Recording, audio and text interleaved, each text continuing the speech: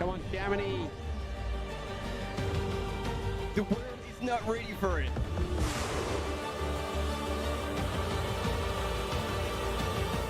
The battle is on. Wow. Oh, so good.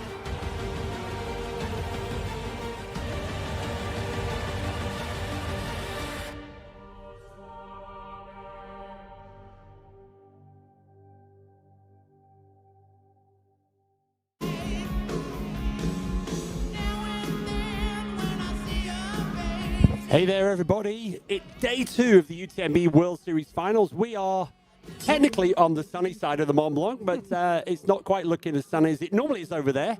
But yeah, Stephanie Case, Martin Gaffuri, and myself, we are back in the house, still recovering from an epic day 1, the OCC. Good morning, Steph, and good morning, Martin. Good morning to you all. As you say, my heart rate is still elevated from the incredible women's finish on the OCC yesterday. I still can't believe it. If you missed it, go back and watch the replay. We had the finishers on the women's side, first and second, come in 3 seconds apart. After 3 seconds apart. After 2 runners chasing each other, like Sarah Alonso and Naomi Lang, chasing each other for like what? Over an hour, with 150 meters separating them two and never being able to close the gap. I'm sure that they woke up this morning thinking, what happened yesterday? But you know what? We started off big with the UTMB Live, and I have a feeling that that trend is going to continue because today we will be covering CCC as well as the start of UTMB later in the day. Yeah, the big news overnight is that the race directors announced that there's a course adjustment to the CCC course. So good news for us in the audience. We get an extended course. So it's gone up from 100K and it's now 108 kilometers. So there's going to be a diversion after Champs-Élysées. Instead of going over the climb to the Bovine climb, they're going to follow what's happened previously in the OCC course last year and what's happened in the UTMB course way back in 2011. They're going to go down to Martigny, so now the new lowest point of the course, and they're rewarded with the most savage climb through the vineyards all the way up to the Col de la Forclaz. Now, just seeing on the screen some of our top runners here, that is Yao Miao, who is obviously one of the favorites, ACG Sunto athlete, and she's looking... Tudor. And Tudor, exactly. Yeah, good call. Now, what I love about Yao Miao is, we have commentated on her,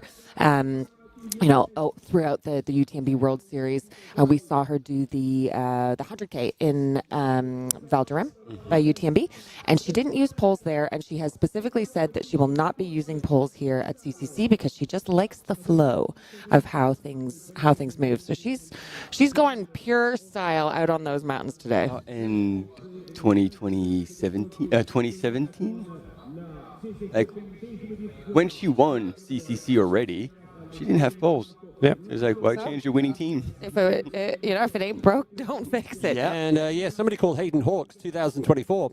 Yeah. Didn't run with poles either, so...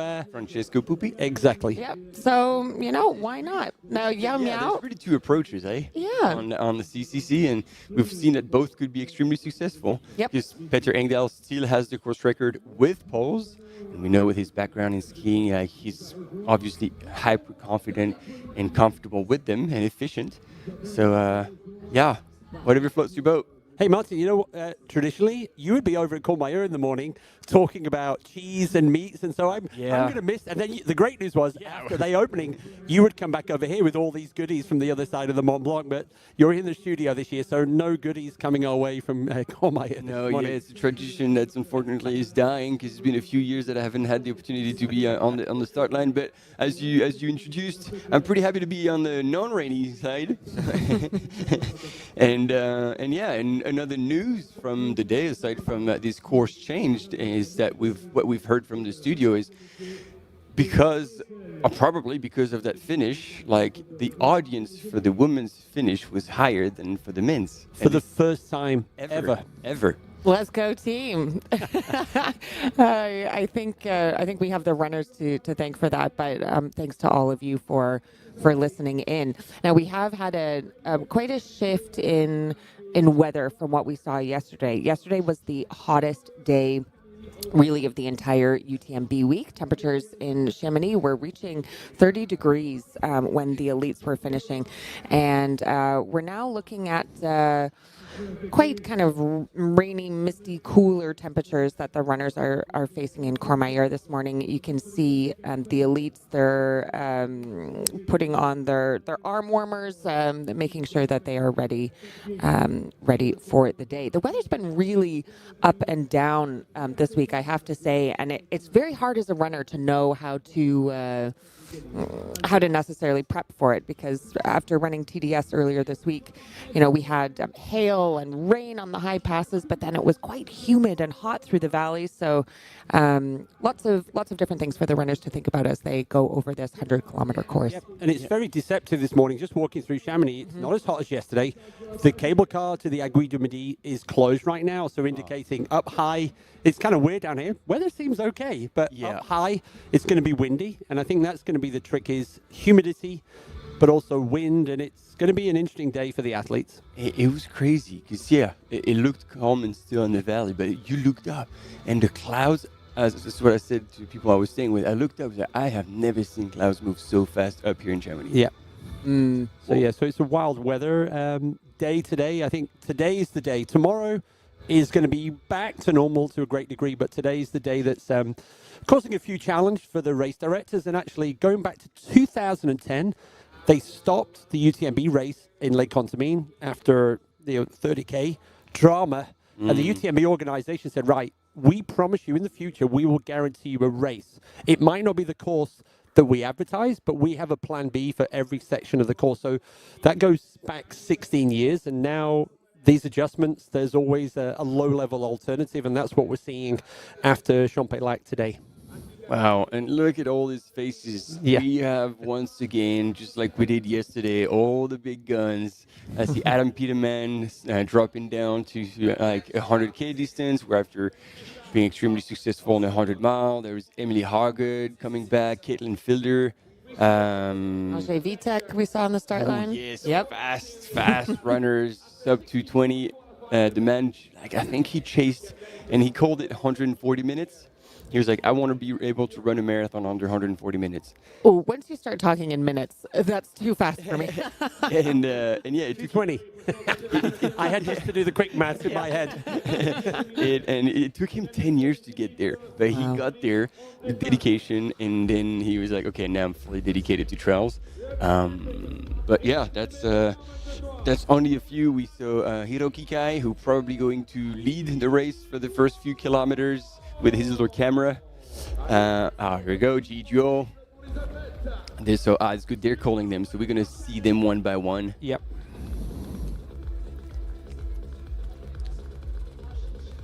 GGO, is... And he was fourth at UTMB last year, I believe. So he is another one that's dropped down in distance. Emily Hoggood from Zimbabwe. All smiles as usual on the start line.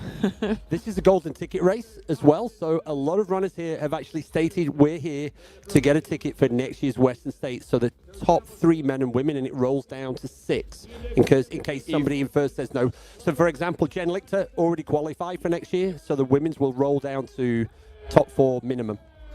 All right, well, Eli Hemming will try to bring it home after at least a year and a half, kind of trying to figure out what was wrong with his legs, and it was actually something in his back that was pinching nerves and stuff like that, and so triggering cramps. And Veronica Lang, she is amazing. I don't want to say I raced against her. I raced behind her in the Hong Kong 100 earlier this year, which she won with Hohati.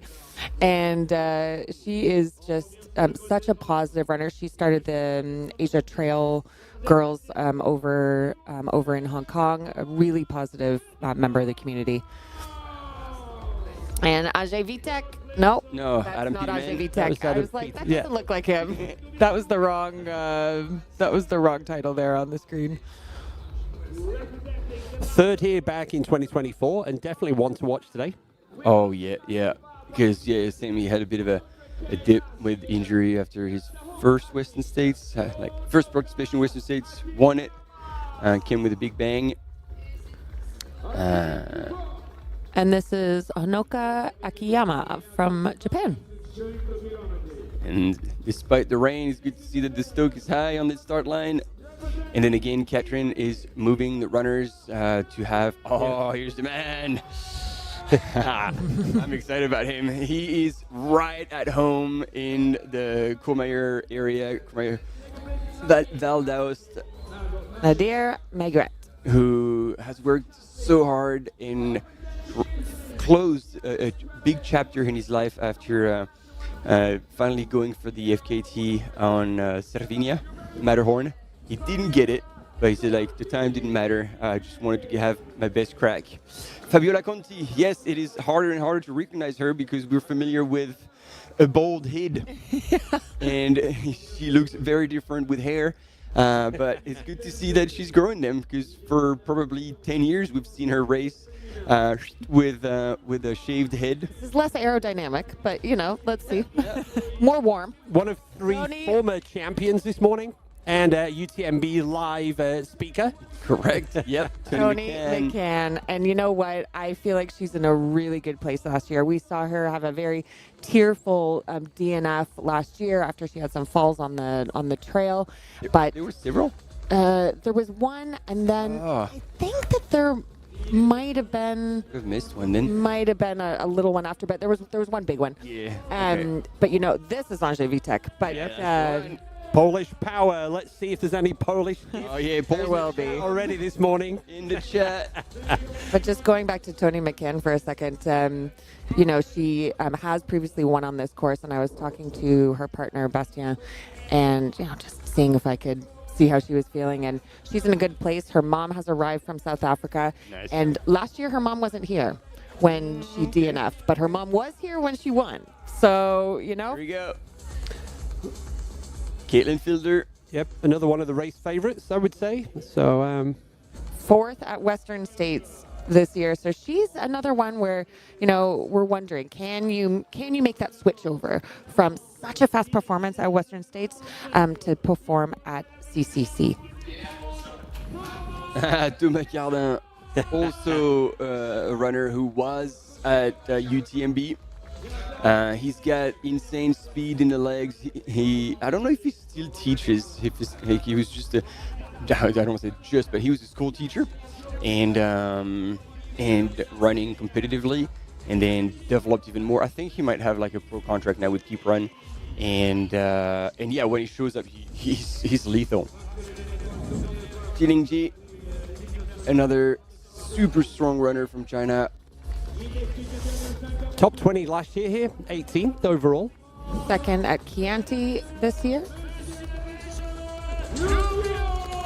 Benjamin Rubiol. He's my pick. Oh, my pick for the win. Yep, I've gone out with that one. Do you know, even before they put up the flag and the name of the person, I know it's a French person because I can hear the commentators in the French booth well, get a little bit louder. To be fair, the commentator right now is Italian. There we go. That's another. Yeah. Ingvild Kaspersen. We've got 3 former champions in the women's race on the start line this year. And she's, like you were talking about, like being in a good place. Yep. She's also in a good place. She's coming back. She did really well at Chianti, like duking it out with Courtney. And Jones. He's after a Western States ticket. So, yep. And, he is always super strong at Tarawera, 100K early in the year. That's close to home for him. He doesn't have to travel. He has the winter to build up. And this year was extremely wet and muddy. And so I'm super interested to see, because that terrain with those weather conditions will be tough, and that's going to help. There she is. Yep. Another previous champion. She looks excited and happy and relaxed. She has been she's been around and isolated just to make sure she wouldn't get sick, all that with the stuff that was going around in the valley. Maybe she's just happy to be around people now. She's just wanting to go. Like she's been like a lioness in the cage, and she's like, okay, this is gonna happen. We're going. And here we go, Christian Minojo jumping up He's Yeah. just taking I the love umbrella. that because I can guarantee you that was not staged. So it's just so someone that just went and took it. And There we go. Our Western Then States champion, Lichter. fastest course record, and race favorite for the CCC. Jen Lichter. She What a- was incredible. I mean, Yeah. her performance at Western States in that 100 miler was absolutely outstanding. And she came off of Yep. food poisoning, some kind of sickness before. She rallied, she started, and she finished so incredibly strong. And now she's here lining up at UTMB. So I think there's a lot of eyes on her to wonder, what can she do here? It's her first UTMB. It's and it's quite quick after a very strong performance at Western States. first 100K this year at Canyons, Black Canyon, sorry, and crushed it. Yep. Got her golden ticket. First 100 mile. Yep. So you do 2 firsts in the same season. That's already a bit of a stretch, and she did so well. Yeah. And What are you doing here? yep, yep. You've got a bit of doubt in your eyes, but I know that there's a lot of fans that are going to be It's cheering not, for her. It's no doubt Because Yeah. strong. it's Yeah. worry. It's worry. Yeah. Big year for Jen. Jen's also getting married next month, and right next to Jen Lichter at the start of the course there was Claire Rhodes. Claire Rhodes 2 weeks ago on her home trails in Alaska was attacked by a brown bear. Yep. Pretty traumatic moment. The bear spray did the job, and so Claire taking the start line. We convinced Claire that there's no bears on the trails here. So As Sarah Alonso would say, though, there are cows. there are big decision for Claire Rhodes there. So great to see her at the start line as well. Yes. There we go. So that's after Grand Col Ferret, the long descent, quite rolling to La Folie, getting to the aid station, and then still going down all the way. It's about a 20K drop, and a little bit less at CCC, but UTMB is the same course, and that's where you really need to be gentle on your legs, and climb back up in the trees up to Champelac. Champelac, big aid station. This is where you can kind of regroup, gather, and then Plan de l'Eau, and then dropping. This is the change. Instead of going left and up to Bovine, they're not dropping all the way down into Martigny. Yeah, the lowest point was Chamonix at 1,000 meters. Now the lowest point is almost at 500 meters. So, and then Dun, dun, dun, dun, dun, dun, Look dun, at dun, that. 1,000 meter Long climb ascent. up to the Col de la Forclaz. and it's all narrow in that. I mean, you can see the little switchbacks. It tells you something. And then so for the first time, runners will go up. I guess you still drop into Trion, but then the last climb, which always is the most brutal, Yep. to that step, and then Valorcine, and then we're pretty much on the original course. Stretch. Home stretch. Although Valorcine, you still have a wee ways to go. Yeah, the home stretch is not what they're going to be thinking in their heads. I know they're going to be thinking very different things at Valorcine. Especially like that climb up to Col des Montets is kind of a douche grade that you just kind of have to run if you don't want to lose too much time. And then, are they going back to La Tête au Vent? No, that looked like It looked like you. it looked like Béchar. Is it Béchar?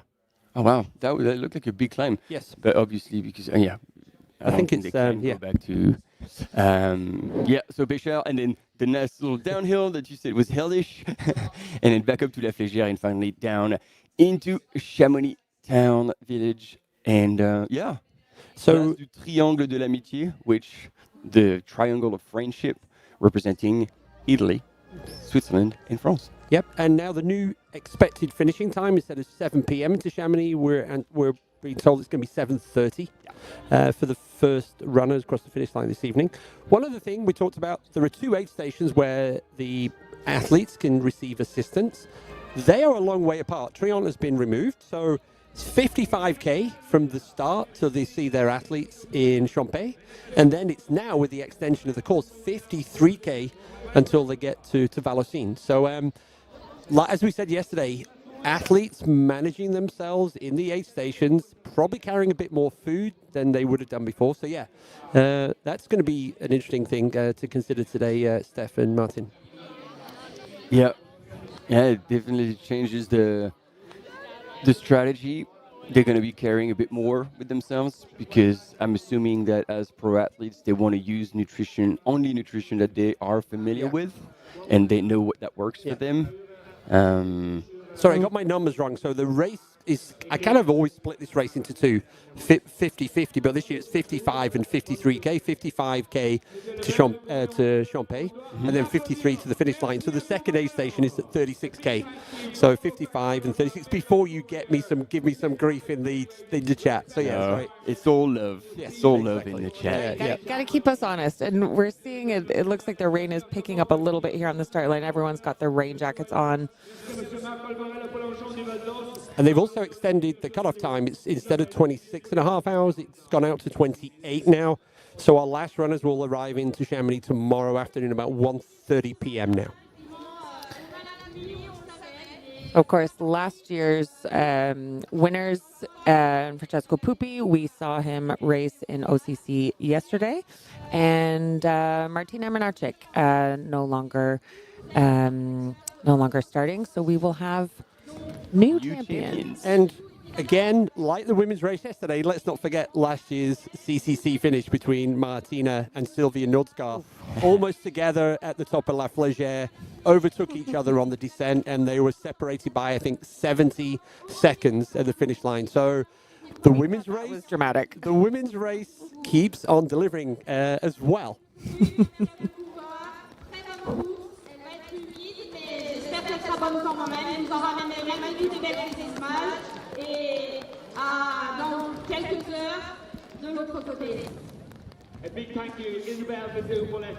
Wow, that saying that says Courmayeur is always the sunny side. This is the one time I gotta say, in a lot of years where it's the other way around, and we do not have rain in Chamonix.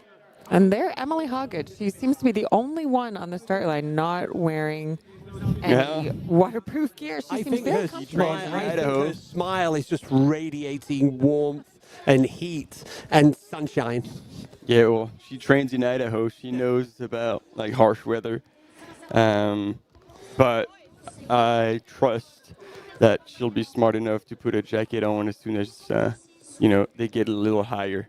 And temperatures will drop. That's partly, I think, what some of the briefing that the runners are getting right now. They did the same for us at the start of TDS. It was similar conditions. We knew the rain was coming and was going to be stronger. And just always a reminder to the runners that put that jacket on before you really need it. Yep. Hey, I got a fun fact for you. This is the 20th edition of the CCC. We roll this out every year.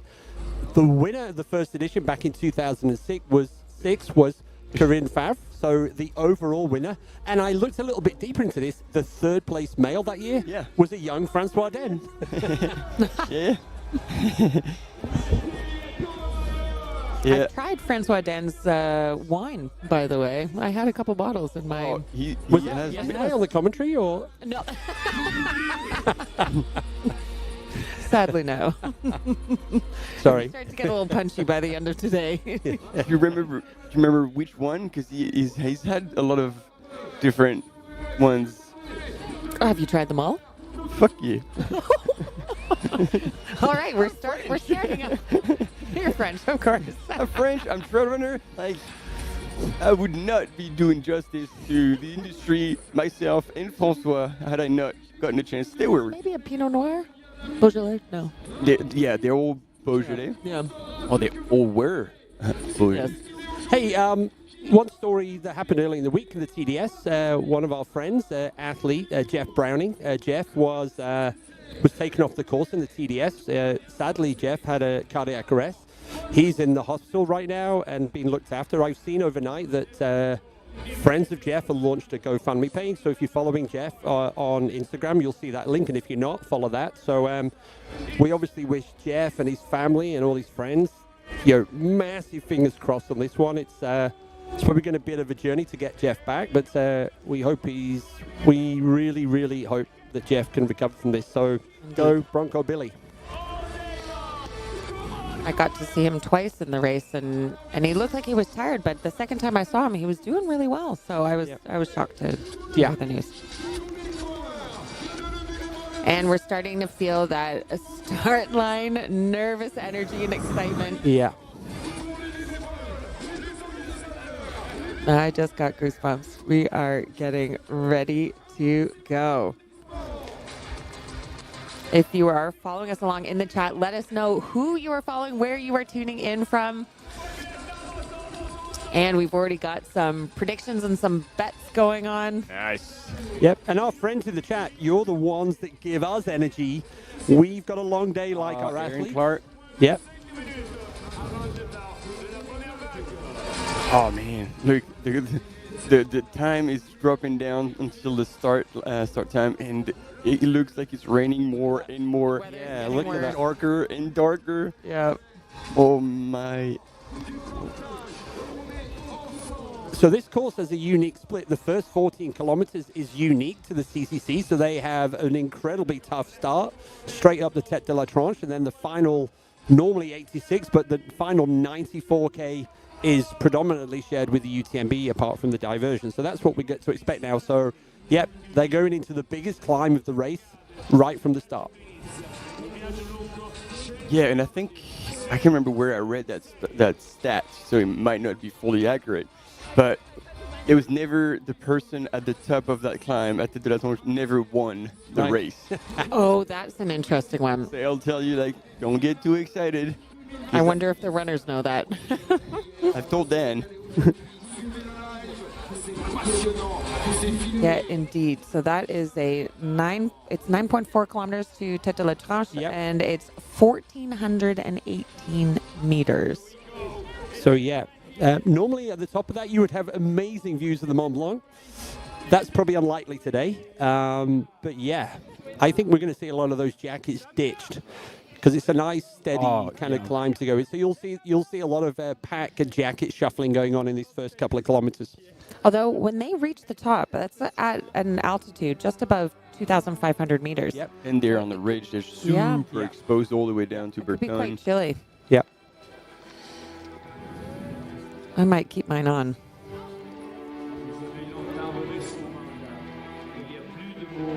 You can see a lot of the runners, even though it's certainly not a sunny day, they're still wearing their hats. It just keeps the rain off your face. Yeah. And that was actually if somebody has a trick in the chat, this is still something I haven't figured out, because you want to keep that at night, because obviously, like, for the UTMB runners, they're gonna be running in the rain, but then you have your headlamp. So you put it above or below? How does that work? the trick is to wear a waist torch. And this was actually such a winner during TDS because it was so humid. And even when it wasn't raining, the humidity lit up all of the droplets in the air from my head torch. And it means you can't see anything and you go blind. So it's not something Americans use or Europeans use, but Americans are much more accustomed to using waist torches. And that for me was the key in TDS. Otherwise, I saw runners taking their head torches off their heads and holding it in their hands. So for anyone who's going to line up for UTMB tonight, do consider this. Well, I don't think you can find many waist torches. You have to get it online. No, unfortunately, there is no same-day delivery in France. Set up shop in Chamonix Center. Jasmine Lowther is all primed with her waist red torch for this evening. We had the exact same light combination. I felt very confident. Okay, 1 minute There to we the race go. start, people. We get in there.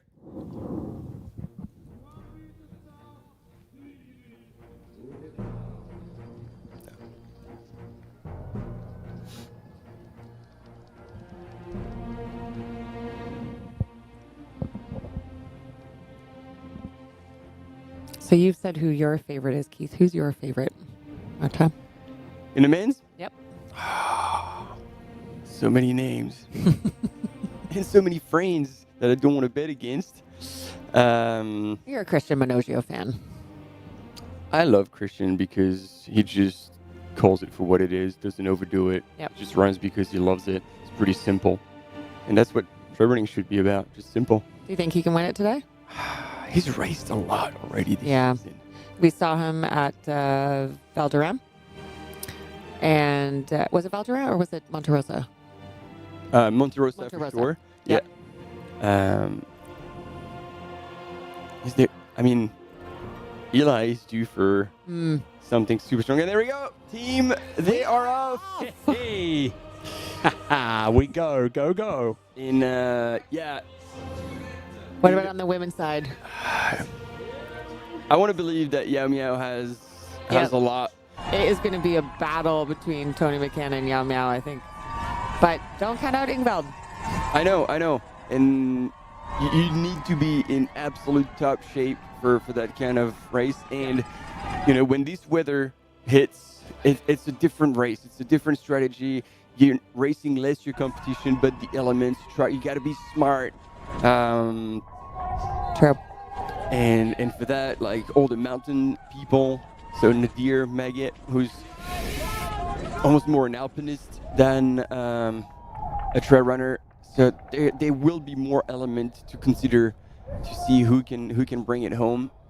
And those descents are going to be muddy. It again from the TDS course, a lot of the descents were very slippery. It was kind of like a thick clay mud. And exactly, Martin is slapping his thighs. You need to save your quads. A lot of people burned out on the descents. And then to stabilize yourself. Yep.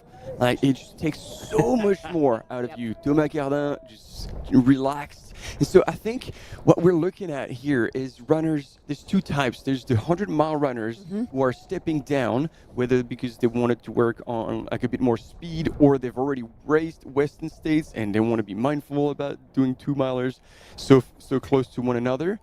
True. And then you've got the 50K runners that are stepping up, carrying speed and like I keep saying it, but the 50K runners that are taking on their first 100K because they don't really know how to gauge and they're used to that 50K speed, and to be an elite athlete over 50K, the weekly volume is enough to do 100K, so they're usually fine, but they usually do super well. They're dangerous, actually, because it's almost like I would fear them more than people stepping down. Exactly. So you just go into it, you trust the process, I'm fit, and then they still carry that 50K speed. Yep. And so, like, Dani Moreno, yes. So she didn't finish when she tried the CCC, but she's back, she's healthy, she had an amazing run at Broken Arrow 50K that she won earlier this year, so there are also these kind of profiles that we should definitely look out for. Yeah, I think that's a really good point. And what do you think? The course today, I mean, even though we've been talking about how we'd be scared of people stepping up from the 50K, I feel like the course today with the change and the weather, it favors more the 100-milers who are stepping down. You're right. Like adding another 8Ks, it's a substantial amount of Ks and time on your feet that you didn't necessarily train for. So that's that's going to be. People will have to take this into account. But I like, Keith, what you said. Like, Benjamin Rubiol, this kind of race could really suit him as well. Yeah, I chose Benjamin as much for freshness. If you look at some of the other runners and how much mileage they've done in other races, of which is right here on the left side on the screen.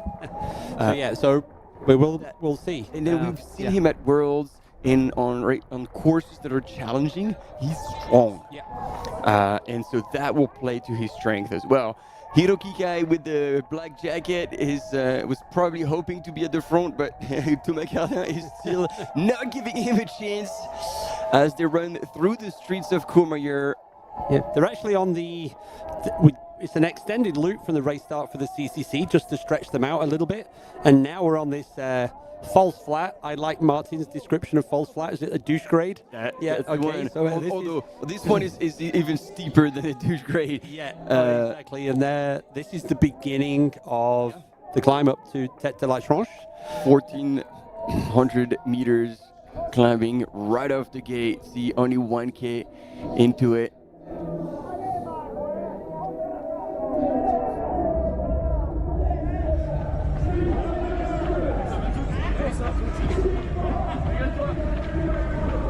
And Thomas Carlin running purposely up at the front. I hope he heard us. Fourth at Don't want to be Western first to States. the top. Yeah. And we, like, a lot of people in France were like, he's really underrated runner at an international level because he's one of the runners who really focuses on the federation races, like national champs, European champs, and world champs. So we don't see him as often, but we knew like the performances he had been pulling off, and be like, man, he's going to show up to Western States and possibly win something, and people will be like, who's that guy? I have to admit, I would put myself in that category. But yeah, no, we know when things align, he can deliver.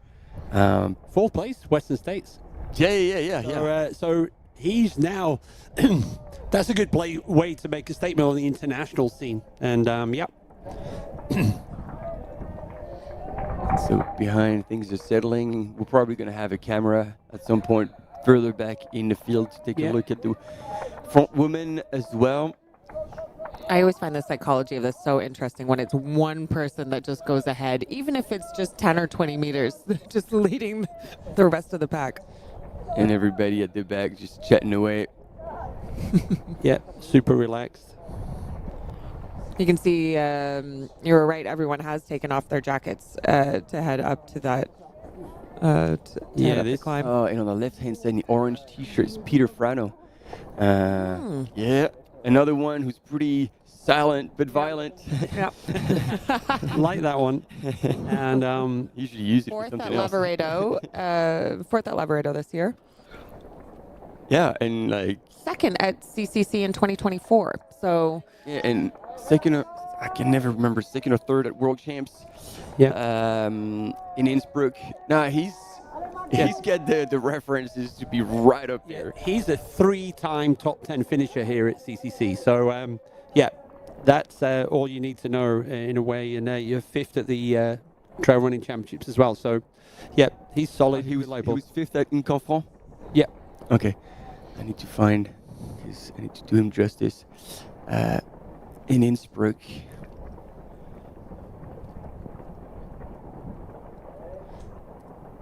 And we didn't mention this already, but obviously Tony McCann representing South Africa. We normally have like our friends from Poland, the South Africans in the chat are always good. Has it? And Tony's also excited because next year the World Championships are going to be in South Africa. Oh yeah, Cape Town. So that's going to be exciting and a new location for the World Champs. Yeah, anyone who wants to get familiar with that terrain that is uber specific. Yep. UTCT is kind of the perfect rehearsal for it. Yeah. And of course, we are not biased at all here in the studio, but Tony McCann is a UTMB commentator from time to time. Yes. So we will be cheering for her just as much as the other ones. And let's not forget last year, Tony injured DNF in this race. And so she came in the studio the next day all morning, and she was amazing. Yeah. And and we said, you don't have to come in, Tony. She's like, no, I want to come in. So it was great. Tony's incredible. I mean, she is also another one like Veronica Lang, who does a lot for the sport. I work with her a little bit on the Pro Trail Runners Association. So it's great to see some of these top runners who are not only racing their guts out, but also giving back to the community. And Mate in the chat saying, don't forget, Peter Frano last year won Transvolcania in terrible weather conditions. So That's a very good point. So so he's an all conditions ride, and we just saw we're getting ready for the second wave, which is going to start in about 7 minutes. Yeah, and so I finally got the result. Like Peter Frano was third. He took bronze at the 2023 World Champs in Innsbruck. Wow.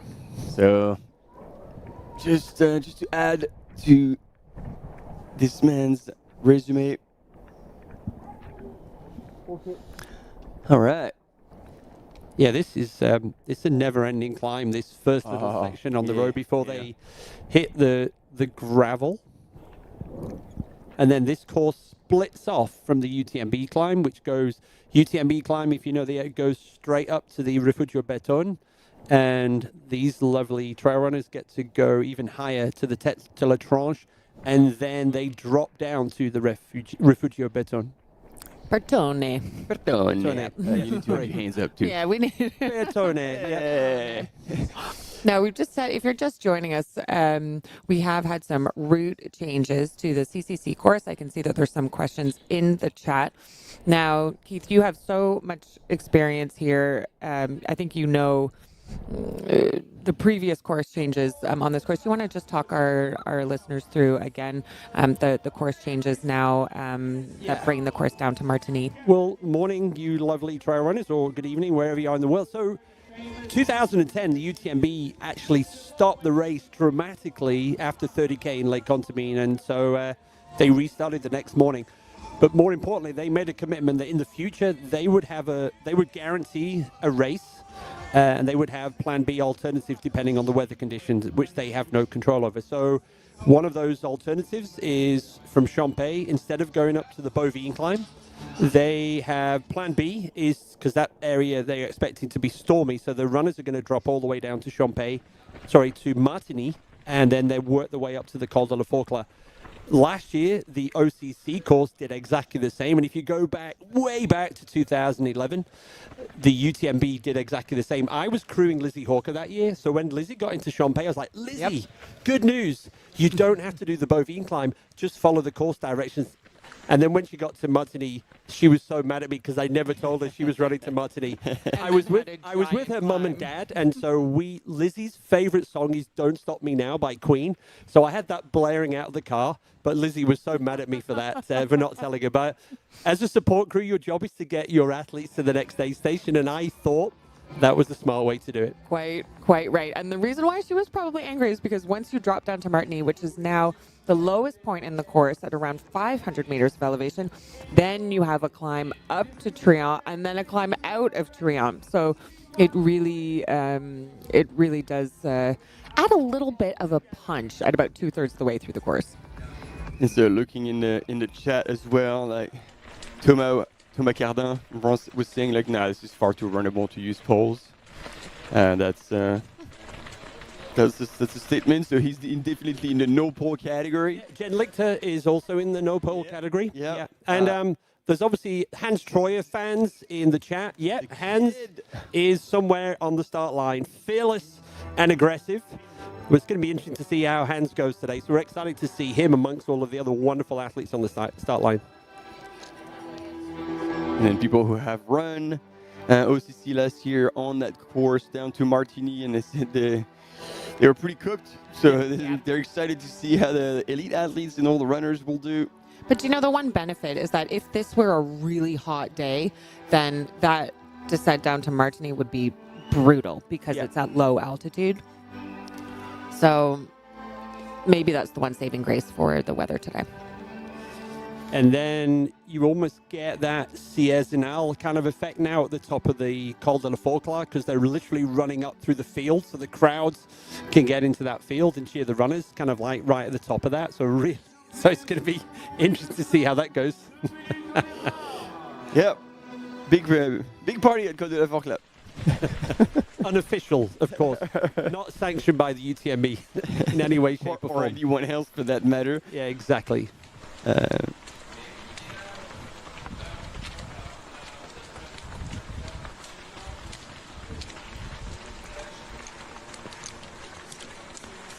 And the polls are starting to come out.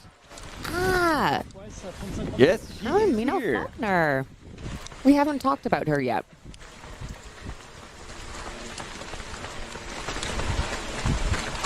She was in 2023. She was third in CCC. And someone that we have commentated on throughout the UTMB World Series before. Yeah, and I love that she's pulling out poles right now. Yeah. This is, again, never a given for Americans, and I think it's a very smart move. No, Helen's third time starting the CCC, and she was on the podium in 2023. So, mention that, yeah. Experience. Oh, yep, the mountain experience. And she's had a pretty good year so far. She's gotten a couple of seconds at Madeira, actually, in the 110K course, also in 50K course. So she's someone that, if you look at her background, she's actually quite diverse. She's run in the 20K, 50K, 100K. But then, interestingly enough, like she She DNF'd at UTMB in 2024. and we're like, oh, I'm gonna go back to the 100K distance. Yeah. Hey, Steph Case, question for you. Yes. Second wave coming up. This is your speciality. Questions are going to come in from the chat. What? Can- Second waves? Yeah, I was like, excuse me. No, usually it was third wave. Yeah. And then I win the race. exactly. But the question is like, the question is going to be, can you win the race if you are not in the first wave, Stephanie Case? Is it possible? Come on. Yes, you can. Whoa. So, Hey. you can. You can absolutely. It goes by the chip time. So when I ran Ultra Trail Snowdonia last year, I was in the third and final wave because I'd lost my UTMB index from being out trying to get pregnant and all those things. And I ended up running faster than people in the first wave. And once I crossed the finish line, everyone did the calculations and turns out I'd won. So don't count the people out in the third wave. Right. Okay. It might be a little tough in a UTMB World Series final, but you never know. What we did see yesterday was if you look at the UTME index, the top three women, they were 804, 803, 802. The UTME index absolutely nailed it. It worked. Oh, yeah. Yeah, you're Nailed quite it. right. You're quite Yeah. right. Now, we are talking more and more about polls, no polls, and a lot of the women, the top women especially, not using polls, like Yao Miao, like Jen Lichter, but particularly when it's rainy, normally I don't use polls on a descent, but in TDS, when it was really rainy through the night, I saw a lot of the top runners using poles to just help brace themselves on the descent because it was so slippery. So that could be another factor that we see here today. It would certainly help. And again, because all the little stabilizers, muscles will be triggered constantly on muddy terrain and slippery terrain. So there's so much extra work on muscles that you don't usually trigger so much and so often. So that will be a big challenge. And therefore, as you said, like having the poles do the work for you. Even, when you're going down switchbacks, use them to just push you off the bank instead of having to stabilize, like activate the core and everything. So again, whoever's comfortable with poles, I absolutely agree. Like on the descents, like it's not only to propulse you forward and upward. Yep. So I guess we can see towards the finish line who still has some and if they're wearing poles or not. And here we are now, the third and final wave getting ready, referred to as the extraordinary runners. And I have it on good authority that there is at least one runner here representing the Kingdom of Bhutan, the country that is all about gross national happiness. And we're all about that here in the studio as well. So good luck to all of the runners and all of the many nations that are represented today. And, there is a question in the chat, I wonder how the runners feel about the live coverage and cameras. And I can say, as a runner myself, who has had a camera runner on me for hours, it actually is way less intrusive than you would think it is. Sometimes you have a little chat with the camera runner. Sometimes you just don't even notice they're there. And they're so professional. They really just do not get in your way. And, as a female, I always worry about having to go to the bathroom. You just tell them you have to go to the bathroom and they're gone. That's the thing. They are runners themselves, competitive runners themselves. We were talking about it yesterday. Most of them compete as well. And actually, some of them are sponsored even because that's what it takes. And therefore, they have the full understanding of, as a runner, how do you feel? And so they're making sure they're never in the runner's way. And as you said, there are moments when you need to be alone and then they would drop out. And actually, like we've seen it, Steph, when we're doing the commentary throughout the year at the UTMB World Series, sometimes the runners are just asking like, hey, can you leave me alone? Yep. And then they're like, no worries. And they drop back. So, And also, I myself, I've seen other runners try to do it. You forget that they are professional and you want to start talking to them, and so you say, how far back is the other woman? And they're not allowed to tell you, and they stick to the rules. Really? Oh, they do. Wow. They stick Okay. to the rules. I have tried to get them to break, but they will not. You want to chill? And same with the gang on the mountain bikes as well. The mountain bike cameras, they're Yeah. also pro mountain bikers as well. So we are blessed with incredible coverage. One additional knowledge today is we're going to have 2 additional runners with cameras with the Starlight connection doing the climb from Arnuva up to the Grand Col Ferret. And so we've never had that before. So that's going to be another reason to, and I think always great is we are going to completely disrupt your plans for the day. You're going to be completely unproductive, and you're just going to be drawn into the live commentary. So hopefully, even more reason to stay in there. And to answer more questions in the chat, yes, all of the elites, all of the top favorites are in the first starting wave because the waves do go by UTMB index.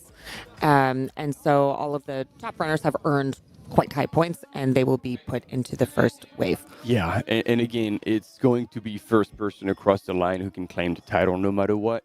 Really? It doesn't go by chip time for the finals? Nope. Okay, I'm wrong? I'm pretty sure. Really? Oh, that's And it was actually because of you. Because, or thanks to you. your fault. Change the rules The after. mistake was made with you not listening to when you reached out and say, hey guys, I believe I can do well, and it did not put you in the wave that you should have been in because of your level, and therefore it created all this confusion. And so my understanding is that they were more open if people were reaching out like, hey, I don't have a UTMB index on that. They were like, oh, and they would look into it to make sure they would bring them forward. That was my understanding. Interesting. But now you're raising your eyebrow. I'm like, I am. okay, we're going to talk to the high instances of UTMB and bring you back this final decision. Yeah, I think there is a difference between when you're running a UTMB race that you haven't qualified for versus a UTMB World Series final. It's to run a UTMB World Series final, you've already run a UTMB race, so you will have an index, there will be an easy way to sort out who goes where. But when you're just running a UTMB World Series race, you might not have an index coming into it. So yeah, we will find out. But And then, Steph, if I also understand now, with the new UTMB parenthood policy, would that mean that in the future you would unlikely, if you just come back from childbirth, you would actually still get further Your up? UTMB index would have been frozen and it would still be there. if you are elite, so if you are an elite, you are able to freeze your UTMB index going through pregnancy.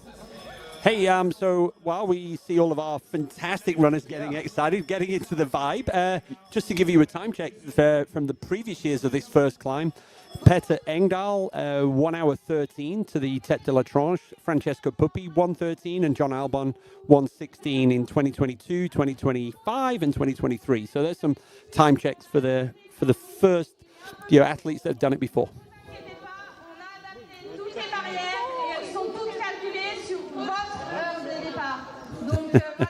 Yeah, so then a clarification to other participants that because of the course change, they've adapted all the cutoffs. So it's like, please don't worry, don't freak out. This is a change for your safety, but we've adjusted everything. So if you felt like you could reach the cutoffs before, you still will with the new adjusted barriers. They're just getting more bang for their buck. They're getting an extra 8 kilometers to be able to enjoy the course just a little bit more. And to give you a bit of balance, the fastest 3 fastest times we have to the Tête de la Tranche in the last few years, Martina, winner last year, 1:23. Ingvild, winner in 22. In 23, 1:22. And Blondine, 1:20. So fairly consistent times there. So, yep. And not that far behind the fastest men to the top of the climb. Yeah. So we have runners of the second wave who have gone around Courmayeur and are making their way up the climb. And on the right-hand side, right here on your screen, is the party. That's how I like to call the start lines when I do a little bit of emceeing. It's like a mullet. It's all business at the front and party at the back. And so this is the party wave. They're like, oh yeah, pump the tunes, let's party, let's have fun. Very different purposes, all the right reasons to go on this journey at the CCC. And I love how obedient everybody's like, oh, my knees are not happy about crouching now, but I've been told to do it. And then it was funny because yesterday at the start of OCC on the Elite Wave, like Ludo was trying to pump everybody up. And then it was Fred Tranchant who was actually looking at him, he was like, Ludo, you know we don't do this. Like, and he was giving him shit. And so when he got to the finish line, he was like, oh yeah, and he's back. And he was making fun of me. So... Hey, Martin, you got the pleasure of working at the first edition of Chihuahua by UTMB last October. Oh, it wasn't the first, I think. Yeah, it was. It was. So it was the first time he was with UTMB. That's right. Yeah. Okay. And so one of the Raramuri athletes, Yes, he's taken the start of the CCC this morning. So Jennifer is there, and we have two more taking the start of the UTMB this evening. So yeah. Yeah, this is phenomenal. Like if you haven't been in this part of the world, I really recommend you go because it's wild, and again it's a canyon, so it's so unique that mind blowing. Team, before the last wave, we have a quick commercial break, and we'll be right back with you.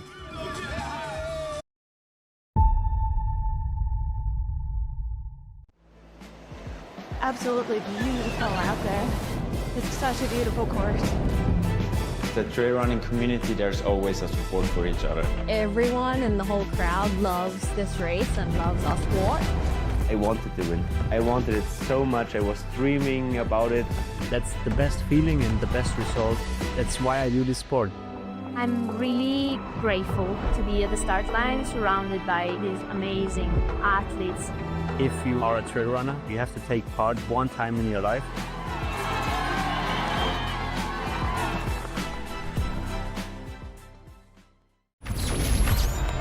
Via, c'è tanta gente.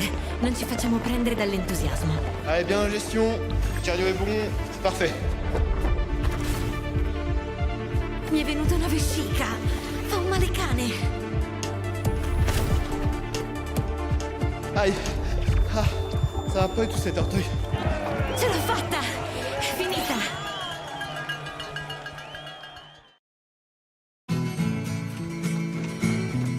Try imagining a place where it's always safe. Let's go.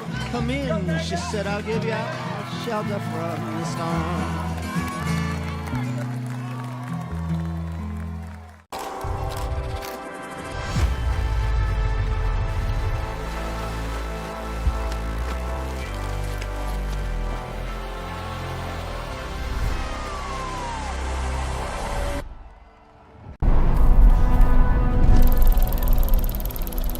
Finnish engineer and orienteer Thomas Volonen invented the mass production method for the liquid-filled field compass in 1936, Suunto was born.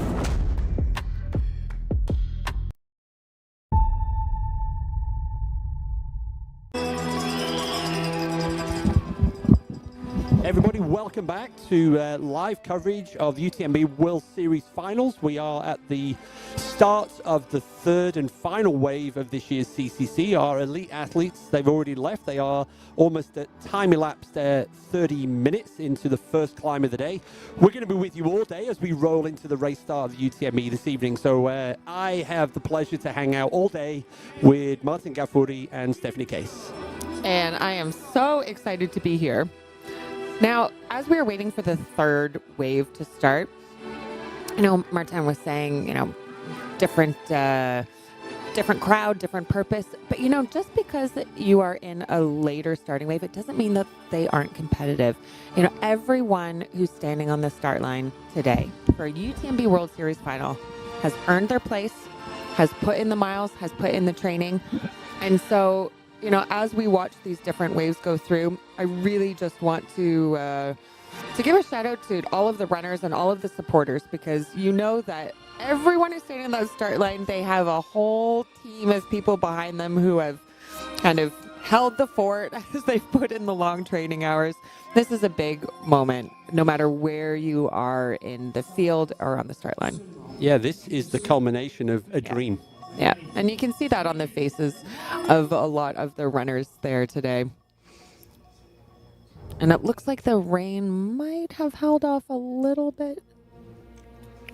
We'll have to see as we get closer. And our elites who started almost half an hour ago are continuing up that nasty climb towards Tête de la Tranche.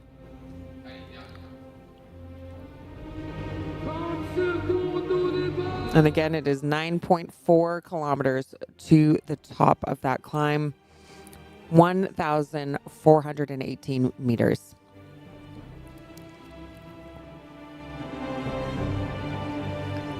So on the left, you can see this is probably runners from the second wave. They're just reaching the runners.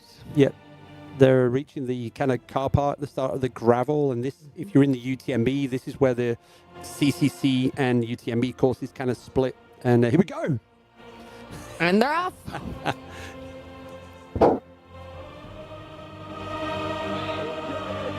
1,900 runners taking the start of the CCC. Incredible.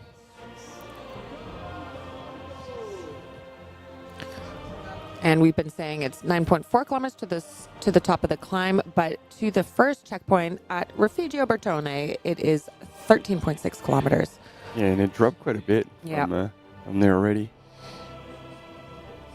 And 2 o'clock, well, actually, no, 2 o'clock tomorrow morning, that is the planned arrival of the race leaders in the UTMB into the sports center in Courmayeur. So Courmayeur, one of the big kind of like main hubs of the UTMB loop. Start of the TDS as well on Monday evening. So a lot of trail runners going through what is historically the sunny side of the Mont Blanc. A lot of activity in Courmayeur. Mm-hmm. And then in 2 weeks, it'll be the start of Tour de Géant as well. So, you know, the residents of Courmayeur, they have like UTMB vibes for weeks on end throughout August. Even breathe September. for trail runners. Yeah. And the good news is for this year, they're not closing the Mont Blanc tunnel at the end of this week for some more repairs. So it's staying open through the fall this year. Here we go. There we go, as our race leaders on the first climb. Great shot. We've not had this shot before, I don't think. No, it is super cool. And again, we are seeing very different motions and styles. We get the pole ones that have the running ones without poles, and then I think it was Adam Peterman in 5th right now with the orange, like, can we call it tequila sunrise? Hook at top. Was bent over and hands on knees. So who do we get here? Closing, I think it's Eli, Hemming, Christian Minogio ahead. Yes, in the blue, with the blue pack. Sure, yep. Yeah. And then leading is Benjamin Roubiol, followed by the teacher. Man, I'm blanking right now. It's too early to be blanking, man. Gardin. Wow, here we go. We have an elite train. Oh, yeah.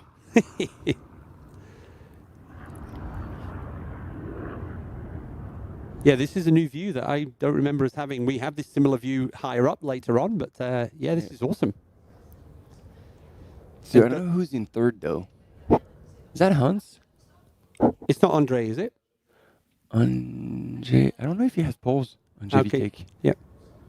A good point. Yep, and very important today, runners. We learnt it yesterday in the OCC. Stay on those trails. We had 4 athletes that received a 5-minute time penalty for drifting off the course.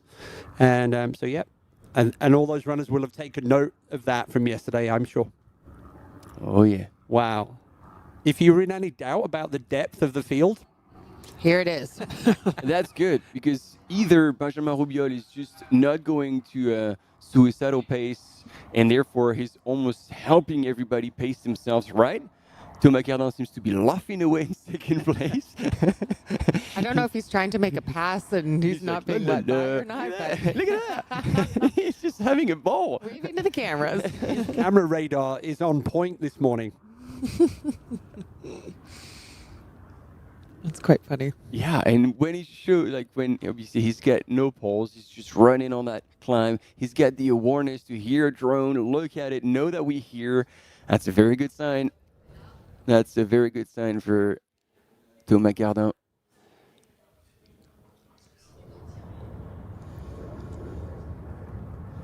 So Martin, today, so make sure I don't get this wrong, our top 25 runners, do they have the tracker?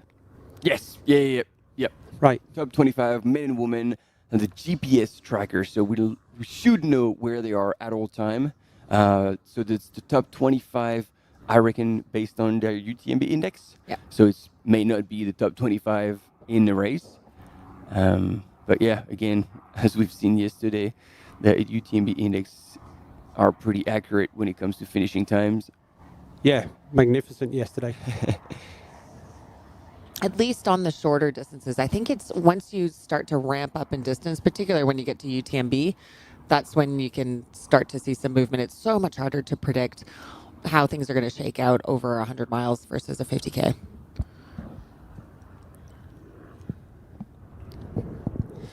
Yeah, our first time check will be at the very top of the Tête de la Tranche, and then we'll get a second time check down at Refugio Bertone. Nice one. Yeah, I'm wise purely because I've made a lot of mistakes. Experience is the best. But yeah, I mean, we're used to having images way higher, so maybe by that time this would have split. But this is unusual. Yeah, you pointed it out. Like they are all together, and it gives you a really nice sense of actually what the gradient is here. You can get a feel of how they have to push up this climb.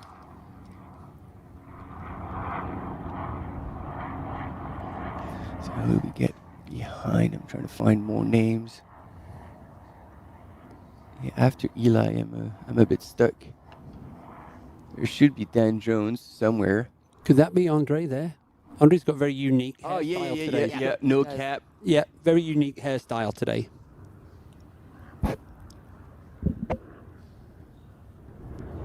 I think also I've been watching a lot of the Trail by Ben videos, fantastic detailed videos of the race course. So Ben, if you want to really really detail and he was done all of this section, kind of highlighting that the top section of this course is around about 30%. So the last section is incredibly steep on this first climb.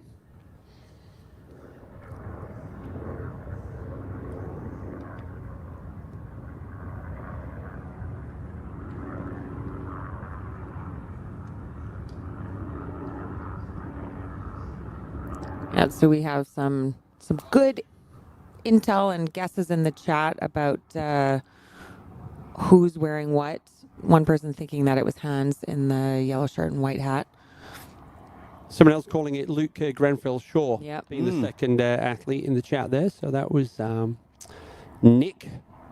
So we're going to crowdsource the answers to this one. Yeah, so the UTMB live commentary team today is in the thousands. It's not just three of us because we've got all those wonderful people in the chat as well.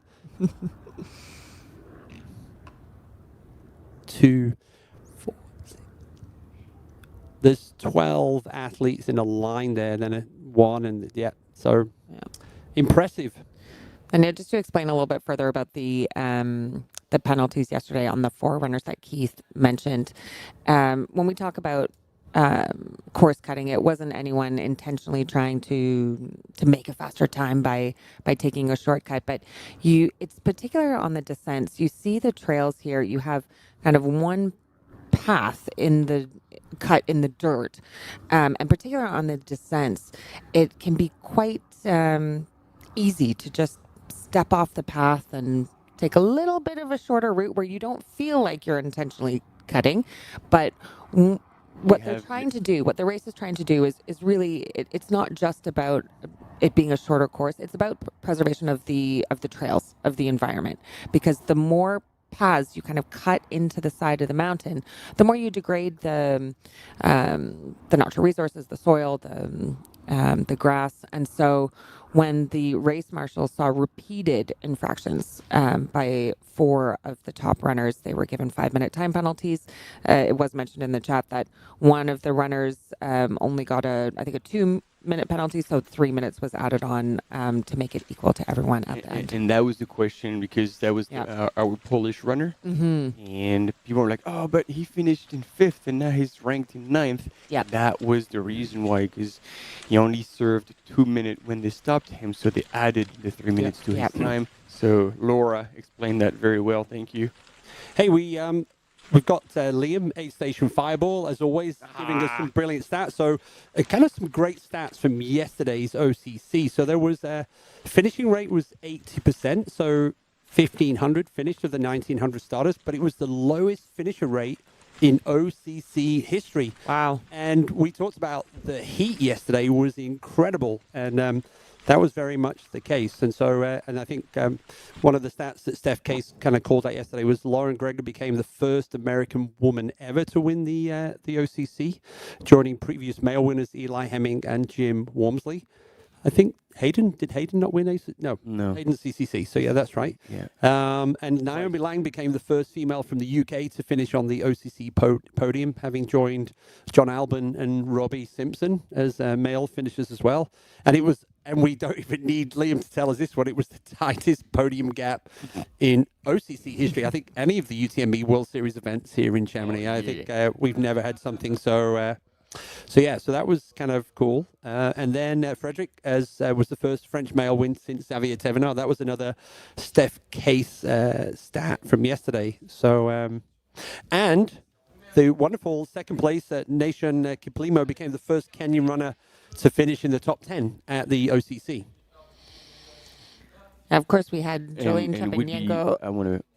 And then last year, who did finish first in the OCC, but unfortunately ended up getting disqualified for a doping test that came back. She had gotten a shot in the knee some weeks before to deal with some injury and did not realize that that was actually against the WADA, WADA rules. And Frederick Tranchon, final word, his time up the Bovine climb, 58:23, was the fastest in race history.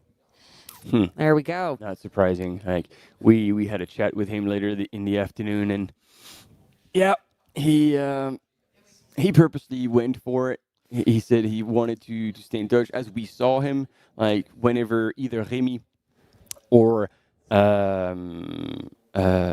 it was André Oublanes on the flats, we're going for it. He was always sticking with them, and he confirmed, when he came out of the gate, like at the top of Bovine, on that section to Côte de la Forclaz, he confirmed it. He was like, I went pretty hard there. Like he dropped our cam runner, and he's like, well, it's too early to try and take the win, but I'm going to put time on them now. So we are just seeing a flyer over the course, so you can see the runners as they go up to Tête de la Tranche, and then they come down that, as you were saying, Martin, that very exposed ridgeline down to Bertone, then before they do that nice traverse over to Refugio Bonatti.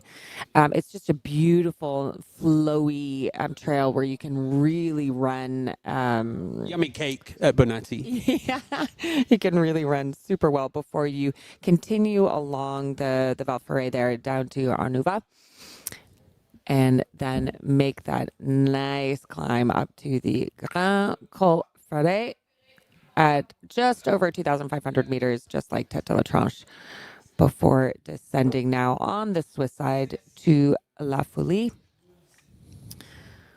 There's a minor change to the course at La Foulie as well, because there's been a bit of a landslide on one side. So I think it's a minor diversion, but there is one slight tweak there as well. And that's where your course knowledge just comes into play there. Now, this is now a fairly, should we call it runnable section over towards Champay-Lac.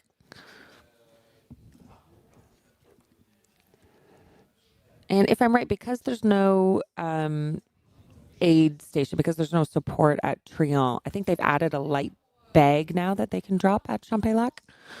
Oh, did they?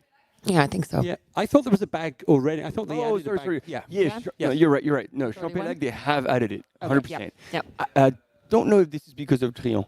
Oh, I think they wanted to offer a second life base, just that we have in Courmayeur. Okay. It was kind of the trade-off from no support in Trion, I think. Yeah. So, and here's now the new section due to the course changes that have been made due to the weather, where the runners come down now to Martigny, which is at around 500 meters, before they make a Long climb up to Triant. They do have a little descent down to Triant before they then head back up again. So this is going to be a kicker in the final third of the race and something new that all of the runners will need to deal with. Martin's got a smile on his face. He's about to drop something funny. Because we're going down to Martigny like we did last year for OCC. What did we see for OCC last year? I hope the elite athletes have taken the train schedule and realized when do I need to get there so I don't come when the train's passing and I'm going to have to stop for one moment waiting for it to go and the barriers to lift. So funny. So I can remember the looks on those runners' faces. Like, it was, yeah. Real? Like, yeah. what? So yeah, that new climb that they've added in here is 8 kilometers from the bottom, and it's 1,000 meters of climbing. Ouch. And there we go. Doing the final route before the runners make it to Flégère. If you are in Chamonix, this is one of the spectator spots to go to for both CCC and UTMB. Not just for the top runners, but it's also such an incredible place to go to watch the extraordinary runners near the back of the pack, particularly for the UTMB finishers on Sunday. Yep, our new to the chat. The race organizers are predicting a 30 minutes. We got. I'll come back to you on that one. We're just about to an interview with Thomas Cardin. Thomas Cardin. And I'm good. I guess I'm going to have to translate. C'est vrai que là, je viens de débarquer à Chamonix. Il y a la foule, il y a tout ça. C'est un peu dans l'atmosphère. I have just arrived. And it's full on with tout ce monde-là, mais ça donne quand même. I don't really know all this world, but I'm excited to run, and it certainly brings up a lot of pressure.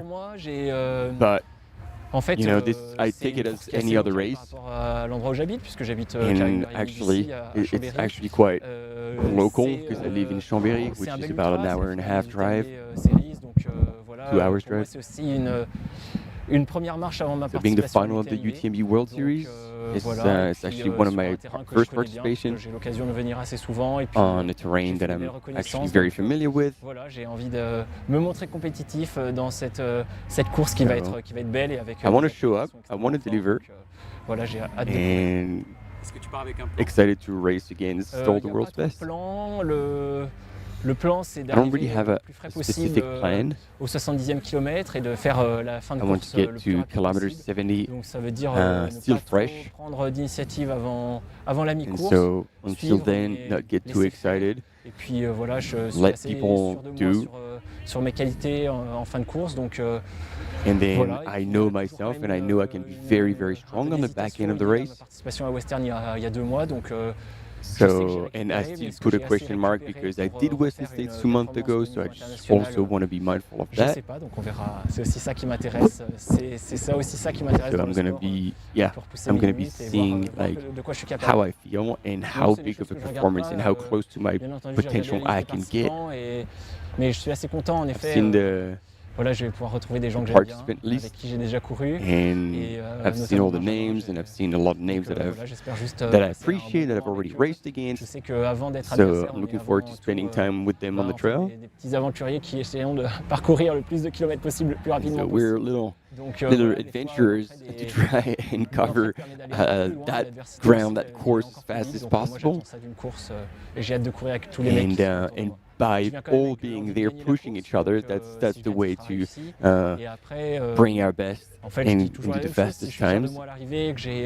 J'ai montré mon plein potentiel. A successful race, again, I'm just always going to say the same, is if I'm satisfied with the effort I was able to provide and I gave my best, no matter what happens in the ranking, I would be happy because I can't control what's happening around me. Avec les adversaires et aussi avec les gens qui me suivent. Donc tous les and also like just sharing this time, this course, this journey with everybody else around me will contribute to the satisfaction when crossing the line.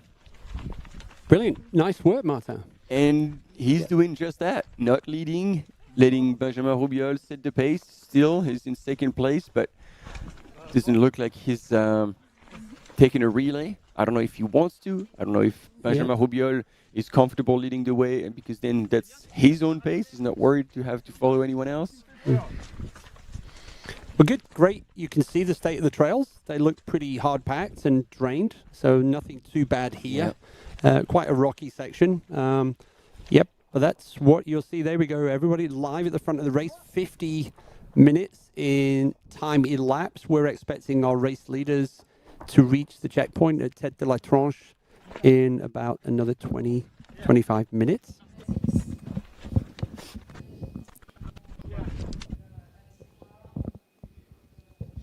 According to the satellite tracker, anyway, Meng Guangfu is in that little mix as well at the front. Oh, great. China. So, yeah. But I don't know how reliable the trackers are with this with the satellite, with the weather, but we'll... it's something. I think it's also saying that Jen Lichter is the first of our women's athletes, according to the satellite. Well, that would track. She's doing it again. She is doing it again. And you can see as the runners have gone up the mountain in this climb that they are getting up into the clouds. It's going to be, even if it's not raining, it's just wet. The air is wet. The temperature's going to drop. They're not going to be in the sun. Let's hear what this, because these guys are all French and they clearly know the cam runner. And Thomas Carl is like, hey, how you been?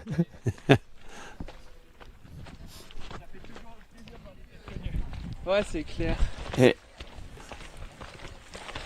And Thomas is like, it's always good to see familiar faces around us. Talking about the cam runners again. A quick count there. There's about 20 athletes in this front peloton. Never seen so many athletes together. It's amazing.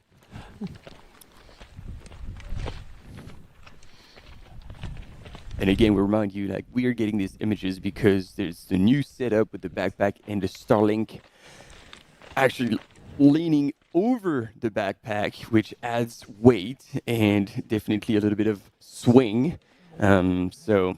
And I know you're all eager for images of the women. We will be whenever we can. We will be making sure to give you updates and coverage of the women's field.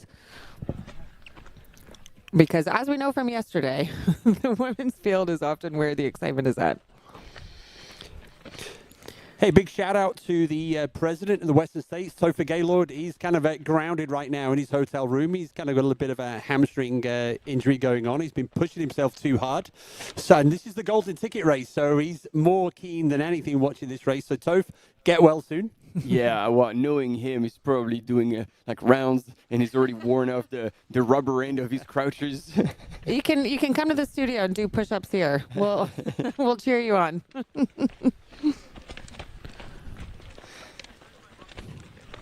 So yeah, it might be Luke in third place. Grant Fishaw. Yep.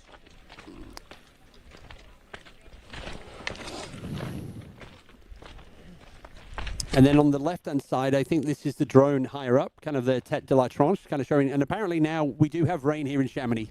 Yes, yeah. But it's... Oh, okay, well, I'm taking it back because from that previous shot, if that was current, then it means it's above the clouds. They're coming out of it now, or it's getting blown off the mountain. Because we did see high winds higher up this morning.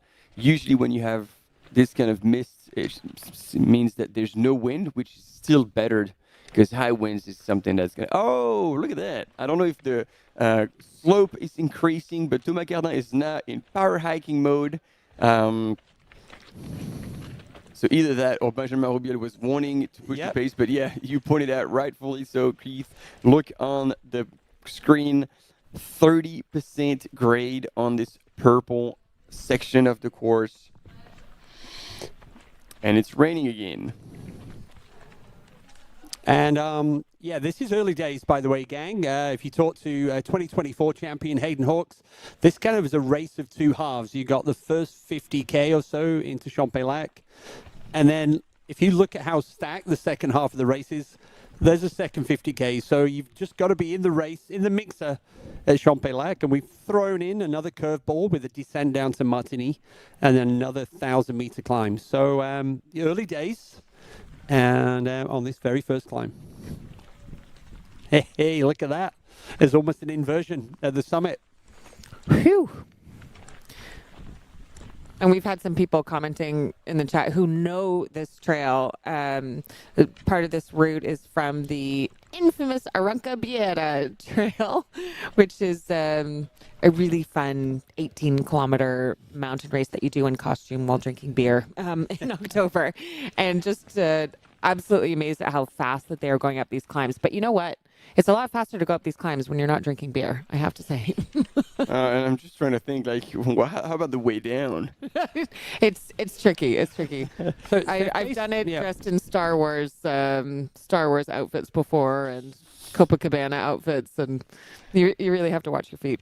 Yeah, there's a bit of a trend going on here, Steph Case. We're talking about beer now. We already had Francois Den's wine this morning.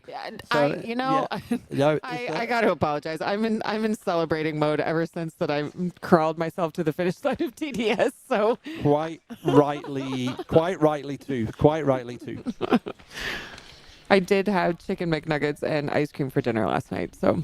Holy moly! You're going full swing today. Yeah, I can tell you, Hannes Namberger, his treat whenever he does a big race is a visit to McDonald's. That's his kind of like. Everyone has their rewards. We're both Sunto athletes. Maybe there's a trend there. Well, here's an interesting. So in Cortina, where Hannes is the 4-time champion and now the new course record, there is a restaurant that has a pizza Hannes Namberger. Last year when Courtney finished and won, we said, Courtney, Hannes has the pizza named after him. If you had something on the menu named after you, what would it be? And she's like, it was the Aperol, wasn't it? For the last 10K of the race, I've been dreaming of an Aperol Spritz. So the owner of the Hotel Cortina sent one of his team down there with a tray, delivered Courtney an Aperol Spritz. Perfect. And that was, I was like, is Courtney going to drink this? Absolutely, yes. So, so I think that's the ultimate for, and there's maybe a good one for the chat, is if you want a race, what thing would you love to have named after you on the menu in a restaurant? Good question. But I still got to call out in Hard Rock at Kroger's Pass, you infamously get offered a shot of mezcal, and Courtney has never taken the shot. So, Smart. Are you a real winner unless you do that at Kroger's? I saw Tom Evans. Ludo would have. Yeah, Tom Evans was challenged to do it this year, did it? And Tom's face was like a picture. It is just to let it is at over 4,000 meters, so it's a tough swallow. But just wanted to, as we were seeing the images of the runners there, back to the race. As we were seeing the images of the runners there on the climb, it was showing the Sunto stats were showing there like a 35% gradient. So this is a thigh burner. I think in response to your request, Steph, I think we're trying to find our race leaders here in the women's race. There we go, Yella. That's still Helen, we believe. Yeah, Helen Mino Faulkner. Allez. Ouais, c'est ça. C'est Hélène de 3052. Wow, she's running. She's moving with the purpose. Yep. The sweet sound of a GoPro beeping in the background. So you know what? We can start taking bets that we will have a replay, a slow-mo version of Helen taking that switchback at some point. See, like this is a very different dynamic here. Like the men's are just moving, almost like just covering ground, getting it done. Yeah. Helen would just, all right, I'm going for it. And no one on the men's side, I haven't seen a lot of switch-ups. No one's really trying to pass each other. They're just kind of hanging where they're at, comfortable, staying in this pack. They're like, well, this guy's a world champion. Yeah. And then he was second last year. It's like, maybe we just let him do. And we don't know what's happening behind Helen on the women's side. In terms, but you've got this wild train of at least 20 plus men, and then you've got Helen there just in her own space, which is probably nice on that climb. There's nothing worse than having 20 people breathing down your neck. Or a butt in your face, actually, going on the climb. That's another way to see it. There we go. Just a reminder about Helen Mino Faulkner, in case you are not familiar with Helen. This is her third CC start and a podium finish in 2023. And I don't know if she does today, but she always has like glitters, like you do actually. Well, it's like Rocky. I saw Jen Lichter's got a solid glitter coverage going on this morning. So yeah. Yeah, an increasing trend, I would say. Why not? Live your life in glitter and sparkles.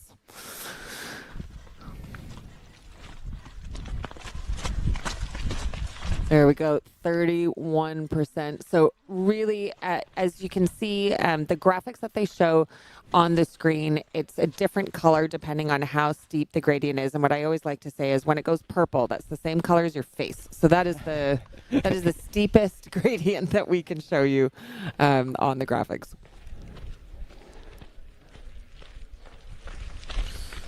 Okay, so we're seeing they're at 2,300 meters, so they've got about 200 meters to go until they reach the top of Tête de la Tranche. Yeah, we're at... Then 1 kilometer to the summit. And 1 hour elapsed, still climbing on this very first climb of the day. And at 30%, this is only a segment. The steepest climb of the day is the one that's going to come after Trion. Les Cep, and that is even worse. So yeah, so there's a lot of climbing, a lot of difficult climbing for these runners today. And as you were saying, the women tend to get to the top at around 1 hour 20, 1 hour 23, 1 hour 22. So we've got maybe 20 more minutes for Helen to reach to the top. The men have less than a kilometer to go until they crest Tête de la Tranche and then do that nice long run on the exposed ridgeline. But it gives you a beautiful view of Mont Blanc, of the whole valley. It's one of my favorite sections of trail over on the Courmayeur side. Yeah, so on that ridge, you're going to have the Val Sapin on your left and Val Ferret on your right-hand side. Yeah, indeed. Yep. Petter Engdahl, 1 hour 13 is our fastest time on this first climb in previous CCC races. And now you bring up Petter. I remember when we followed his race, the weather was bad. It was raining when he set the course record. That was the same year of the ankle twist, the most famous ankle twist in UTMB World Series history. You remember when we talked to him afterwards, he didn't even remember it. Tell us all about the ankle twist, because I wasn't commentating that year. And he was actually on that lovely descent into the Béchard. Yeah. So on the very late stage of the race. He was in that technical section, and somebody was there to take a photo, or maybe it was a screenshot of a video, and there's a video of him, his foot is like flipped completely to the side. Oh. So when you twist and jump. Yep. And yeah, we're like, oh my Lord, this looks really bad. And he saw it, he's like, oh, I don't remember that. Yeah, clearly that didn't worry him too much. We just saw in the graphic 35.3%. Well, and so even if GoPro cameras flatten the ground, it doesn't look flat. No. And there we go. That's where we're waiting for the runners at the top of the Tête de la Tranche. Look at that. Yeah, wow. Diving back down into the clouds. Moody this morning. Benjamin Rubio still leading the pack. Yep. The Frenchman already won in the bag after yesterday's fantastic performance from Frédéric. Oh, wow. Rochon in the OCC. Can we bring it all home? I like we have a Frenchie, Vincent Bouillard, for UTMB. There you go. My pick as well. So I've got all Frenchie this week. But I like looking at Benjamin's race kind of pattern for the year, because you see he's done a really nice build up, both in terms of distance and in terms of, performances. Start off with some, 20K Sky races, moved up to Zagama, 50K in May, and then 100K Restonica Trail by UTMB in July, where he won. So and with a very high UTMB index, so we know that nice build. You can have higher UTMB index on very technical terrain, and this is like Restonica Trail is in Corsica, in the little island that is in the middle Mediterranean that belongs to France. But what you were talking about yesterday, some people who have kind of qualified, who've done the 100-kilometer category races, like the Restonica Trail is only 69 kilometers. So now to jump up to 108, it is a big shift. Yeah. But we're looking back at a recap of the start of the OCC, which we saw yesterday. Absolutely incredible race. Lauren Hottenrott went out fast and furious to lead the women's field. We had Remy Bonnet also going out strong. Unfortunately, later had to DNF. Third time DNF at OCC. We will see him back. He's got to crack that nut. So he was hungry and his mind wasn't as I really want to do it, but apparently his body had not fully recovered. And so he was like, well, yes. So he was like, I'm not going to risk making it worse. I saw his post. Yeah. So wise decision, as much as it's like probably heartbreaking for him. It's good to see that, you're looking after yourself first. And we saw Judith Wieder there. She had formerly gotten second twice at the race, so was coming in as the race favorite. Ran a strong race, but so did the other women. So she ended up coming in sixth. Yeah, and she had fallen and she did her shoulder. Yeah, I saw that. Dislocated her shoulder, was taken to I think the hospital. She got an IV. Like she was in a pretty bad. Yeah, she was in a pretty bad state. But she was well taken care of right from the finish line, and then her dad was with her. So good. Yeah. And there we go, Fred Tranchant, after scoring the fastest time to climb up to Tête de Balme in already National Keep Limo had moved up to second place that he held all the way to the finish. You know what they're going to show now? Naomi, boom, falling over. Now. Whoa. Yeah. She was back up, picked up the flask that had flown, and then dust herself off. What was it? Yeah, you fall and you get on with it. That's the Scottish way. Yeah. Yeah. Yeah, Naomi. And what a fight did we see between Naomi Lang and Sarah Alonso for so long until somebody came and crushed the parties.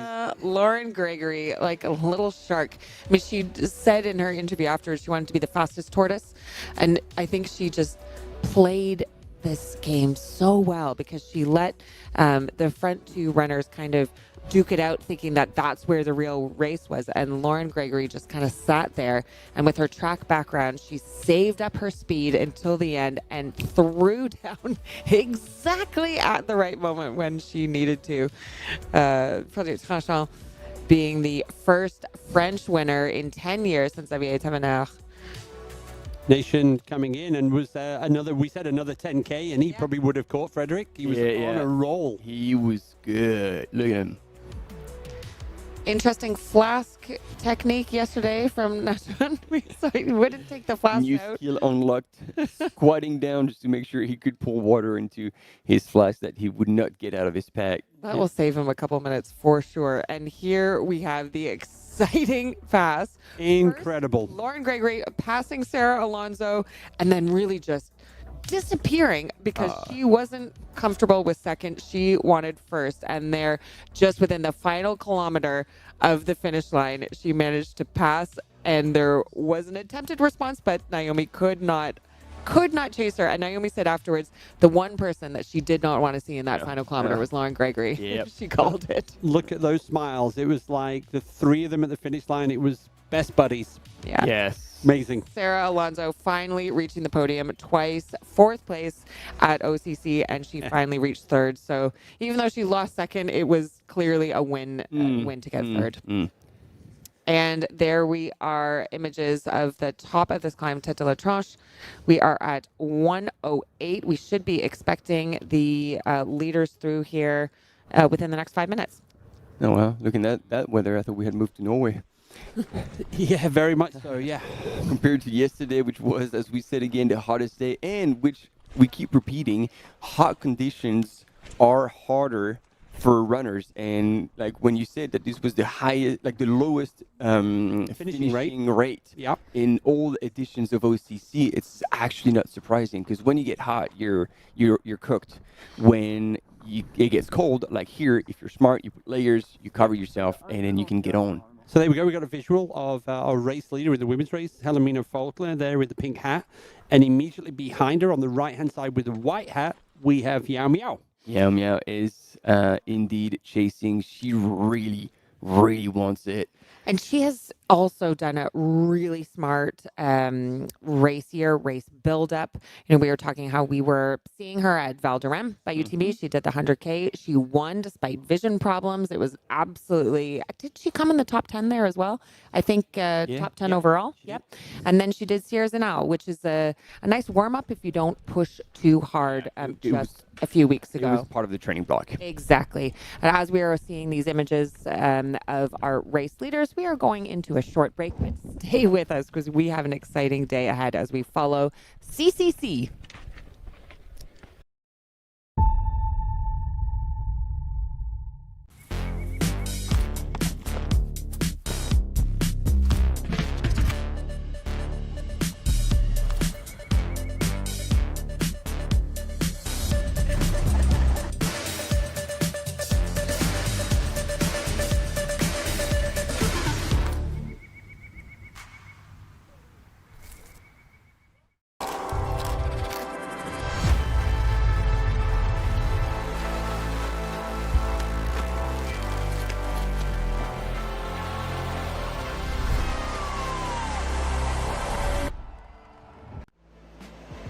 Absolutely beautiful out there.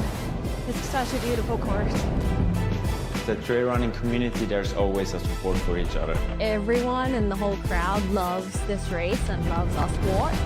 I wanted to win. I wanted it so much. I was dreaming about it. That's the best feeling and the best result. That's why I do this sport.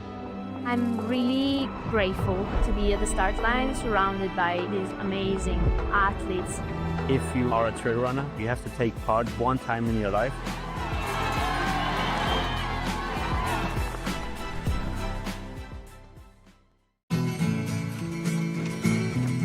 Try imagining a place where it's always safe. Come in, she said, I'll give you shelter from the storm.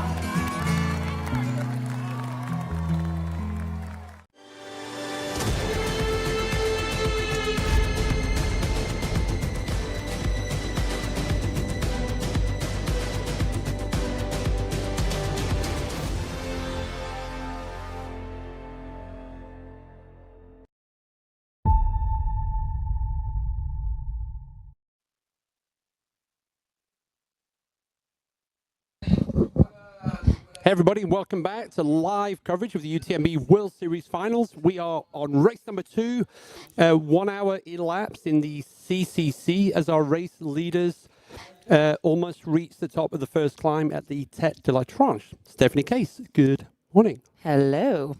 We were talking at the beginning of the broadcast whether we'd recovered from yesterday, all of the excitement. And I don't think my heart rate isn't going to come down until probably next week because it's going to be an exciting day. We've got images now of our women's leaders. It looks like Yao Miao has passed Alan Minot-Faulkner going up this climb to Tête de la Tranche. And we are expecting a really strong, big day from Yao Miao. She was last year's OCC winner. And we were just talking before the short break, what a strong and smart race buildup that she has had this year so far. Yep, and we were using Petter Engdahl's time splits on this first climb as a benchmark for what time to expect our race leaders in the men's race. So 1:13 for the men, and we can also do exactly the same for our wonderful women as well. So so Tête de la Tranche, fastest time, Blondine Lirondelle, 2022, 1 hour 20. So 7 minutes was the gap between Blondine and Petter way back there in 2022. Cool. And this stunning scene this morning. Last week, I was over there for the week, as we always are before UTMB. And this is, as always, it's such a beautiful part of the race. And actually, once the runners have gone past the Refugio Bertone, they are on the UTMB course. And that balcony all the way along to Arnuva is stunning. Yeah, if you haven't been to that area, whether you're hiking it or running it, it's just one of the iconic sections of the Trail du Mont-Blanc, but where you just get the best views from up high getting to go along very flowy trails. Yeah, and the race leaders, the UTMB, they don't get to see this part of the course because they're through here in the dark. They tend to pick up sunrise around about the Grand Col Ferret. And we will be there tomorrow morning live, giving you the updates on who's made it through the first night. But that's tomorrow. That's a whole other race. We got a whole lot of racing before we get to tomorrow morning on the Grand Col Ferret. And there we have an overview I of love the graphics course. have got rain on them. So you can see where our men's leader, Benjamin Rubiol, is just coming to the top of that climb there with Yao Miao, our new women's leader. She has passed Helen Minot-Faulkner on that climb. It looks like the elites had started off in rain. It looks like the rain is holding off a little bit at the moment, but the temperature will have dropped a bit as they have climbed in elevation. Yeah, we can give you a time check now for the first 10 men across the so Benjamin Rubiol, Luke Granville-Shaw, Christian Minoggio, Adam Peterman, Eli Hemming, Simon Paccard, Peter Frano, Hans Troyer, a lot of fans of Hans in the chat, Damien Humbert, and Duo G. So that's your top 10, and we've already had a ton of runners through the checkpoint. Yeah, this section that they're on towards Refugio Bertoni is very, very runnable. It's a single track trail. But mainly descent. There's a little bit of a climb you can see there, on the screen, but it's just a very fast section that they can really open up and make their way down to the refuge. Yeah, Andre Vitek, Carol Ciola, Anthony Williams, Miguel Arsenio, Luo Tao, Kellen Blumberg, Ryan Raff. So there are a lot of runners gone through that checkpoint at Tête de la Tranche already. And I don't know if you mentioned it, but Thomas Cardin did not register through it. And we have him on the screen. We have him on the screen. So we know there, but like if you're back home looking at it, the tracker didn't register. Well, sometimes when the volunteers, the race officials, they're just holding these little scanners, and sometimes it just doesn't beep. So don't panic, anyone. The top 22 runners on the men's race were separated by a minute at the top of the Tête de la Tranche. So after 1,400 meters of climbing, that's some depth in that race. And we should expect the women to come through within the next 3 to 4 minutes, I would say. Yeah. Sorry. And someone we've seen and we always enjoy having in races is Dakota Jones. Yep. Yes. Yeah. Where's Dakota at the moment?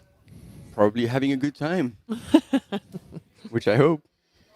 Because, wow.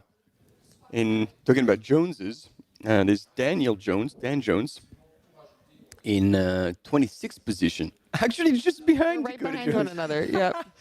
Man, if these two can run a little bit together, that would be super good. That would be fun. And it's always nice when you're in a European race if you can find someone that can speak the same language as you as well. Part of the fun of these international races is meeting people from different languages, different cultures, different backgrounds. But when you're herding, 50K into a course, sometimes you just want to exchange a few words in a language that you can understand. Get a bit of love. Mm-hmm.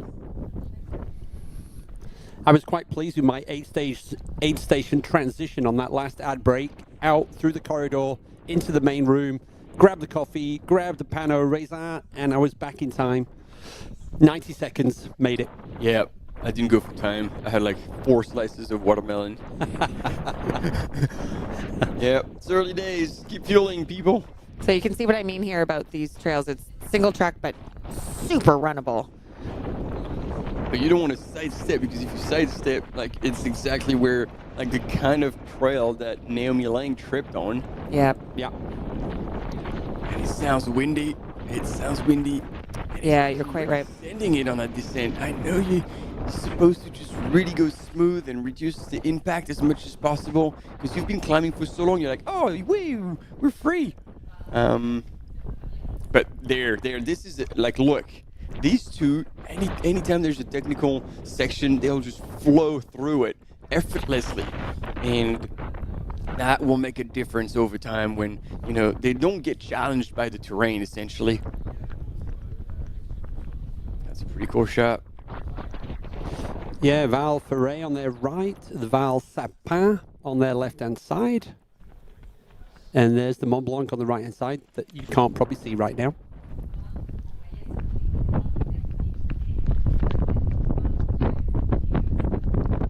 So yeah, they're on the 4K descent down to the Refugio Bertone. And then from there, you've got a 13-kilometer runnable section all the way before the descent down to Arnuva. Look, he's keeping up with the two Frenchies. It's a good idea. And amazing camera work. Oh, man. Wow. They are, like, there's some of the camera runners because of the reroute course. They were here in the studio this morning. They were talking about everything. Like, man, they are ready to go. And they all look super fit. Carbo loading as we speak. Yes. And stealing coffees. Yep, there's a backpack full of the UTMB mandatory kit. I thought you stopped smoking. Yeah, you know, I might have been fast through the aid station, but that Panorama went down the wrong way. Getting fast is one thing, but eating properly, that's the second thing. So, failed. Let's try on the next break. We need to train for commentating as well. You can see they're still above 2,000 meters, so they're running along this little ridge line here at 2,200 meters. When they drop down to Bertone, they'll be at around 2,000 meters, and they'll stay at that elevation as they go over towards Bonatti. Yeah, Martin, before you came in, we were just saying we love how the graphics they've embedded rain into the graphics this morning. Oh, yeah. They, like, well, it hasn't been disclosed, but when we play in the studio as well, like, they've had put a Godzilla in one of the valleys. So what they can do with this 3D map is absolutely unreal. We've had sunrises, we've got sunsets. Yeah, now the level of integration that they've offered in this live broadcast year after year is second to none. So Luc Grenfell-Shaw's inserted himself amongst the two French athletes. And already stereotypical comments from my fellow countrymen saying that this is the perfect weather for the Brits. You know, it is a comment that I've heard before, but it's true. And my British teammates have said the same thing. They were hoping for this kind of weather. Cold, rainy, just a little bit miserable. Miserable, yeah. That's where the Brits can really do well. But fair play to Naomi Lang yesterday for absolutely smashing it in incredible heat, 30, 31 degrees yesterday. And yeah. Very true. Someone just wrote in the chat, they're still like in the afterglow of yesterday, and I think we're exactly the same. That was Paolo online. And we're just waiting now for a time check at the top of the tête de la tranche of our female athletes. And we have our first woman through the top. No surprises here. Yao Miao, one of the three former winners of this, along with Tony McCann and Ingvild Kaspersen. Through in 1:22:34. So yeah, pretty much exactly the same time as Blondine in 2022. Mm. Interesting, Tom McCarlin is already getting flasks out. He's playing the Frédéric Tranchant role today, so far. And so who do we get following? Well, the jackets are on.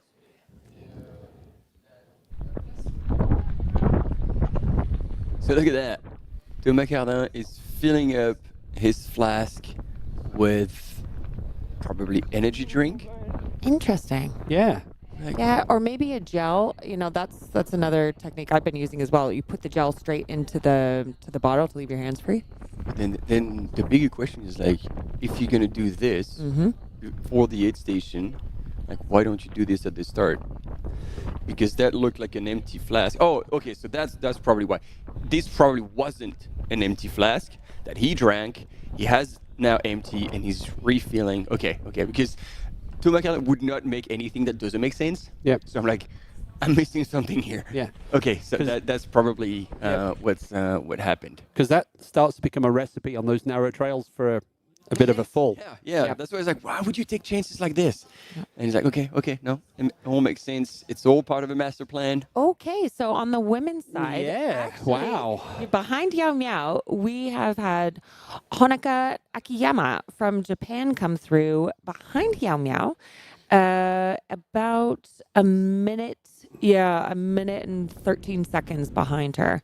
So a little bit of a switch up at the lead. Yeah, but it means that Helen hasn't registered either because Helen was just there. That's possible. Yep. That's possible. Now, Tony McCann has registered. She has gone through. Tony McCann is about 2 minutes behind Yao Miao. So, yeah, good point, Martin. As we've seen on the men's side, some of the top men haven't registered. And so that is probably the case with Helen Mino Faulkner on the women's side. And the good news is our gang will be all over that. So hopefully we'll be able to get that updated at some point, because otherwise we embed a lot of questions in the chat. People freak out until Refugio Bertoni was like, oh, we've lost our runner.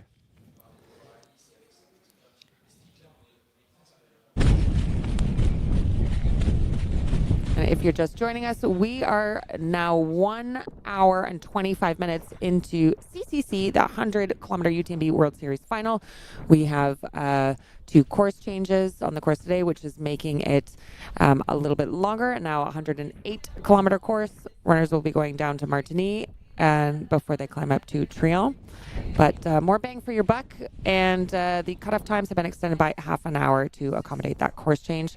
The men's leaders are almost 12 kilometers into the course already on this rainy day.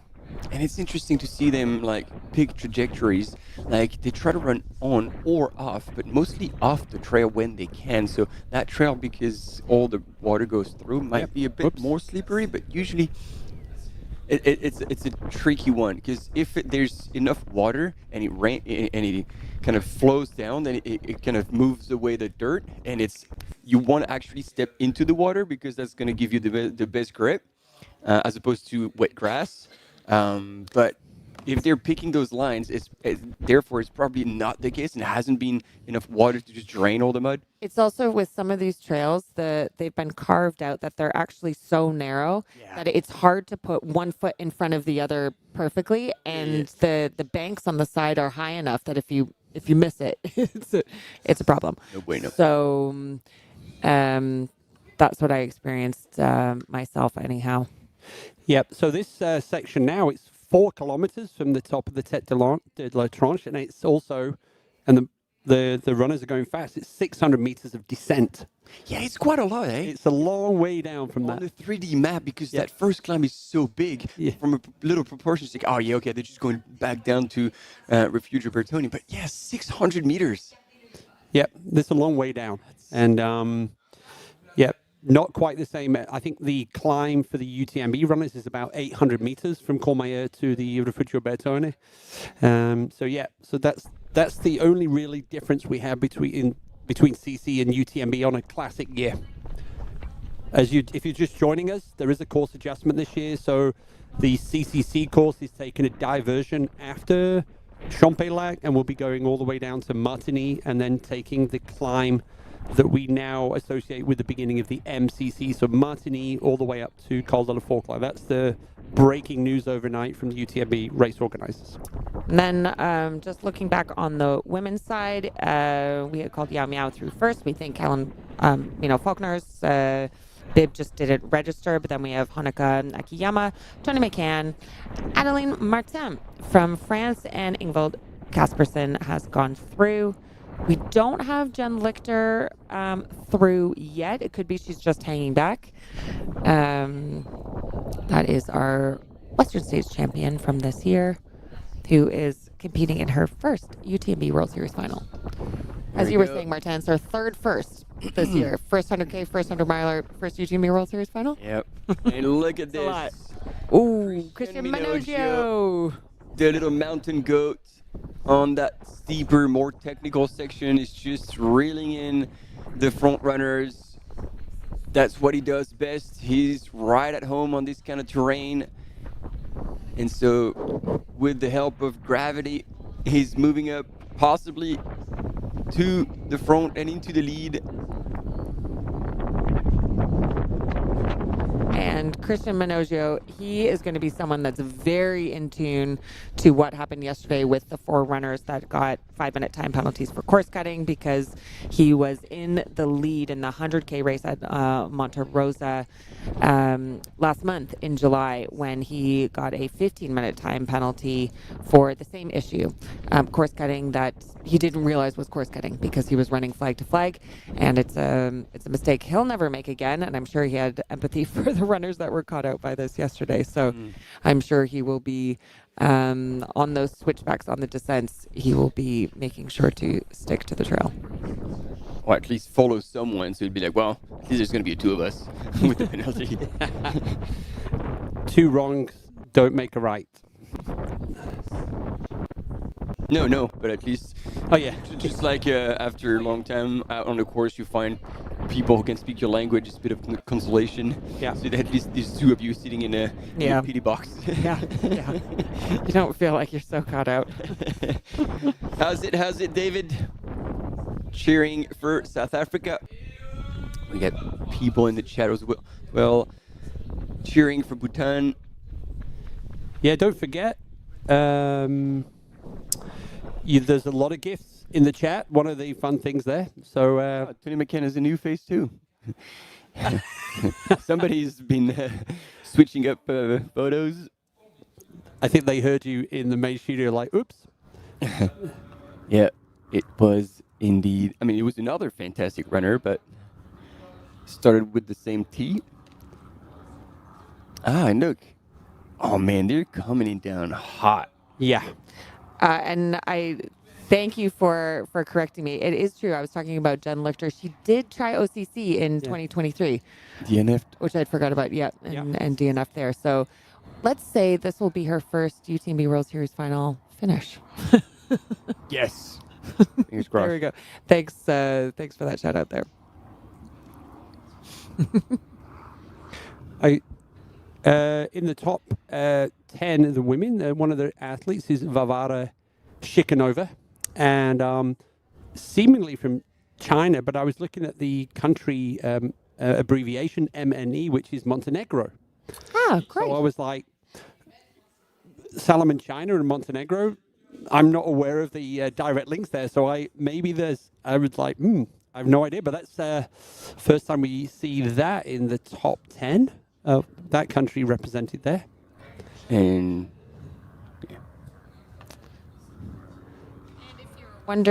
if you are wondering who is speaking to you today, I see the question in the chat. This is Stephanie Case, and we have to my left. Oh, that's me, Keith Byrne. Yeah. And to my right? Martin Gaffuri. Who is Each time we'll be in a different country, I'll say it differently. Who is French? Don't let him fool you. Oh, he's very French.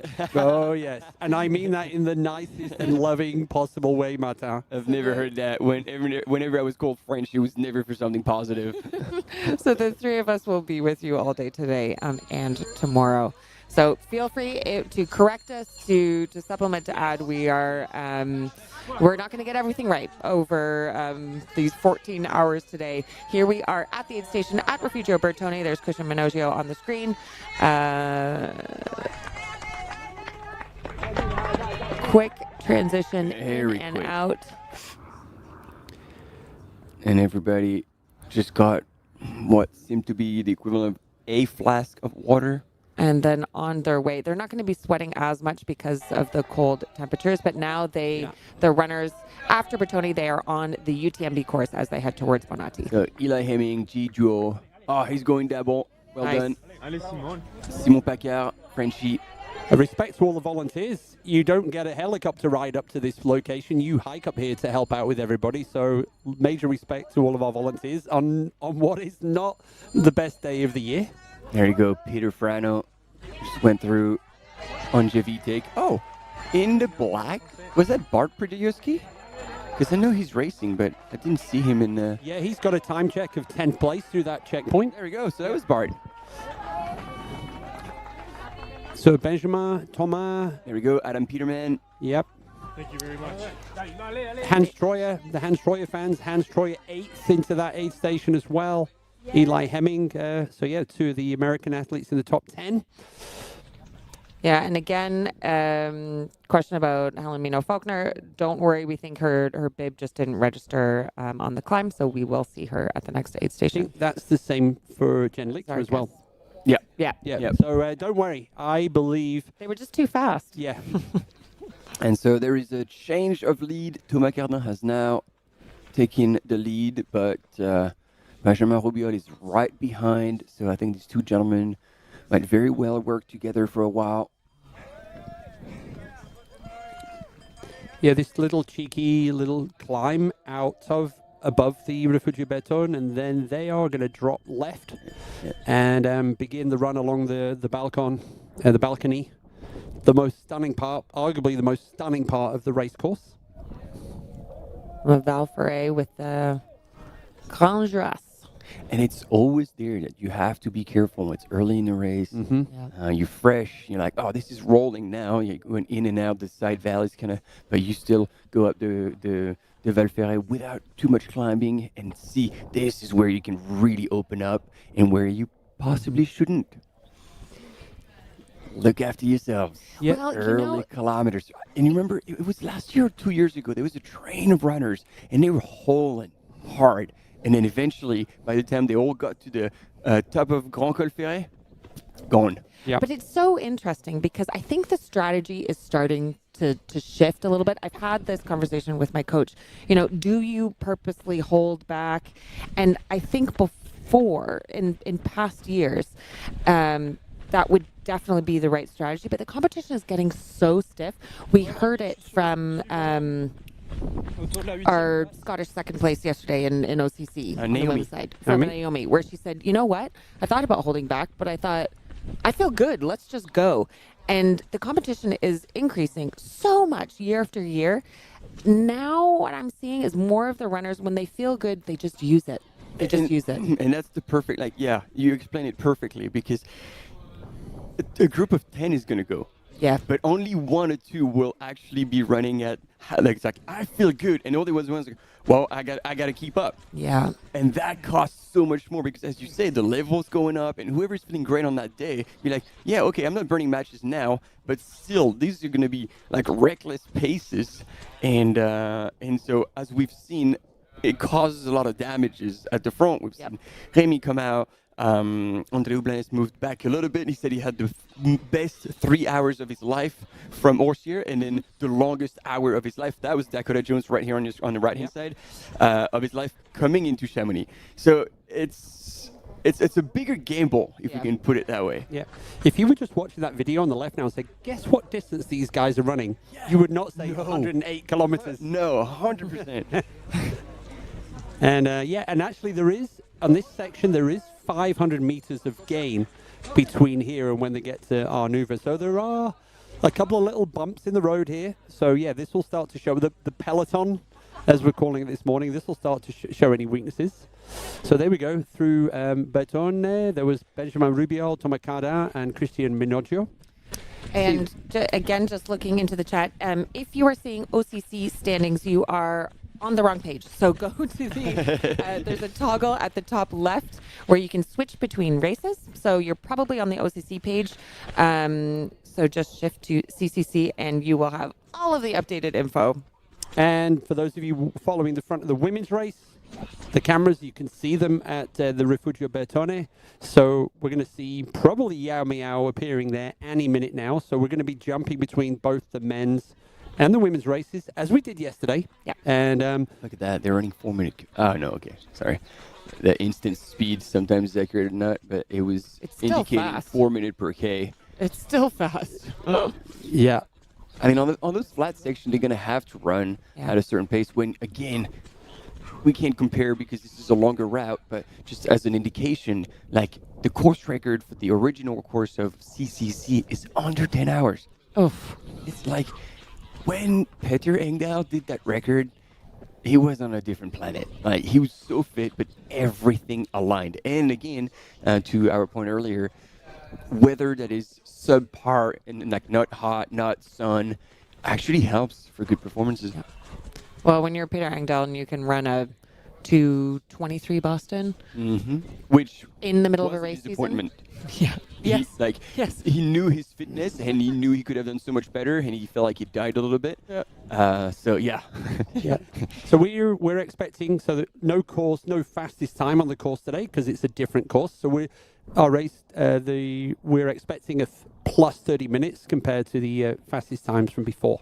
So 9:53 is the fastest time from Peter Engdahl, and exactly the same year, 11:40 from Blondine Leonardel. So 2022 was the sweet spot. I suspect it won't be quite half an hour more for the leaders, because if they've added half an hour cutoff they've added the back of the pack? 2 hours. Oh, have they added 2 hours? I think Okay. the 30 minutes. But so, yeah, to your point, it was 30 for the leaders, and therefore it was like 2 or 2.5. Okay, that makes from sense. 26.5 hours to 28. Oh, okay, that makes sense. No, it's 1.5. Yeah. That makes Okay. sense. And there we go. It's Yao our, Miao. It's our women's leader, Yao Miao, as she is starting that descent or continuing that descent down towards Refugio Bertoni. I was just noticing on the men's leaders that we were following, just the amount of mud that's already coming up on the backs of their backs, on the backs of their backs. This is going to get squishier and squishier. You know what I can see flashing is like chafe. I can attest. That was a problem in TDS. Yeah. When you have that much rain and that much mud, especially early in a race, and if it, even if the rain goes away later, you are getting so much wear and tear right at the start. And so things that seem like small things can turn into big things later on, like chafing. Yep, well, there's a chance when they all get to Champs-Élysées, they're going to see their crew, and maybe a shirt change and a little bit of lube or whatever else is required to get you through the second half of that race. Right now we have our two former champions, Yao Miao and Tony McCann, in first and second on this downhill segment to the Refugio Bertone. And we know that Yao Miao is super strong in a descent, and seeing her like tiptoe and take it easy makes me real happy. She's just it is. It's 34%. But I mean, she's being careful. She's being reasonable. Yeah. We've seen Yao Miao go out the gates. Usually she's pretty aggressive, her racing style right from the gun. And so I have the feeling like hopefully she's just being a little more mindful. Again, the course change has been announced like very late, so all of a sudden you reshuffle the cards. Okay, that's another 8Ks, or 6 or 7 that you're gonna have to run in addition to what you had planned. So I think it forces maybe a little bit of care, let's say, early on. So we have a train. Choo-choo. 1, 2, 6, I think. 7. I wonder who's at the back. Oh, is that Miguel Arsenio? I think so. I saw him in the top 10. Yeah. Again, he's one runner that you don't really like. He's been doing another circuit for the past couple of years, successfully, and it's good to see him here. The Mike show that we're going to be seeing in the chat, if that is truly him, and people from Portugal, or he's got a massive fan base. He used to be a cyclist and then has transitioned into trail running successfully. We're here now back at the Refugio Bertoni waiting for our race leaders in the women's race. But right now, this train at the front is Benjamin Rubiol, Thomas Cardin, Christian Minoggio, Luke Grenfell-Shaw, Eli Hemming, Miguel Arsenio, Duo G, and then I'm not sure if Hans Troyer, Simon Paccard, and Bart are near there as well. So that's your top 10 through the Refugio Bertone. And I am continually refreshing so that we can let you know as soon as we have our women's leaders going through Refugio Bertone. And there we are with cameras back on the Refugio as we await who we assume will be Yao Miao coming through. Yeah, and then we'll be able to answer the questions about Jen Lichter and Helen Mino Faulkner. We believe it's just a tracker issue at the first checkpoint. Yeah.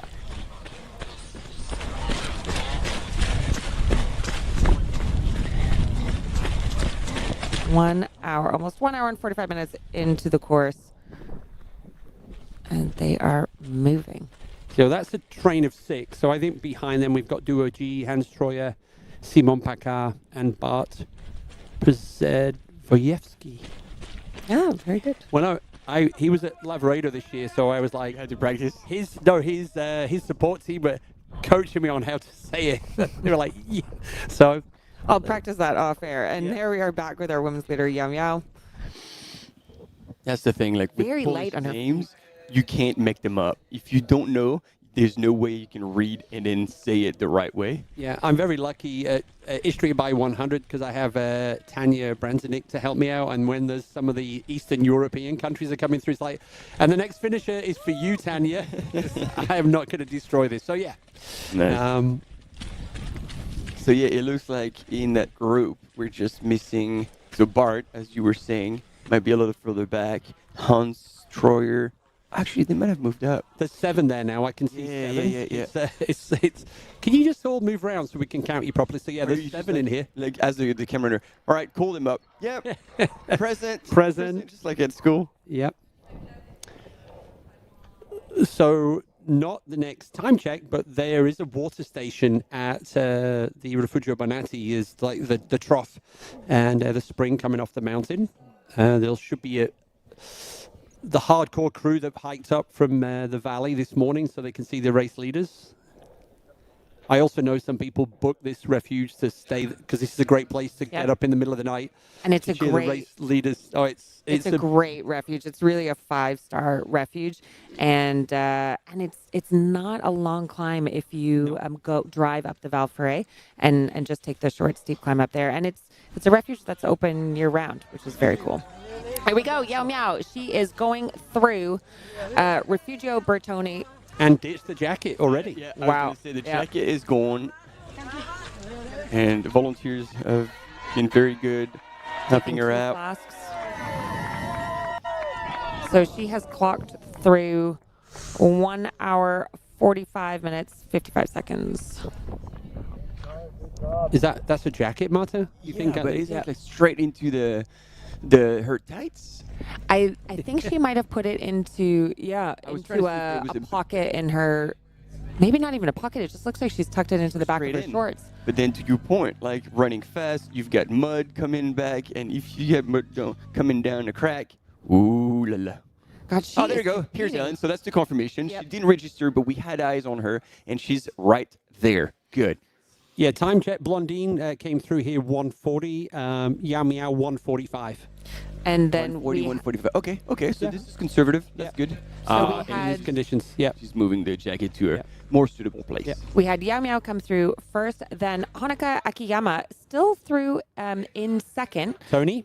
And then Helen Mino Faulkner in third. Tony McCann, our 2024 champion, in fourth. I'm so interested in Yao Miao's strategy. I mean, she's really racing as if she's in a 50K. She was looking behind her, didn't want to stop to put her jacket in her bag properly, checking her watch. Let's go. Yeah, like when she pins a number, she is race mode from wire to wire. Yep. ACG already nailed it yesterday in the women's race in the OCC. So, yep. And yeah, I don't know, because that color looks like the shoe that was just released yesterday. Oh, the pickle juice? Yep. Which is going to be the perfect shoe. It's good to see American companies finally getting to understand the alpine terrain and need proper lugs. Yeah. So here's our Japanese runner. Yep. Honoka Akiyama. So, yep. Strong showing this morning from the Asian athletes. We said it. Was it last year? That in the next 3 years, it will be a UTMB champion coming from Asia, the greater Asia, including. Yep. Now, HOKA was 11th at Western States this year, 3rd at Tarawera. Yep. And at the World Champ, she was 12th, so no slouch. She's a contender. 100%.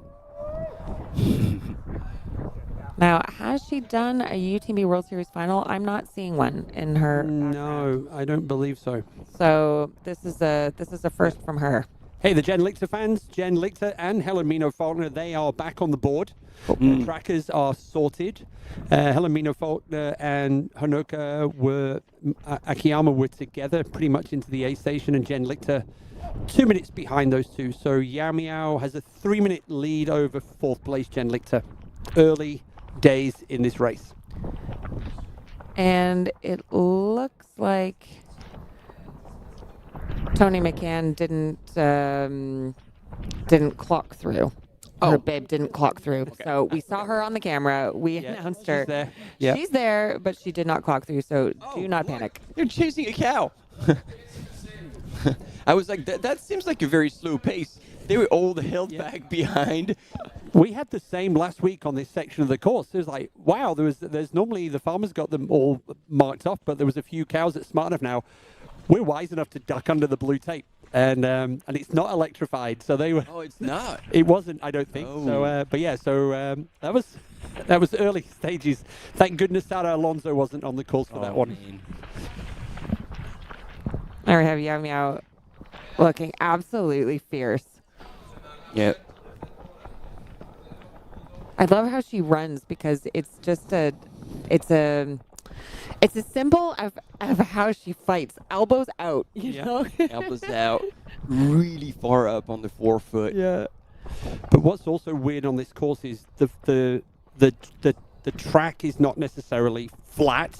Sometimes it's on an angle, and so yeah, you've got to be, and especially with the wet terrain now, you just got to be super careful with foot placement. As soon as you start thinking about something you're going to do tomorrow, you're going to fall over or do something stupid. So yeah, as I would normally do. We've all done it. Yep.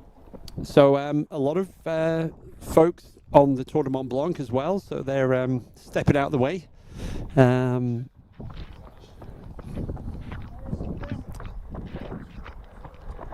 think one of the messages now, so the UTMB trying to, there's a lot of new people coming into trail running, so they're trying to educate trail runners about etiquette in the mountains. And one of the key messages, having a bib on you does not give you any right above anyone else on the trail. So be a good trail runner, represent everything. Secondly, don't litter. Pick up your trash. And also, if you see someone else's trash, pick it up. Pick it up. And then, and also, if you see somebody fall over, don't see that as an opportunity to overtake them. See that as an opportunity to be a good human being. And so those are some of the messages that UTMB are trying to deliver to a lot of the new folks coming into trail running. I'll also add to that, particularly if you're one of the male starters and runners, be kind to the women at the start of the races. I was shoved by so many men off the start line of TDS, and it was unnecessary. It was a 150-kilometer race, you know, especially if you're a woman on the start line. Yeah. And this is something UTMB has really been working towards. But so I'm speaking not to UTMB. I'm speaking to the male runners. You know, there's no need. There is no need to push and shove off the start line, but it can be quite intimidating for female runners if you're starting at the start of the pack, and that includes when you are running on the race. And if a woman wants to pass, let her pass. Yeah. Let her pass. Like, there's no ego in trail running. No. And if there is, it's gonna come and bite you. So just my little plea to all of the runners who are still about to line up at UTMB to just think about the other runners. And actually to that point, and as we have the first and second woman here on the screen, Karen Merlin is working really hard with all different parties to help a lot of different situations. And it blew my mind because I had a chat with her last night that there's a hotline for women. if they witness or experience anything that shouldn't happen. And I'm like, I couldn't even fathom that this kind of behavior could actually happen. This is a need? Yeah. Yep. And she was like, yeah, no, you'd be surprised. And I was like, shocked. Yeah. And so if you have experienced, witnessed, by all means, reach out, let us know, because that should never happen in the first place. And if it does, it needs to be pointed out, sanctioned, and to my, personally, it would be a lifetime ban. Done. Gone. No excuse. Everyone needs to feel safe and comfortable on the trail. And I think the measures that Karen is taking, that UTMB is taking, to ensure that women aren't just accommodated for, but they are celebrated and supported and made sure that they feel comfortable coming into this race, that they can have a good performance and a good experience. It's super important. Yeah. So I think all the details are on the UTMB.world website. So you'll find the things, the numbers where you can reach out, and all the details and how it works. And we got specific emails as a female competitor. Got an email from UTMB highlighting the numbers and the specific information for the race. Yeah, we've got a secret club that you don't know about, Martin. Man, I thought it was cool. We've got a race on our hands. We do. It was only 80 meters between first and second, and as much as Yao Miao is looking good, he's looking behind her, and they're Honoka is it's equally a race off the looking start. very strong and moving well on that section. There you go, hikers moving to the side. Thank you all for making way to the runners. There's going to be quite a few coming your way. But I'm sure they are well aware of what's taking place in the Val Ferret today and tonight. Yeah. They see again that altitude reference running along this balcony along the Val Ferret they stay at around 2,000 meters till Refugio Bertone. And then they continue on past before they descend down to Arnuva. And then the climb up where they cross over into Switzerland. You will be seeing these images again as we follow the same course with UTMB. The top runners will be here at in the early morning, just before daybreak. So you can see the course I was just talking about there as they come to Bertone and then continue. You see with that perspective, it almost looks like it's slightly uphill. It has a few kicks, it has a few downhill. But yeah, it's rolling. It's rolling, exactly.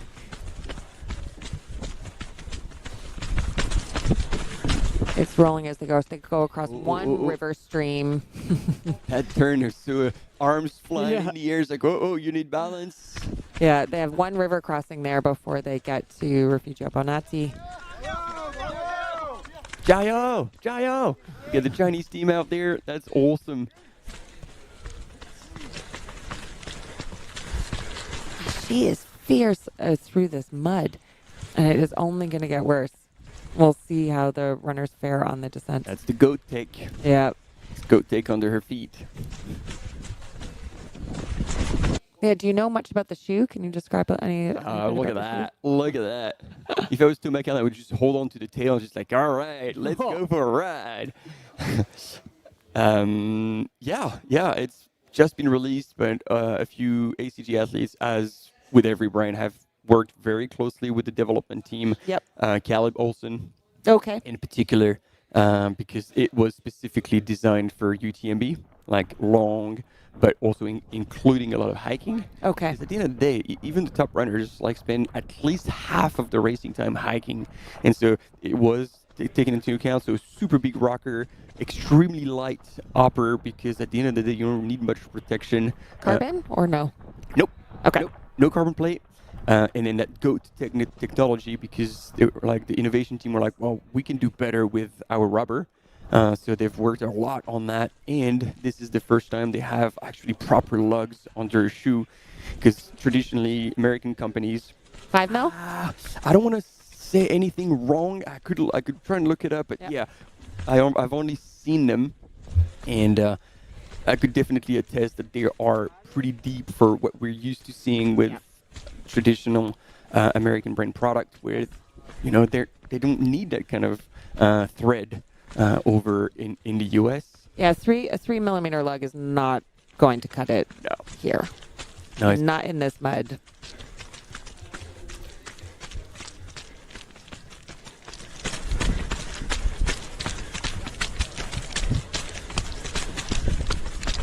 It looks like maybe it has stopped raining for the moment, and I don't see any raindrops on the puddles, so I think it's stopped raining for the moment, but of course, with threats of further rain and very wet underfoot.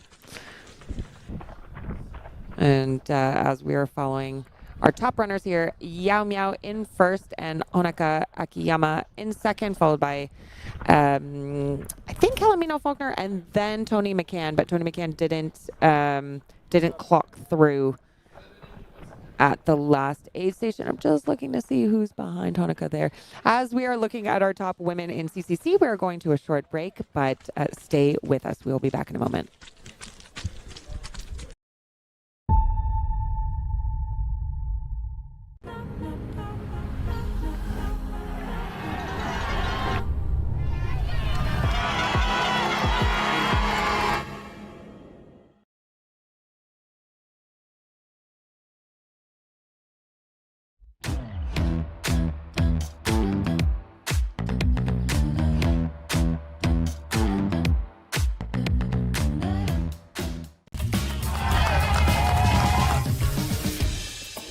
Stinky runners, but use the soap. You finish your race and your hands are nice and soft. How good is that?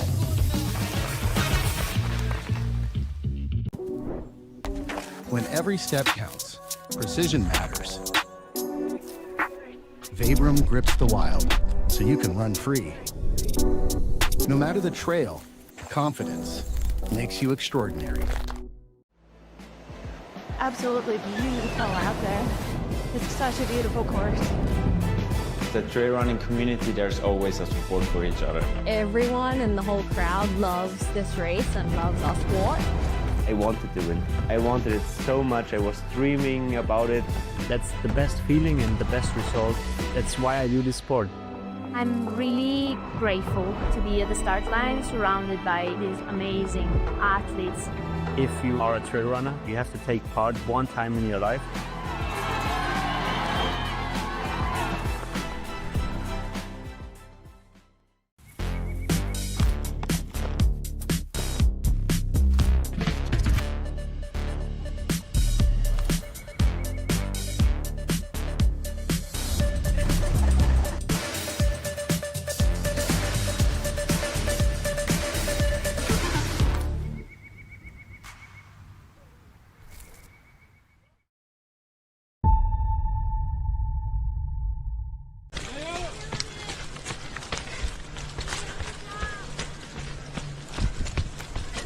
All right. We're back with Yao Miao leading the CCC at this very moment as she moved through the Val Ferret and will eventually be coming into the next aid station after dropping down into the Arnova aid station. It's a bit of a descent, and knowing that it's quite steep and little switchbacks as you go down to this, it's going to be interesting to see the state of the trail and already if that becomes a little challenging for the runners. We've been telling you this, it's going to be raining all day.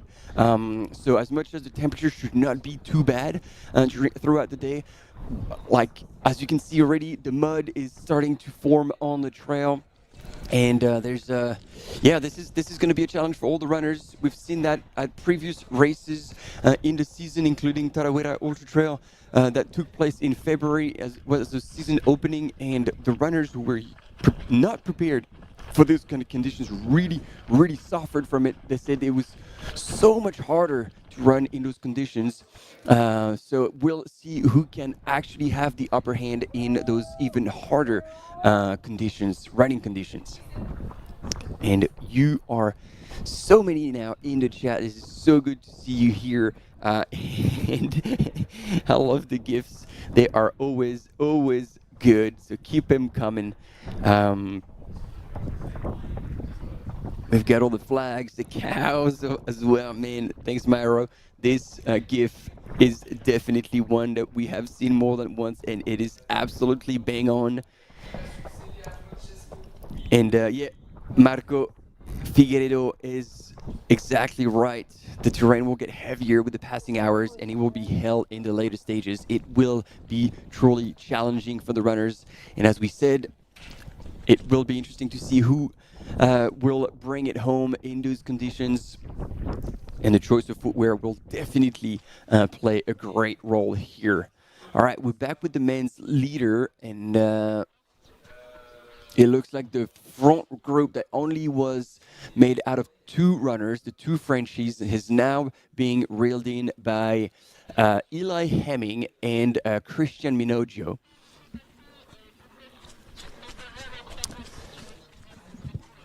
And yeah, we're just regathering here. And yes, the Mike show is indeed showing. Oh, here we go. We have eyes on Tony McCann. We haven't seen her since the aid station at Refugio Bertoni. She's here. She's kept the jacket on, but loosely over top and undone. Yep, so the air's flowing. Yeah. It's not overheating, but just protecting a little bit.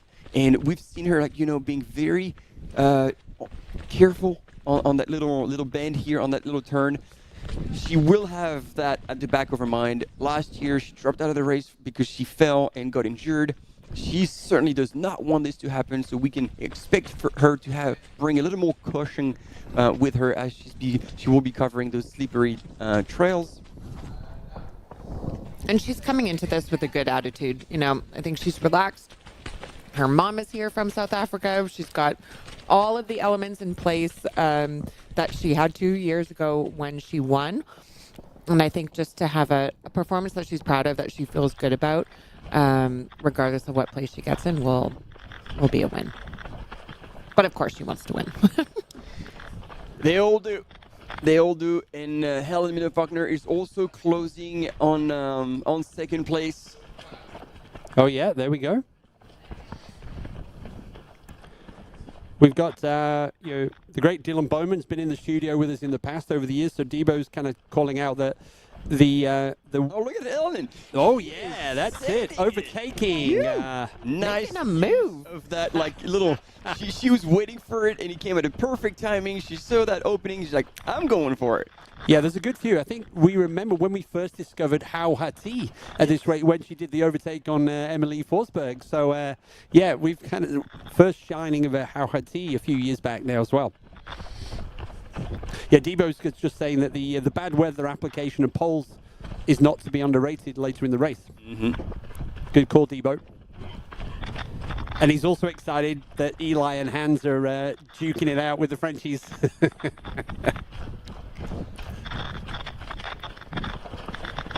Yeah, we will see that element later on the descents, and depending on how much more rain we get, how muddy the trails are. It's not looking nearly as bad as the conditions we had in TDS, where poles on those descents were really quite helpful. So many people did some of those descents on their butts. Look at the gap Helen's put on that group behind her. That's. Oh yeah, she put on a proper surge. Like, it was just, yeah, it was not fast enough. And as we've been saying, when you feel good, you just go. You just go. Yeah, on this whole runnable section, there's about 500 meters of climbing, so not to be overlooked as well. Mm-hmm. And yeah, Robs is asking a very good question. Does anyone know if I wear the same shoes, do I run also that fast? Yep. Yeah. There's a little guarantee at the bottom of the box. Yeah, that's like, what the marketing says. Yeah. You just wear the shoes. Or get your money back.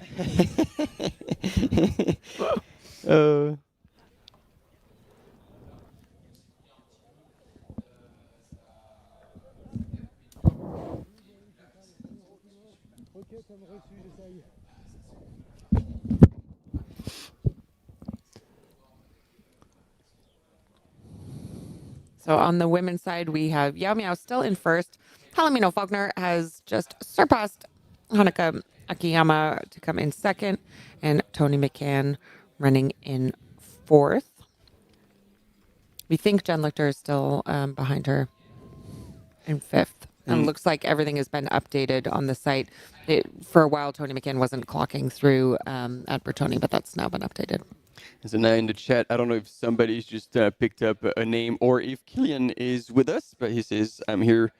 Like, who else is here for the women's race? And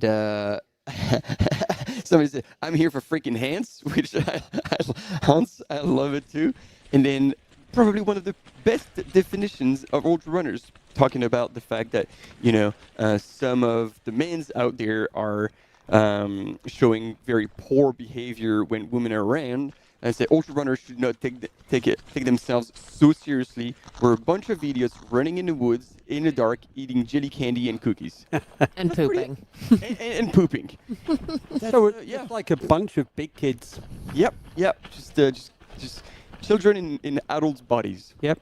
And wow, look at the view back. You'd normally be able to see all the way back towards the Col de la Seine, the border with Italy, with France, but you're not seeing that today with the moodiness of the weather forecast, which has caused the course adjustments that we're going to see later on today.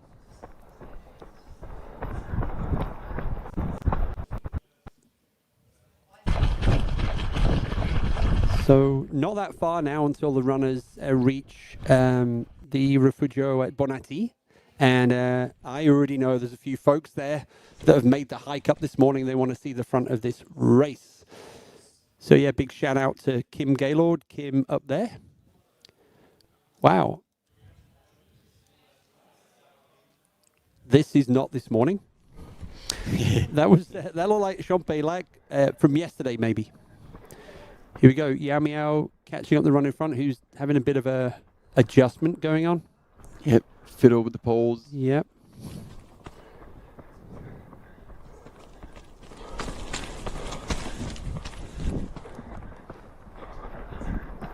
Yeah, our next time split, if we want to do a comparison, is going to be our Nuva. Peter Engdahl, 2:36 when he set the course record back in 2022. And Blondine Linondel did 2:49. So yeah, 2:36, 2:49, way back, 2022.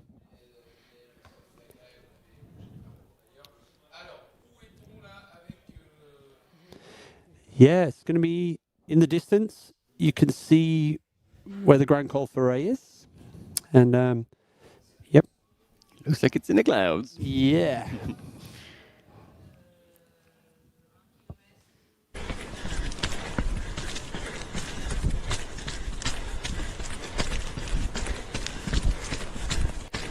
So it's really incredible. We have mentioned this earlier in the broadcast. I think you did, Keith, that we have 3 returning champions on the women's side running here in CCC. Tony McCann, who won in 2024. Ingrid Kaspersen, who ran and won in 2023. Of course, Yao Miao, who won in 2018. Well, Martin, I've got a good statistic for you for the CCC. All just for me, or can we share it with everyone? Oh, no, this one is for everybody. It's the most successful nation on the women's side of the CCC by a long way is France with 7 victories, over 2 by the UK. And for the men, it's the same. France with 6 and Spain with 4. Wow.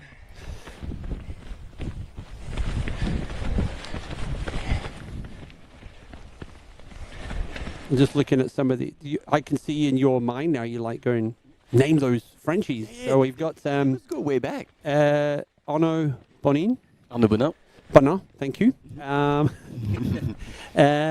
We've got Thibaut Garuvier. Ah, yeah, of course. So that's a couple I see there. Just following, the camera's following Tony McCann, who is running along. She's now taken off her jacket, obviously put it in her pack. Nice to see that South African flag on her bag. Oh, no, she's carrying her jacket in her hands. And as we are leaving you with these images of Tony McCann, we will go to a short break. Stay tuned. My name is Tony McCann. I am a South African trail runner, but living in France, running for Adidas and Sunto and Narc. And 2 days before the race, I'm feeling really, really excited. I haven't been this excited to race in a very long time, so happy to be here, happy to be getting to that start line healthy, and looking forward to getting to the finish line too. CCC is a really special race. I think as soon as you realize how big an achievement it is to traverse across 3 countries, you know, that's a very special thing, and it's something that not everyone gets the opportunity to do. So to be here, I feel incredibly grateful that I can be a part of this incredible community. You know, I've interacted with so many people from all around the world, and everyone's here with the shared goal of making it from Courmayeur to Chamonix. And I think being a part of that is just really special, and I guess that's why I keep coming back every year, year after year. There's just something about it to get to be a part of it. It's really special. When I look at the race profile of CCC, I definitely think there's an element of everything. You have to be a good uphill runner, you have to be a good downhill runner, there's some flat, more runnable sections, there's some technical sections, so you have to be quite well-rounded. And I think I'm not particularly strong in any one area, but I'm quite good at all of them. And I think that in a race like this definitely helps. But I would say maybe on the technical sections is where I expect to potentially catch some people, if I'm not already in the lead. After the race that I had last year, I think a successful race here for me would be getting to the finish line, having given my all, and feeling like I came here and I achieved what I wanted to achieve, which is not a place, it's not a time, it's really just running a race that I can be proud of when I go to sleep at night, and know that I took the risks that I wanted to take. I was careful when I needed to be careful. I paced myself well. I ate well, and I think if I can do that, I'm going to be really happy. Obviously, I'd like to win too, but you know, we can't have everything always. That was interesting. Finally, people are just putting it out there. Yeah, and you know, she caught herself. That you know, she said, "Oh, you know, hopefully I'll be able to catch people on the technical descents if I'm not already in the lead." You know, she can envision it. Mm-hmm. And I think just how relaxed that she was, the mindset that she's coming into this, she has the right idea. She is so strong. She, I think, has the right mentality. It's hard to come back to a race that you've won and then DNF'd at, to have that kind of a pressure, but it doesn't seem like she's really feeling it, and she's going for the win here. But it was well responded. So big Fabiola Conti fans in the chat. So Fabiola's currently 7th. Did really well last year in the World Championships. So yeah, but it's early days yet, and Yao Miao, our race leader in the women's race, and this year, UTMB Live, this year we have 5 languages that are covering that, and our Chinese colleagues have advised us, and we've done this before, is that with the Chinese athletes, we say their family name first, followed by their first name. So hence why we have Yao Miao. So there we go.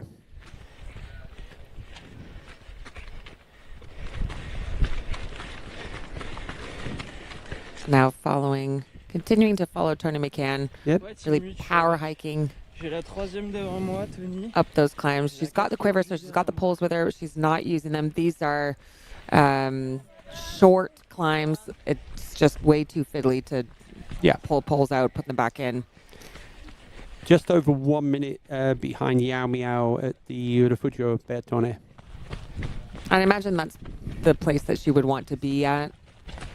You know, we all know Yao Miao is going to be going out strong here.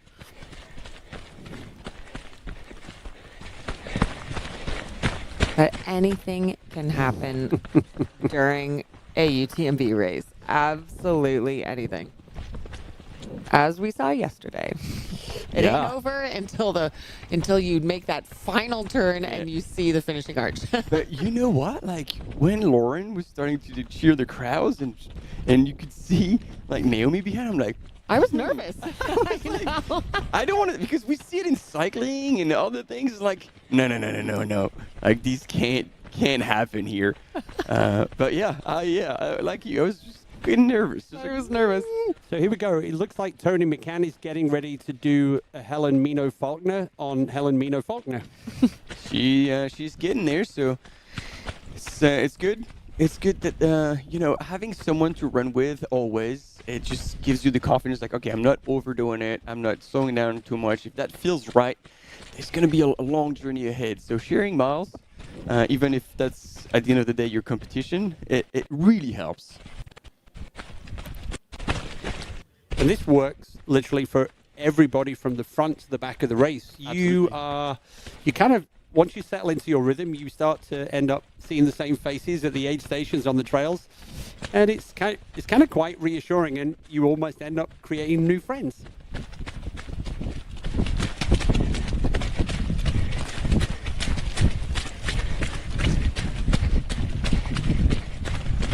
So we should expect the top women through at Refugio Bonatti, maybe just over 10 minutes. On the men's side, we've had Hans Troyer go through Refugio Bonatti in first, followed by Benjamin Rubiol from France in second. Thomas Cardin, apologies, in third. Yeah, I just have to remind myself what language I'm speaking here. They're within 15 seconds of one another. So and there we go. There you go. Tony. There's the pass. Tony's making a move. Eli Hemming coming through in fourth, again seconds behind Thomas, and then Luke Grenfell-Shaw. It's a really tight field. Yeah, the top 10 were 30 seconds apart in Bonatti. Yeah. Hans Troyer, powered by baguettes. It goes back to his kind of like a history of love of baguettes and fueling on baguettes. So, yeah. Yeah. Their next timing point will be at Arnuva in about 15 minutes. And it's interesting, the algorithm has Benjamin expected to come in before Hans Troyer. So does AI know more than we do? They sure do. I mean, I can speak for myself, 100%. Yep. But Hans has made the move. He's in the lead. Yep. Hopefully, he doesn't do a Western States again. We'd like to see him at the finish line. Well, I like his style, even though it didn't work at Western States. He just went for it. And it's like, and it didn't work. Théo Détienne, you run with panache. Yep. No matter what happens at the end, you've done you. Yeah, I think Iron Far described Hans in the lead up to this as like fearless and aggressive. It's like go big or go home. Yeah. Destroyer. And it was interesting reading his coach's David Roche's kind of recap of it. Sometimes it works, sometimes it doesn't, but it doesn't necessarily mean it was the wrong strategy. Oh, no. I mean, we've seen Jim do that at Western States a few times before things clicked, but when they do... You don't win by not taking any risks, actually. Yeah. It's how calculated they are. Yeah, and as we, we're in the CCC race now, but taking the start line tonight of the UTMB's Pau Capel, who led start to finish in 2019, and we were like, Pau, what are you doing? He's like, I know what I'm doing. Yeah. So it can pay off.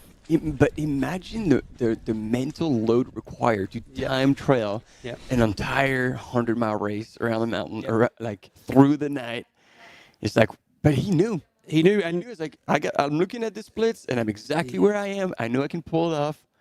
And I love Pau's story. He broke it down into 4 marathons, and at the end of each marathon, he called somebody that was really special to him on the course, said, Mum, I love you. And then the next day he tells the coach, he presented that to the team one day, and everyone in the audience, all the guys are going, oh man, you're making us look really bad. And then all of the females are like, what a guy. Yeah. So Pau Capel that year, and he's taking the start line tonight. One of a few former champions that we've got from previous years at UTMB. But that is for later this evening. Yes. Yes.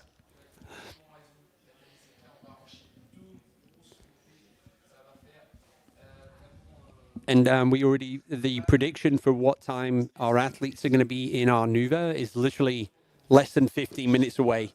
And then we may or may not now have the camera guys running up that climb or going up the climb with our athletes. But here we go. This is a recap, if you're just joining us, of early this morning. 9 o'clock, race starts in the rain.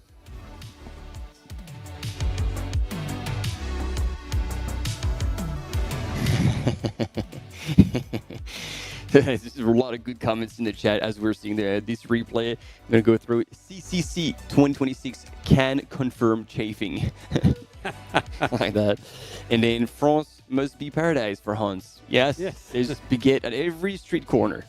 Well, that's the incentive for Hans to go big on this Italian leg through Switzerland. And then, the baguettes are waiting. So on the screen right now, this was our first runners into the Rifugio Bertone. There's Yao Miao on that descent. Now she's through the jacket. Yes.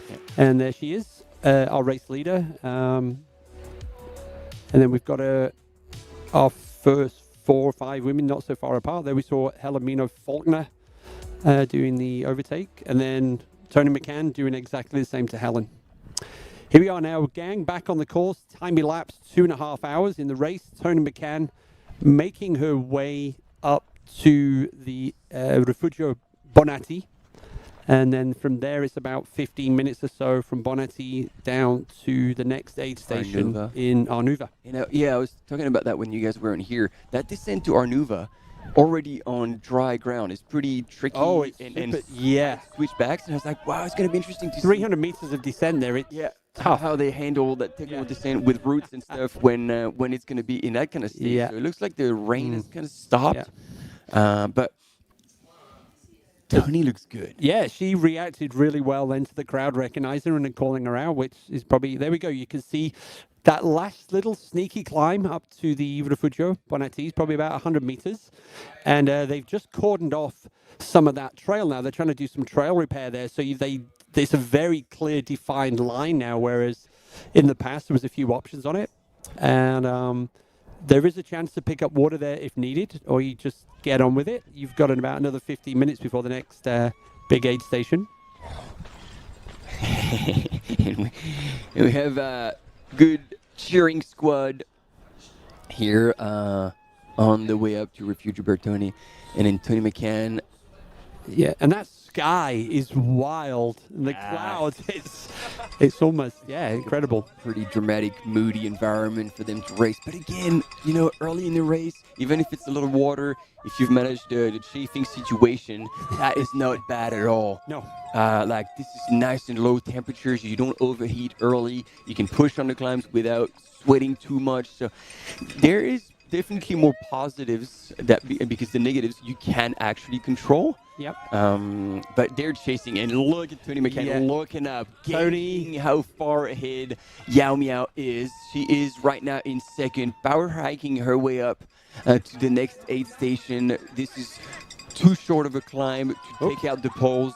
And it was good that somebody was able to point her in the right direction, and Helen Minot-Faulkner just cruising in third place.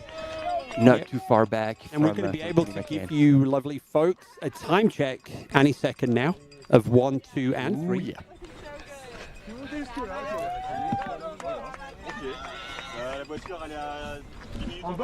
Yeah, good effort from the crowds. Early morning hike up to Bonatti, cheering on the runners. And you can see from Tony's priceless smile and Helen's that this is appreciated.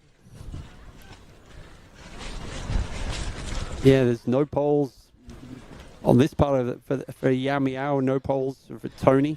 And yet Tony has them, because Yao Miao chose not to have them, but Tony has them. So she'll... It's kind of short and punchy. It's like, I'm not bothering poles in this segment. Yeah.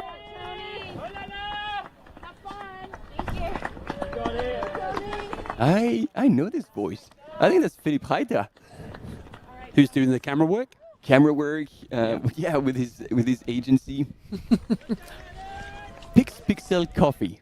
Yes, Pixel Peak Cafe. Pixel Peak Cafe, yes. Pixel Peak Cafe. They were out with me, I guess. That's right. During TDS. Now, Helen's looking great as well. got the looks like a butterfly on the cheek. Oh, so we've upgraded from glitters. It's like a butterfly glitter. Well, it's like, could you make my glitter in the shape of a butterfly? Yeah. Sure. Okay, I need to go back and upgrade my glitter. I was just speaking with Karen Merlin, who's going to be. She will join us this morning. She will be joining us this morning. So she is in charge of the Women in Trail initiatives. Awesome. At UTMB, which we have been chatting about, and also chatting about in the chat. So do stay with us for the conversation with her to hear what is going on with women in trail at UTMB and the various initiatives, not just during this week, but throughout the whole year. Yeah.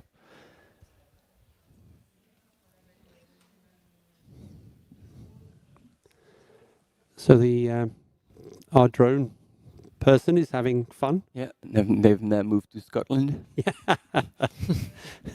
Where's Naomi? That's the beauty of this course. Like, there's so many various different environments that the runners get to run in. Well, like Tony was saying in her interview, you have to be good. You have to be kind of good at everything. Yep. Good at the uphills, good at the downhills, good at the flat. There's different types of terrain throughout this whole course. And I have to say, she claimed that she wasn't good at any one particular thing, but strong at all of them. Come on, Tony, we've seen you race. We're being a little bit humble here. Slow-mo recap. With a wet, you've got the wet t-shirt or you've got the wet t-shirt under a waterproof jacket. Those are your two options. Yeah.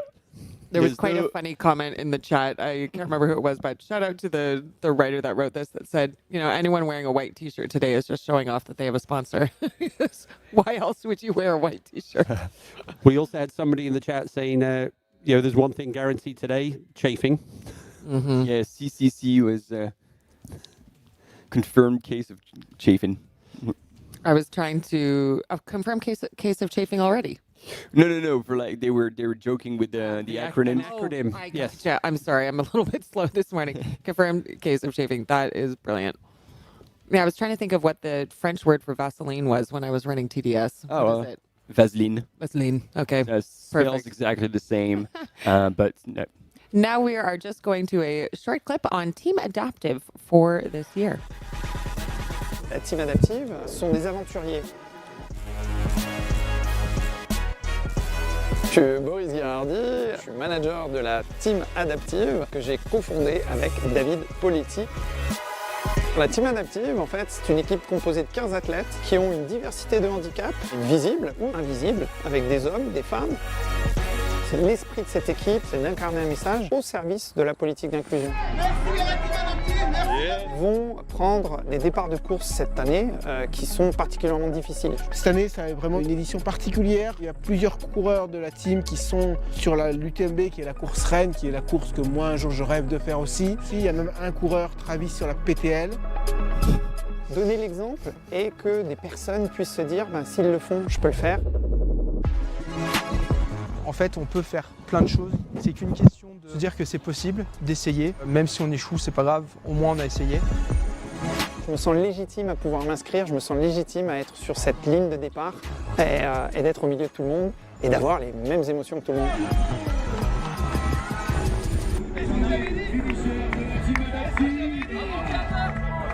Yes.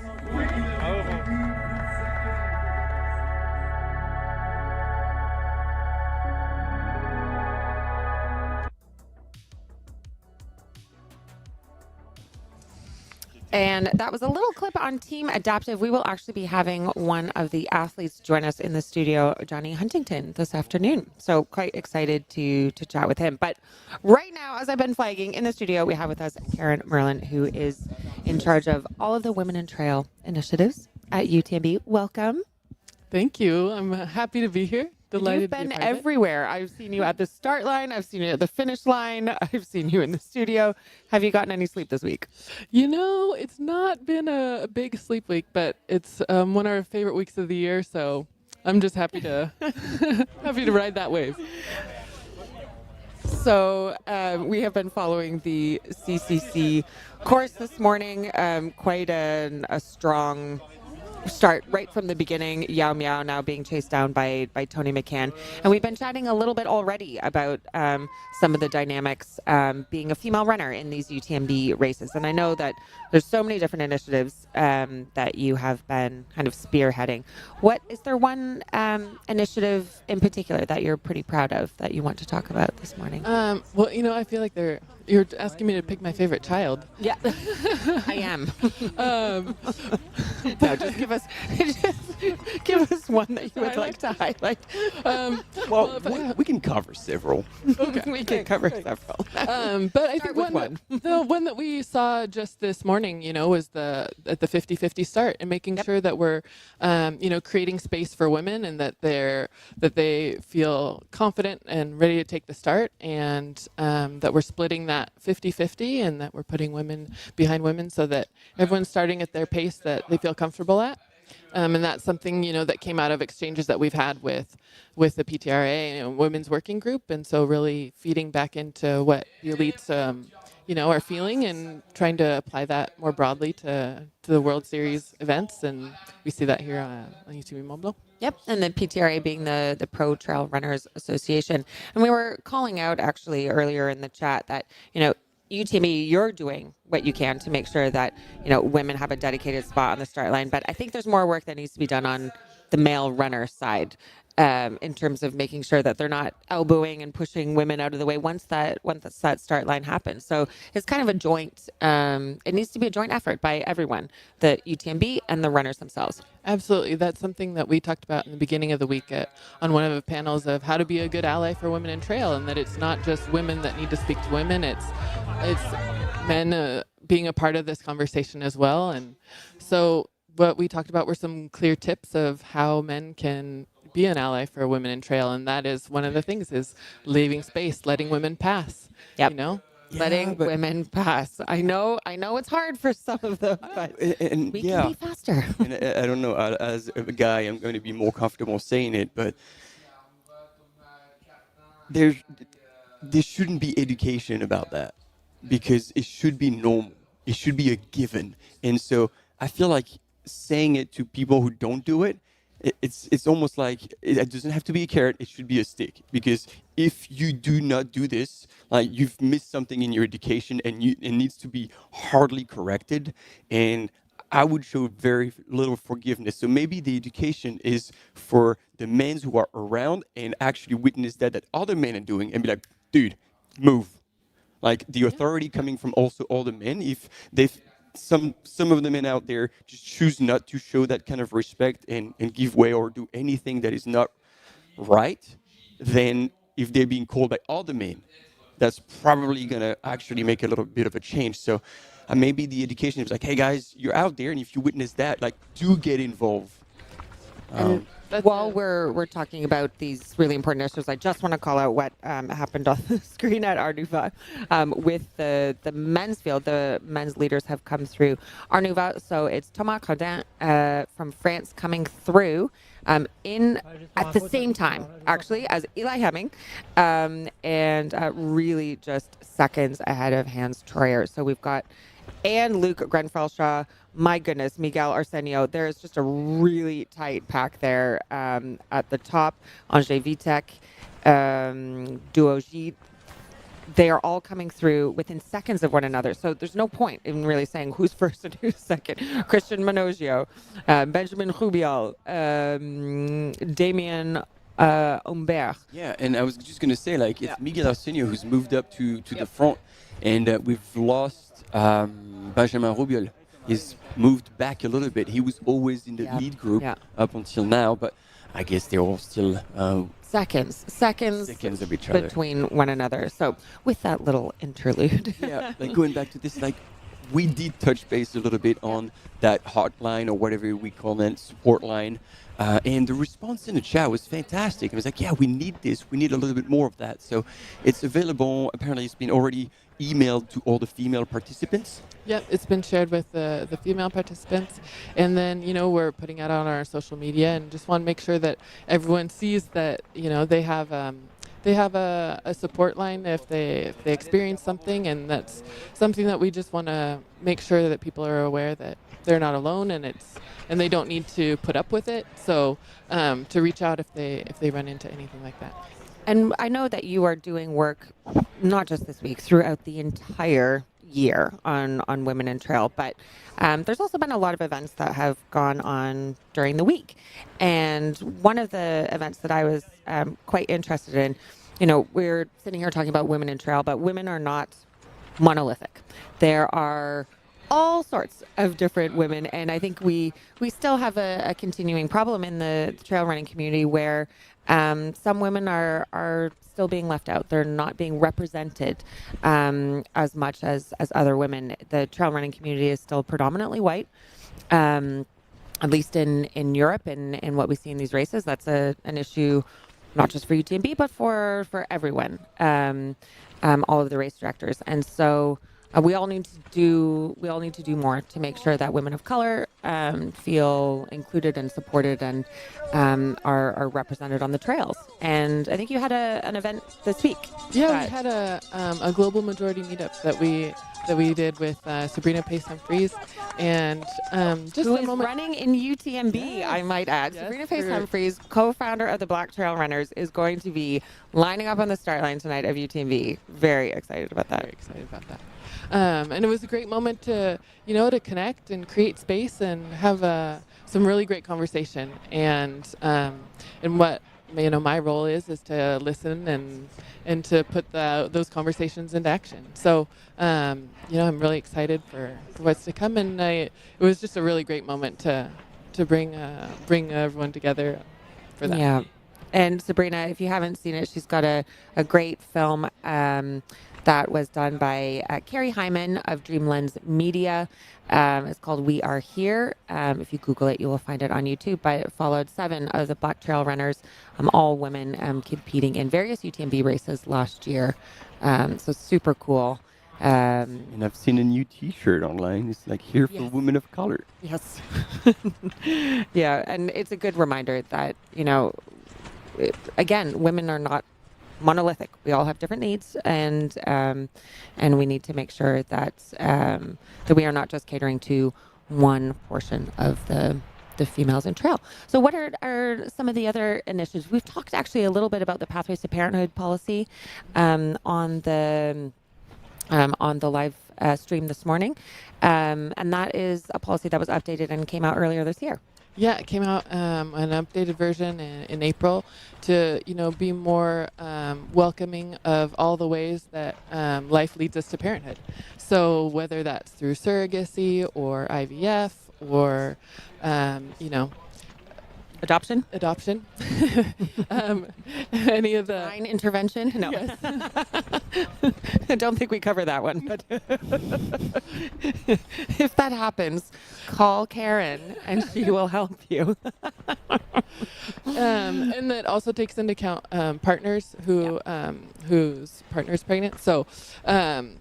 And you know what I personally found really cool about the policy, I also have to say I helped with the policy, but is that it also helps regardless of how pregnancies turn out. So if you unfortunately suffer a miscarriage, as I did multiple times, you can still take benefit from the policy. And it's these things that might seem like tiny things, but to the people who they affect, it's massive. So to know that you are protected and that you can still have a place on the start line if you go through these difficult life moments, I think it's just really quite groundbreaking. It shouldn't be groundbreaking, but to have UTMB as a race leader come out with this, I think is a good sign for all of the other race directors. And in the continuation of that, we have the breastfeeding pass, which is new this year, and so we have 2 women that are taking part of that.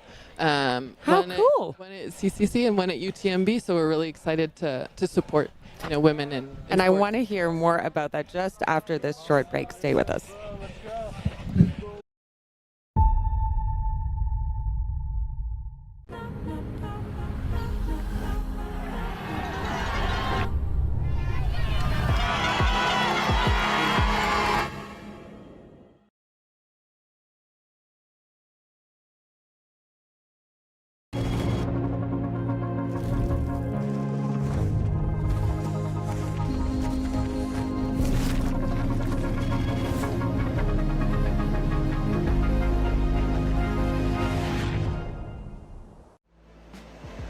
absolutely beautiful out there.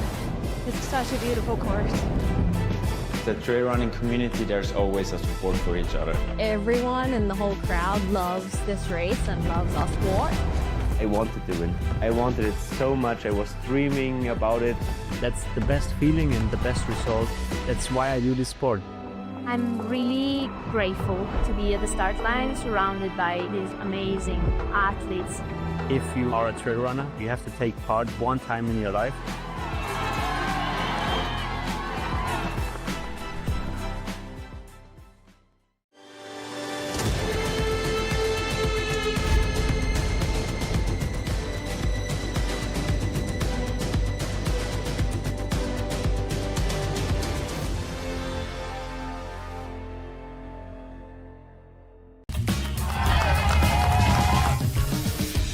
We love stinky runners, but use the soap. You finish your race and your hands are nice and soft. How good is that?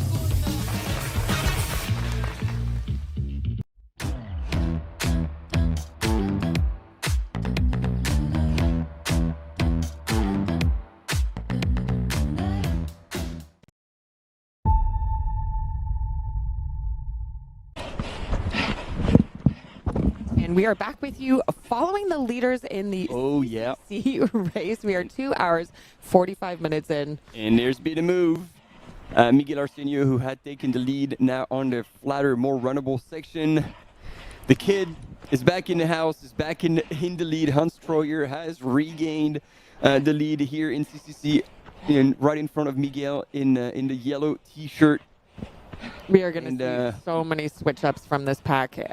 Just before the break, we were talking, going over, repeating the times that they had come through at Arnuva, and really those top 10 runners came through seconds apart. So they're all going to be jockeying for space, jockeying to find their place on the trail as they start to go towards Grand Col Ferret.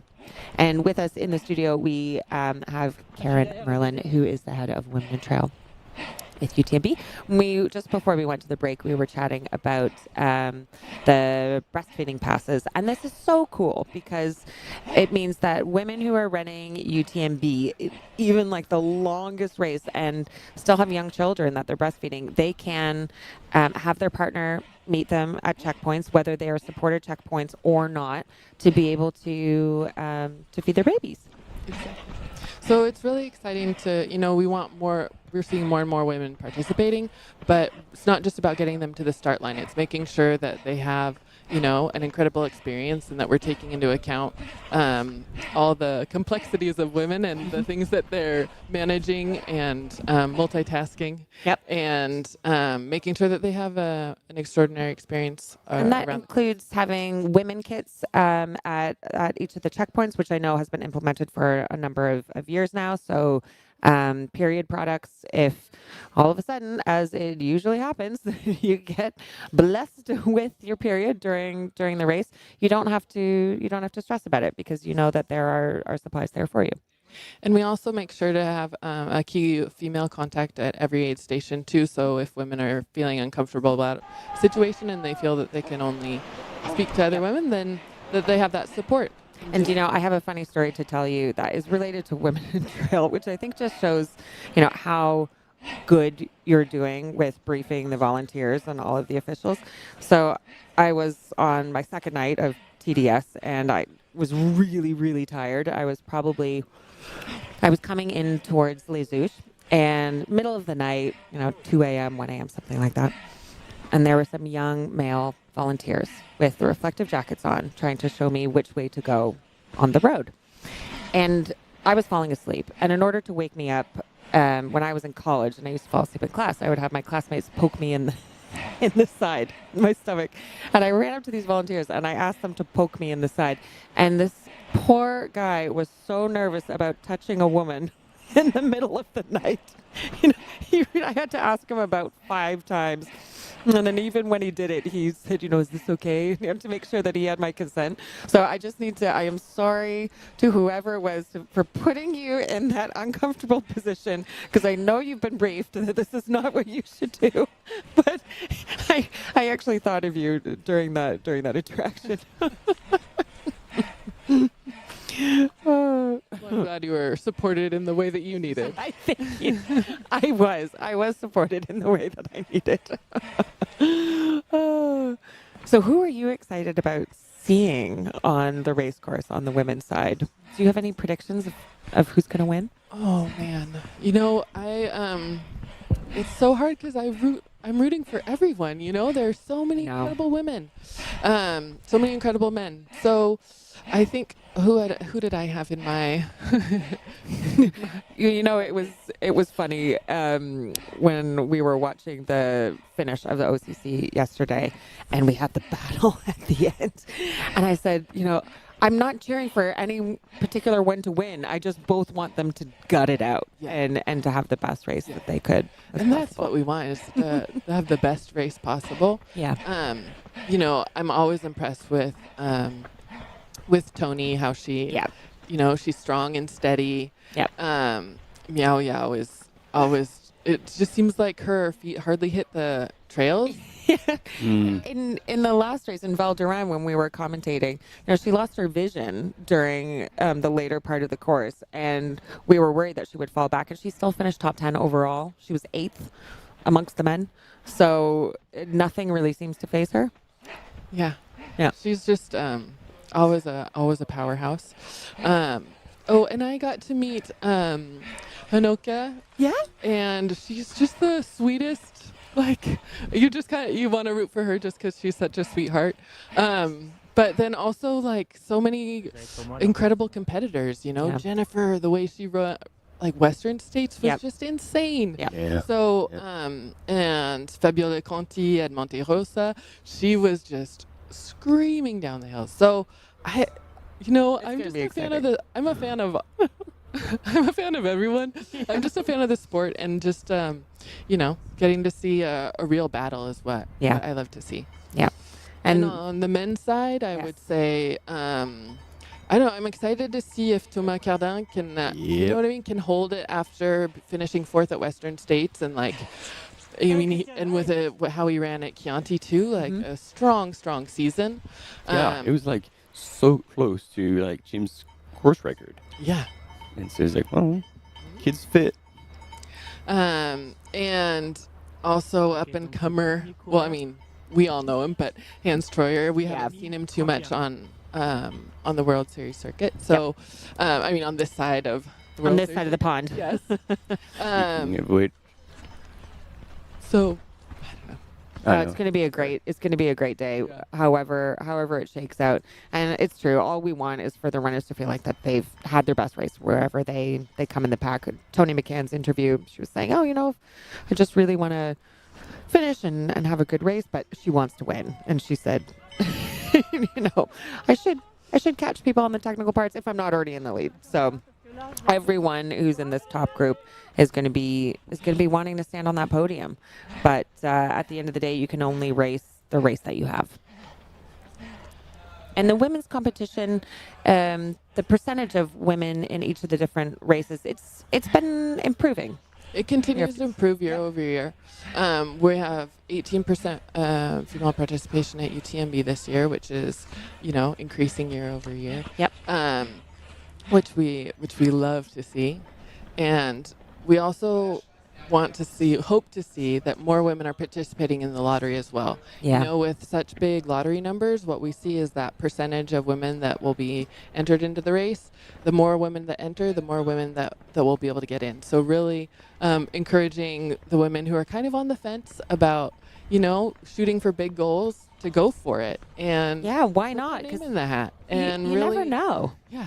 And I think one of the things that we see, and that the feedback that we hear from the studies that we've done as well, is that women wait until they have everything lined up, that they're, it's kind of the same thing for, a job. A job listing is that they want to make sure that they meet all the criteria 100% before they go for it.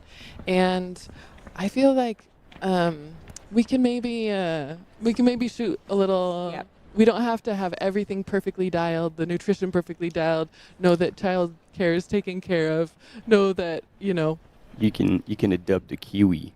attitude. It's like, she'll be all right. You know, but it's true. It's and you're right. You know, the studies show this across the board. It's not just signing up for races. It's applying for jobs. It's, you know, women tend to not sign up for things unless they either think it's almost certain that they're going to succeed. And we need to just put ourselves up for things that maybe we think we're unqualified for, because it could be a confidence thing, or it could be just the fact that ultras are freaking hard. And you never know if you are going to finish a 50K, 100K, 100 miler.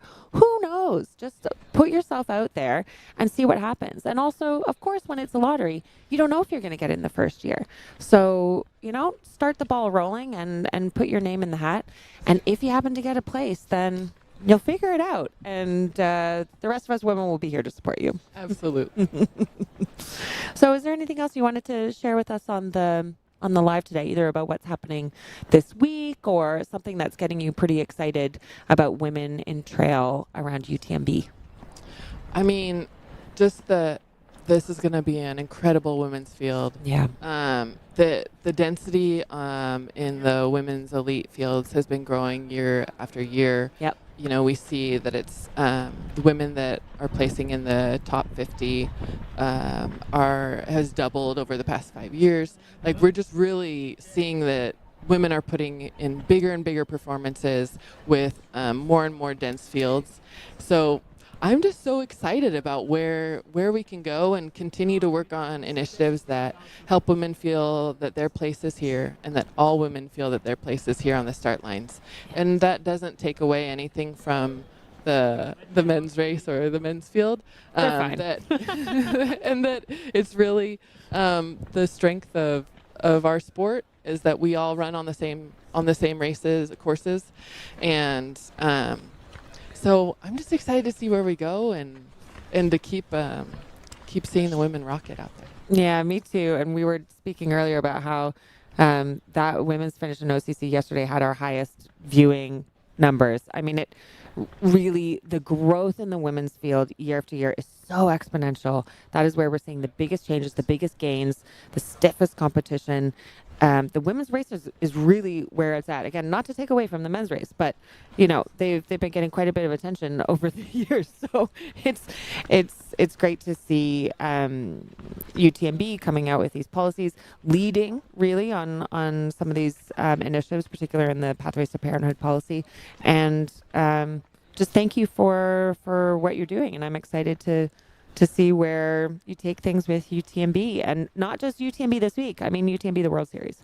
Yeah, I think it's going to be, I'm excited with what we're working on, and then just so excited for a little bit later as well. Yeah. UTMB kicking off with, with Well, Rachel, and thank you also to you guys for bringing, sharing the stories of the on the elite side as well, because bringing that visibility to the women's race is what makes people see just how incredible it is.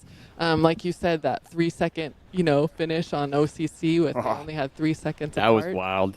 And when you see the viewership that is just as high as the men's finish is just like gives me amped. Well, thank you so much for joining us in the studio today, and you will see Karen around. If you see Karen on the finish line, go up and say hi. You're going to kill me for saying that because you're going to be so busy, but No, I love it when people come and share and say hello. So yeah. And as we say, this is going to be very easy because you are the Roy Kent of trail running. You are everywhere. Yes. And we will now turn back to the race, as we have been seeing on the screen, following our men's leaders here. They are coming up on 29 kilometers into the course, almost at 3 hours into this CCC race. And we've seen Hans Troyer just take the lead coming out of Arnuva, and then eventually a group started to form. Miguel Arsenio still holding on, and then right behind with the two pink caps, I believe. Oh no, I think I'm wrong. But there is definitely Eli Hemming, and it's good to see he's being very mindful on that climb. This is the longest climb And he's using poles. Although, is this the longest climb? Now they're going from down to Martigny. Tête de la Tranche is... Oh, of course, that first one. Yep. This is the longest climb for the UTMB course. Yeah. Hey, that was brilliant. I was enjoying listening on the... I was listening to an interview with Rachel Entrekin, talking about some of the inspiration that she's had, so that she's been inspired to bet on herself. First of all, she talked about how Courtney's been incredible, but she also called you out. Oh. Stephanie Case, did you not see that? I did not. I did not know who I was. Rachel Entrekin was like, Stephanie Case has bet on herself as well, and obviously beyond trail running, you're a mover and a shifter, and you've kind of got all kinds of wonderful experience. So you're also a fantastic. So you are setting the benchmark for some other human beings as well. Thanks, Rach. Yeah. Well, and I was also quick whiz around the studio. We had Francesco Puppi sat in the Italian booth.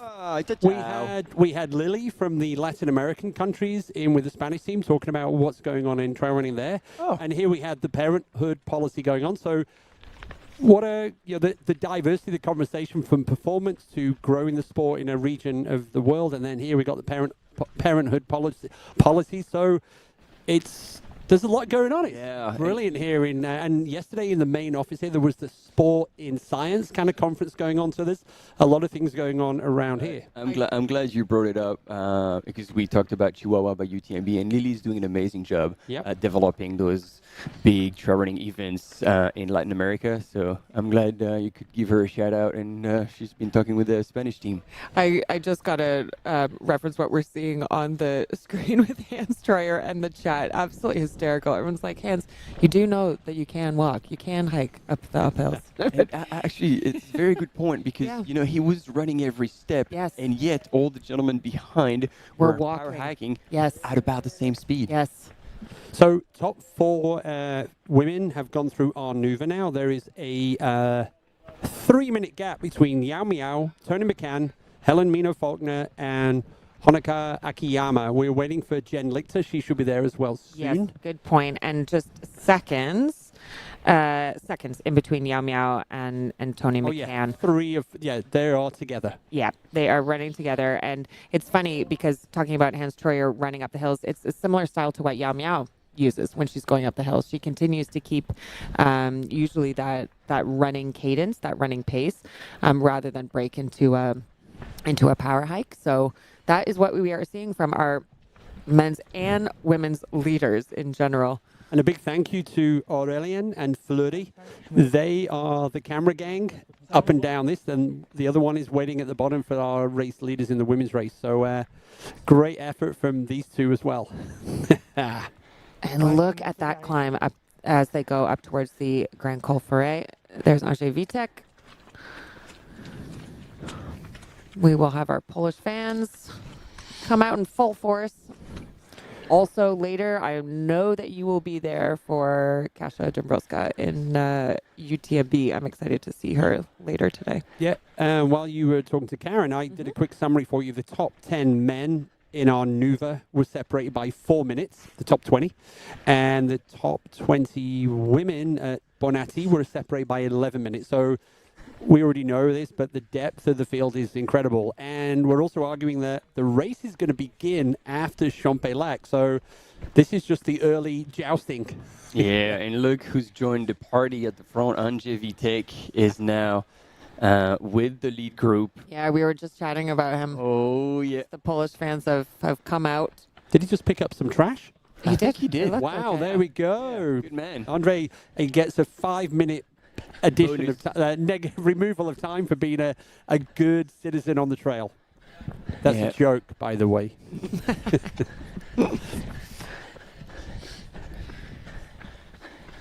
And now we've had Jen Lichter go through Arnuva exactly at noon. So Jen is currently about 4 minutes behind Yao Miao.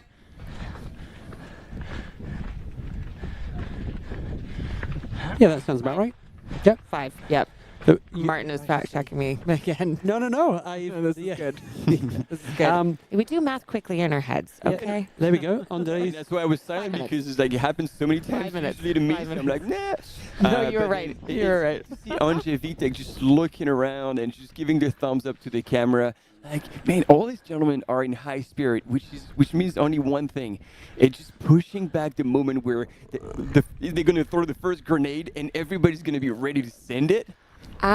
This is interesting. Okay, he didn't pick up trash. Someone was saying that he washed his hands in a puddle. Okay. Oh. That could have been it. Yeah.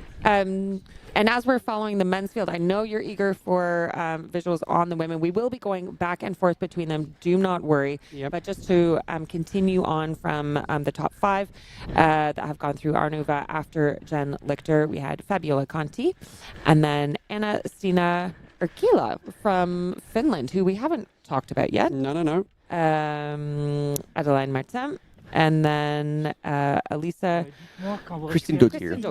Thank you. And then Thérèse Leboeuf. Yep. Nope. They have not come through. So Adeline Martin, Elisa, and Thérèse have not come through Arnuva yet. So far it ends at 7th with Anna-Stina. So we're at 29.4K. The summit of the Grand Col Ferret is 1.5 kilometers away. We're about 10 minutes away, 10 to 15 minutes from the front of the pack summiting. And then they've got, in effect, a 20-kilometer descent. Halfway is to La Folie, and then the second half down to Pras de Four. Here we go. Front of the women's race, Steph Case. Woohoo! Yeah. And we called it. There is Yao Miao. Now down to a power hike, just indicating how steep this climb is. Also, as the leaders go up towards a Grand Col Ferret, it is apparently 10 degrees Celsius at the top. So chilly. It's a bit chilly, but not bad at all. Not bad.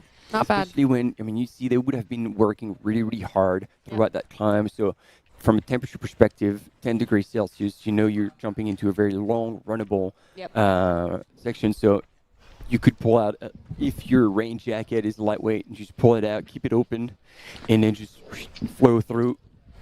I suspect that most of them will not pull anything out, and they will, because they're only at the top for a brief second before they descend down. And the wind that we had on the first climb doesn't seem to be here. We're not hearing it. We're not seeing the athletes, because sometimes the wind on the Grand Col Ferret is savage. So no, I don't believe there's much wind up here yet. Yeah, Meow looking focused and strong as she power hikes her way up this climb. Thank you, Daniel. So Anna-Stina, her family name is Erkila. So he's given us a little bit of pronunciation tips there. So yeah, Anna-Stina Erkila. And there's also advice on pronunciation about Meow's name. We've got cats in the chat. Meow meow. Meow meow. Yeah, so Yao Miao was with Tony McCann in Arnuva. So as we saw yesterday in the race, some of the athletes have the uphill strength and then vice versa for the descending. So quite clearly the climbs are Yao Miao's strength.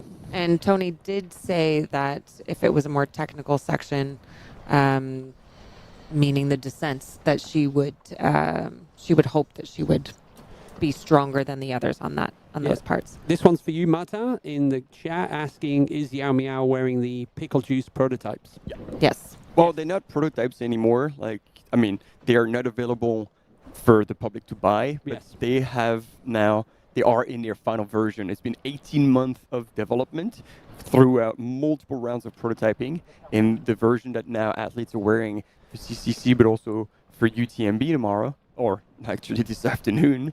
We're getting there. And that you can buy it in the spring. Is it going to be in the spring when you can buy it? Do you know? I do not know exactly about the retail intro.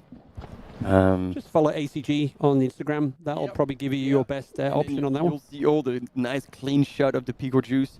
Super big rocker, very lightweight upper, high stack for good protection from the ground. But to me, the biggest difference and the biggest win was in the outsole geometry and compound, which again, kudos to the creatives.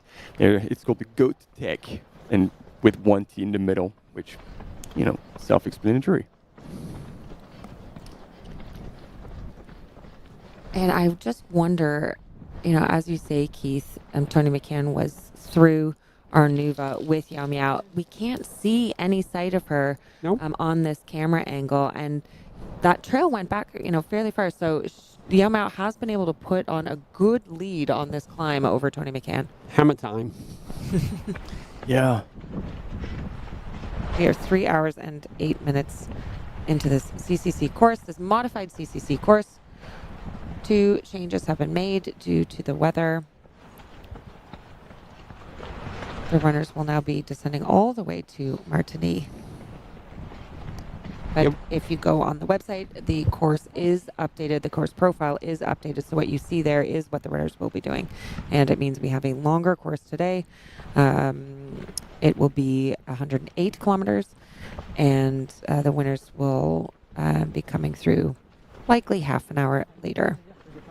One of the many other things going on here at UTMB is all the different race directors from around the world are here kind of sharing information. I was just talking to 2 people that are looking to maybe create a race in the future in Iceland. So I was saying, we got kind of classic Icelandic weather here today as well. Yeah. So they were just talking to the race directors from Mystery 100 looking for some top tips. And also, hey, how much does it cost to put on UTMB Live for a race? And the simple answer was, it's a lot of money. Yeah, but when you see, compared to other sports. Oh, yeah. And the constraints of the terrain, the environment, reception, it's arbitrary. It's a high number, and actually it varies from race to race because depending on whether you're moving the team, the distances, how many events you're covering. Yeah, but it's a great marketing tool, as we've seen here for UTMB World Series. It's we're also conscious that there's probably a lot of people watching that have maybe never done a UTMB race before, but they've heard all the hype around trail running. So this is hopefully a great way for you to see how the pros do it, and hopefully inspire you to on your first step on your journey to taking up your first qualifying or your first trail race.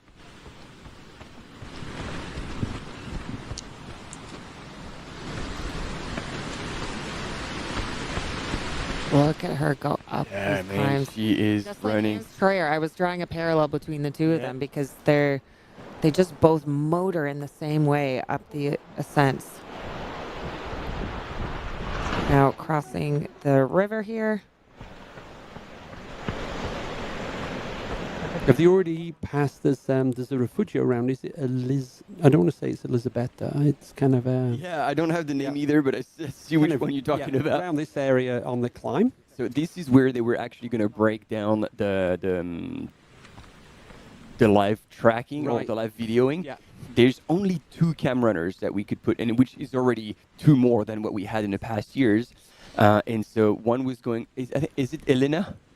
Yeah, Elena, that's it. Yeah. I got the E, but I was like, Elizabeth is already over close to the Col de la Seine. And so it was going to be like Arnuva to Elena with the men, and then that person was going to stay, and then one person was going to do Elena to the Col, and then back down, so catch the woman again. Yeah. And I think we're going to be quite soon going to a split screen because the race leaders in the men's race are almost cresting the border between Italy and Switzerland at the Grand Col Ferret.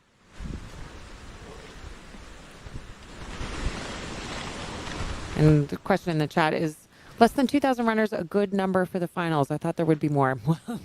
The finals include OCC, CCC, UTMB, and there are thousands of runners across the races. This is definitely not an undersold race, just to make that clear. Everyone has fought their way, either earned a spot, gained a spot through the lottery. And there's always considerations about how many people can you manage safely and let on the trails. It's more like this, indeed, because if the organization could offer 10,000 spots in each run, in its distance, I would hope they wouldn't. No, because they can't. Yeah. For obviously logistical reasons, permits. They're still going through wilderness areas. So there are limitations that are imposed. So it's not even like it's a good question, but it's not a deliberate choice. Like if they could let more people partake in those finals, they definitely would. Yep. And there's more and more measures that are being taken every year, like in the UTMB race when they go through the Contamine Natural Reserve. Now the runners, it's only in the UTMB race, but the runners will have to put on a red cover on their headlamp or have specifically just a red light because it's less disturbance for the wildlife. Also been a question in the chat about whether pacers are allowed. No. Pacers generally in ultra races tend to be an American thing or a North American thing. You really don't see races over on the European side or really outside of America allow pacers. And here we are, folks. This is the top of the Grand Col Ferret. Welcome to Switzerland. And they all were ready. They were all putting the poles away. It looks like Luke was struggling a little bit with the quiver. I think people maybe he's keeping the poles out just in case it's too muddy. Probably not. No. It doesn't look that bad underfoot, to be honest. Whoa, has also moved up. Yeah, it does not look too muddy. This is actually, it could be quite great terrain underfoot because it's just wet enough that you're not going to get that shaly kind of slip and slide that you can get when it's really dry dirt. This could be quite good. Yeah, this is one of those points in the race. It's not defining, but you kind of need to be in the mix. We're just waiting for an update on so we can give you the confirmed members. Looks like almost could be the Magnificent Seven, but maybe there's more, maybe there's less.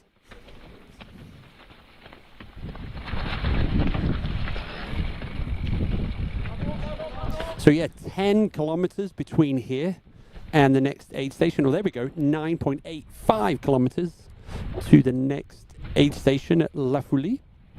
And then it's probably around about another 10K to the bottom of the valley before they begin the climb. It's about 4K up to Champex-Lac, where they get to see their crew for the first of 2 times.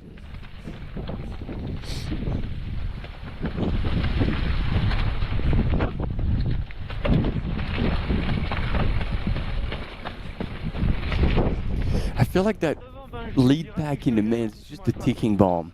Like they're just all like there, like not pushing too hard. They all seem rather comfortable still at that pace. They are all together. They're all kind of sizing one another up to see, who's holding back and who's just hanging there and who's maybe pushing beyond what they should in order to stay in the group. And see, like picking the right lines as well. Yeah. Yeah, this could be interesting. So who just moved up here? Okay, so this is Eli with, and then the other, that's confusing. Yeah, the other pink is, quick commercial break, team. We'll be right back.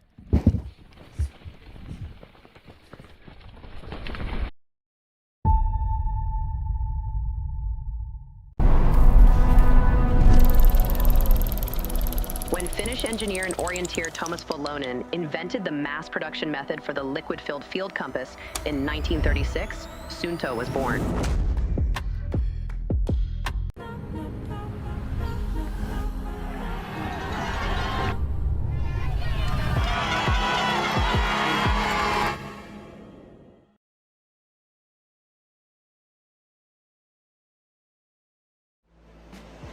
Absolutely beautiful out there. It's such a beautiful course. The trail running community, there's always a support for each other. Everyone in the whole crowd loves this race and loves our sport. I wanted to win. I wanted it so much. I was dreaming about it. That's the best feeling and the best result. That's why I do this sport.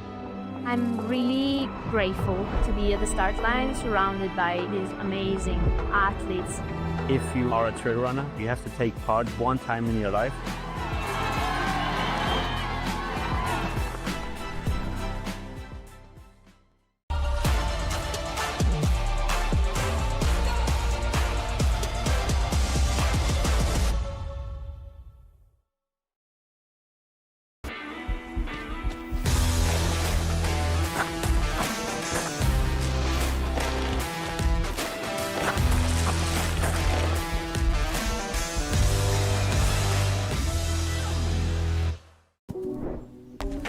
every step counts.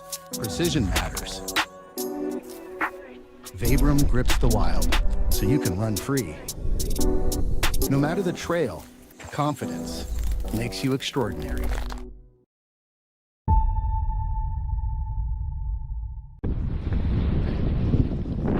Hey guys, welcome back to live coverage of the second of our 3 UTMB World Series races here.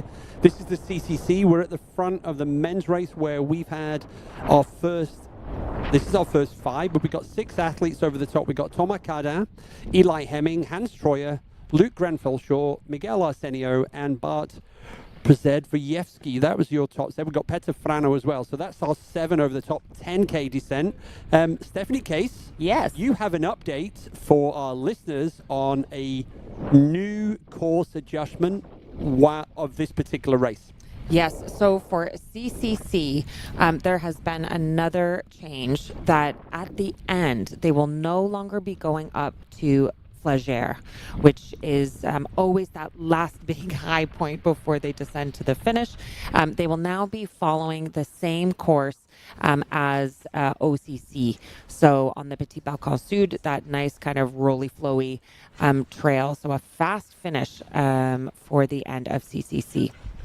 Yeah, so there you go. There's an adjustment, and we'll be getting a new adjustment in terms of the distance. But yesterday's last section of the OCC did not disappoint.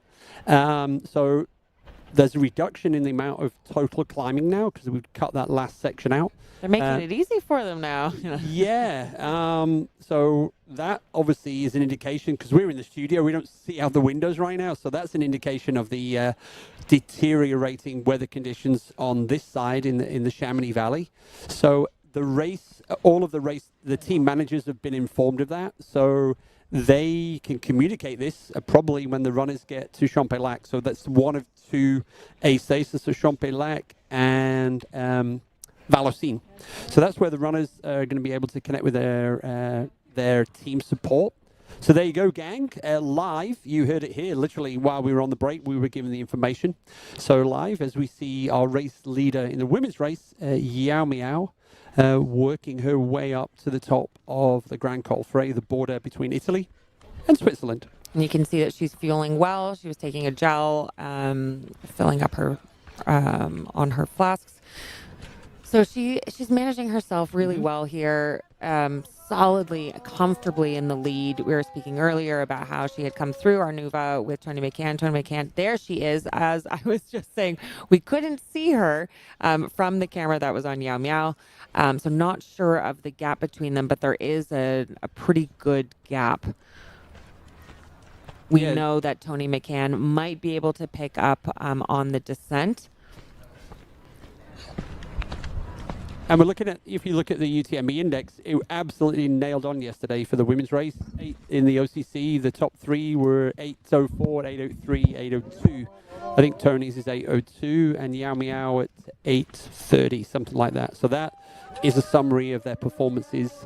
And there we go. Tony's still smiling and, sucking in the energy of the folks that have been brave enough to get out on the trails. Those are probably hikers doing the classic Tour de Mont-Blanc, which normally takes 7 to 10 days. And our race leaders tonight, they're going to do the loop in about 20 hours. So, Martin, welcome back. We just shared an update with the audience about the adjustment between Argentier. Vallorcine and the finish line. So no Flagere now. We're going to follow the traditional course of the OCC. And I haven't had the time to look, but the new course is online on the website. So anybody who wants to check it will be able to see it online already. And that's going to be interesting because, we love ultras also for what's being thrown at you and how you're going to react to it. And all of a sudden the runners are going to be informed at some point, like, hey, you're not going up to La Flagere anymore. The back end of the course is going to be very different. Yeah. And it's like, oh, okay. And whether that suits your runner's profile or not, you're like, all right, well, I'm going to welcome it with open arms, with a positive attitude, and just kind of rewire everything and just try to bring your best. And in the words of Ben Demon, one of our favorites this evening, turning pessimism into optimism. sometimes it is as simple as that. And he's the king of that. So we're going to see. And as it stands right now, the UTMB course is unchanged, but let's see. We'll wait for that decision further along. What I am seeing is that the weather, this bad weather that's in today, should be clearing the mountains by around about midnight. So let's see if that has any impact on the UTMB course. Here we go. Tony on her way up to the top of the Grand Col Ferret. We're expecting Yao Miao to crest the summit in about 20 minutes. And at the front of the men's race, because now we've had more than 10 over the top, and we have a 5-minute gap between the top 10 men. So Thomas Cardin, Eli Hemming, Hans Troyer, Luke Grenfell-Shaw, Miguel Arsenio, Bart Przedov-Wojciechowski, Peter Frano, Anthony Felber from France. Yeah. He's in there. And Meng Guangfu's moved up, and then wrapping up the top 10, so we've got 2 Polish athletes in the top 10, and neither of them is Andrzej Wittek. So Karol Ciola is our 10th place through the top of the Grand Col Ferret. Marta, you were laughing at my poor pronunciation of Bart. I suggested, I feel. Yeah, well, I was like, you've been there, and you said, like, you nailed it the first time. I was like, all right. And then just like, Yeah, I got a little bit complacent, so I need to step up my game. But then... We also, just to not to interrupt you, but we also have a bit of breaking news and update on the courses with the UTMB course. We can now confirmed. We can now announce that the start of UTMB has been postponed by 2 hours. It will now take place at 7:45 p.m. from Place du Triangle de l'Amitié. And we know that last-minute changes can be difficult for the runners, for the crew, but safety is most important, and race organizers like UTMB have to make these decisions that will be best for the runners, for the volunteers, for everyone involved. Weather in the mountains can change really quickly, and safety is the priority. So this change has been made to make sure that when the runners reach the high points of the course, the risk from the weather has reduced. The course has also been modified and will no longer pass by the limestone pyramids. So as we did last year. Exactly. Yep. So 2 changes, just to repeat. UTMB has been postponed by 2 hours. It will now start at 7:45 p.m. And the course itself has been modified. Similar to last year, it will no longer pass by the pyramids. So the updated information regarding cutoff times and the course will be on the website from 1 p.m. So if you are following us on the live, you have heard it here first. And that's why you need to be on the live broadcast. Exactly. You spill the beans before everybody else. So, quick summary for you if you're interested. So, at the top of the Grand Col Ferret, the top 25 men separated by 10 minutes. At the bottom of the climb to Arnuva, the top 30 women separated by 20 minutes. So, and Danny Moreno is wrapping up our top 30. In fact, if I look at the last 4, so you've got Robin Lesh, Claire Deveau, Lindsay Allison, and Danny Moreno. They are 27, 28, 29th into the bottom of the climb.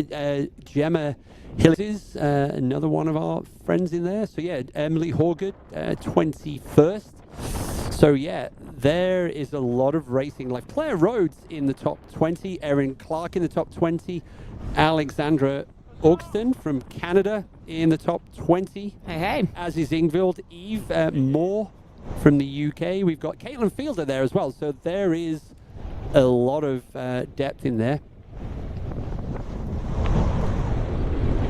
Yeah, it's just crazy when I know these women are going to be thinking just how fast they're running and how well they're doing, and they're still down near 20th.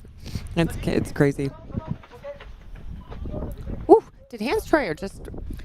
I heard, c'est bon, okay. Yeah. And he got the thumbs up, and he went straight through. And here, Tony McCann, very different style to Yao Miao with the poles. Tony McCann from South Africa, but living in France, in the Alps. Yes, good point. And you know, Yao Miao saying that there was a question in the chat, since when do we see people running 100-kilometer races without poles? Yao Miao talked about this before she went into the race. Same strategy that she used at Val d'Orem. So the flow is good. I just feel like she just is taking more of a pure style. It's less complicated, less faff. She's comfortable with where her strength is and with her ability to climb without the poles, and it's worked for her before. Great question in the chat. Hey, so delayed UTMB start. Are we not going to get a head-on collision between the UTMB start and the CCC finish?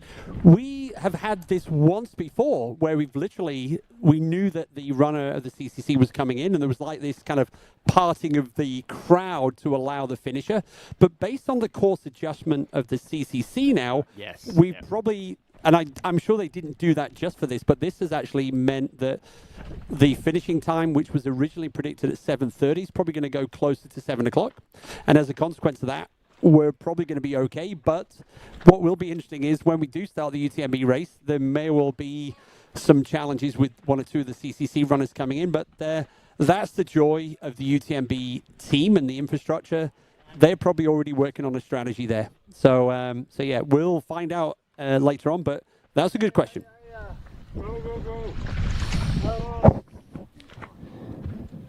Team 25, image intéressante. Enfin, elle double Dimitri Mitayev, qui était un des favoris hommes. Yeah, concern for Andrei Vitek in the chat. I just think it might be a tracker issue. We always go to a tracker issue first before we think of anything worse. So I think for those folks, kind of, yeah.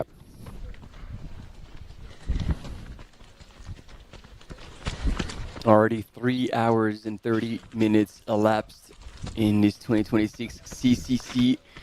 We are moving away from Valferret and from Italy, slowly but surely. And oh, look, Dimitri Mitayev here just being passed by this group of runners.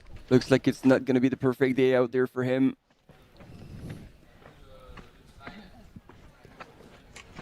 Dimitri seems to rise to the challenge of the Marathon du Mont Blanc. 90K. Yep, exactly. And then the UTMB is always his nemesis, is probably the best word to describe. Yeah. There we go, 30% section of the course. Jayo. Good, we get another group of Chinese fans here on the sidelines cheering for Yao Miao. Look at those views. The clouds are parting a little bit for Yao Miao. She is 800 meters to the summit.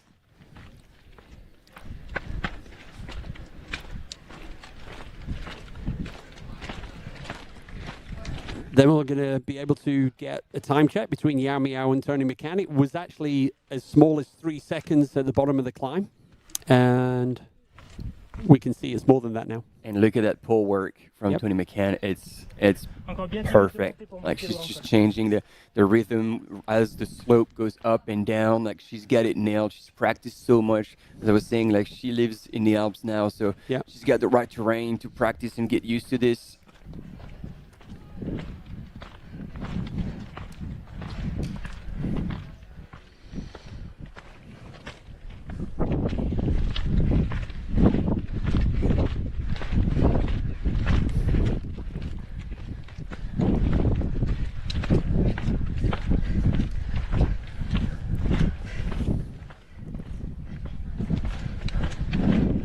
So we're the current predicted time for Yao Miao to the top on the algorithm is 12 minutes, but she might be just slightly ahead of that.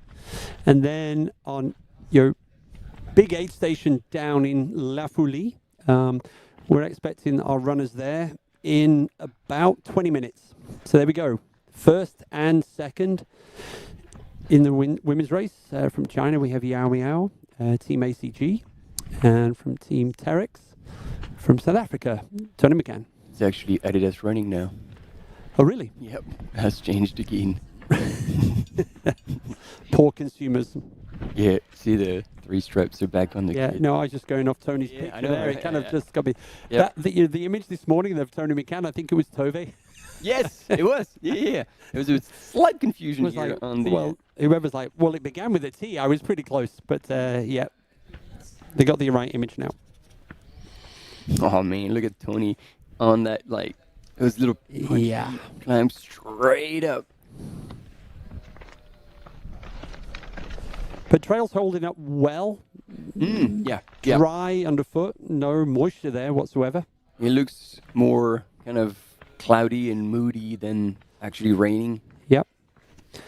Which again is a very good thing for the runners. It's perfect racing conditions. Yep. And a week ago when I was over that side, it was incredibly dusty. So it's taken all the dust off the trails. And the ground will be kind of sticky, tacky, just perfect for grip. 100%. You can see Yao Miao taking a glance back behind her to see if she can see Tony McCann.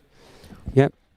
Or Helen Mino Faulkner, or the old Akiyama, or Jennifer Lichter. So yeah, there's still a lot more racing to come, and we'll expect some moving and shaking at the front of both the men's and the women's races.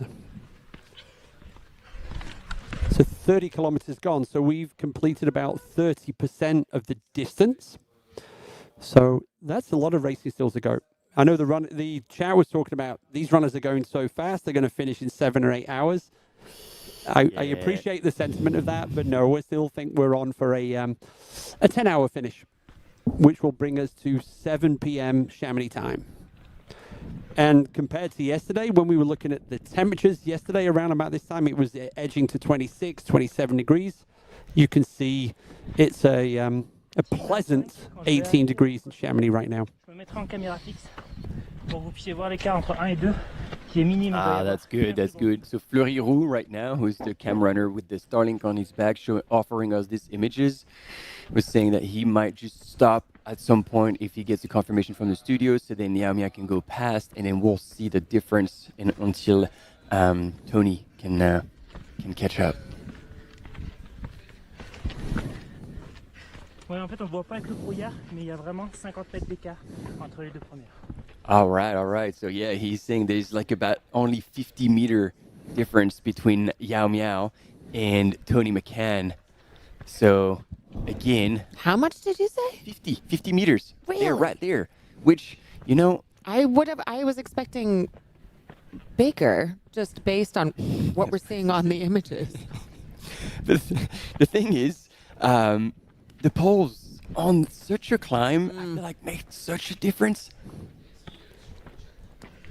Well, let's see. We will get an update soon. And the classic raclette at Arnouva. La Folie. Oh, is it La Folie?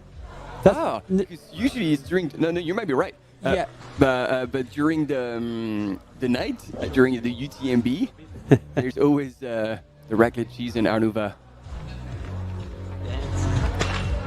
And we're actually looking at PTL. We are. Wow. Which I just realized, because I saw the 100 hours, I'm like, oh. And the two brothers have already finished. The Gabio brothers. They finished last night. Unreal. They finished in first again. The Swiss Gabio brothers, they are absolutely incredible athletes in the mountains. They show up at PTL many years. I've done Tour de Géant with Jules Henri Gabio. Tour de Glacier, sorry. So yeah, PTL, they completed 300 kilometers and 25,000 meters of positive elevation. It's amazing. Here we go. There's all the little ants running down the last segment before they reach La Folie. Definitely back to CCC, because PTL runners would not be moving at that speed. Oh, no. I just have to give a shout out to my good pal, Sophie Woods, who was running with her husband, George. UTMB was kind of promoting them earlier in the week. They were attempting PTL after Sophie got the 2,000-kilometer FKT on the Via Alpina just earlier this month, actually. Mm-hmm. And Stephanie Case was incredibly instrumental in making that story go viral. It did go viral. No, it was huge. Yeah. You wouldn't believe the number of people who have now asked me to help make their stories go viral. But if you're a woman and you are doing an adventure, contact me. If you're a guy Talk to Martin. Talk to Martin.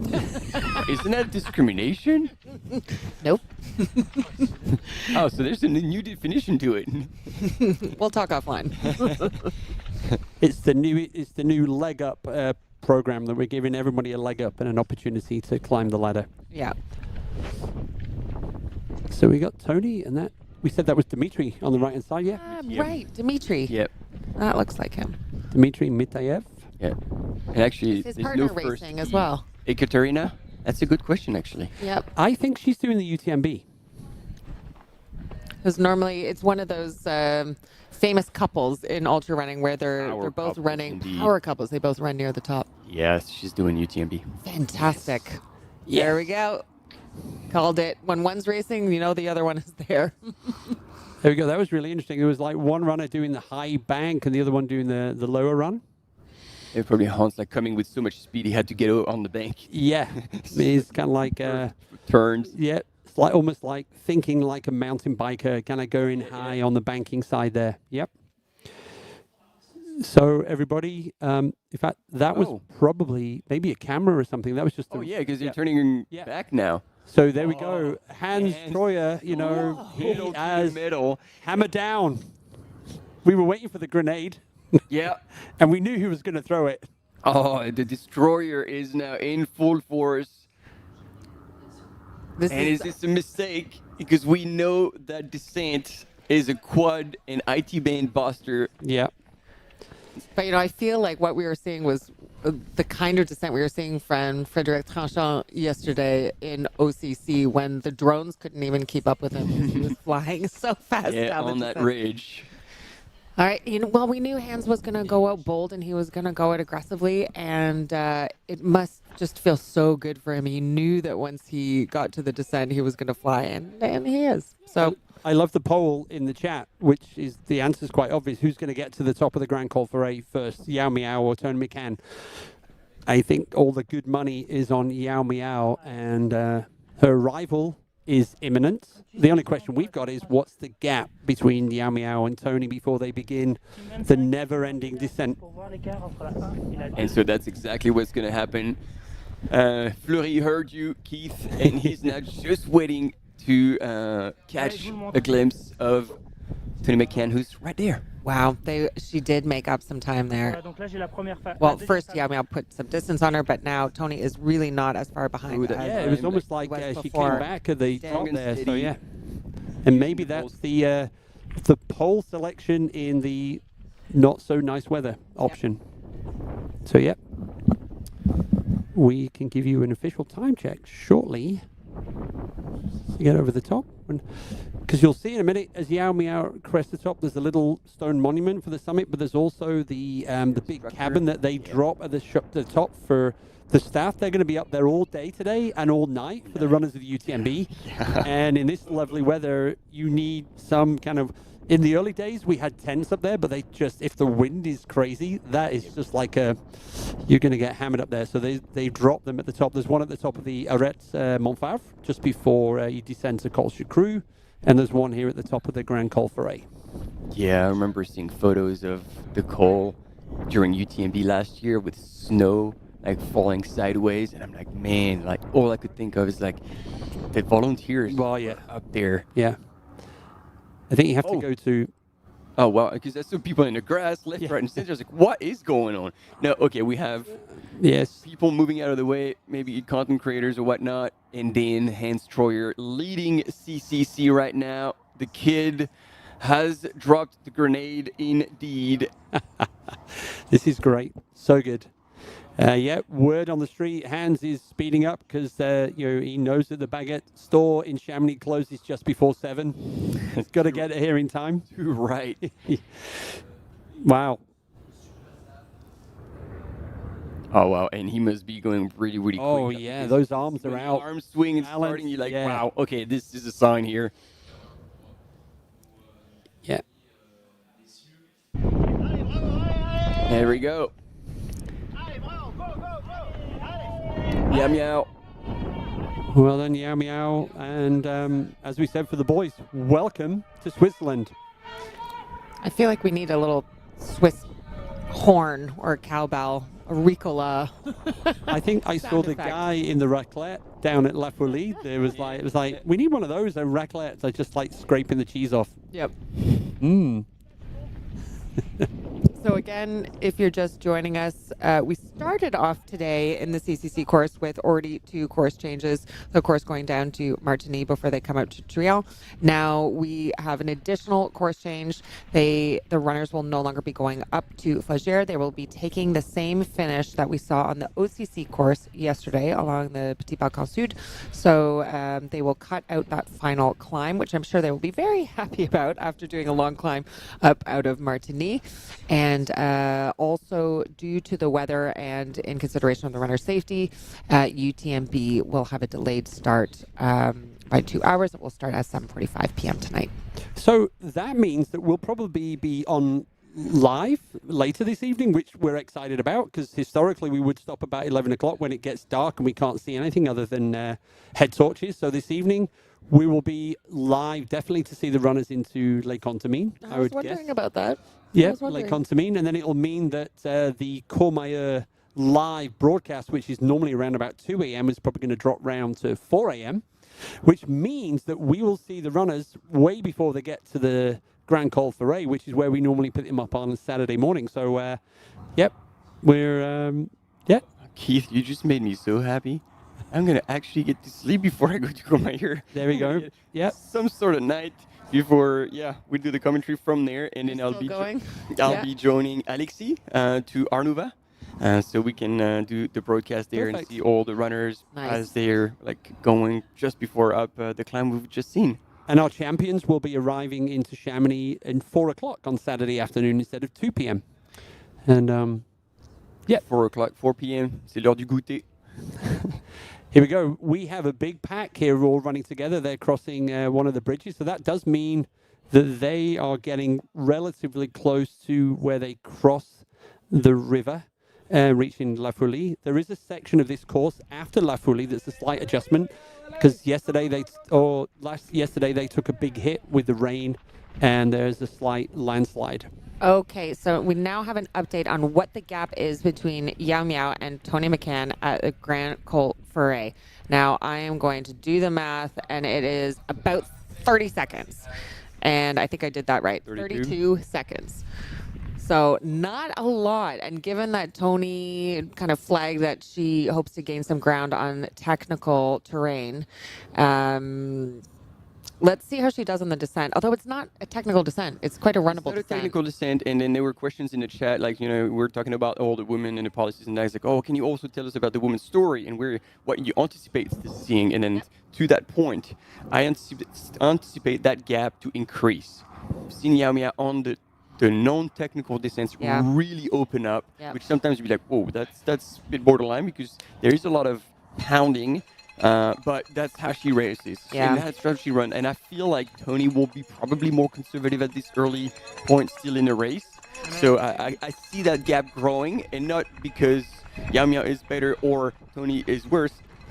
For that section, it will suit Yao Mia a little better. I think that's a good call. And Honoka Akiyama came through Grand Col Ferret as well, so she is not messing about. The gap to Yao Miao is 3 minutes, so I top 3 women over the top in 3 minutes.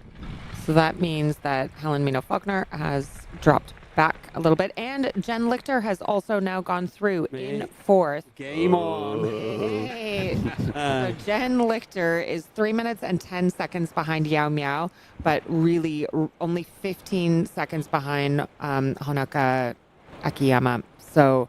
And Jen is strong on descending, strong on technical. Mm-hmm. She's a strong runner overall. And so I'm curious to see what she's going to do, whether she's going to take a shot at that descent to try and close that gap, or if she'll be a bit more conservative, knowing that she has that Western States in legs, and be like, all right, well, it's still early hours. So we can see Hans is doing one or two things. He's looks like he's eating something, but also one of his bottles is out. It's already mentally preparing for. Oh, he's mentally preparing for the aid station. Energy powder in it.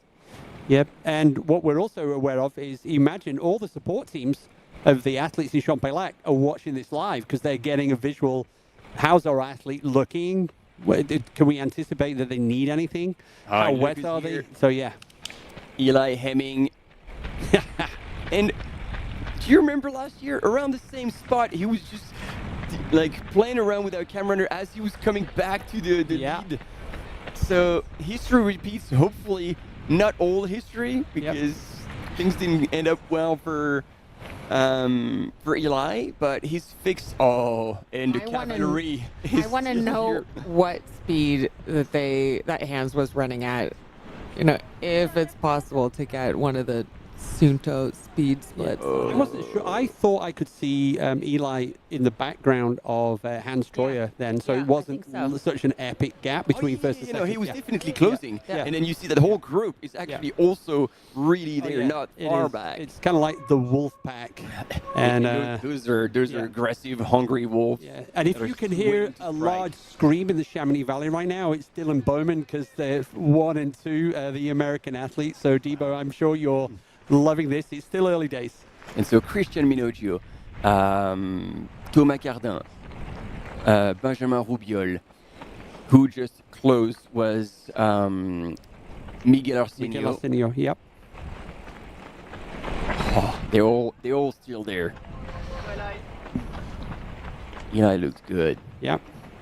And as I was saying, the issue he was facing with his legs and the cramping is now sorted. He's like, to quote him, and I wouldn't say that without him saying it before. He's like, now I train like a grandma, and I do all my core and back exercises just to make sure it stays nice and strong. But he's figured out the issue, and we've seen him being really, really strong on 50Ks. Like, he's won OCC, and now he's moved up in distance.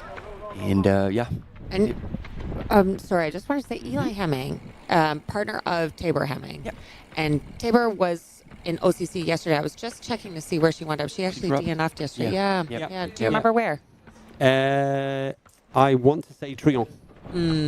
That was the place. So already yesterday, Lauren Gregory from Colorado, Eli Hemming also from Colorado. So Colorado, the Mountain State, showing up well. Yeah. Oh yeah, and like on one of the really high points in Colorado as well. Like Eli and Tabor live on the ranch. The lowest point in Colorado is about 1,000 meters of height, which is equivalent to the highest point in the UK, for example. So, yeah. I'm just wondering about the psychology of it. If you're in a partnership and one of you doesn't do well, does that motivate you as the other partner to do well, or are you feeling deflated because your partner hasn't done what they wanted to do? Just trying to figure out what you might be feeling. I think they're pretty strong and pretty good at doing their own thing. Obviously, they really strongly support each other. Eli refers to Tabor as his coach, and so they're. And I wouldn't be surprised to not see Tabor in Champelag. Yeah.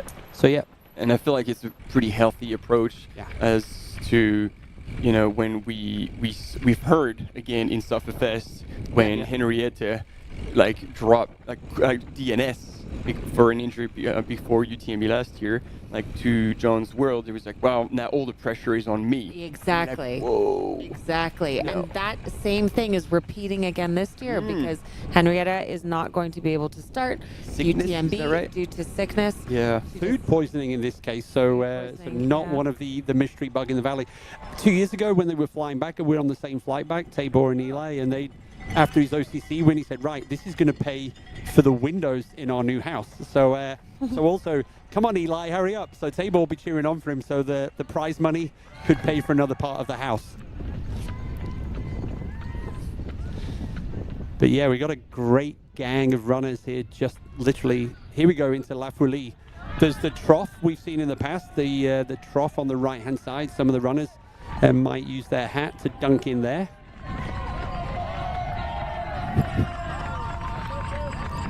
Wow, smooth as silk. Brilliant. Look at Hans' motor. And again, we've seen this before, but imagine you're starting to watch this live broadcast, and I was like, oh, are these guys running a half marathon or marathon? Nope. They're running over 100 Ks in the mountains. Mm-hmm. They are moving. So this is halfway of the 20k descent from the top of the Grand Col Ferret. So around about 10k, they've descended into La Foulie. And they've got another 10k to the bottom of the valley, press to 4 before the 4k climb up to see their teams in Champelac.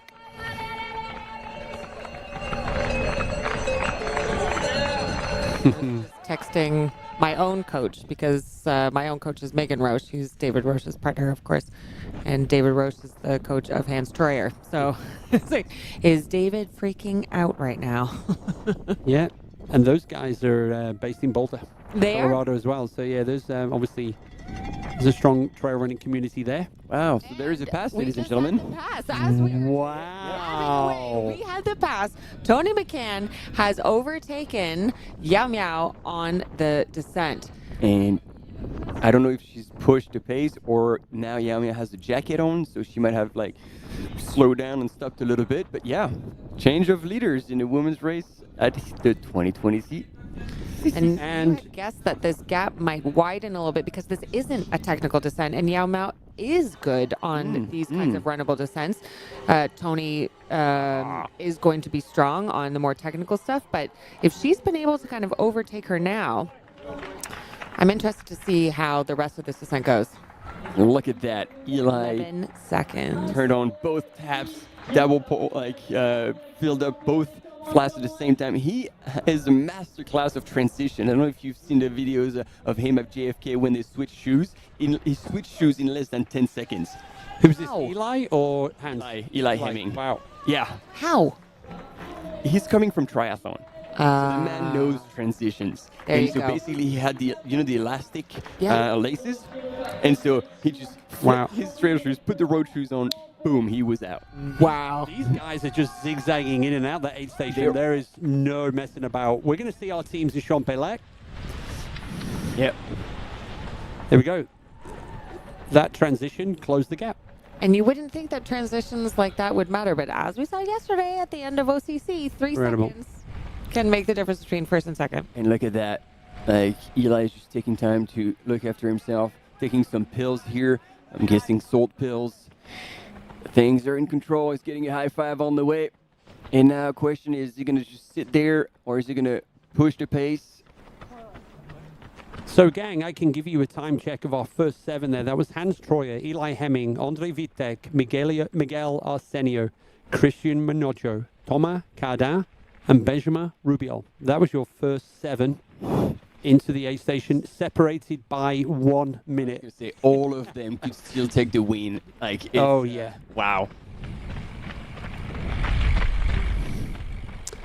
Yeah, the next thing now is going to be the aid station in Champelac is going to be a really big one. So no pressure to all of you support teams out there. But, yeah, you're going to need to do a good job there and a quick job and unleash your teams or your runners onto the second half of this incredible 100-kilometer race. And we've had the top 10 women go through the Grand Col Ferret. Ooh. In 10th, Therese Leboeuf. In 9th, we have Elisa Kirsten-Dotter. In 8th, Adeline Martin. In 7th, Fabiola Conti. In 6th, let's see if we can get this, Anastina Urkula. In 5th, Helen Mino-Faulkner. And then, of course, Jen Lichter, Hanukkah Akiyama, Tony McCann, and Yam Yam. And I'm going to give you your little maths challenge there, Stephanie Case. What's the time gap between 1 and 10? Okay, here we go. We have 11 minutes. Wow. 11 minutes between Yao Miao and Therese Leboeuf. And that's going to be a good figure to hang on to when we see them again at the bottom of La Foulie and 10Ks of running downhill. Fair enough. Look at these 2 boys having a bit of, just going for a Friday afternoon run. Yeah, they look like they're going for a park run rather than duking it out to the end of a UTMB World Series final. But don't see the other runners behind them. So these 2 are just like, this is great. I just want to point out, we can see shadows now on the ground, which means the sun is Oh, yeah. out. So the rain has stopped. The weather, at least... we always talk about Italy being the sunny side of the mountain of Mont-Blanc, but Switzerland is the sunny side of the Alps right now. And see, like Eli was just catching up based on pace, and you can see Hans just wanting to give another go, to push the pace, just like they're chatting away. Oh yeah. You can't get too carried away either. I wonder if they've been informed yet of the course change. Of the fact that now the back end of the course is very different. They're not going up to La Flégère.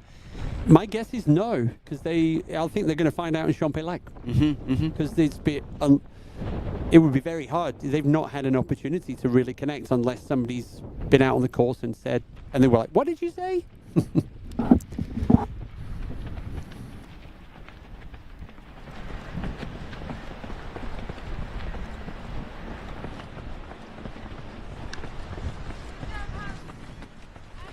Thank you, Steph. Writing in the chat. Yeah, we have. There are 5 languages here covering the UTMB live, including Chinese. So we've been advised by our Chinese colleagues that when we refer to the Chinese athletes, we start with their family name first and their first. So that's why we're saying Yao Miao, not because we like the sound of it, but that's what we've been asked to do, and that will be the same for Meng Guangfu and all of the other incredible Chinese athletes that we have here. Yep. But thanks for the question. We like that.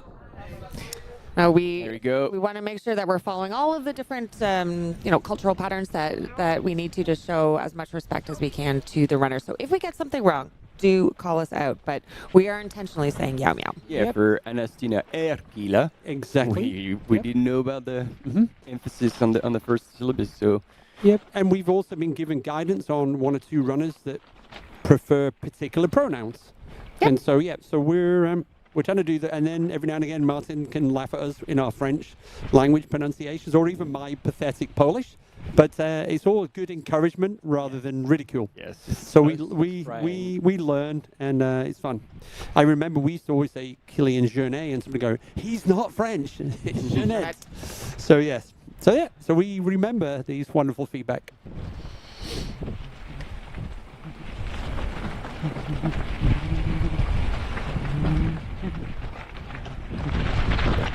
So you can see on this part of the course, they are still, it doesn't look like they're descending that much. It looks like more of a gentle descent than what they faced earlier. If you go on the UTMB live website, you can see the women are on the steep part of the descent after the Grand Col Forêt, but it does flatten out a bit after La Folie before they then make the punchy climb up to Champex-Lac. So we know there's a lot of athletes following this who are not racing, including Trayson Knopp, and Trayson's just kind of like letting us know that Claire Rhodes passed 20 people on the climb from Arnuva to the Grand Col Forêt, and Claire Bear, as she's now being referred to. So Claire Rhodes, unfortunately, surviving a bear attack 2 weeks ago on her home trails in Alaska. So Claire is at the finish line. I think she did get a couple of scratches and bites, but deep puncture wound. Yeah, she said, actually exactly. in her hip. So it wasn't a near miss. It was a scuffle. She took on a bear and she won, and she's out racing. 100%. So we're cheering on Claire Rhodes as she works her way down the descent to La Folie. We're going to take a short break, and then we'll be back with all of this excitement.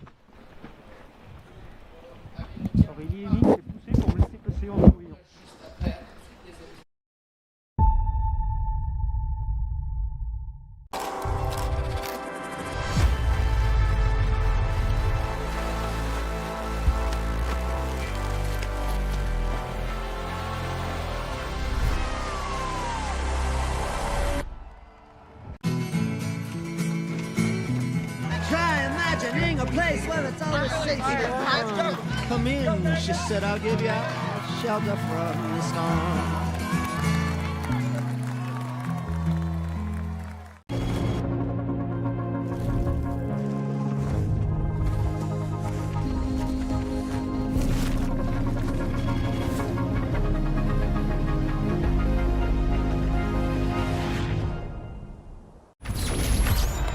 Via, c'è tanta gente. Non ci facciamo prendere dall'entusiasmo. Allez, bien en gestion, le cardio est bon, c'est parfait. Mi è venuta una vescica. Fa un male cane. Aïe. Ah, ça va pas du tout cet orteil. Ce l'ho fatta! È finita!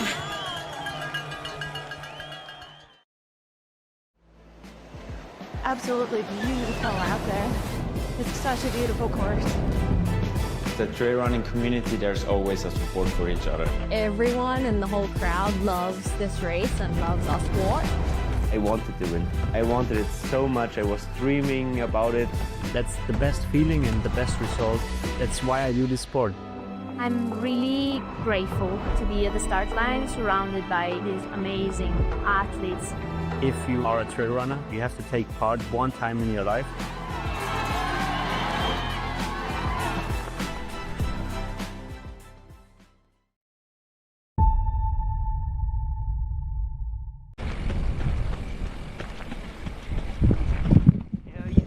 And we are back with you live following the CCC race, and Oh yeah, no, sorry.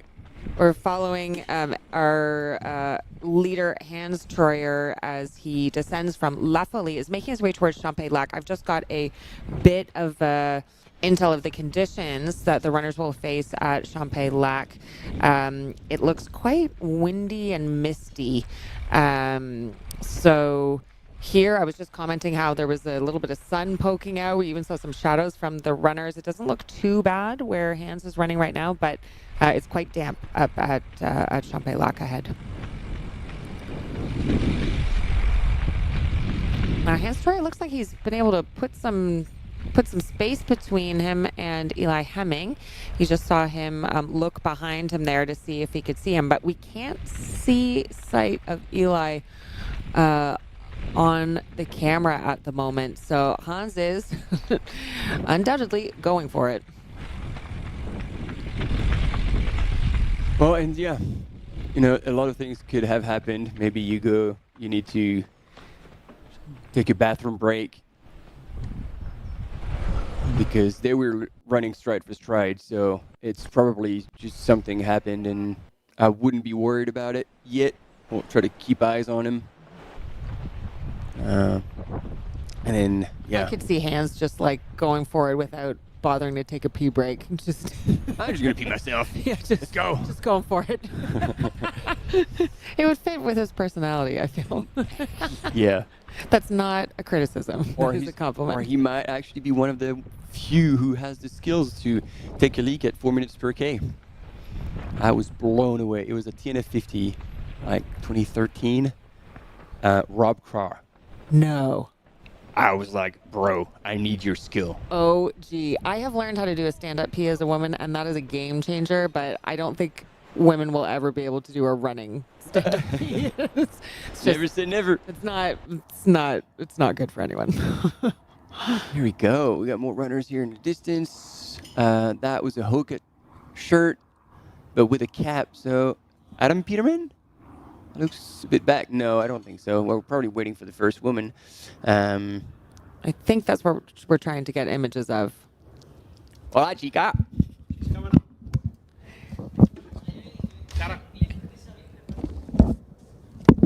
And we are all just faffing around here for a second because a celebrity has just walked into the studio.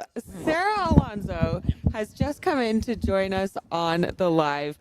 I am so excited. I haven't gotten a chance to meet you in person, but I've commentated on your racing. Yeah, I know your voice. I don't know if that's a good thing, but huge congratulations. I actually got quite emotional. I got quite teary yesterday watching the finish because it was just so beautiful to see you all push yourselves and push each other to an incredible finish. And after 2 fourth places, to see you get third. I know you were in second, and it hurts not to have kept the second, and I want to talk about that. But just congratulations for making it on the podium. Thank you. I'm so happy. Like yesterday was like a big battle. I know that without Tove it's gonna be like really interesting and really close, but I didn't imagine that as close. Like having after 6 hours and a 10 minutes race, just 1 minute of the podium gap is quite crazy. Like 3 kilometers from the finish, like it's like I don't know if I will finish like first, second,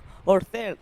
So of course it was hard. I was thinking, wow, the public will be enjoying it, but when you are inside, it's like almost like stressful looking in 20 seconds Naomi, but at the same time it was close, but not close enough because I was like trying to take her, but it was impossible. And then I start feeling Lauren behind, and I know that Lauren is a really incredible track and road runner. So probably when they told me like Lauren was 1 minute behind me in Le Tour, I was thinking it's gonna be tough. No. I mean, that actually was the question in my head when you were running down towards to Chamonix or across towards Chamonix. What was the main thought in your head? Was it chasing Naomi or keeping Lauren off, or both? From Argentière, it was the first time that Naomi and me we see like face to face because she was going up and down, and when you are like super tired, you are not thinking too much. Yeah. So I wanted to take water, and I opened, and it was cold, and then I opened, and it was sparkling water. So I take not too much water. So from there to the finish line, it was like almost a nightmare. So I know that. I have an opportunity maybe to take Naomi in the climb, but then I start like cramping hard. And then I was thinking, if Lauren passed me, I don't have any move to do. For there, it was like, I will collapse 3 kilometers before the finish. I was thinking in one moment, I will not be able to finish the race. I thought when the finish line normally is like doing a loop. Yeah. When I see that there was a loop, I was like, thank you, please, thank you. So that extra, 100 meters that they took out really made the difference at the end. Yeah, at that moment, yeah. But then I arrived third, and my face was like totally smile because I think like sometimes the race have the tension only in the first one, but yesterday the race was as close and as beautiful and hard at the moment that I feel almost like a win too, because it was like you see Naomi being second for 3 seconds, or Lauren and me and three of us, we were like smiling a lot and super happy with the race that we did. And I see like it's super cool to have this in the women's side also, because a lot of time the important have the boys or like this, and yesterday I think the show was in the women, so I was feeling like, wow, this is historic moment for the woman trail running sport. I don't know if you heard us say this, but yesterday it was when you guys finished that it was the highest viewership that we have had. When they told me now, it's like higher than Kilian Jornet's finish line, so that feels super cool. And, I think one of the other cool things about you guys finishing is that, Lauren just surged ahead. Naomi had been in the lead for hours, and she finished in second, and you had been in second, and you finished in third. And so, in one sense, there is an element of disappointment, but you all won. And when you finished, you were all smiling from ear to ear, hugging one another, just celebrating what you had all done and what you had done for each other. And I thought that was the coolest moment, because you could tell that none of it was forced. You were all genuinely stoked, I think, to be done running. Very happy to be done running, but just really proud of the performances that you all brought out in each other. Yeah, and also in the same time, a random boy saying me like, the fourth woman is coming in 30 seconds. So I was sprinting, not to catch Naomi, because I was thinking, if I finish fourth again, I will drop up 500 meters for the finish line. I will not finish again fourth. But then the fourth was 7 minutes, but I don't know why they told me that it was super stressed. It was super stressed, the last 1K. No. And I'm curious, did the three of you hang out at all after the race beyond the finish line? Because in my head, I pictured you guys all, going out for food or going out to a bar somewhere. Yesterday I went, but I went with Asi's teammates. Yeah, Fair enough. We went for some beers, and there was not a lot of plans to do because it was Thursday night. And normally Chamonix is closed on Thursday night, but it was fun. It was fun. I know we deserve that. We don't necessarily have the nightlife that you might find in Spain or other places. But have you been? How have you been recovering? How are you feeling today? I'm feeling super happy. Yeah, like almost like a dream come true. But at the same time, my legs are fine or my body's fine, but my body's completely like super tired, because after such a big race, like it's a ultra running, you are not able almost to sleep. I sleep like 3 hours, and the day before with the race you sleep 6. So now I am like completely destroyed. I will really want to have like a 7 hours nap because then I don't know why I'm free and I will join you in Courmayeur. So this night I will go to Courmayeur. I don't know why. Well, we are just so excited to have you here in the studio. And I want to ask your opinion about the race today. You know, who are you cheering for, particularly on the women's side in CCC? I think the race is going so hard from the beginning. Yeah. It's gonna be super cool to see. For me, of course, I have been sharing moment with the Andrés Wittek and Benjamin Rubiol in the assist camp. So for me, in the men's side, I would really like to both any of them were in the podium. But if they are both of them, they are super strong, and I think they can do it. And in the women's side, I think I am a really friend of Miao Yao. And also, I don't know as much Tony McCann, but after her dropout last year, I really would like that this year she can have the race that she couldn't finish last year. Yeah, I think we all want that for her. However, it turns out in the rankings, just to have her finish with a smile on her face. But you're right. I mean, they have been going out hard from the beginning. And on the men's side, I mean, Hans Troyer has been just absolutely dominating, as we saw him do in Western States. Yeah. And it worked until it didn't, right? It's American thing. Yesterday I was surprised because normally in Champex it's always like American people in front, and then I was like second. I was like, fuck, I start really fast because like I was expecting like American people like Lauren or McKenna or Tabor Hemming in front. Yeah. There is quite a difference between like the American style of racing and also of how they approach, you know, media and talking about their races versus the Europeans. And I think it was Dylan Bowman that was actually talking about it on his podcast, where you know, the Europeans might kind of say like, oh, you know, I hope to have a good race. Yeah. Whereas the Americans, like Ben Demon going into UTMB said, you know, I'm there to win. You know, I'm going to win. And so they're quite bold in saying what their goals are. And then as we're seeing, they're quite bold when they go out racing. And if it works, great. But there is a risk in that, right? That you could blow up. Yeah, for them it's like, also for me yesterday was like, I would like to win, so I will take the risk to start strong. And you take this risk, and 4 kilometers for the finish line, I was like, maybe I collapse and I don't finish. But if you want to win, also you need to risk. Yeah.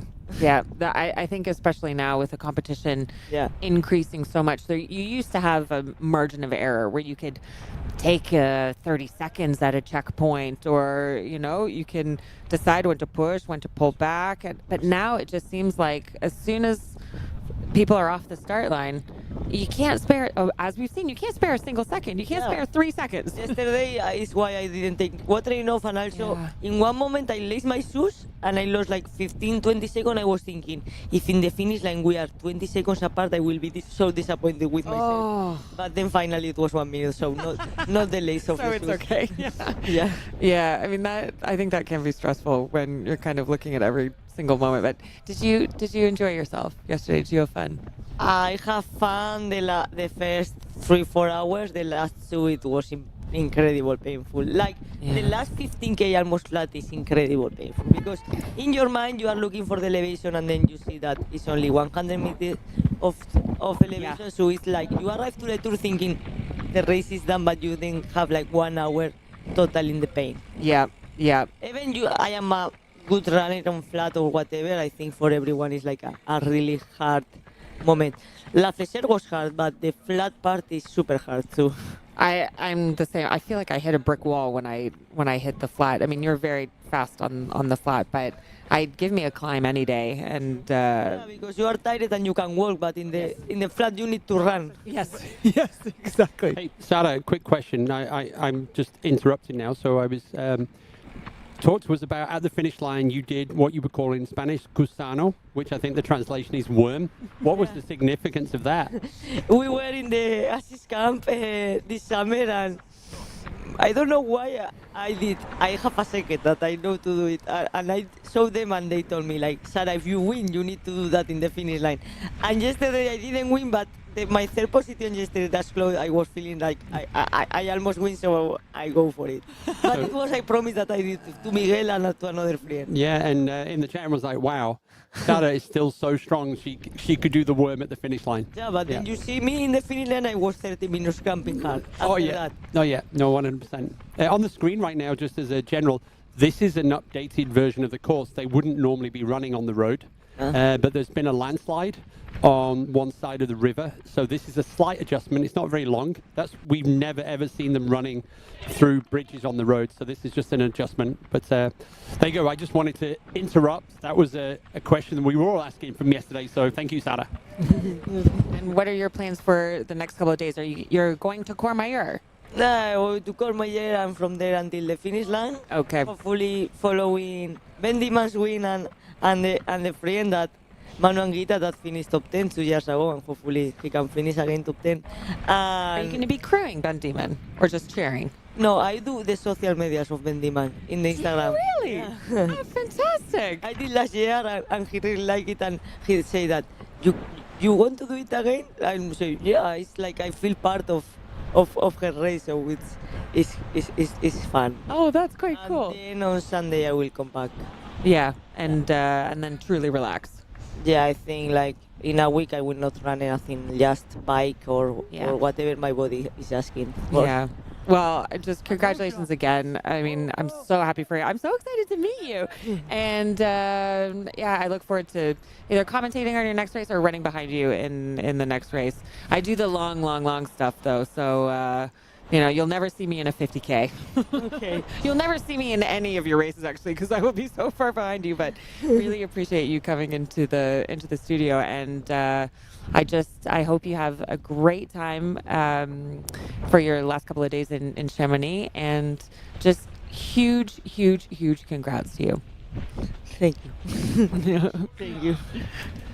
Goodbye. Okay, thank you, Erin. That was Sarah Alonso, our third place finisher on the OCC yesterday. Just absolute rock star.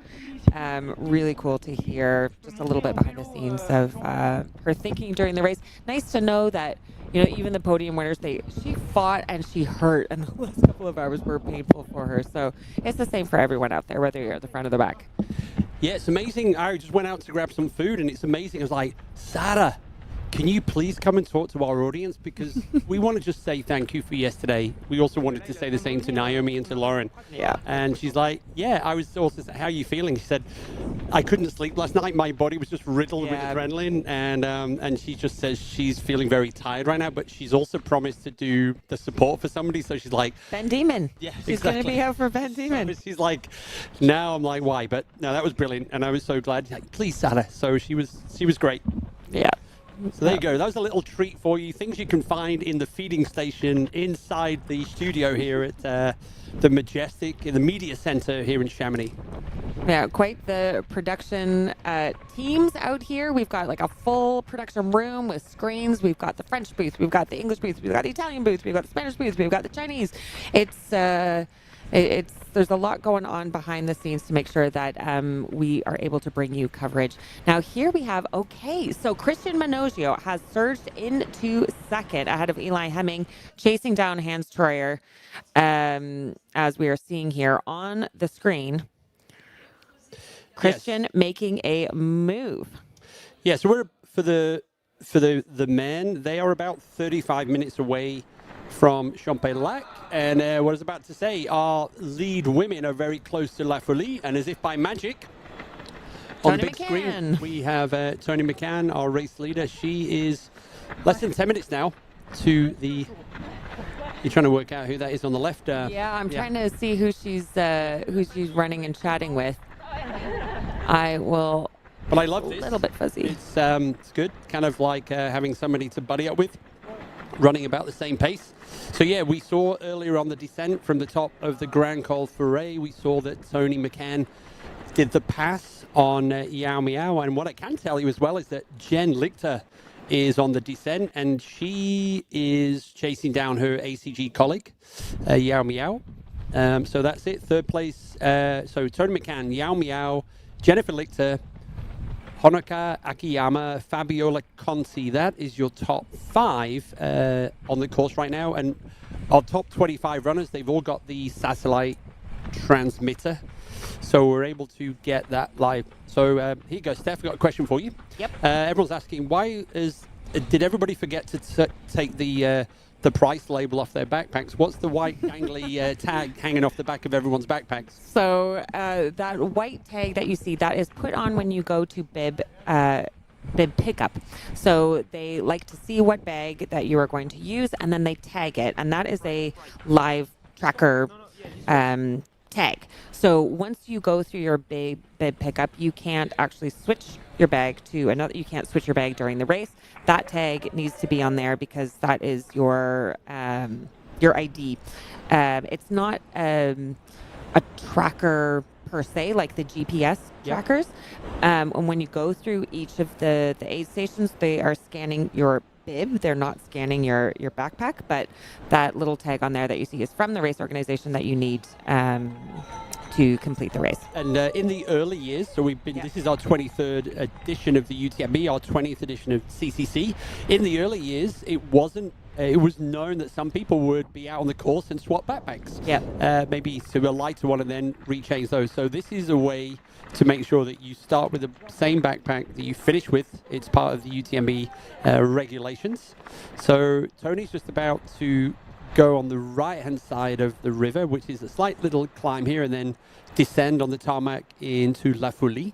And we just saw Hans Troyer crossing over as well and just going on the right-hand side of the river down the last segment before he reaches Praz de Four.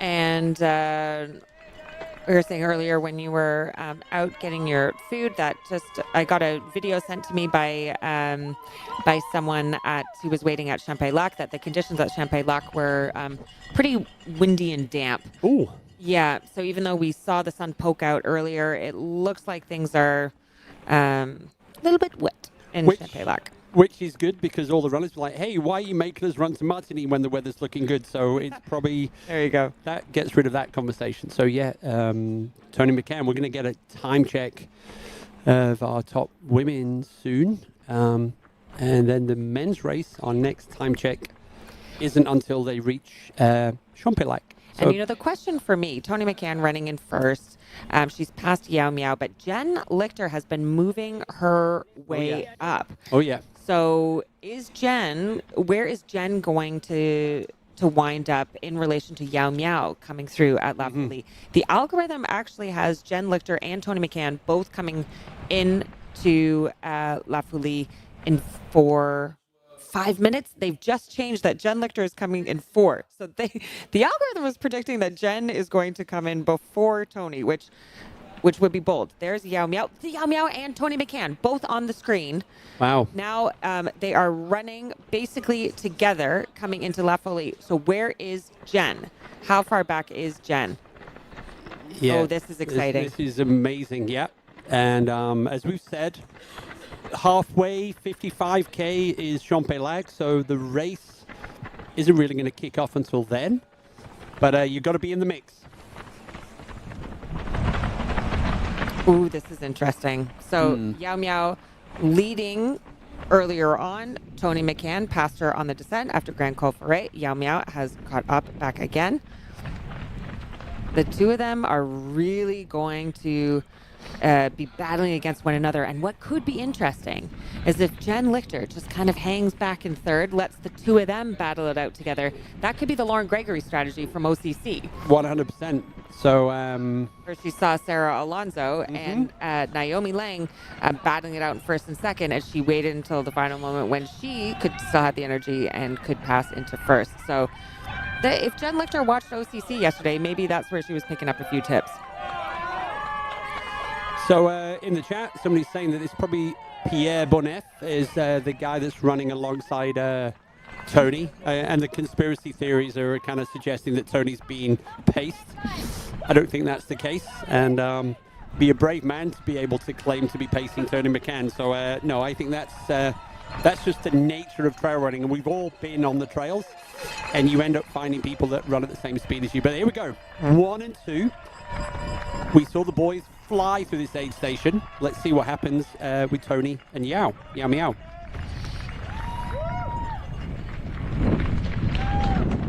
There's a question in the chat about mandatory gear. One of the changes for mandatory gear is there used to be a cold weather kit and a hot weather kit. For this year, there's just the mandatory kit and then an additional list. And so basically, depending on the weather, the race organizers might say, these items from the additional list are required, but there's no like suite of things in a cold weather kit and a hot weather kit as we've seen in previous years. I did feel like there was less gear than is normally required, just speaking as a runner myself. But if you're interested in seeing what is there, you can go on the website to see what the mandatory equipment is, and it shows a whole chart where by race what things are required. But you need particularly in CCC, TDS, UTMB, and the longer races, you need a lot more things to be able to withstand whether it's going to be a cold day, a wet day, or a hot day on the mountains. Yeah, interesting that the gap. I don't know if Tony's wants to get into the aid station first, or if Yao Miao wants to just back off and watch what Tony's doing. But there's some interesting things going on here as we get close to the aid station. And here we go, gang. You were asking for third place, and there she is. The fastest course record holder of the Western States, the current champion of Western States, and third place out on the course, Jennifer Lichter from Montana, and racing for Team ACG. And she is looking great, looking strong. This is our first visual of her during the race. Okay, and here, Tony McCann and Yao Miao coming into the aid station side by side. And we just heard from Sarah Alonso saying, because every second matters, she actually skimped on water in the last aid station, so was cramping up in the final stages of we call that. Yeah, we did. There we go. Tony in and out. Oh no, she's gone in. Did she go in or did she go out? Did she got food or is she gone? She just went through. I think she went through. Yeah. There we go. The cameraman is... Cameraman lost her, but he is with Yao Miao. And she is going through efficiently.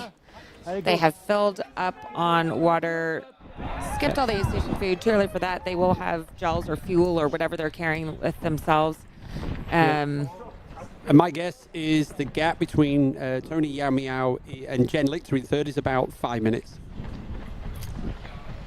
So we have 11 seconds in between Tony and Yao Miao through at the last aid station. Somebody's asking about bag drop before the race in the UTMB this afternoon. We do not have the official answer of that, but I think it would be safe to say that, if there was a certain time when the bag drop was meant to be, it may well have gone back by 2 hours, but you probably need to go and check on the website to just confirm that, because we don't want you hanging around at the start line even longer than you need to.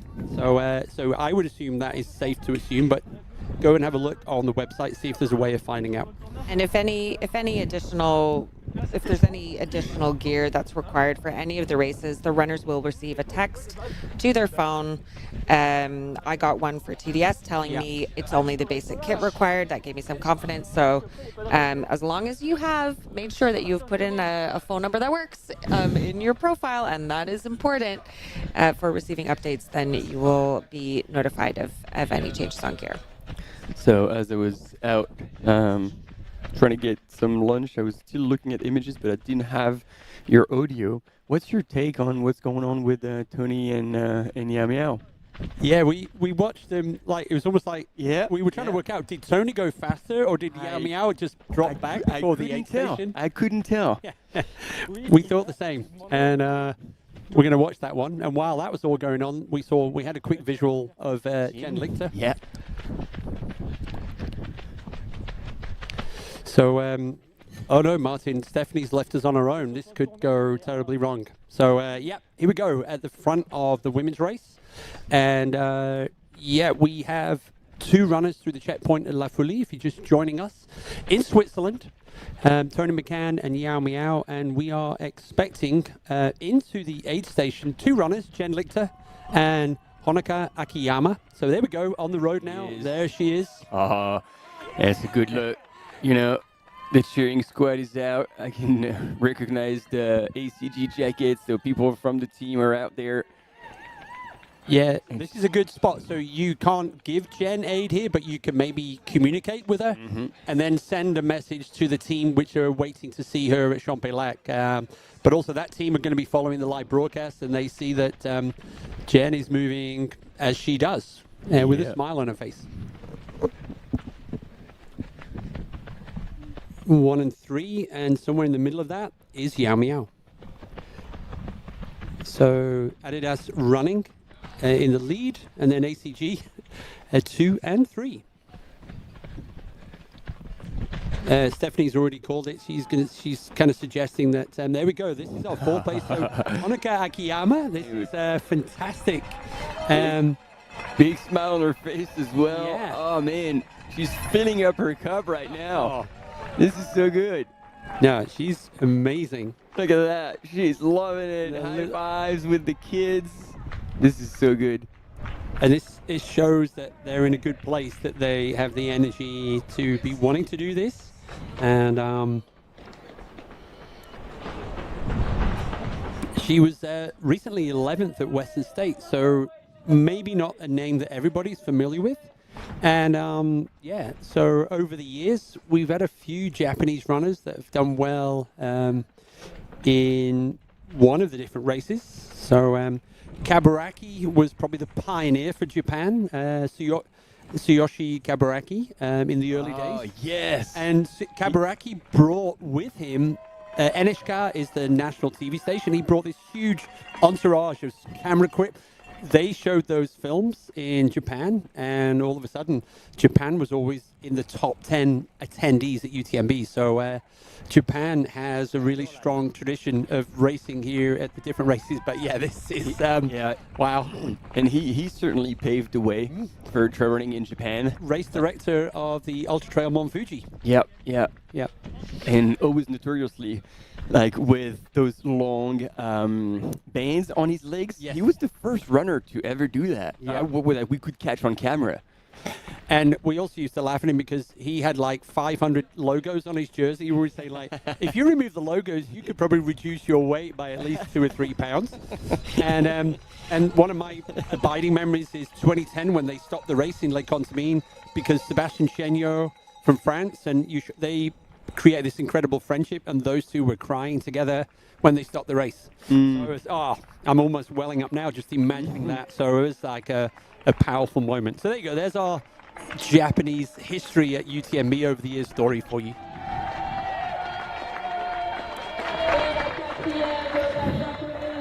There you go. Yeah.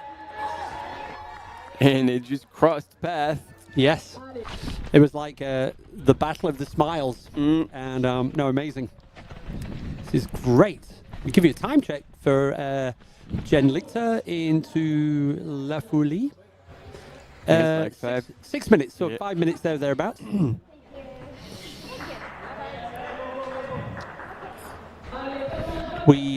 don't know if she's going to win the race, but she's certainly going to be winning the happiest runner in the field.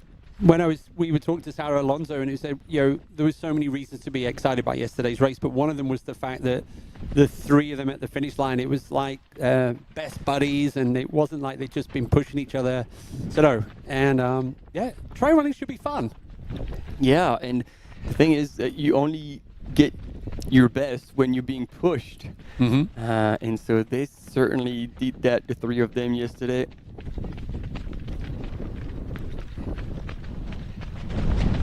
Yeah, I'm just being reminded, Tony is in the section of the course where she fell last year. We were watching live, and it was it was so sad to see that. So Tony's probably like, I'm going to go steady through this segment. Tony, I'm not trying to jinx you. I'm just wishing you goodness through this segment of the course. Yeah, but she's looking really good. She's looking strong, composed, not overreaching, just covering ground at speed. That's exciting. But yeah, as Martin was saying, we're trying to work out, is Yao Miao, is she using Tony as I'm going to pace myself? I don't know.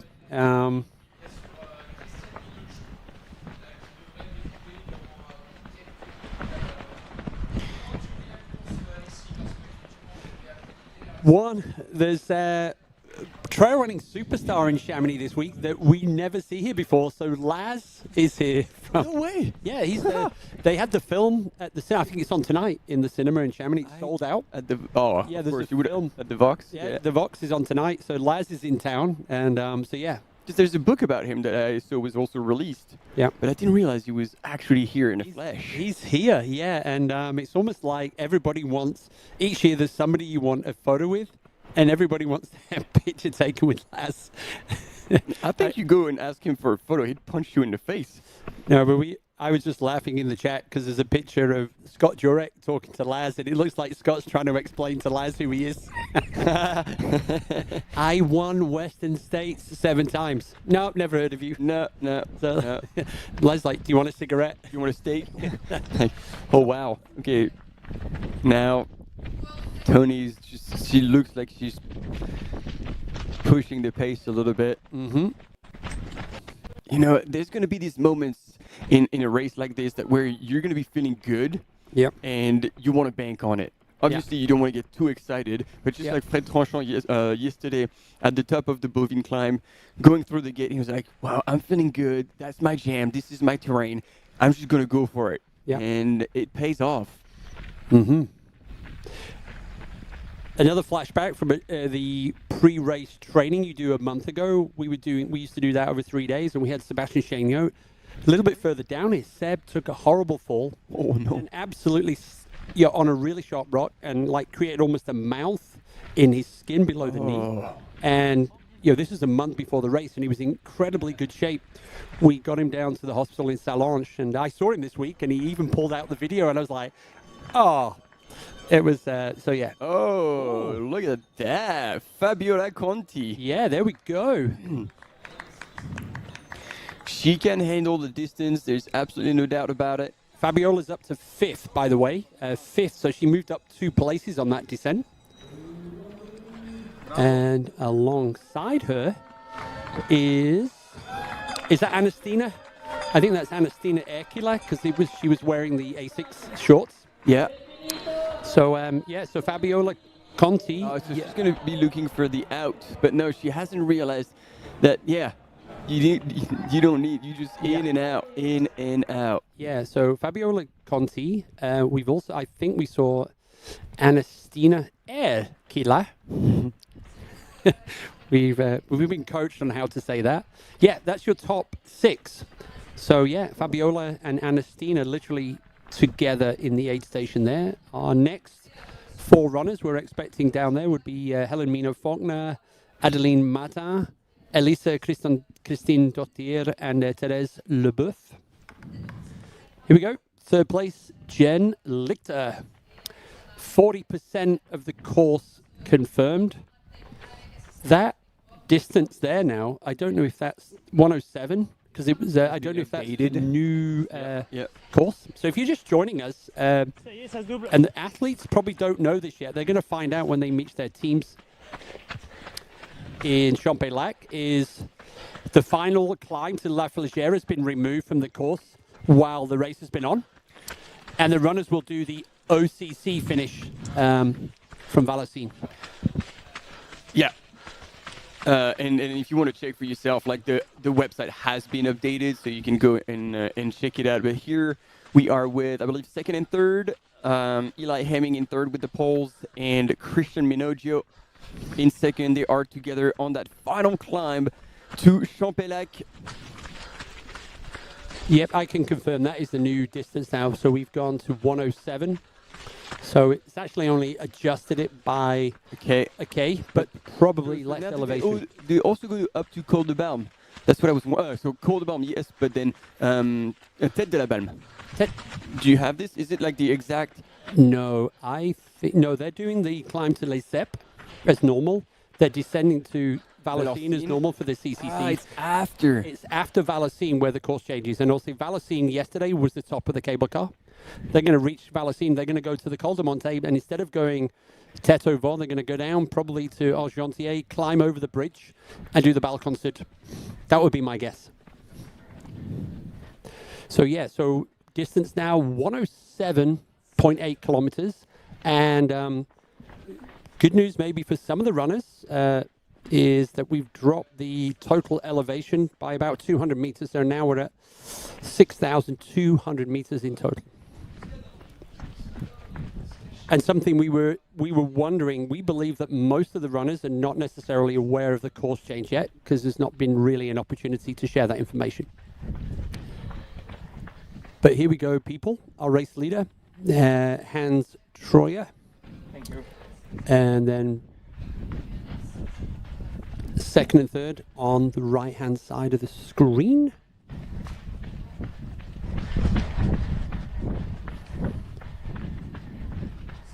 And that should be Christian Minoggio and Eli Hemming. That we're chasing. Yeah. And for those of you from last year remembering Jim Wormsley and Christian Minoggio going head-to-head in OCC. In the OCC, and Jim winning by about a minute in the end. It wasn't much. Yeah. It wasn't much at all. Oh, and Steph Case has just opened the window. Thank you, Steph Case. Best move of the day. I know how to win, at least at commentating. So what I miss? We've had Hans Troyer still leading, as you can see here on the screen, followed by Christian Minoggio and Eli Hemming. They're both together on the same climb as Hans.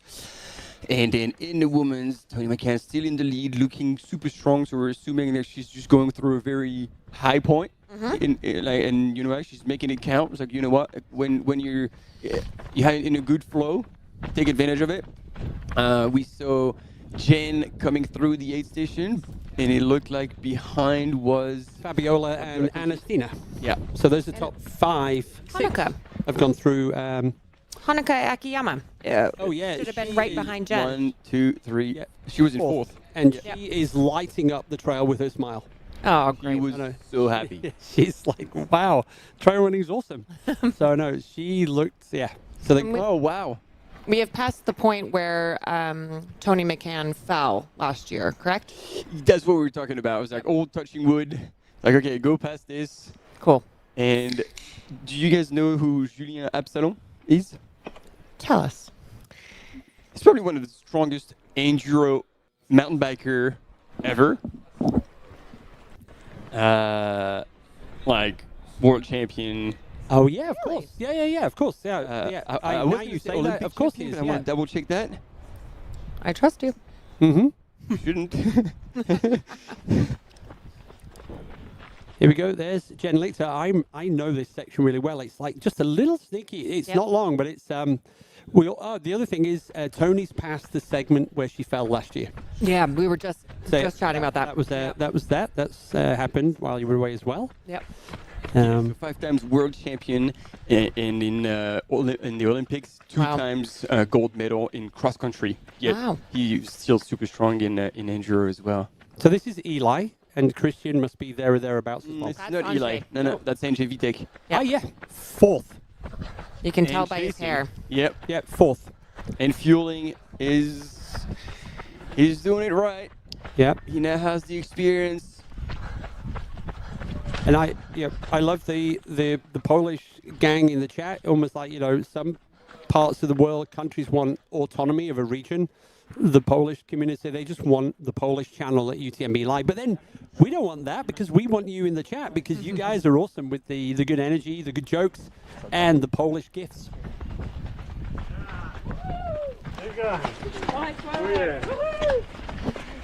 Yeah, so, and Steph, now the 107.21 is the new updated distance. Okay, great. So it's dropped a K, and we've also dropped the total elevation slightly, and we've already said the website is the UTMB Live website is up to date, the new course adjustments. Fantastic. So the team in the background are doing a fantastic job, as are our camera crews out on the course. Now, I was thinking about the top women as they're coming in, and Tony passing the place where she fell last year. And, Jen Lichter running in third. You mentioned this earlier. She's getting married in just a couple of weeks. Exactly. I mean, if she has a good fall, I hope she doesn't, but she's got to protect those legs. What are you talking about? No, she is having a good fall, but fall as in the season. She's getting married in the fall. There we go. Well played. But what a way to get ready for a wedding. I mean, can you imagine, let's say she podiums at UTMB and then she gets married. I mean, you can't top that. I believe that Jen's fiance is probably going to be at the aid station. Cheering her on. So. Yep. We will see. On va voir. And we are going to a short break, but stay with us for more excitement following CCC.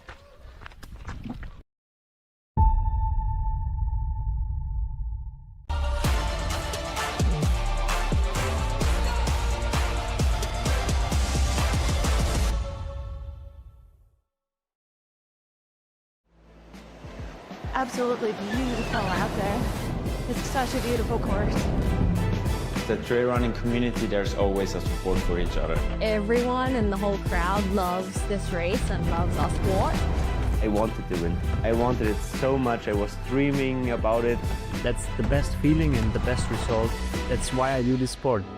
I'm really grateful to be at the start line surrounded by these amazing athletes. If you are a trail runner, you have to take part one time in your life.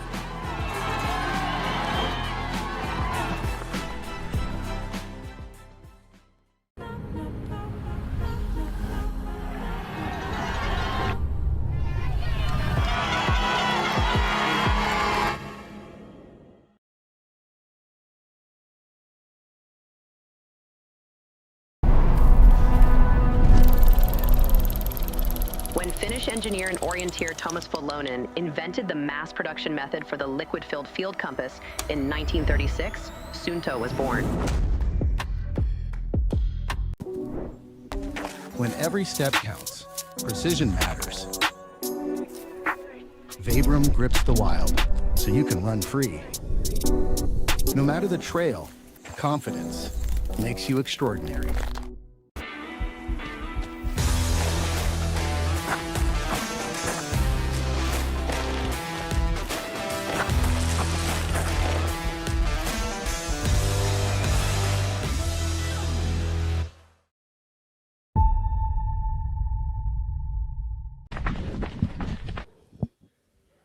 Hey everybody, welcome back to UTMB World Series final live coverage. We've already bagged OCC yesterday. We're now live at the CCC course, and we're going to be rolling this evening into the UTMB, which now has a new start time of 7:45 p.m.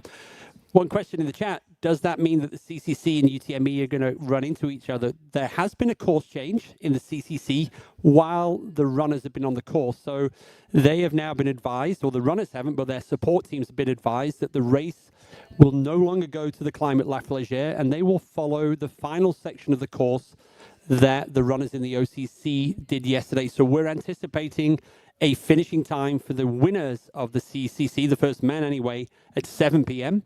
And then, but obviously there's going to be some traffic coming into the finish line, and the race organizers will be working on how they're going to manage that. But we will be going 7 p.m. for our winner, and then we'll have 7:45. We will unleash our UTMB course. There's been one change to the UTMB course that has been announced. So the Pyramid Calcaire, so that's going to be removed, as it was last year for the win of Tom Evans and Ruth Croft.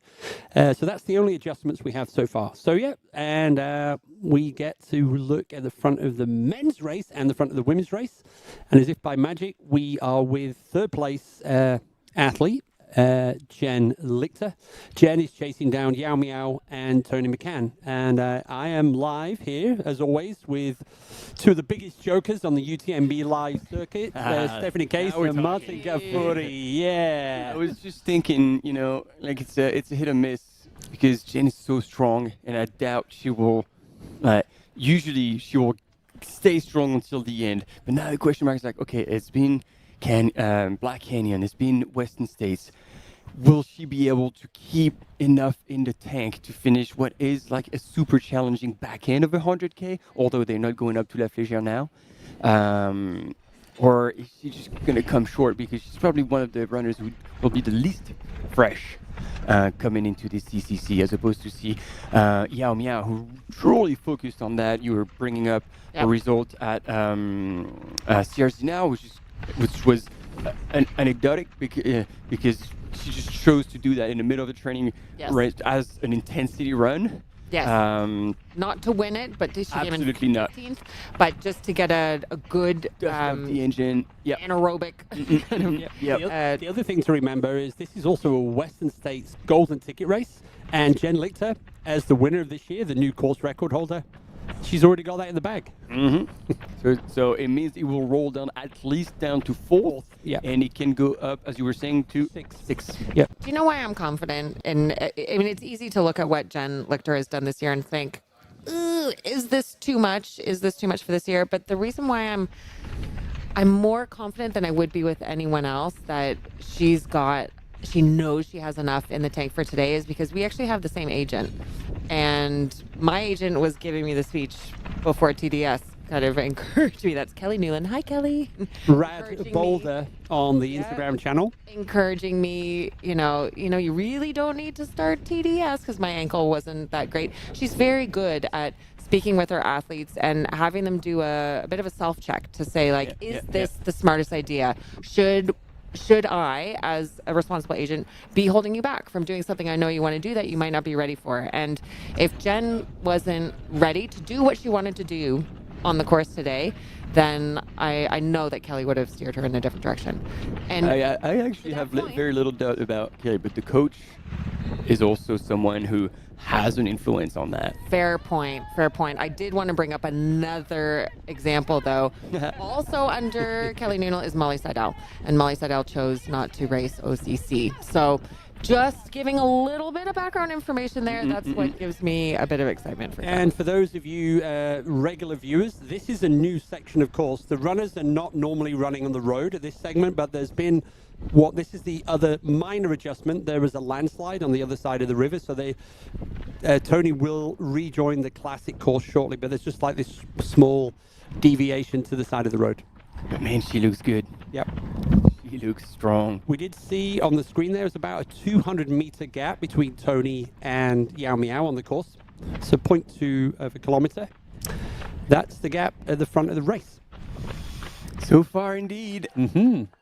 Here we go. We're getting close. I think this is the last switchback on the way up to Champelac for Hans Troyer, the Destroyer, still leading the race.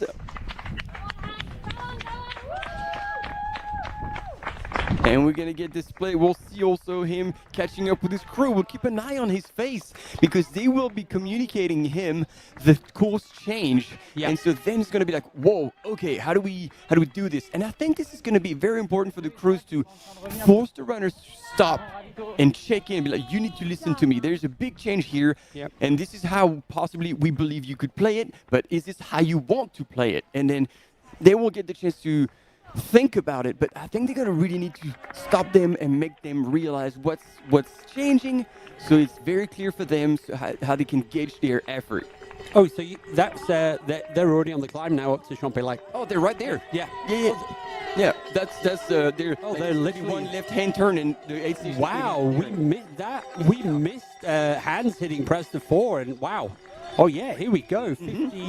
54.9k should be Champelac. 3,500 meters of climbing already in the legs. This is one of the two major, the two assisted aid stations for the crews. Oh wow, that was Angers, but I didn't realize he had poles. I didn't realize he had poles either. Yeah, interesting. Okay, here we go. Eyes. There we go. The finish. Blah blah blah. Something. Eli's here, and as you guessed, Tabor is right there. There we go. Switch from athlete to crew. Apparently, Hans's mum was spotted in town yesterday because she had a t-shirt saying Hans's mum. Oh, that's cute. Gold. Team Troyer. So we thought Hans had more of a lead, but actually, Christian and Eli are just there. And he's gone. And it's interesting to see both of them pounding Red Bull at this stage. Oh, wow. And do you think they're going for a sponsorship or? I don't know. Oh, just hell of a kick. I was wondering if sometimes there's a surprise kit check in some of the aid stations, so sometimes it's here at Champex, especially for UTMB. So yeah, hands in and out.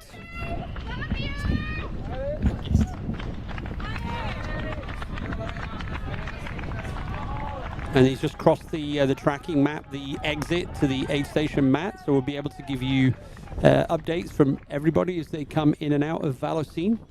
But no messing about from Hans Troyer and Eli Hemming as well.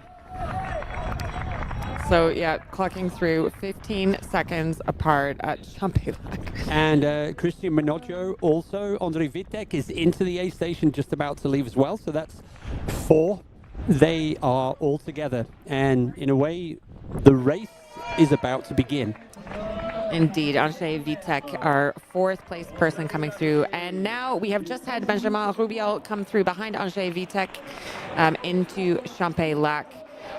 Only 1 minute behind Hans Troyer in first. Yep. And now, the legs have done an epic 20K descent from the top of the Grand Col Ferret with a short 4K climb. They've now got an epic descent all the way down to Martigny.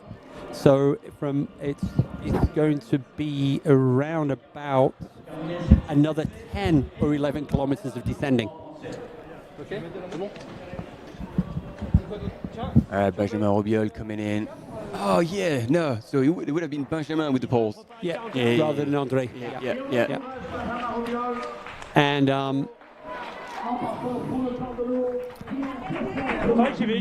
and we will have guests joining us shortly. It's the race directors of the Kodiak race by UTMB. So excited to welcome them in.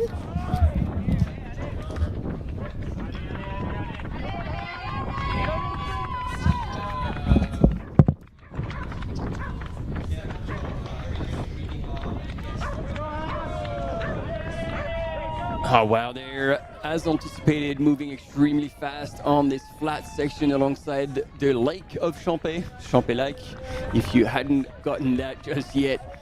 And Hans Troyer left the aid station the fastest, still in first position, but man, they were chasing and they were pretty close. So again, conversations being had from the side of the trail, not sure exactly. But this is probably about the course change. And he is truly fired up, as we know he is. He's got the leg speed. Probably one of the fastest marathon time in that lead group.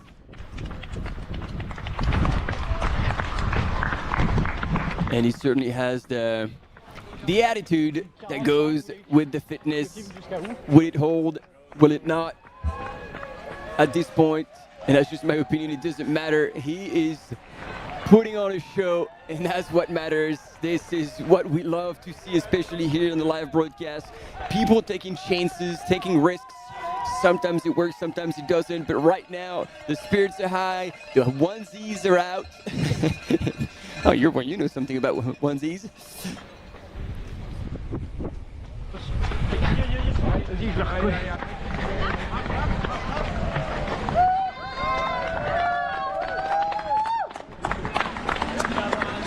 Team 45, je me laisse décrocher.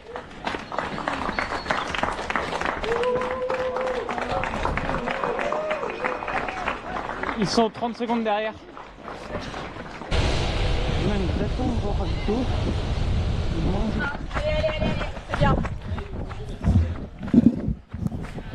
Okay, now as we are watching the images of the top men, I mentioned that we have some guests coming into the studio. Really excited to welcome a couple of guests here. We have Mike Leone and Susie Schmelzer. Mike is the North American director of UTMB events. So that includes races like Canyons and Kodiak. And Susie is the race director of the Kodiak by UTMB races. Welcome. I'll get you to squish in a little bit here so everyone can see you on camera, at least at the beginning.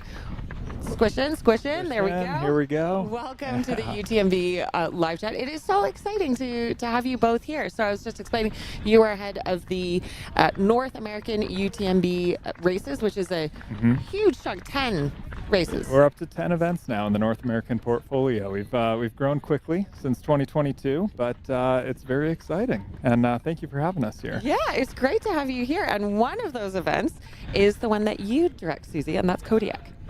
Yes, that's right. Yeah, it's coming up in 6 weeks. In 6 weeks. And so, what I think is good for all of the runners to know is that if you are still looking at stones, if you are still looking at qualifying for events for next year for the UTMB Series Finals, you need to look at what UTMB races are still left in this year, and Kodiak is a big one.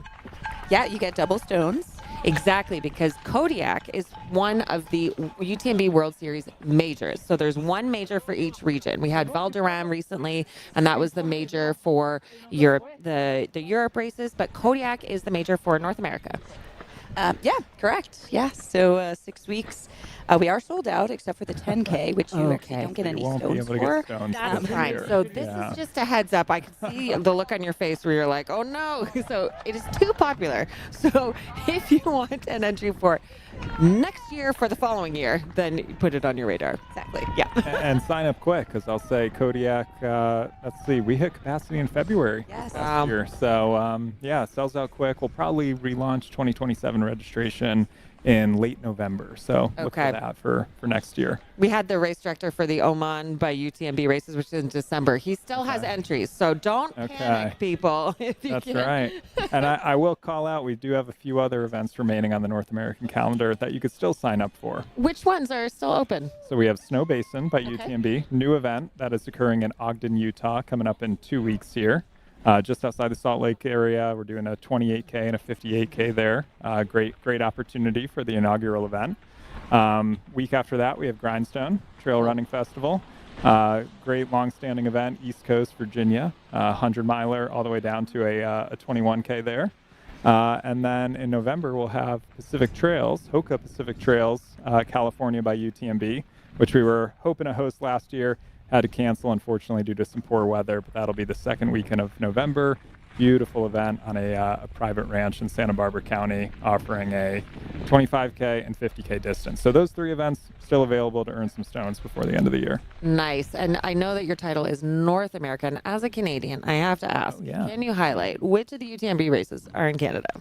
There are 2 UTMB events in Canada, one that is operated by our North America team, and that is Ultra Trail Whistler by UTMB. We actually just hosted the event this past weekend. Yep. And then there is also Borealis over in Mont-Blanc, which is operated by our French counterparts, actually. I mean, just perfect pronunciation of Mont-Blanc. Wow, thank you. I wasn't expecting that. Yeah.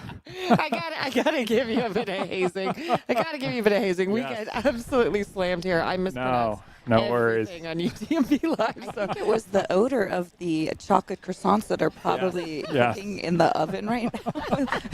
Do you smell that back here? You know what? I am primed to smell any amount of food because I ran TDS earlier this week and my metabolism is out of whack at the moment. So now, Susie, I want to turn to you and to Kodiak. So tell us a little bit more about the race for people who don't know. Where is it? What are these races like? What kind of elevation? What distance are we looking at? And what's the culture around it? Sure, yeah. Well, we're located in Big Bear Lake, California. That's in Southern California.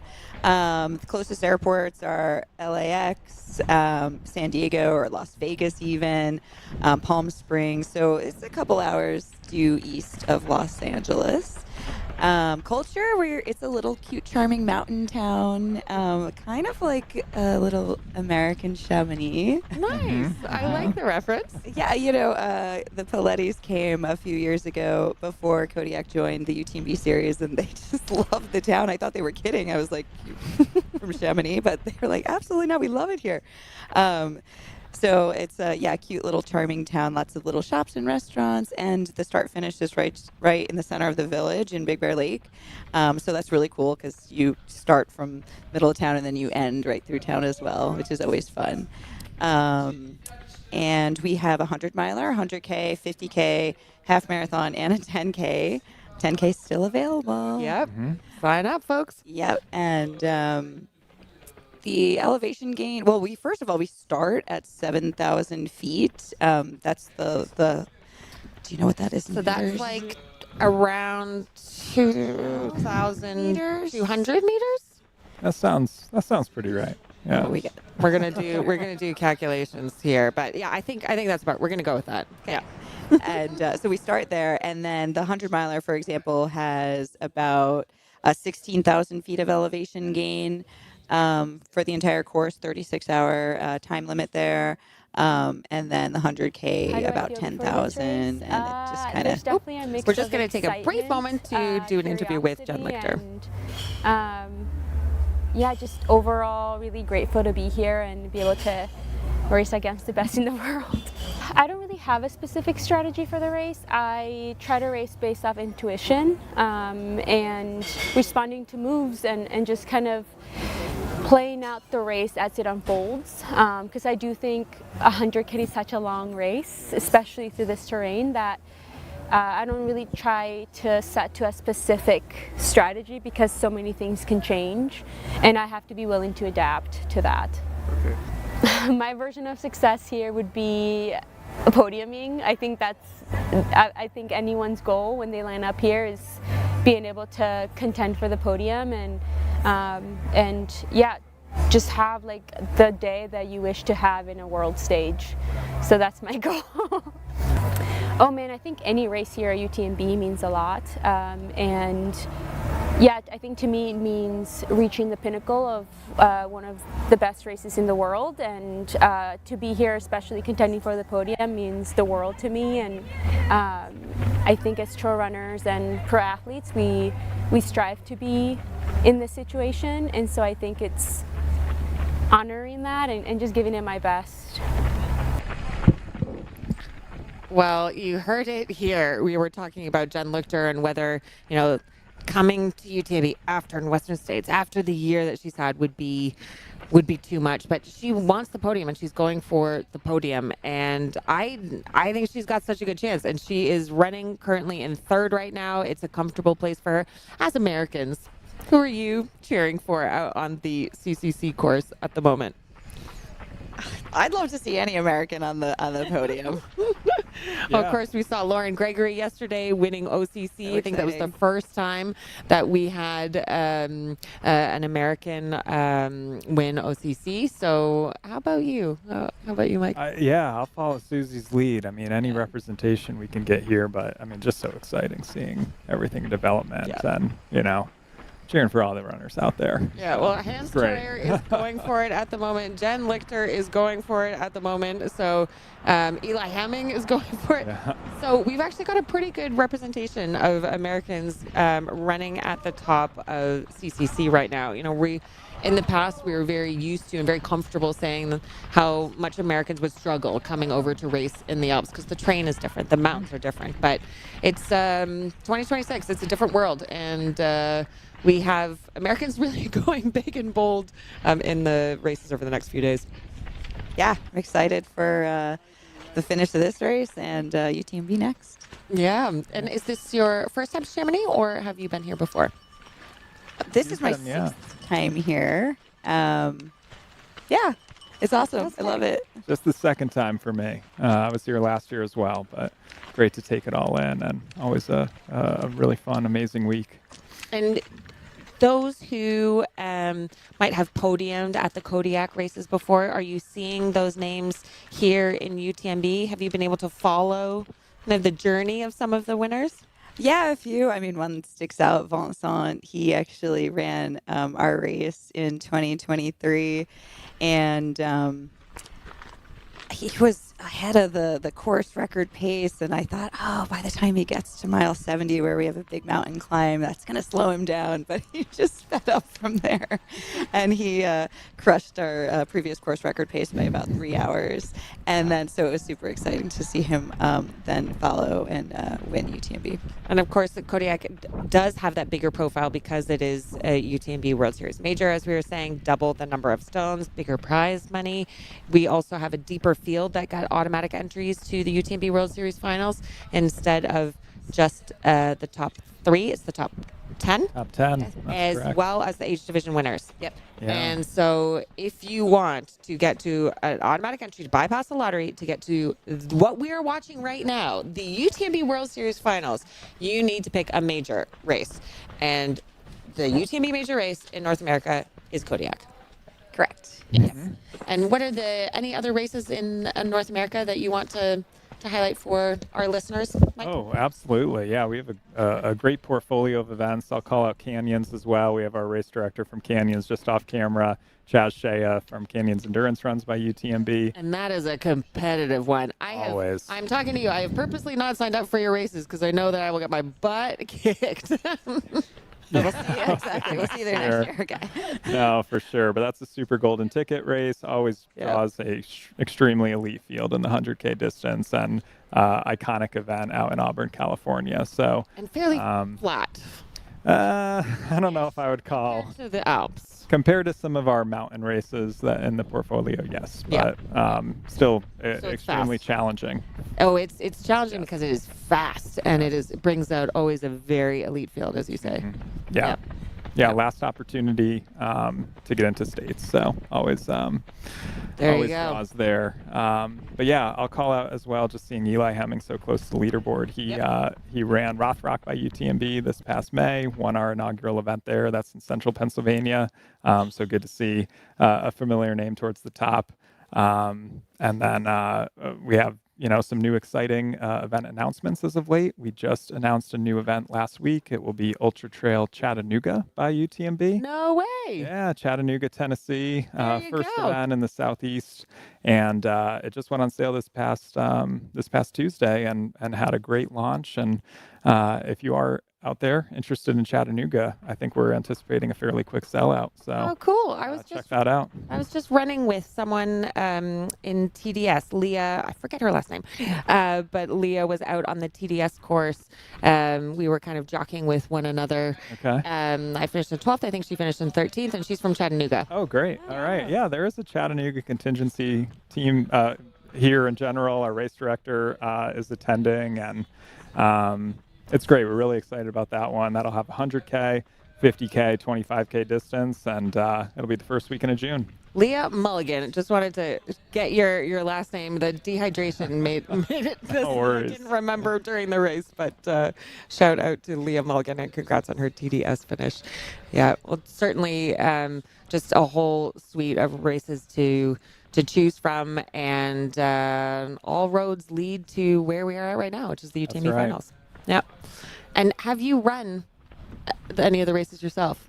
I've done a couple. I did have the opportunity to do OCC last year, which was a great experience. And I've done a few in our North American portfolio, Speed Goat and Whistler myself. Oh, I didn't know that, Mike. Yeah, that's how I got my stones, for OCC. I have a couple stones. I found them in my UTMB recently. Dug them out. I didn't even know I had them. Yeah. Will we see you here? Where at? Yeah. No, probably won't see me here, but I'll just keep the stones for safekeeping. But I ran Puerto Vallarta the inaugural year. It was very difficult, straight up and straight down the whole time. But pretty fun out in the jungle. So it's something completely different to Big Bear. Big Bear, where we've got like high desert and alpine. And I recently did run the Speed Goat that's right. vertical race. I was working, but I took an hour off. Yeah. Wow, very cool. In addition to being our race director, Susie, as well as a number of our North American race directors, come out and work our other North American races, which is awesome for consistency and having kind of the best crew and team available on site. So Susie's an expert runner tracker on top of all of her race director duties. Well, amazing. I mean, you've certainly piqued my interest. I'm Canadian, but I live over here, so I tend to race over in Europe. But yeah, there is something to kind of racing. I won't call it home soil unless it is actually Canada, but North American soil. Yeah, no, please come back. And if you're interested in Whistler, that event also will be moving. New date in 2027, be late June, and I'm excited to get back up there. Oh, great. Well, it has just been such a pleasure to have you guys on the live today and to welcome you and introduce your races for those who aren't super aware of them. I know that many will be familiar with the UTMB majors, with Kodiak, with the finals, but it's always nice to just get a little bit of a flavor from those who are kind of in the know on the ground, shall we say. Of course. So what are your plans for the next day or two? Are you going to be out on the course or are you going to be glued to your screen? I think we're going to try to get out there. I brought my rain Where gear. we'll be, yeah. Not that I'll need it, but yeah. just in case. You've been helping manage my own itinerary, so I think we're out and about tomorrow morning, and yes, we'll be in Courmayeur, tomorrow morning, exactly. Yeah. Oh, great. Well, make sure to jump into the chat. Let us know if we get anything wrong or if there's anything that we should be focusing on. And of course, I'm going to put you back on the screen just for a second here so that the viewers and the listeners can see. If you see these guys out on the course, ask them about their races, go up and bug them. and yeah, just share the love around the wider UTMB family, shall we say. Absolutely. Well, thanks for having us. This was great. No, thanks for being here, and hope to see you someday in Kodiak or maybe in Whistler. Yeah, likewise. Please do. Yeah, sounds good. And we will be continuing with our coverage of the CCC 100-kilometer course as we are watching the leading women. This is Honoka Akiyama from Japan running in third. Everything we're hearing about her is that she is just super cheerful, so happy to be out there, running in a top spot. I mean, just absolutely storming her way through this race. I didn't actually have her on my radar to be in a top 5 spot necessarily, not even really in a top 10, just given the depth of the field. It's not because she's not incredibly strong, but it's just that the field here is so deep. And when you have names like Yao Miao, Tony McCann, Jen Lichter, it's easy for someone to kind of fall directly off your radar. I love her turquoise poles. Mm-hmm. I wonder what brand they are. And there we see on the left-hand side of the screen just an overview of the course. You can see the distance between Tony McCann in first and Honoka Akiyama, who is powering her way along. So they are now heading up that climb. So after that long descent from Grand Col Ferret through La Folie down to the bottom of the valley, they will go up towards Champex-Lac that the men already passed through some time ago. We are 5 hours and 20 minutes into the coverage. There we go. There we see just absolute joy emanating from our runner here. She's on, you can see the gradient on the screen there. 12.7% gradient. That's runnable. Yeah. Great graphics this year. Great visuals. Yeah. It really helps, viewer experience, and love that overview. Yeah, we're really lucky with not only the graphics, but with the camera runners and the bikers and the drones and everything can provide us that just put you right into the experience of what the runners themselves are feeling. Mm-hmm. Yeah, and we're looking forward to having the same team out in Big Bear doing the live stream at Kodiak. Yeah, I mean, if you need a female commentator, I can think of ways. Yeah. I am available. Second week of October? Yeah. We're there. All right.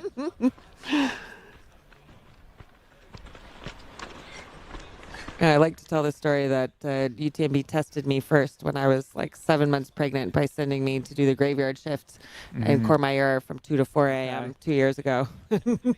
Once you pass that, you can do anything. Because when you're pregnant and you smell runners coming through after 75K into an aid station and you are still able to keep your stomach together on camera, you can do it all. Well, you've got the full upgrade now because now you just smell pain au chocolat. Yeah. Exactly. There we are back with our women's leader, Tony McCann. almost 52 kilometers into this course. So now that it is an alternate course, it is a longer course. This is not quite halfway, but she has passed the point where she had her fall last year. Really exciting to have 3 returning champions from CCC all competing against one another. Tony McCann will be, I'm sure, relieved just mentally to get past that point where she had to stop last year. She has her mom in town from South Africa to support her and to give her encouragement, and that gives a lot of good juju. Mm-hmm. Wow, look at how Anoka is moving up this climb. Yeah. She is strong and efficient. This is great to see. Elevation just over 1,100 meters. They're back with Tony McCann. So we can expect Tony to come into Champex-Lac in just under 20 minutes. So we've got a bit of a wait there. And then for the men, it's going to be quite a long time before we get a timing update, because the men are now doing that descent from Champex-Lac down to Martigny. So this is the new version, the alternate course that has been made due to the weather. So they're doing a long descent down to Martigny before another long climb back up to Trion, before they hit another climb out of Trion. So it's going to be a while. It's estimated, just under 2 hours before Hans Troyer comes through into Trion. So we'll have images. We'll be able to update you that way. But in terms of timing points, there's quite a big gap between Champex-Lac and Trion. How late are you on yourself? How's the shift schedule work here? We are here all day. So I think it's about 14 hours that we're on the mic today. Okay, great. And then it's a lot of pain au chocolat. Yeah. It's a lot of pain au chocolat. And then Martin will be going across to Courmayeur. Normally he goes to crew his partner Ruth Croft, of course, but Ruth is unfortunately not starting UTMB anymore. So he will still be going over to the Italian side to bring us some commentary from Arnuva early in the morning before coming back to join us in the studio. But Keith and I will be holding the fort tomorrow. We start pretty early. I think we start 6:45, 7 a.m. tomorrow, something like that. Yep. Great. And then we always make sure to stay until the 10th woman has crossed the line. As you will both know, it's super important to have equal coverage of men and women. And as we saw yesterday, we had the largest viewership when the women crossed the line at OCC. I didn't know that, but I am not surprised. Yeah. So, we often hear people in the chat like, where are the women? Where are the women? Trust me, I am here because I am here for the women's race. We will be covering the women. Sometimes you'll see more focus on the women. Sometimes you'll see more focus on the men, but we are overall really attempting to have at least equal coverage between them. Yeah. I love it. I'll put Susie on the spot here in terms of some of our women's statistics and newcomers with Kodiak. Do you have that data? I spoke at a press conference yesterday, so I have the fresh data in my mind, thanks to Marta. Well, so I talked a little bit about the Renegade project. It's a group of women located near LA that are supported by HOKA and the UTMB Women in Trail project. And they were given an entry into the Kodiak last year and supported by coaching and just community. And 7 of them are racing here this week due to, that initiative and that project. And essentially, building that community is, not just setting them up to be on the starting line at Kodiak, but, to, really, introduce them to the sport for the long run. And So we're really excited about that. Also, we've noticed our number of women ticking up at the Kodiak. We had 29% women in the field in 2024 at Kodiak, and we had 35% in 2025. So we're really excited about that. Oh, that's good. In the right direction. I'll call out as well too. We have obviously Susie as our amazing race director, but try to get more female involvement from throughout the crew. And we got a great new female volunteer director, Donna, who is making a huge difference. I will say, if anybody is out there listening interested in volunteering, still looking for volunteers this year at Kodiak.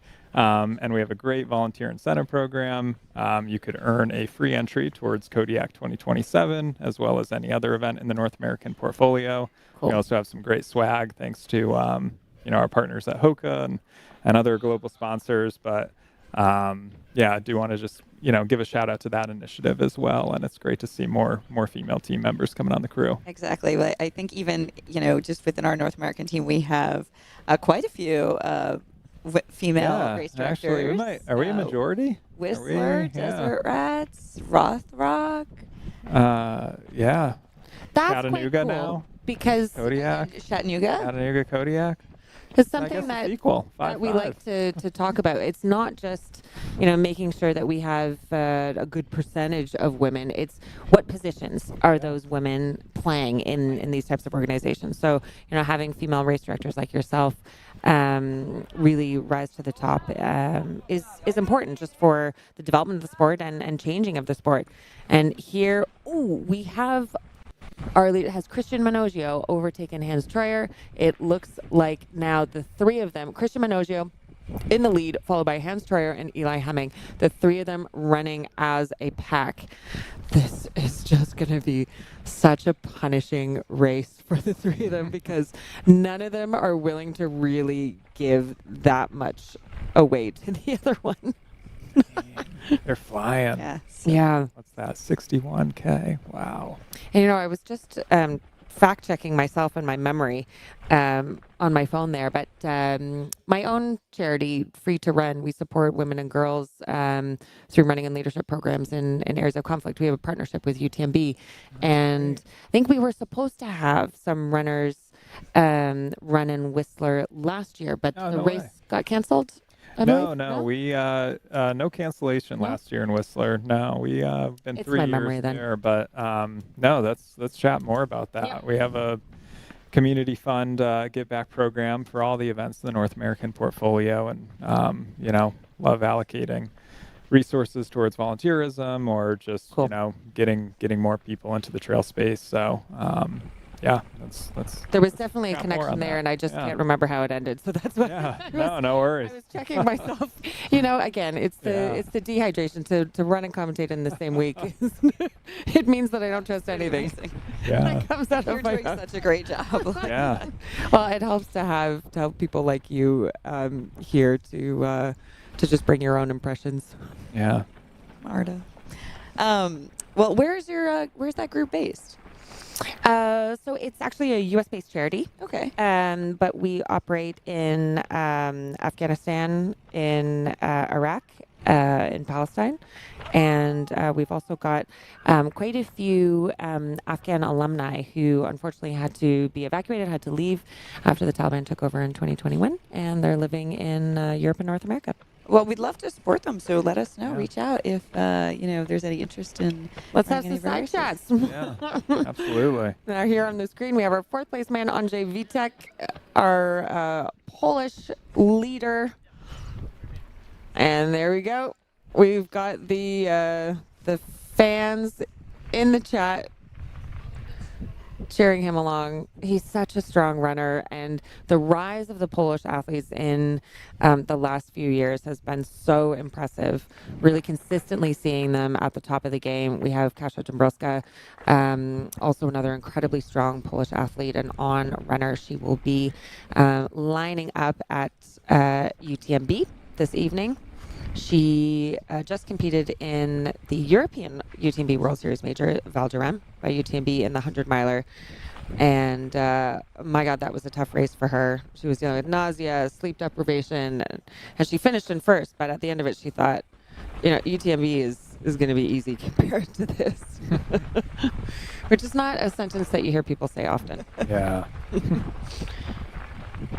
Does it make you guys want to go out and run just watching this? I mean, like, it's inspiring. I need to get in shape, like, just seeing, Well, for me, not anymore, because TDS was pretty tough. Yeah. A lot of people think of, I'm not ready for UTMB, so I'll just do TDS. But TDS has more climb per kilometer than UTMB, and the times are often longer than the finishing times for UTMB. So that's a beast. I have no desire to be out on the trails with them right now. But I actually did UTMB in 2012 when it was a shortened course due to the weather, and 2013. And TDS in 2009, 2015, and now in 2026. That's great. Wow. Yeah. Anything planned beyond this? For the UTMB races, maybe not. I've got a direct entry to the finals next year. All right. So, but I like commentating so much. You're very good at it. So it's nice to be able to do TDS because you can still race and commentate. Yep. But I've got my eyes on PTL at some point. Harold's looking for it. This is our course director. He's looking for a PTL partner. Well, a good friend of mine, Sophie Grant, who just got the FKT on the 2,000 kilometer Via Alpina, was out doing PTL this week with her husband George. Unfortunately, they've had to drop. But Sophie and I have talked about doing PTL together, which would be good fun. Very fun. Yes. Yep. How's your navigation? Not bad. I've done Tour de Glacier, which is self-navigated. I've tried the Barkley twice. Oh, of course. Harold as compass well. and map. Okay. So must have been an experience. My nav is pretty good. My nav is pretty good. Yeah. All right, we'll look for you there next year, maybe. Yeah, we'll see. We'll see. What about a 3-person team? Is that on the radar? You know what? I'm not going to shout out her name, but I have had a formal request from someone who is rather well known in the running community if she could do PTL with me and Sophie, not even knowing that Sophie and I had already talked about PTL. So there might be an all-female team it must be your navigation skills. Yeah, they're like, they need it. Yeah. Stay tuned. We will. But I enjoy running in the UTMB World Series races. I did Trail 100 Andorra by UTMB this year. Last year I did Ultra Trail Snowdonia, which we've been talking a little bit about on the live, because it was something that actually brought up some policy changes for UTMB, because it was a race I did after losing my UTMB index from trying to get pregnant for a few years. And so I started in the third and final starting wave, and I was breastfeeding my daughter during the race. And despite starting the last wave and breastfeeding my daughter, I ended up winning.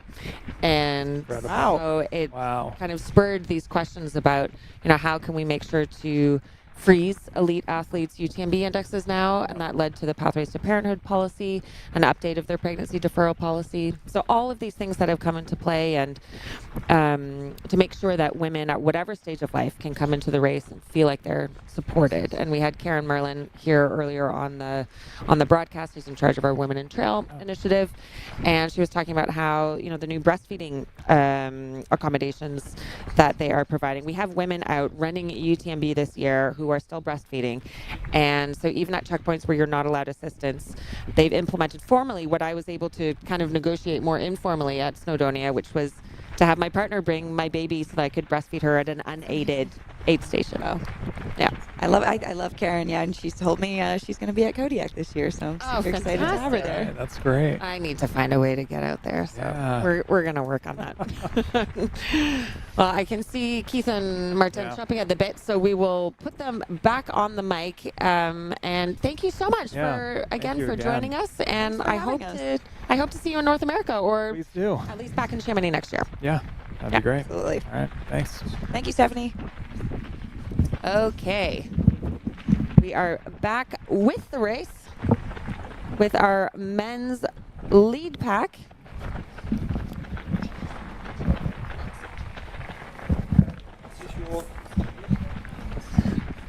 And now we have, as we have been saying, we have Hans Troyer running in the pack with Eli Hemming and Christian Minogio. Look at the speed that they are going at.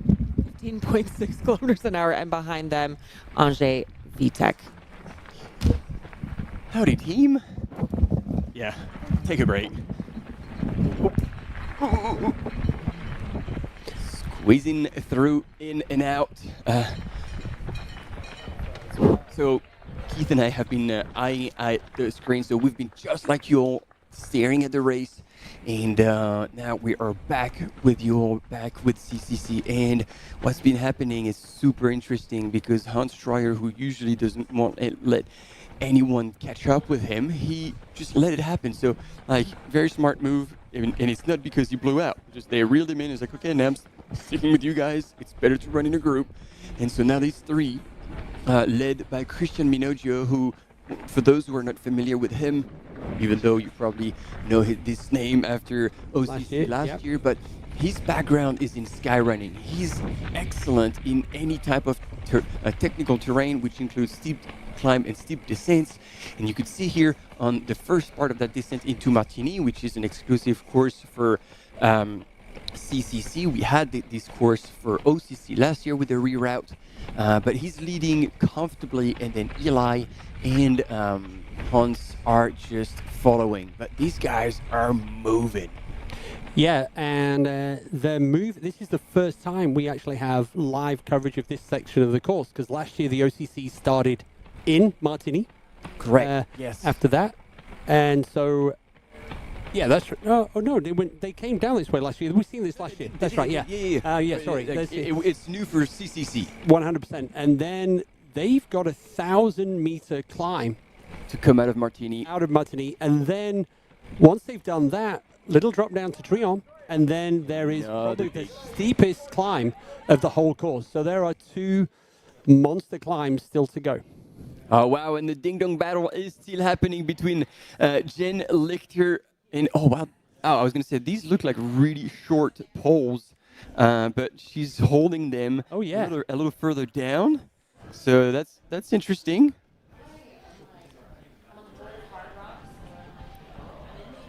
And here we go. Yao Miao now.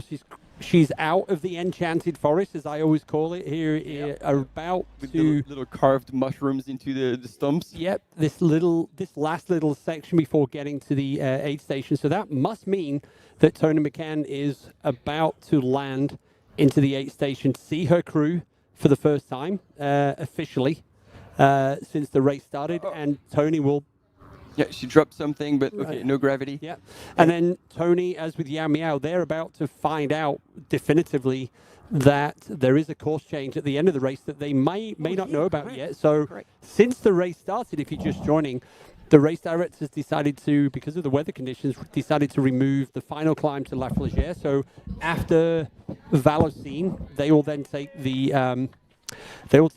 OCC finish that we saw yesterday along the Balcon Sud, so down to Argentier, over the bridge, and then along the right-hand side of the river before they reach Chamonix. So, that removes, like, it adds that big climb coming out of Martigny, but it removes the back end, like the last climb, who's usually kind of a deciding factor. Yeah, and here she's still in the forest, but not that far behind. So Honoka Akiyama in third. Yeah, between Honoka and Jen, poles and no poles.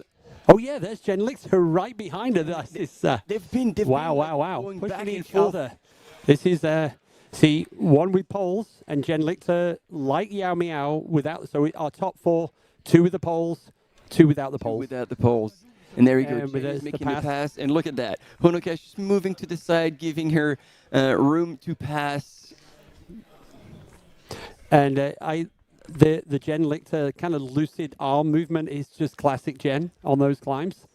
And so she's going to be wanting to put a bit of ground in between them. So she's putting on a bit of a surge here, like breaking into running as soon as she can on that climb. But it is a tough climb. Mm-hmm. And so Jen Lichter moving back into third place where she was coming into La Folie. And yeah, this kind of relentless climb is about 4K from the bottom of the climb. There we go. Here we go. We're going to listen in now. Any words of wisdom from Tony's crew? Bastien, let's hear it. Bon, Rabito, Tony McCann. Prendra-t-elle le temps de s'asseoir, même pas. On s'hydrate. Partie purgée. Échange de quelques informations, de quelques sensations.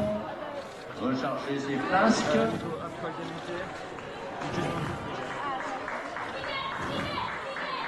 Okay, so he just shared with her, because now Tony speaks I can't French. hear you, Martin. Sorry, I bumped up the volume of the live because I wanted to. Hang on. Let's do a recap once they've left the aid station. Or she. Yao Yao la chinoise. On the left side, c'est reparti sur la gauche. So I think Yao Miao just came into the aid station. Yet there she's with her partner and husband now. They got married. And so he would also have shared with her the news.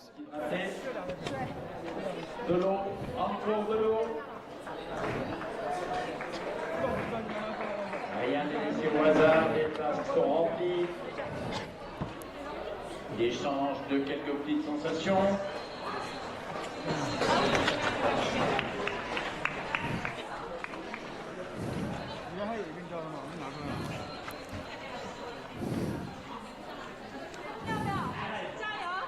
Et pourquoi pas un petit peu.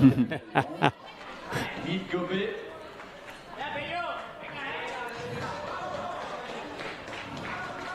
See, she's wiping up her eyes. Yep. Like, that was the issue in Val d'Aran. Yeah. And then, if you remember, when she attempted UTMB for the first time, she had to drop out in Courmayeur because she had gone blind. Eye drops? Yeah, there we go. So it is truly like one concern that they just want to look after her eyes as much as possible, just clear out everything. So, And this is a calm transition, just doing what they probably pre-planned to set her up for the second 53 kilometers. So yeah, we're 54 kilometers into the race. There's 53 to go.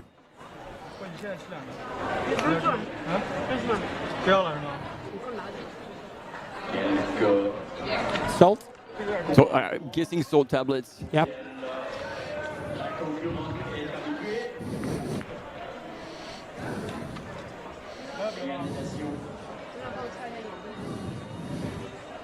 And sunglasses. Swap.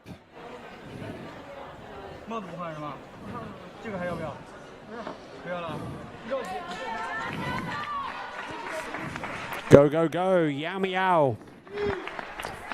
Super good. I like that. Joshua always, he's always there in the background to help Yao Miao through everything, be with her through the training. She is so focused on her career, and he's always there to help support her. So, yeah, here on your screen, Tony McCann in the lead of the women's race.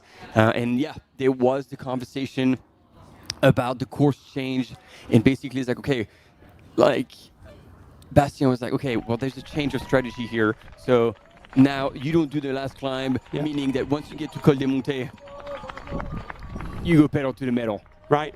Because there's no more holding back. There's no more big climbs. So the time check out of the aid station, not into the aid station, is 2 minutes 20 seconds between Tony McCann and Yao Miao, 2 of the 3 former women's champions of the CCC here on the completing this year. In a short while, Tony on her left-hand side is going to pass the cake shop with the blueberry cakes outside. The PTL La Petite Trot de Léon, named in the race title, owns the bakery there in Champex-Lac. So there's one of the characters on the course of the UTMB in Champex-Lac in Switzerland.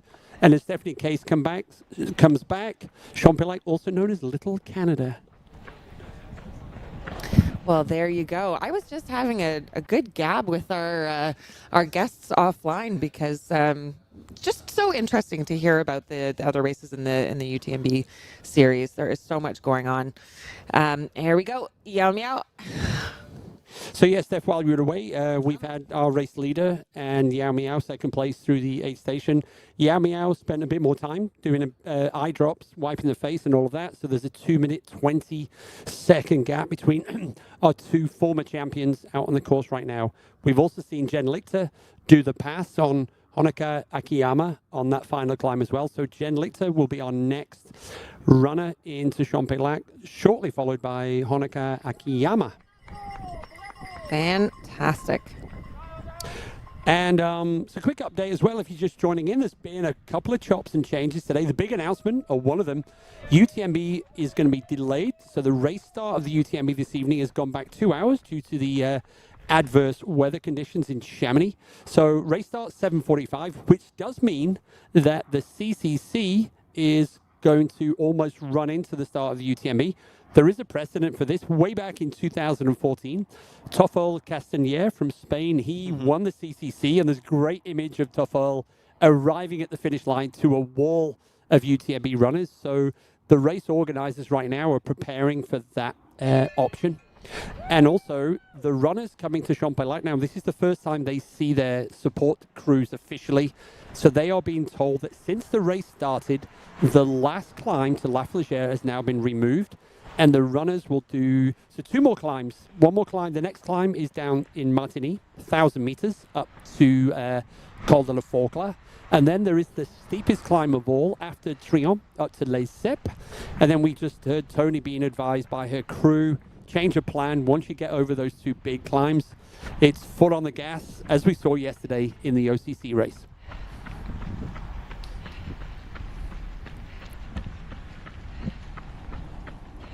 Now, is that Tony we can hear breathing? Yep. Yep. Could be the camera guy as well. Could be the camera guy, but I think it's Tony. No, it is Tony. Deep breathing. Yeah. She is. And It it's looks like interesting. she's concentrating pretty hard here. Yeah, I know she's focused. Yeah. But 2 years ago when she won CCC? Yep. Yeah. Thank you, Keith. She said that she wanted to come back because she felt like she had not nailed her pacing, and she felt like she had come to Champagne like, oh my God, the wheels have fallen off. This is going to be a long back end of the race. And Martina Mourinarczyk was coming back so closely and then losing time at aid stations. So eventually could never close the gap. And so that's why Tony wanted to come back. And then by looking at her now and breathing pretty hard indeed, I'm like, oh, has she done it again? So only 8 women have done sub 12 hours on the classic CCC course. So when Tony won in 2024, she did 11:57, so sub 12.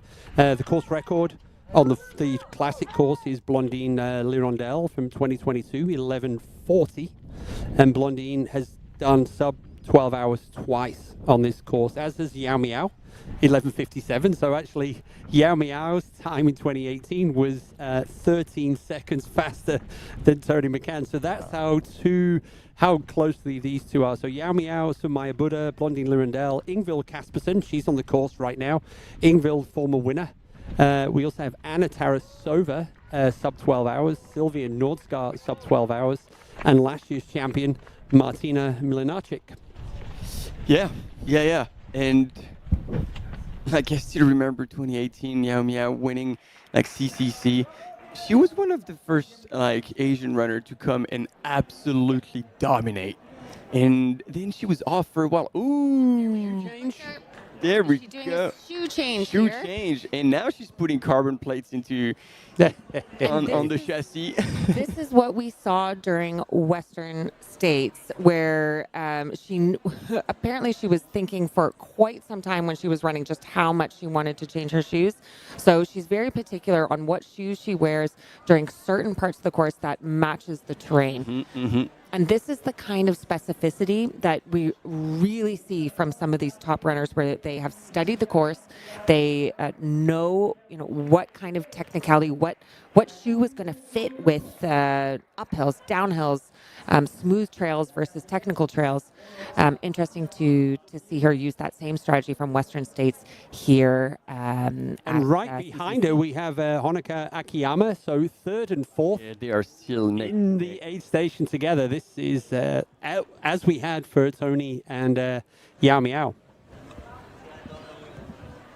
There's a pair of shoes as an option. Doesn't look like we're taking them.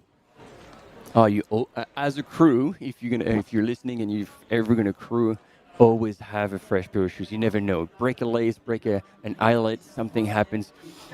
Yeah, your runner cannot move without shoes. So that's the one thing that has to be available if something goes wrong. Yeah. And 90% of the time you won't make a change unless it is planned. But it's just for the peace of mind that in case that happens, that would be like jeopardizing the race if there's no Here we spare. have Honoka already heading out, and I just wanted to call out, just if you could see how much fuel she was putting into her pack. That's because, as we've been saying on the live, that there are only a couple of points where they can receive assistance throughout this course, and so they need to run with sometimes 30, 40, what's the longest distance, 50K of fueling in their packs with them, because most of the top runners, as we pointed out, will not be wanting necessarily to rely on fuel that they get from the aid stations. They will want to rely on their own gels, their own mixes, to know exactly what they are putting into their body to bring them over the course. There we go. Great drone shot of third and fourth place literally together, getting some advice from their teams just before they set themselves around the lake here in Champex-Lac. And the next... Jen is switching gears. Yeah, the next oh, wow. Yeah. Is that the carbon plates or what? She's, look at that. That's so good. Little smiles to each other. It's Jen's gone all Lauren Gregory on us early. But yes,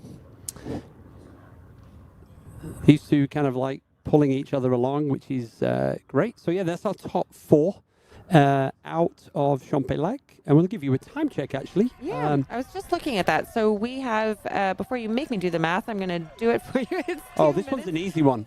It's 10 minutes. 2 minutes and 20 seconds between Tony McCann and Yao Miao. When we go further down the pack, there's a pretty good split there. There's some time between Yao Miao and Honoka Akiyama with Jen Lichter. So Jen Lichter and Honoka Akiyama came through 2 seconds apart into the aid station. But there is, as you say, 10 minutes in between Jen in third/fourth and Tony McCann first. And all of the people looking beyond fourth, our next 6 runners expected into the aid station: Fabiola Conti, Anastina Erkila, Therese Leboeuf, Elisa Christine Dottir, Adeline Martin, and Helen Mino Faulkner. That's our predicted next 6 runners into Champex-Lac. And it was interesting, Maddie was sharing in a chat, the 10% of that happens. My husband's shoes once split in half, and he didn't have an extra pair of shoes. We had to duct tape it together and had to run 25K on it. He still placed top 10.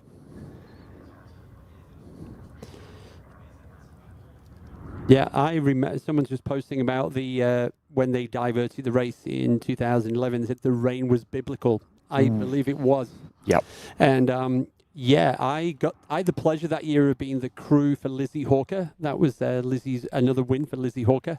When she got to Champex-Lac, I said, "Good news, Lizzie, you don't have to do the bovine climb. Just follow the diversion signs." I didn't mention about going to Martigny. So when she got to Martigny, it's probably the only time I've ever seen Lizzie never gets upset, but I think she really did want to beat me up that day.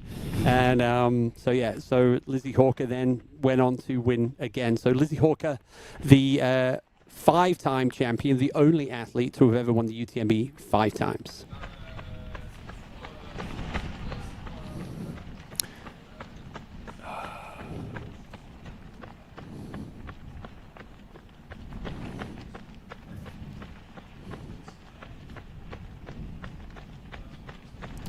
Oh, whoa.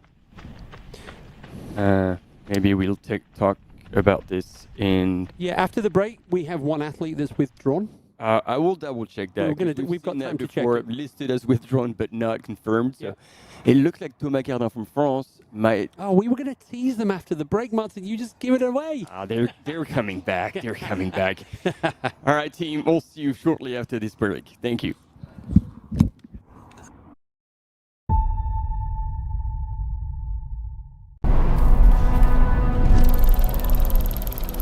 When Finnish engineer and orienteer Thomas Volonen invented the mass production method for the liquid-filled field compass in 1936, Suunto was born. Absolutely beautiful out there. It's such a beautiful course. The trail running community, there's always a support for each other. Everyone in the whole crowd loves this race and loves our sport. I wanted to win. I wanted it so much. I was dreaming about it. That's the best feeling and the best result. That's why I do this sport. I'm really grateful to be at the start line surrounded by these amazing athletes. If you are a trail runner, you have to take part one time in your life.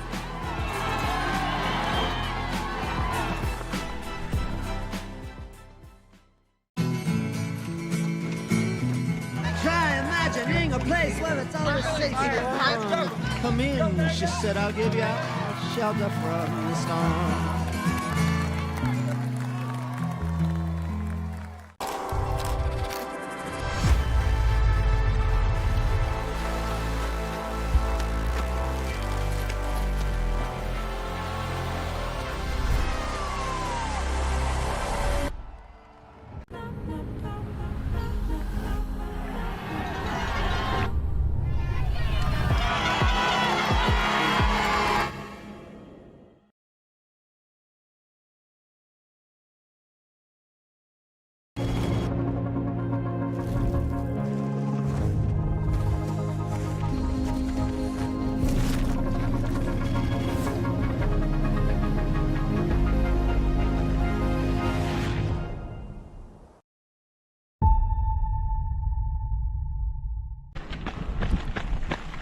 And we are back with you following the CCC race, and we have Toni McCann on the screen, our first place woman. She is 57.4 kilometers into this course, and oh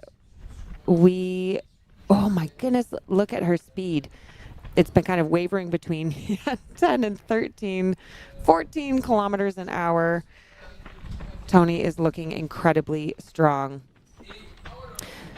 We are with you all day today and all day tomorrow. It is Literally all day. All day. It is a long time to be on the broadcast, so we are seeing you in the chat. We know you want race analysis and commentary, but we will be having guests come in. We will be giving our own little personal anecdotes. You're not going to love all of it, but we appreciate the feedback, and we will give you as much information as we can, knowing that you are all coming in and out and listening to this at various points. Martin, do you have an update from Thomas Cardin? I wouldn't call it a DNF just yet. Okay.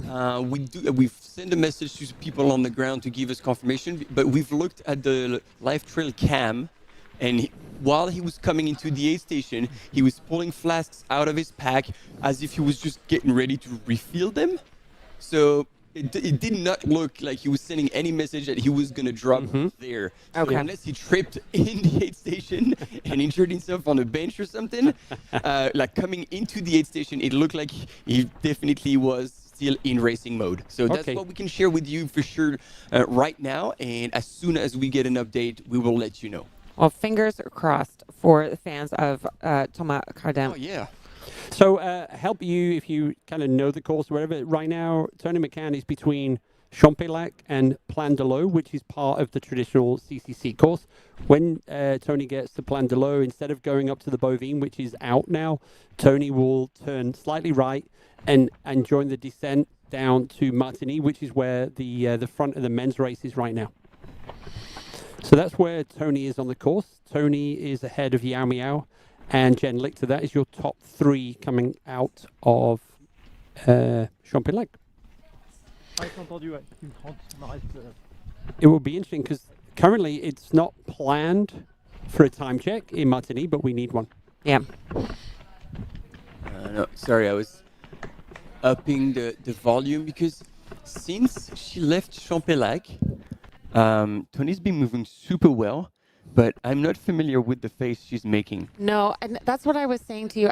I was trying to gauge. It looked like I said she was concentrating and she was focused, but it looked like she was breathing quite intentionally, like she had some kind of a stitch or something, which would be a bit odd. But she looked like she could potentially be struggling, but I didn't want to say it because I don't want to be an alarmist. Now, this is the point where we saw runners last year get stopped by a train, and they had to stand. Judith Wieder had to stand and wait as a train went past. And also, where the crowd was stood, they were blocking the water point, but this looks like a very deliberate water station. So here we go.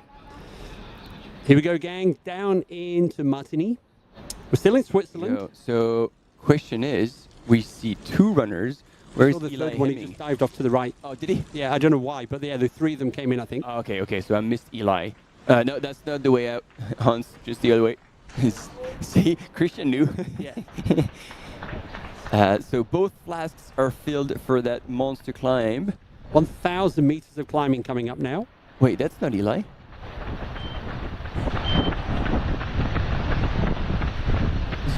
And it sounded like they went through a timing point, but... So we got a cam runner here on the left-hand side with the kind of bluish, light blue T-shirt. Yeah. That might have been the third person I thought was was Eli, but it's the camera guy. Yeah. Okay, so there is a tiny... Yeah, has it?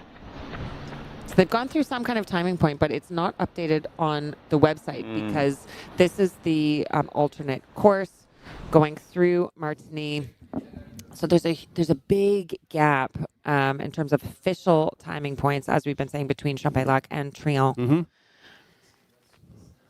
Okay, so interesting. I don't know exactly what happened. We've seen Eli disappear before, so hopefully it's not like GI issues where forces you to kind of take a side dive to the bushes every once in a while. Yep.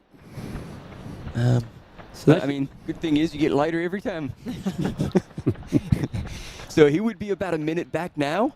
And, I like seeing he's already has the poles out. He knows that coming out of this aid station is a monster climb, and he's getting ready for it. And he's looking ahead. He's looking in the distance.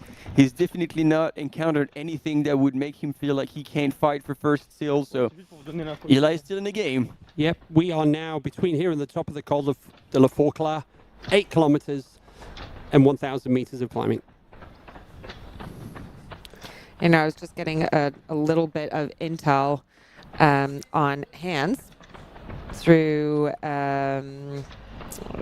his coach, David Roche, who said at Western States, and he's saying it again, bet on Hans, particularly the downhills. His classic focus on long runs were like during his long runs, he was doing like zone 2 downhill focus on the long runs. So what we've just seen would have been something that Hans would have practiced on Sundays, pretty well coming down from Champelac. Now they've got a climb, but I wonder if we'll see Hans kind of go back into his own on the next descent. Let's see how things shake out going on up on this climb. I have memories of this climb last year. This is where Jim put the hammer down on that first climb, the OCC last year, because this was a rain-affected race last year as well. So now we're in if you've ever done the drive from Col de la Forclaz down to Martigny, it's a lot of vineyards, and you get to do the zigzag in the car. These runners are going to go straight through the vineyards. There we go. 1, 2, and 3. And let's just take a step back to think about the fact that we are over 6 hours into this course, and these top men are still running together. That is so stressful. And that also means there's another 4 hours of running to go. Right now we just have 2. Racing. But then Christian Manogio, Hans Troyer. But yeah, it's a new strategy. Like this whole climb to La Flégère, gone, has mean that from Col des Montées, you'd still have tiny little bumps, but basically you'll be rolling into Chamonix. So it means that you can push yourself a little harder. 2 big climbs left. Yep. And a long runnable douche grade out of Valenciennes to Col des Montées, where again, if you've blown too many matches and you can't really move fast, you'll be bleeding seconds, if not minutes, on your competition. I anticipate huge crowds in Valenciennes. It's super easy to access that with the train, as well as the buses that are put on. So that's going to give everyone a shot in the arm. But they go 1, 2, 3. No, 1, 2. 1, 2. Oh, was that a cameraman in front? Oh, yeah. There we go. That's 3. Yeah. Damn, those cameramen are fast. They're just testing you. Eli Hemming, who was crewed by his partner Tabor, who didn't have the day that she wanted at OCC yesterday, but she is out on the course supporting. Just so cool to see the couples out there, just like Dimitri and Ekaterina. Dimitri running today and Ekaterina running this evening. So 70K in the bag, 66% of the course complete in just over 6 hours, which is beyond impressive. And in terms of accumulation, so they've already completed 3,500 meters of climbing. Hey! And we have it. Oh. Well, Vitek caught behind the train and just really chomping at the bit until the barriers raise. And he looks like he's been here for a while. Yeah. And he's... Oh.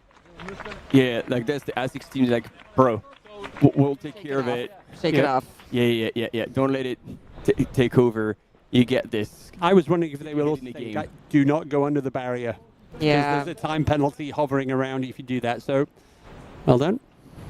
But it is mentally frustrating. Oh, you can see that Angers has had a bit of a fall there because his arm is bleeding quite a bit. But it is frustrating. You're sitting there. You can't even use the time to fuel if you are right before an aid station. You would have already drunk everything that you have. Exactly. And so it's just, it is wasted time. So mentally a bit difficult, but that's just how the cookie crumbles. Yep. And Neil in the chat, the runners, once they've got to Champs-Élysées, they do know about the course change. Their support teams have been able to communicate that. We heard Tony's team doing the same, and that's what they're all doing. There we go. There's a big crew here on the climb. It's not just the top 3. So we saw Andre.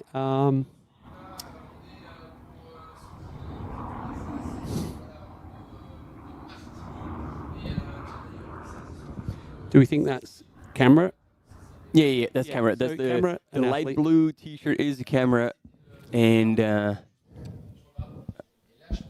Hans is looking back. Man, he's still running on that. Wow. Yeah. I mean, these zone 2 downhill runs that I know that he's been working on must have been alongside some pretty. Do you think he's like a hybrid vehicle? He uses the downhill to charge the batteries for the uphill. Interesting. So, yeah. Yeah, it is interesting. We sometimes think of the downhills as a way to recharge, but Ludo Pomeray, when he went into Hard Rock, actually he said he used the opposite strategy because of the altitude in particular. He said he was actually pushing on the downhills because that's when he knew he could breathe a little bit easier oxygen-wise. No, but Ludo is an enigma. He is. I'm not saying this is a strategy that the runner should use here, but there we go. We got Hans on your right, Eli on your left, and somewhere inside the American sandwich, we have Christian Minoggio. Yeah, Christian is who's never to be rolled out. I mean, we have 2 very different styles right now, and Eli, as much as he's moving well and like intentionally with the poles, like this is not the same pace that Hans. Hans is absolutely crushing the beginning of that climb. I hope he's not burning too many matches, but he looks like he's in control. Yeah. He's gonna do it. Yep. Can we call it now? Is this the moment where he's just pulling away for the big W?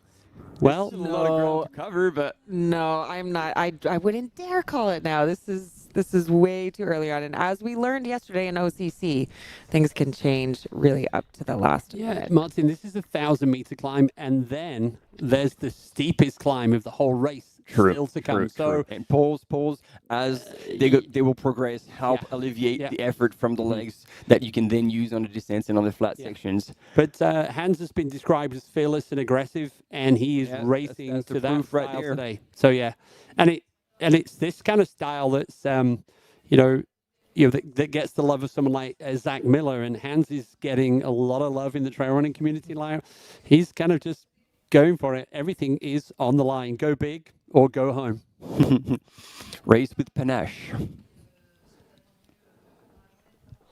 I love to see it. And when we were chatting with Sarah Alonso earlier, she was saying you do have to take these risks. You do have to go big. Otherwise, you're not going to win. No one will win here at a UTMB World Series final by playing it safe. Yep. So more. Let's add this anymore. Anymore. Yes. It has happened. Yep. Correct. Who would you like to say has I want played to come it back safe? to Ludo, who was 10 years ago, 2016. Was it 2016? Yeah, 10 years ago, the Ludo from 50th all the way up to first. Yeah, not playing it safe, just like experiencing massive problems and just believing the process and just moved up the field all the way up to first. There we go. There's Hans Troyer on your left, and that down there is going to be Christian Manoggio. Yes. And wait, so it's interesting because Christian has poles, but he's still not using them. No, because he knows the trails are coming, and they straight up. Yep. Yeah, when they're going to hit that trail. Yeah. The UTMB course diversion in 2011, the winners, the Kilian Jornet and Lizzie Hawker on the UTMB, that way back.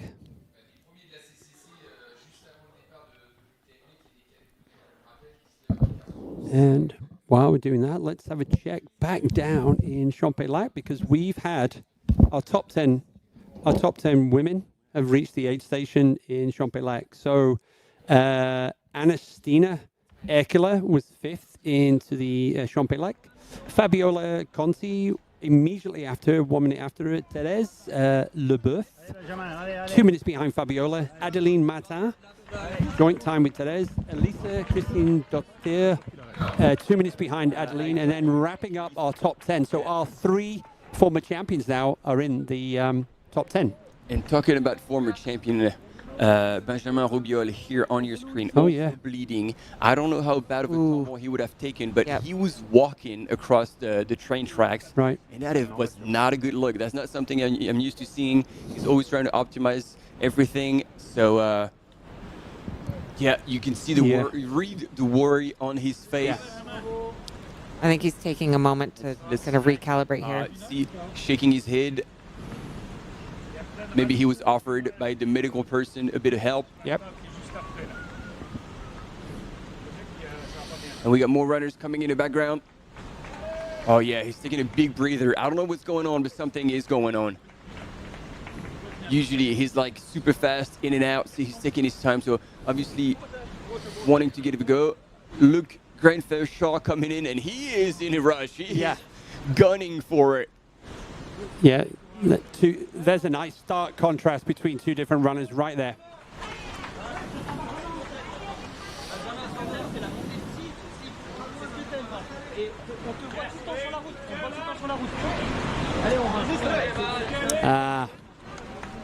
He's talking with Benjamin.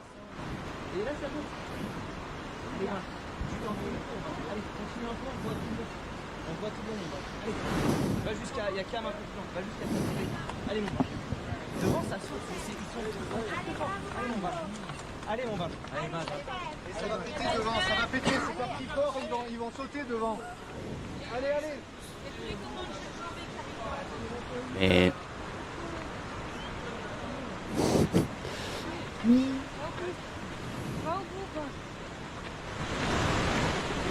Well, this is hard to watch. I think, any of you who are watching this or listening to this, who run. You've been there. We've all been there where you're just having this moment where you're like, things aren't going right. What do I do? Do I go forward?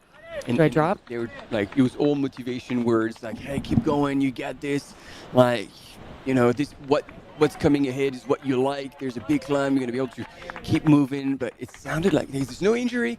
He seems to be fine. He's just either super empty, maybe the wheels fallen off, but like you could see, we could read it on his face, like he was checked out. And if there was no crew there, I mean, there was no crew, but if there's no one on the sidelines, he would have probably sat on the bench and be like, call it a day. So they just sent him back out. I was like, hey, you know what? Go to the next one, and then we can do the math again. He was running, right up at the front. He's still doing incredibly well, but he has dropped back.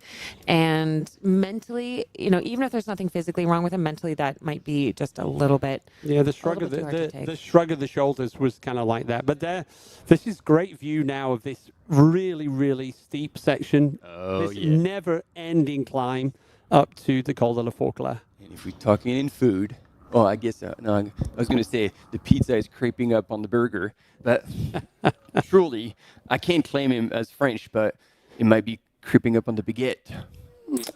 Yes, and he's still running. This is impressive. Here we go, 15% section of the course, and the next segment is even steeper. The purple is the steeper section. We might be tapping into the purple already.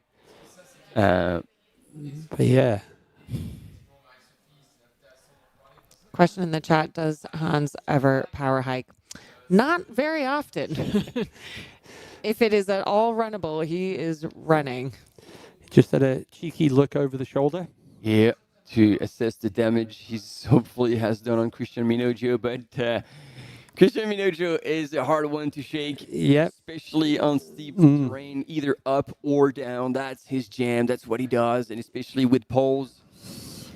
An incredible experience on trails just like this. So a hard competitor to come up against. And he has incredibly fond memories of that last section from last year where he pushed Jim Wormsley all the way. It was magnificent. So, Christian Minojo currently in second as he was last year. And again, we were kind of joking. So it's 1-0 to the Americans after last year.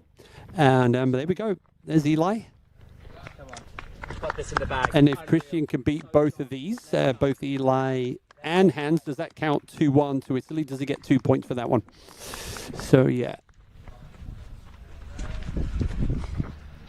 So Eli's now hit the trail as well. So I would say that's a gap, a couple of minutes between Eli and the front two. As we're watching the top men, the women are still on the descent from Champailhac down to Martigny. Tony McCann running in first place, followed by Yao Miao. And Jen Lichter had come up into third past Hanuka Akiyama last we saw. But just to let you know, it's half an hour 30 minutes between Tony McCann and our 20th place athlete. So the top 20 women are really, the top 10 is still wide open with 2 epic climbs still ahead of you. In kind of looking down in the 20th, so we've got Laura Padadan, 20th. Varvara Shikanova is in 19th. Lindsay Allison from the United States in 18th. Lena Laukner from Germany, 17th. Gemma Hillier-Moses in 16th. Erin Clark, 15th. Caitlin Filder, 14th. Marie Goncalves. I just need to interrupt you now because I have a possible pass from Christian Minojo over Hans Troyer. Wow. And somebody in the chat was like, wow. Yeah, Christian is... Hans was doing the mimic of the poles. Yeah, you might be thinking, it might have been a good idea. That was funny. Well done. He's still got a sense of humor. That's a good sign. Brilliant. And once again, just like OCC last year, it is USA versus Italy. Yep. Head to head in the front. Eli is falling back a little bit on that climb. Benjamin Rubiol was looking pretty spent, pretty defeated, and then Luc Granfelshaw was rallying pretty strong and running with the purpose. And there we go, Christian Minojo now taking the lead. And as we were telling you, there's still plenty of steep climbing to go. Yeah, it is way too early to call it. It is way too early to call it. Yeah, well, if Hans can, he can just sit in behind Christian, let Christian do the pacing, if he can. Yep, just draft off him a little bit. It's and then we're back with Eli Hemming in a much steeper section. Mm-hmm. Let's go, Eli. All right, it looks like he's moving a little better now, but you can still see that maybe he's hitting a bit of a low. Mm-hmm. We'll see if there's Coke at the next aid station. Or the UTMB Coke. Oh, yeah, true. Sustainable Coke. Yeah. Plastic bottle free Coke. Yeah, these two are pushing each other. Oh, and you know, Christian Minojo is the nicest person you can encounter on the trail, but he's also a smart tactician. And when he realized he could put time on Hans and catch up with him, he's like, well, maybe I'm going to push the pace a little bit. See if I can either open a gap or make him hurt a little more. Yeah, Christian... Oh, there we go. We have a distance between Christian Minojo, Hans Troyer, and Eli Hemming. It's only 500 meters. Yeah, 500 meters on the climb. When you walk in, it's a lot of time. And quite a bit of time. Two of these are moving pretty good. I think Eli looks like, as he said, he's having a moment. But still, 500 meters, I know it's on a climb. And so in terms of time, it is chunkier, but it's not that much. And Christian Minojo has done so much racing this year. So it's impressive that he's still looking so fresh. So Romain Humbert that we just saw on the screen with the white T-shirt. This is Peter Frano. Yeah, cleaning his legs. Hey, good. That's another runner you got to be worried if he's feeling good at this point and start to reel in the front pack. Peter Frano from Slovakia. So this is the view back down into Martigny. Yeah, there we go. Christian is putting the hammer down on this climb. Yeah, and I'm laughing because the gifts are still coming in strong. Yeah. In the chat. Love it. Thank you all for being there, partaking in this live broadcast. It's so good to have everyone with your comments, with gifts, with a sense of humor, and with sometimes a few corrections on the things we say, adding a few pieces of data here and there. But we do those mistakes on purpose to see if anyone's still listening. Yeah. Making sure you guys are following. And the UTMB CCC World Series Marathon continues. We are now 3:30, so we are 4 hours and 20 minutes away from the start of the UTMB, which is starting at 7:45 now. And we are expecting our race leader for the CCC around the same time. So that's going to be fun at the finish line. That's the challenge of our teams down at the finish line, to manage a finish and a start at the same time. But it's a good problem to have. And Christian is moving. And so to make a comparison that just hit me when you talked about the delayed start, not at the beginning, but eventually the men's are going to run the women's race because they will finish at the time that usually the women finish at. Hang on, say that again. Say it again. Which women are finishing? Follow me here. Yeah. When the women's finish of the CCC. Of UTMB, sorry. Right. They run about 2 hours slower than the men. Yes. And so waking up, the men are going to experience what the women used, like right at the Grand Col Ferret. Yeah. Okay, I'm with you now. Yeah, sorry. We were like not clear. I had it in my head. Looking at your faces, I'm like, okay, I probably didn't explain it correctly, which is interesting because there was always this talk like, oh yeah, but this is different for the women because they spend these sections in the night as opposed to this and this. So It's going to be interesting. For the regular viewers, the normal 2 a.m. live from Courmayeur in the gym overnight in the UTMB race will now probably start around about 4 a.m. because we're doing the 2-hour delay. 3:30 local time from what I've heard from Antoine. Right. Okay, so 3:30. Yeah. And then that means that normally when we come back on live at 6 in the morning on Saturday morning when the runners are at Grand Col Ferret, they're still going to be a little bit further along. So they'll still be the Italian side of Grand Col Ferret. So depending on your time zones, you're going to get a bit more than you normally do. So everything's going to be set back 2 hours. But Martin's happy because he's probably going to get at least an hour's sleep tonight. A little more than anticipated, which is good. And then it sounds also like we're not going to be doing live coverage from Arnuva anymore because it's almost going to be daylight. Yes. So everyone is going to be already in the commenting booth, and we'll be talking about it. And we have 4 cam runners. We had 2 today. We'll have 4 for UTMB from Arnuva all the way up to Grand Col Ferret. So we'll be able to follow this in daylight. So this is going to be a first actually for everyone. It'll be just like a repeat of CCC, except with much more tired runners. But the one thing that doesn't change is that on Sunday, Martin Gaffuri, Sunday morning, the Champions Walk with the 6 winners from the OCC, CCC, and UTMB. And you can follow that live also on UTMB Live. Looking forward to that. But that does feel like it's a long way away right now, Martin. Oh, yeah. And that's the only thing that's keeping me from going loose on Saturday night. And I will just be in town. So if you want to criticize my commentary in person, come find me in town and buy me a beer. Okay, so the gap now is widening between Christian Minogio. Hans Troyer looks like he is. So they used to be 1 and 1st, 500 meters away from Eli, but Hans is probably still 500 meters from Eli. But it's Christian Minogio who might be really purposely pushing the pace. It's like, hey. That climb is steep. I've got poles. I'm not going to work as hard as Hans. Let's do it. But look at this split screen. I want to just the difference in energy between what Christian Minogio is doing, and maybe he's on a different gradient than what Eli Hemming was, but it didn't look too different. And Christian Minogio is absolutely powering up this climb, whereas the energy coming from Eli Hemming is definitely less. Oh, and now shadow time. So there's a little bit of sunshine. Oh, yeah. Solar power now for Christian on this segment. It's a beautiful part of the course, if not steep, and a surprise to what they planned to do last night when they went to bed.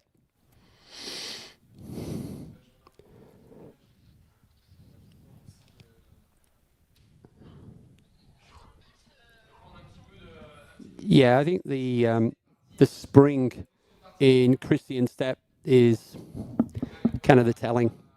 Yeah, he really is just showing that he has still a lot more to put out on this course. Oh, yeah. Eli Hemming he's either going through a low that he'll hopefully rebound from, or he just gave a little bit too much during the first kind of 2/3 of this course. Yeah. And fingers crossed, knock on wood, that is not his back problem that's flaring up. He knows he can run 50K with no problem, but then past that, it was where it was starting to hit. So this time, he's done it in training. He was like, all right, all lights are green. We should be all right. What I can tell you is that the current algorithm is predicting that our race leaders will reach Trion at 4:15. So that means the Col de la Forclaz is probably about 20, the summit of this climb is about 20, 25 minutes away.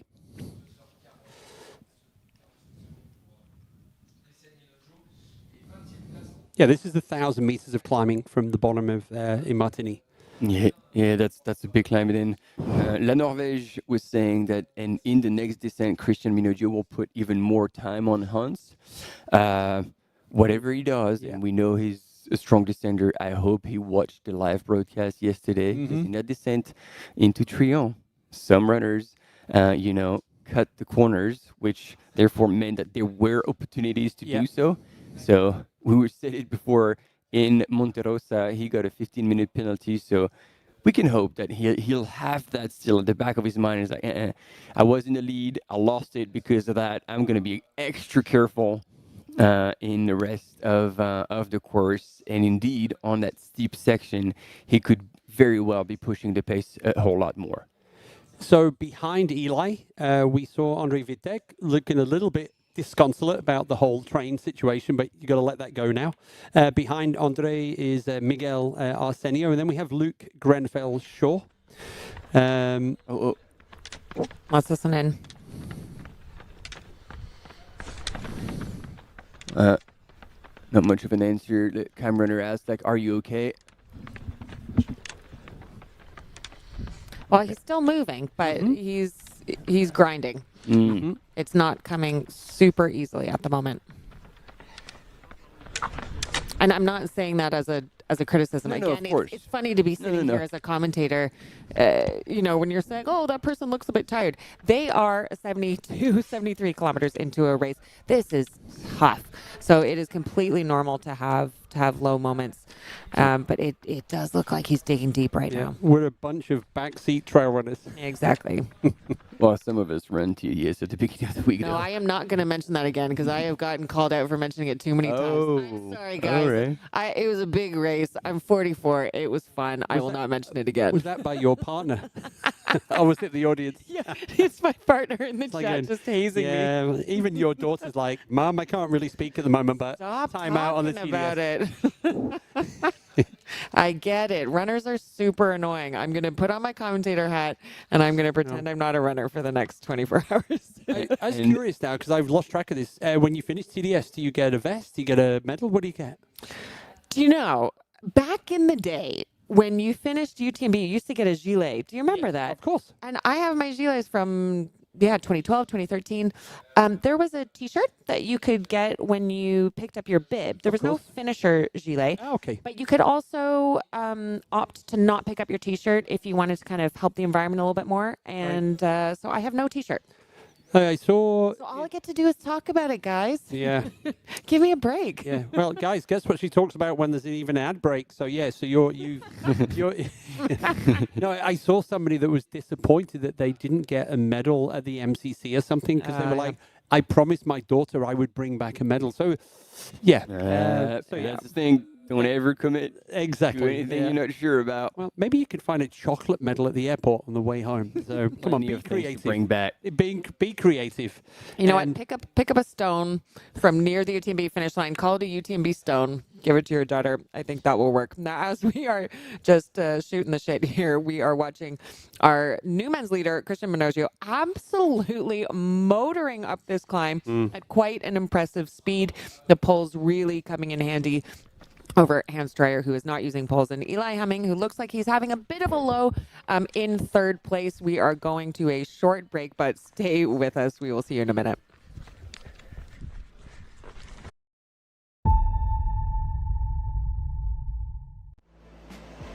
Absolutely beautiful out there. It's such a beautiful course.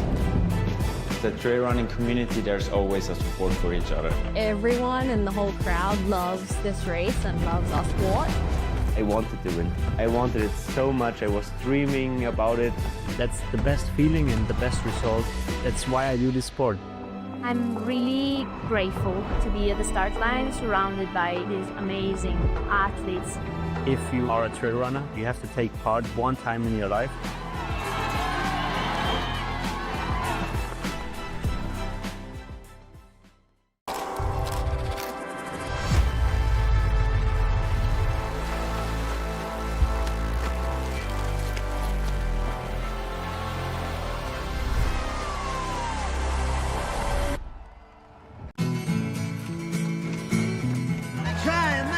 A place where it's always safe. Come in, she said, I'll give you shelter from the storm.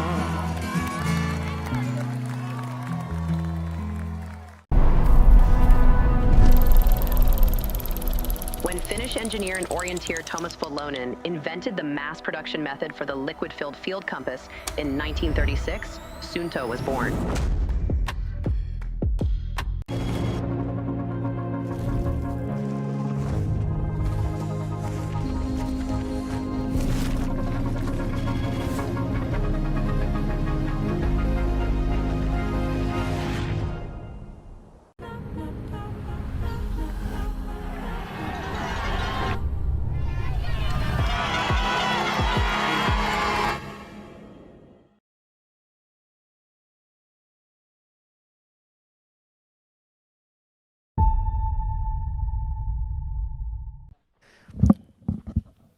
Welcome back, everyone. We are following the CCC race today on this slightly modified course due to the weather, and we are covering at the moment Christian Minogio, who overtook Hans Troyer, absolutely powering up this climb using his poles.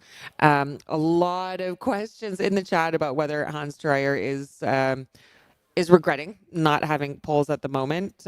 Keith, you saw him make a little bit of a joke when he was making a sign of the poles as Christian Minogio passed him. Certainly a benefit on this climb. Christian is just running. I mean, this is like he's gapping everybody right now. And so there we go. That was a little bit of a embrace of the road. That road is the road that goes between Col de la Forclaz and down to the valley in Martigny. And so Christian is just working his way up. This is a 1,000-meter climb. We're expecting Christian to be at the top of the climb in the next 20 minutes. So he should be there around about 4 o'clock local time. And then he drops down in that steep technical section to Trion before the steepest climb of the whole race is yet to come. So he's more than halfway up this climb, 74 kilometers elapsed of this extended 107-kilometer race. Back with Eli Hemming, digging a bit deep here. I mean, he's still going steady up the climb. I don't want to focus on the negative here. No, I think if you just look at Christian and Eli or even Hans, then I think it's just testament to Christian's leg strength, and he's also coordination between legs and his poles. That's the visual difference right now. There we go. So Hans, I would say that's a minute. From this point, I just check in. It's 3 kilometers still to the top of the Col de la Forclaz. 3K still to go to the top of this climb. 77K, the top of the climb. Oh, yeah, on the screen right now in the ticker box, saying the actual delays for potential thunderstorms this afternoon. That's why they've delayed the UTMB start, which is very smart. Now, we're following the men go up this very steep climb before they hit a plateau and a little descent down to Trion. Team, that's what we were worried about. This is what he, that's his back. Yeah. Yep. So he knows what to do. Luckily, he knows the reason why this is happening. A little bit of a shake of the head there with Eli Hemming as he's trying to stretch out. You could see it was just hands on the back, stretching out the adductors, shaking his head, but he's continuing. You know, it's particularly when you're a top athlete, you have to know your body so well. And something is bound to go wrong at some point, right? I mean, we can never have a perfect race, and you need to know how to adapt. What can you do to keep things moving, to keep things functioning so that you can continue moving forward? Yeah, and a lot of the athletes they're like problem solvers, and it's how do you kind of fix, based on the tools in your toolbox, what can you do to fix that? So somebody's suggesting, Martin, that Christian is kind of going for it now because maybe Hans, based on the legs, might have some good speed in his to go for once they get over the last climb. Yeah, Christian's maybe. also got some speed as well, right? Because I mean, as early as last year, going neck to neck with Jim Walmsley, 100%. Jim was working hard to keep up and catch up with Christian Minogio. So that's the thing. Just like there are a few sky runners, Luca Del Pero, William Buffelli, who we always have like labeled as just mountain goats, but couldn't quite run on the flat. Man, they still can run on the flat. They are fully versatile runners, and Christian is also one of them.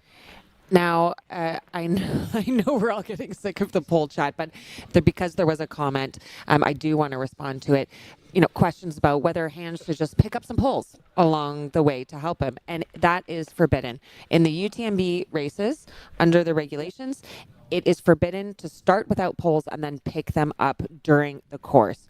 So you cannot put poles in spare bags. You cannot pick them up from crew. If you start with them, you finish with them. If you don't start with them, then you don't finish with them. And And also, if you've never used poles and all of a sudden you say, oh, you're watching it and you're about to start UTMB and be like, oh yeah, I'm going to pick up poles. They're going to be in your way and they're certainly not going to serve you. So it takes a lot of practice in training to get used to them, get them out of the quiver and in the quiver. They make it look easy, but it's everything but straightforward. So there's like a lot of elements to it. But you know what? Hans is still doing second, and maybe at some point when he's going to be sitting still for a while, he'll be watching this and maybe thinking, But I just saw the distance. There was about 120 meters between Hans and Christian. It's not not huge, but you could see how much Hans is working right now, while Christian was just moving, covering ground. Now, I also want to point out, because we have been following the men for a while, looking at the women's field, they are now, hitting the valley. They will be coming into Martigny soon. There's no timing point that we have access to on the website, but hopefully we will have some images as they come through. I would expect that. So we should get some visuals in a minute at the front of the women's race. But even legends like Scott Jurek, I remember 2009 on a pre-UTMB training loop, Scott Jurek's like, this is a Euro thing. And he was with the poles. He's like, nah. But, over the years, I think more and more I've seen the advantage of those. And someone like Petter Engdahl is the perfect kind of example of using poles to your benefit, coming from that kind of like Nordic cross-country skiing background. Yeah. There are some pretty good jokes in the chat. They're suggesting we should do a poll on the poles. Are we talking about poles as in the Polish people in the chat, or running poles? And then there was also Christian Minojo is in pole position. Yeah, very good. Keep them coming.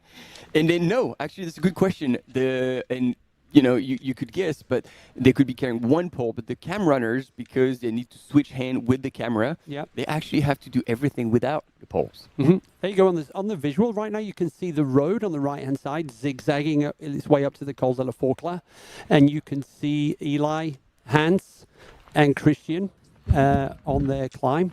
So they're about 2.5 kilometers now from the summit, and so Stephanie Case is enjoying a case of Coca-Cola. I think she's down to a 6-pack this morning. So there we go. So there's a Hans on the right-hand side right now. And then you can see the next climb. Look at that. Les Cep. It's consistently around about 30% for a lot longer than the Grand Col Ferret climb that we had already today.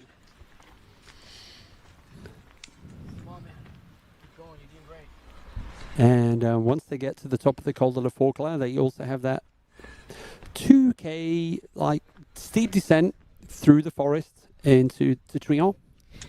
Now, we can expect, just because the top runners do have GPS trackers on them, Tony McCann and Yao Miao will be coming through Martigny still fairly close together. So there is still quite a race going on the women's side, whereas Honoka is a little bit further back. I want to know where Jen Lichter. Yeah, I want to know where she is.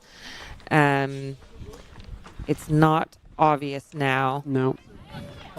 And the last time we saw Tony McCann, we were slightly concerned about how she was running, but we'll get a better idea once we see them in Martigny. There we go. If you wanted confirmation that we were in Switzerland.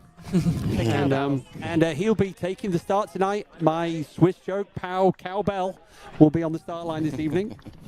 So we have former UTMB champions. So we've got Pau Cowbell, we've got Vincent we've also got Courtney Delwalter. I think those are our 3 former UTMB champions tonight. We were going to have 4. Is that all we get?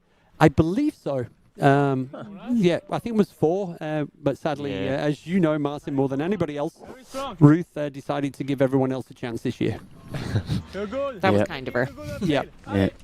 Not her decision, I guarantee you that. No. We person. But that we recognize that. Missing her, absolutely. 100%. Yeah, it's interesting. Both the women's defending champions for UTMB and CCC are unfortunately not starting this year. Ruth for UTMB, Martina Mlinarczyk for CCC, as we're watching right now. Martina Ballerina, I believe that was what we were going on about last year. So there we go. Il avait mal au dos, alors il s'est arrêté, il a pris une pause, alors soit à l'abdomen, soit au dos, il a fait une sorte de position un peu bizarre pour essayer de s'étirer le dos, un truc comme ça, il était vraiment dans le dos. Et après il est reparti bien, par contre, là je trouve qu'il a même quelqu'un qui a fait maintenant, quoi. En bas, ouais. Là dans le raid, il marchait vraiment vite, quoi. Ça rentre, non, ça rentre vraiment, j'entendais rentrer un mec qui derrière s'applaudissait. All right. It sounds like there's a chat going on between all the cam runners, and the one who was with Eli obviously did not have the background story about his situation. So he was like, yeah, I saw him stretch his back, so I don't know if he was coming from the back or from the guts where the issue was coming from. But he said, but as soon as he did that, then when he started moving again, he said like he was motoring and he was moving well, and he said like he was actually coming like back into the front runners. Let's see. So maybe all you need is a good stretch. And you remember when he won OCC, like on that climb, he still had stopped and stretched. Yeah. So if that's all it takes, every once in a while you give it a good stretch and you can run to your full potential afterwards, that would be fantastic. Yep, there we go. 75K, so 2K to go now. So he is eating nicely into this 1,000-meter climb. But such a difference, you know. We have 107 kilometers here, so it's still incredibly fast, incredibly competitive, but there is so much more wiggle room than we saw in OCC yesterday when Sarah Alonso was telling us that she was kicking herself for taking 15 seconds to retie her laces during the middle of the race, because that can make the difference between first and third. Here we go. They're getting the dogs ready for Rachel. Yeah, I was going to make exactly the same comment. So we are aligned. We're consuming the same feed. Rachel Entrekin, of course, just to make sure our viewers are following along with us. Yeah, he is. Yeah, Rachel's going to be making her UTMB debut this evening. So we're all excited to see Rachel on the start line. When Rachel Entrekin, if you didn't realize, went viral early in the year by winning outright the Cocodona 250-mile race and breaking the men's and the women's course records by hours. So, yeah, Rachel is become a viral sensation from her achievements this year. And really crossing over into the mainstream as well. Yeah. That's what I love about the stories that are coming out of ultra running now. It's not just popular with, you know, those crazy ones of us who like to do the sport ourselves. It's translating into everyone else who wants to follow our sport, and that can only be a good thing because it brings more people into this little cult that we have going on. Yep, and in the top right hand now, over Christian's left shoulder, if you're looking that way, or right shoulder if you're looking there, that would be the classic descent that the runners would have done if it wasn't for the diversion that would have brought them over the Bovine climb to La Giette and then descending down to the Col de la Forclaz. So the UTMB organization, ever since they had to stop the race in 2010 due to crazy weather, they guarantee a race. It might not be the course that they originally advertised, but they have a plan B, if you like, for different segments of the course. Hans is not that far behind Christian. Nope. And it's true. I remember in 2012, terrible weather. They changed UTMB. I think they wrote the new course on the back of a napkin. They changed UTMB to be a race that was run only in France. That's right. And I remember Francois won and Lizzie Hawker won. There you go. That was Lizzie's fifth and final victory. So there you go. Yeah, it was absolutely horrific, actually, running the end of that course. It was literally biblical. Was the rain. You could hear the start, the finish line for hours as you kind of zigzagged above Chamonix. But, you know, the runners got it done. Were you living in Canada in those days? Or were you over here? I was living in Afghanistan. Okay. Try for another time.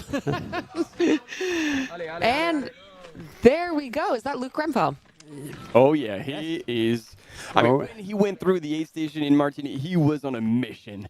Like, you could see he just showed up, packed up some water, and then was chasing hard. And so the fact that we see him here still breaking back into a run, and maybe not everybody knows Luke's story. Which is an incredible story in its own right. Yeah, and then when you know at the back of your mind there are people you run for, and to remember them, honor them, and when you are given the privilege to be alive and put your body through a big effort, the power of the mind is crazy. And Luke has shown it time and time again, and he looks like he's running off of it as well. Yeah, this is Luke's fourth consecutive CCC start, and he was 8th back in 2023. He was 8th at the European Trail Running Championships already this year, and he won the Eiger Ultra Trail last month, and he beat Chris Myers. So he's in good shape. He's in good form. I think it's just so cool to know the backstory of some of these runners. Mm-hmm. We've commentated on Luke Rumfelshaw before and what he's done, but not only has he survived cancer, but he has raised, according to his own website, over £130,000 for cancer charities and was awarded an MBE for that, as he should be. So yeah, and like, I mean, if you really take a deep dive, like, yep. While he was treated with cancer, he lost his brother in an accident and could not actually be there for all the things around it. And so that was always at the back of his mind. And yeah, just a great human and great person to represent our sport. And yep, Syncrew in the chat saying huge idol. Luke is a huge idol of his, and Luke inspired him to run his first 100K. There we go. And I think those are the things. Rachel Entrican was talking about how Courtney DeWalter and Stephanie Case. No, we're not talking about me anymore on the live. No, I'm talking about you. That is like, and also the fact that you basically were getting behind yourself. So yeah, in the same way that Rachel's been doing. Hey, look at that. Look at that. When it's steep, like Hans started power hiking, so that's the answer to a few questions in the chat.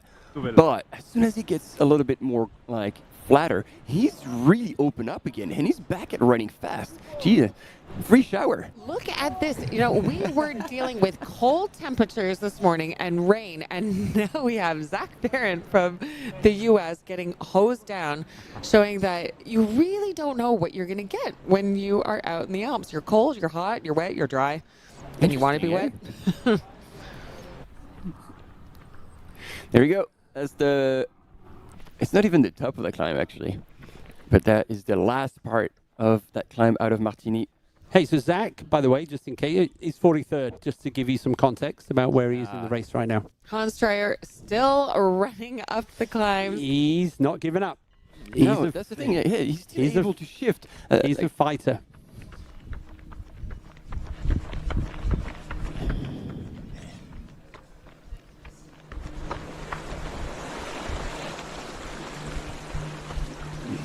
Yeah. Yep. I'd say that gap's about 5 minutes, though. Close to 5 minutes now. Remember when Christian came through here? There you go. There's another drone shot of the Martigny Valley. And actually, from there, you head towards Geneva.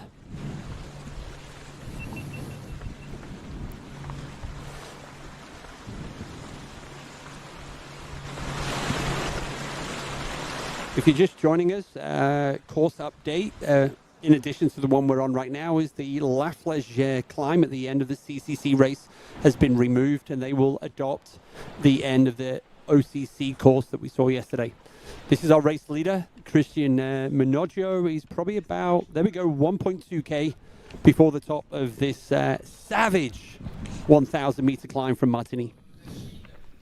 Almost 7 hours into this race. And look at that UTMB index. Oh, yeah. He was crazy. He the second best? I want to check that. Claire Rhodes has stopped. I see a message from Claire. She felt good, but she seems to have picked up the Chamonix stomach bug. Oh, and it's the dreaded train crossing. Who's got... You lose behind it. You either win or lose the lottery on this one. And we're actually waiting right now. That's why our camera guy's down here for the first women. There you go. I hope that's not them coming right now. This would be so stressful. Yeah. Well, the good news is the Swiss trains, you can put your money on them and they'll be in and out in a flash. Yep. Chance, whatever food you've got now, whatever you guys, just make the most of it. Do something.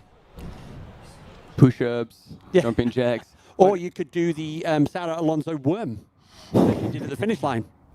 Throw some hip-hop moves. Mm-hmm.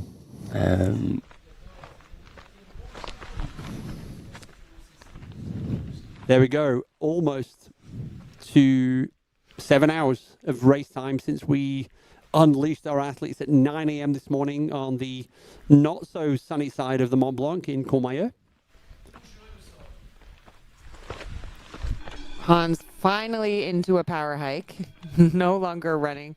Christian Minogio storming ahead, fueling on the way, looking incredibly comfortable. Yeah, he's almost at the top now. Yeah.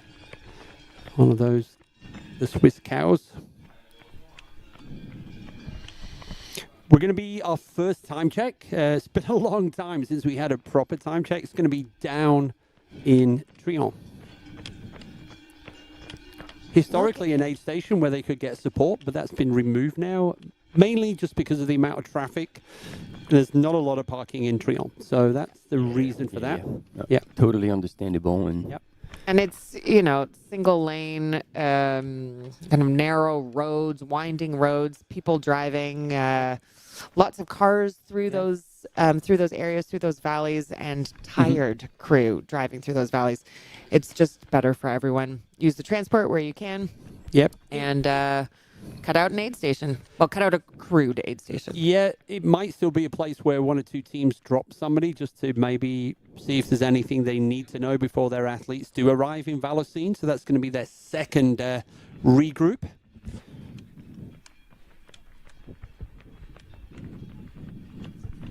I am so impressed by Chris Minogio. This isn't the first time we have seen him power through races. We mentioned earlier in the broadcast that when we saw him in his last race at Monte Rosa, he was leading the 100K course.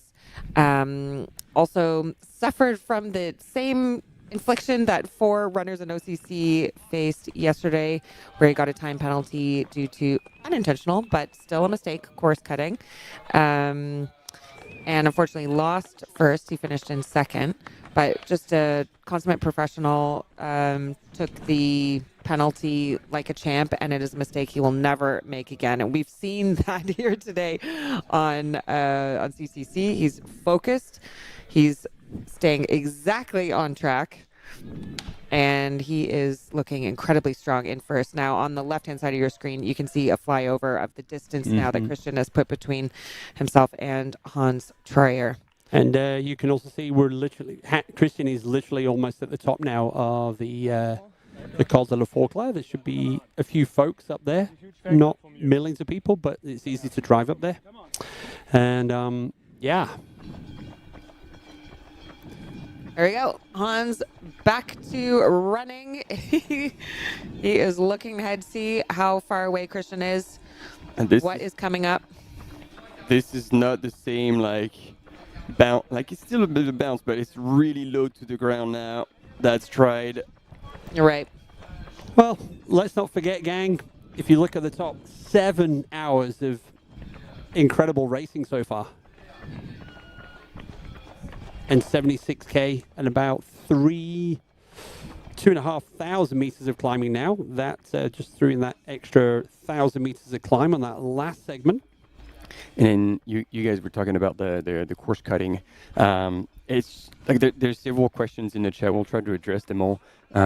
First, like, because in Europe there is a lot of sky running races, and those races, like, you are free to pick whichever trajectory you want. This is part of the game, just like orienteering. You need to find your way. In skyrunning, you need to read the terrain to pick the best lines, and a lot of these runners do those races, so it's something they've gotten used to. And then as well, because in Europe, you know, just like this, you have trails that go straight up a hill, and so there sometimes you have an animal path, sometimes you have a human path, and then what kind of sets the rule is wherever there's a flag, this is where you need to go. So you need to read where the terrain is going. And so these are not cutting like 50, 100 meters. Like it's not a massive just cheat move, but it's just, hey, there's a line here and I can take it. So they're getting used to it. So it's more the situation that occurred yesterday during OCC. Yep, bit of intel being passed over to Christian. And yeah, you probably should stop moving alongside Christian quite quickly. Yeah, I think 50 meter, we've seen it especially alongside like Champelac and all that. So you're right, Keith. It shouldn't be the whole climb. So we're going to try to be mindful of that. So what's the exact rule? I don't know the rule, but it's basically judgment. But yeah. There we go. Stop now. That's about right. Yeah. The without the specific distance or timing, you're not allowed to run alongside the runners. And So, and I also saw that briefing to our team before the race. Enjoy the event, but do not run alongside the runners, because as we saw yesterday, everything's on camera now. Everything's on camera. But, you know, I guess if we have a 50-meter... I think that's within reason. I think it was more like, it was like no pacing. But there we go, Hans, still chipping away. And then in the chat, people are asking, I think there are issues with the GPS trackers, because it was putting Christian behind Hans on that climb. And so apparently Miguel Arsenio was also put ahead. So I don't in third so far was Eli Hemming. And so we have images to confirm that this is the last images we had. And then Andrzej Witek was in fourth.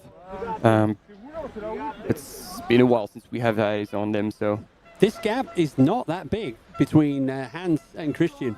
No, it's not. But you see how much that climb cost Hans as opposed to Christian. Yeah. There's still another big one to go. Yeah. After they descend now to Triumph, then there's a very steep climb up Triumph before they go down again to the I still believe when he's going to get to the flat section right after the call, he'll be able to shift back into running and start moving, hopefully regroup in the downhill. But you're right, that next climb is just going to hurt him just as much. Yep. Well in Hans, that's a good effort. I was kind of timing that about 2.5 minutes between first and second. Now, we don't see anyone in particular giving him intel. People will be shouting things at him. His coach is not over here this year. But I'm sure people are shouting at him, telling him how far ahead Christian Minogio is. Well, there's enough HOKA people around this mountain this week, so I think he's, He'll have his teammates or team manager somewhere on the course, I'm sure. So there you go. That's 1 and 2 to the top of that climb. One more big climb to go. And then a long way. We'll give you a distance from that one for the finish. So Vallocine is going to be 18 kilometers from the finish line. There's a couple more little cheeky bumps in the climbs. Cheeky. And then it's full speed ahead into Chamonix. See, he's back full speed. Yeah. Impressive. This is the kind of training that we know that he has been focusing on and downhill that he's been doing. Just really opening up zone 2, relaxing on the downhill. In the meantime, in the women's race, there still seem to be 300 meters between Tony McCann in the lead and Yao Miao in second place. So here's a bit of a replay of something we don't see very often. Hans power hiking up a hill. So image for the archives. Catch it before it disappears. And then there's 1.6 Ks between Yao Miao in second and Jen Nichter in third. And this is good. Christian Minogio in his element on the downhill. Oh no! She's hit it at the wrong time. No. She's gonna stop her watch. Yeah, I think she did. Grab some food, And Tony. it's only ringing now. No, grab some food, Tony. This is the worst timing possible. If she was just 5 seconds ahead, she would have been able to cross the barrier.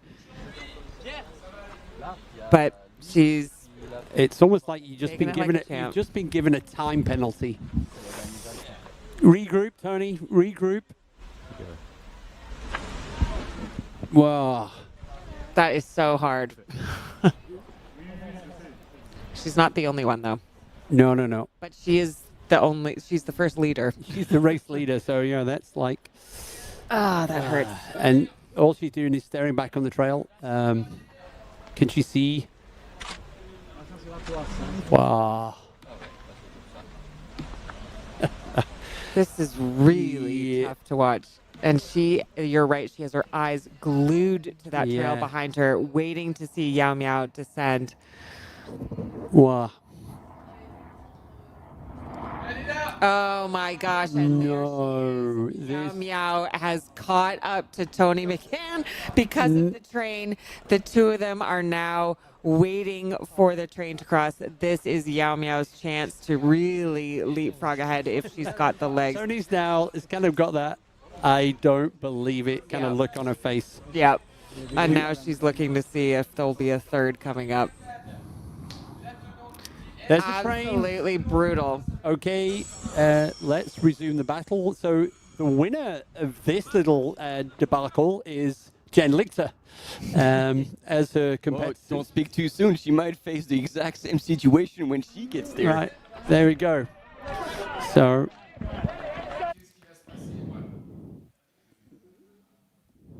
Oh, that's crazy. That is crazy. And you know that whoever was driving that Swiss train had no idea the kind of drama that they were causing. No. Ooh, I can feel the tension sitting here in the studio watching. Tony is focused. She's got to keep her head in the game, She's... Oh yeah. Here we go. Bit of Coke. Come on, Tony. Cola. Call it cola. Oh, cola. Yeah. And she's off, taking a quick look behind her. Now she just needs to reframe that stop as a forced pause to give her a little bit of a rest before she takes a breather and heads on her way. And hopefully, she will be trying to put that gap back in between her and Yao Miao. Yep, they were within 3 seconds of each other at the bottom of the climb to the Grand Col Ferret. Yao Miao was slightly ahead of her, slightly more than that, but nothing. So they've been matched pretty evenly on these big climbs so far. Yao Miao is off out of the aid station as well, chasing down Tony. She knows that she's benefited from that forced stop from the train. And so now, can we compare the men and the women's race? Because again, in the lead, one runner with poles, one runner without poles. We've seen how it played out in favor of Christian with poles. Yeah. So in this situation, could we anticipate that this is going to favor Tony, and she'll be able to possibly pull away from Yao Miao in that climb where Miao does not have poles for that climb?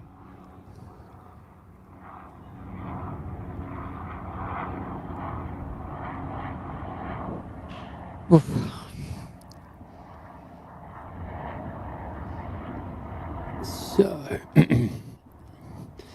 So we've got that, and then in a minute our cameras are going to be jumping across to Trion, where we're going to see Christian. He should be in about 5 minutes into Trion, and yeah, they. Look at him. Speaking of the devil, there he is. Yeah, up straight. Keep going. Spreading it out. Only minutes away from the pink church of Trion. And he's, as you were saying, Keith, he's looking at his watch, so I'm just wondering what he's after, what kind of data he'll be looking at.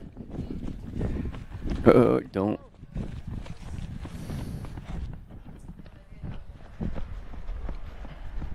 Didn't he overshoot it? No. He's going down now, and then he'd go left under the railway, under the bridge, under the road. This looks good. Oh, yeah. There you go. You see the course markers as well. I freaked out. Yeah, no, he's good. But yeah, there was a left turn there that was he was confused by someone with the yellow vest. I'm like, that is a volunteer. Yeah. No, there you go. You can see the bridge there on the left now. He's going to go underneath that and then work his way up to the pink church and Trion. So, yeah, 79K, 4,600 meters of climbing already in their legs. And there's one more big climb. There's still a few more meters than that. There we go. Here we are. This side of Trion. So this next climb is a 4K climb with 600 meters of elevation, and it's consistently around about 30%. So it's savage. And believe it or not, in Trion, which looks like this tiny little quiet village, it used to have 30 hotels to welcome mostly English tourists. Yes. It was before World War II. And again, if you were with us yesterday, you brought it up, Keith. We don't have no idea why this church has been painted in pink. Yeah, it was renovated around about 2011, but the church has been going since the 19th century, and they renovated it. So some people like it, some people don't, but it's become an iconic part of the UTMB race, that's for sure. And I think whether you like it or not as a runner depends on the experience you have when you hit this part of the course, either in CCC or UTMB. This is very quiet, Trion, this year compared to previous years. Maybe it'll be a bit livelier tomorrow. There's about 175 people living in look at that. Trion. He's getting rid of the trash, making sure it goes in the bin. Well, the little things that just, Again, this man is an absolute gentleman. He does it right. And following the rules, he's been there before. Now stopping for a quick fill up. Now this is smart. Filling up his own mouth while he's filling up his flask. multitasking, fill all the containers at once.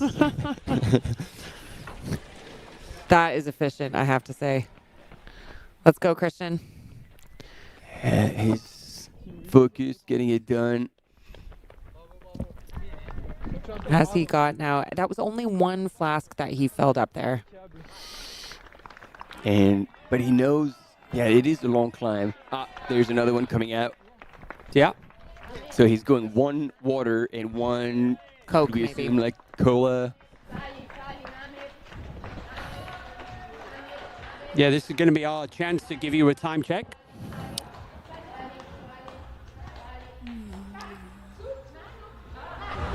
Oh, what's he looking for? He's looking for knack, I think. Yeah, he was looking for the knack. Yeah, I don't know what he was saying because Christian does not speak English, so he might have had a. But see, he was asking politely, just screaming at it, and never got angry or anything. No. Again, like a role model. Ended up finding it, didn't get it for it, and then off he went. And this is different from the OCC because they do an out and back. So we're going to get potentially the face-off here. No. Yeah, he's right by the pink church. So. Oh man, they are going to cross right by the church. We're going to get the face-off here. This is. I thought he was further than that. Is there going to be a high five? Yeah. Oh, this is great. Hey, Hans, how you doing? So yeah, this is different to the OCC where they just went straight through the aid station. Yep, down to the left, and there's Hans Troyer on your right. No, not quite. You might see Christian go past, but I don't think Christian saw him. Yeah, he can hear the crowd cheering for sure.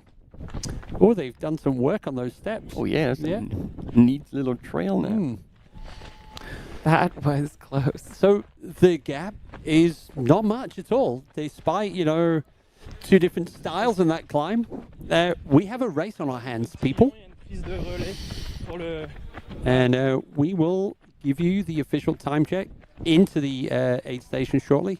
There we go. It is. Wow. It's less than a minute into the aid station. So, 1 minute, people. There we go. Hans Troyer coming in now. And, this is exciting. It feels like that last climb has actually brought this down to 2 runners. Yep. Now, as we've been watching the drama of the men come through the aid station, I'm really curious as to know where is Jen Lichter. We saw the Train versus Tony McCann and Yao Miao face off, but how far back is Jen Lichter? I know we will have cameras when she comes through, but does that mean she hasn't come through that checkpoint yet? There you go, hands. Feels like that would be a bit of a gap. Yep. One with the water and one with the magic mix. Yeah, this is smart, hands. Yeah, he was thirsty. And it confirms that as much as it's not super hot, it is mucky. And they will be sweating, they will stay wet. Yep. Oh man, he was thirsty. It's good, he's taking time. Yep. You need to look after yourself at a station, and I'm glad he's not rushing through it. But he's just drinking water. Which, and when you're just drinking water and you're not supplementing with electrolytes. He's got that in his other flask is the one that he's mixed. He's got his magic potion with. Yep. The magic potion, is that for fuel or for electrolytes? Because sometimes you have a little bit of electrolytes, but you're absolutely right. And I've made the mistake because then you end up increasing even more the dilution of all the minerals that you've sweat, and then that could trigger cramps. That I've been there. So have I, which is why I blocked that with what Hans was doing. Hopefully, he's got some salt tabs or something with him, but it's just one of those things that, you know, you feel thirsty, so you think, I'm going to drink water, but you have been sweating out both liquid and salt. And if you don't replace the salt when you take in the liquid, that can really get you unbalanced. And as soon as you get that environment unbalanced in your gut, that makes it harder to take in sugar, it makes it harder to take in calories. So everything has to be primed. Well, we got 28 kilometers of racing still to go, everybody. So this is going to bring us to around about 7:30 p.m. here in Chamonix. The race start of the UTMB this year has been delayed by 2 hours, so we do have the prospect at the minute of the. There we go. There's our next. There is into. We haven't seen Jen Lichter there, but that is Honoka Akiyama. Her and Jen are kind of like battling it out together. So and there's Jen. There we go. Third and fourth. So first and they're second. still going like back and forth because and last time we saw her coming out of Champellac had regained third place. And you know, I just want to say we were chatting a little bit about Jen earlier. Martin, you were saying, ooh, can she do it with having such a big year already? Mm-hmm. And I've got confirmation from her agent, from Kelly. Hi, Kelly. That Jen is there to win. Yes, she can. You know, she feels it in her bones, and she would not have started if she didn't think that was on the table. We heard a little bit about that in her interview. She said podium, but you know, when you say podium, I think in her head it's win. And let's not count Jen out. She's not that far back behind Tony McCann and Yao Miao. Maximum 5 minutes, I would say. And that means our top 4, 2 together and 2 together. And these two are benefiting from that little train moment we had just before. Exactly.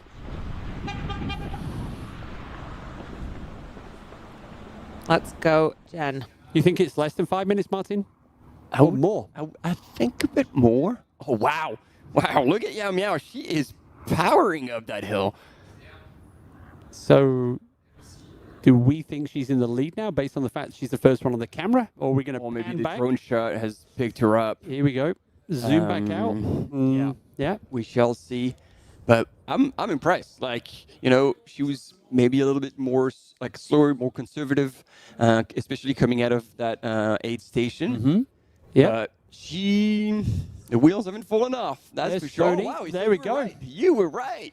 The move has been made in this early climb. Wow. But I would not bet on the fact that they're not going to be possibly a rally, because we knew on that first part of that climb was runnable. Yes. This is where Hans was still moving better than Christian Minoggio. And then it gets onto that steep single track where Yeah, Tony could possibly respond. 1-0 to the polls so far, but this is going to be the next question now is, does Yao Miao take it for the non-poll community, or are we going to have 2-0? So that's going to be interesting now as they begin that long climb up to the Col de la Forclaz. And you can see Tony McCann is looking behind her down on the trail to see, can she see Jen Lichter and Hanoka Akiyama? I don't know if she can, but just the fact that she's looking. Exactly. I agree. I think they're too far behind.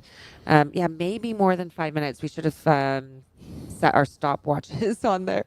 But it looked like there was a gate coming out of that aid station, so I was convinced there would be a timing There was point. a timing point that they have, but it's not, because it has to do with the course change. It's not connected to what we're seeing on the website. Shame. Yeah, LD agrees with you in the chat, Martin. He's kind of, he or she, I don't know what that LD is, so it's saying about 10-minute gap between these two and the two chasing. Holy moly, somebody's agreeing with me. Hell yeah. I think it's Ruth Croft, but in a pseudonym. So Ruth's kind of like bigging up Martin today, as she always does. And, we do have a question in the chat. Can we see some footage of the other participants other than just the leaders? We do have our camera runners on the leaders. We do have a lot of footage on the leaders, but you can also look at the static cameras at some of the aid stations if you go on the website. And throughout the different races, we saw this in OCC. We showed some of our more extraordinary runners that were further back in the pack. Is there a joke that I'm missing, like with Hans being in missionary position, or a private joke that I haven't seen on the internet? Yeah, I've not heard that, but yeah. I'm not gonna touch that one. No, I'm not gonna touch that one. But this is great footage. Just letting you know that with the runners, we've got the drones as we have here. We have runners with cameras. We have mountain bikes with cameras. So there's only a finite amount of coverage, and I think, we're committed to follow the front, and we always do the commentary for the top 10 women and the top 10 men across the finish line. We obviously celebrated everybody this morning, the 3 different waves at the start line, but sadly, there we go. And who do we have here? So this is our 5th place women. Anna. Is this Anna Stina? Yeah, that's Anna Stina. Erkila. So, thank you for our pronunciation guidance this morning. And, so... Another mum. Hey. Non, c'est Anna. And she's also cooling down the engines. Yeah. So interesting. It does, because it looks cold out there, but it does give you a sense that it's hotter than She's great. She's looking really good coming into this next climb. So top 5 through Martigny, 69k on the clock for Anna Stina from Finland. So we have actually 5 different nations in the top 5 of the women's race. So we've got South Africa, China, the USA, Japan, and now Finland.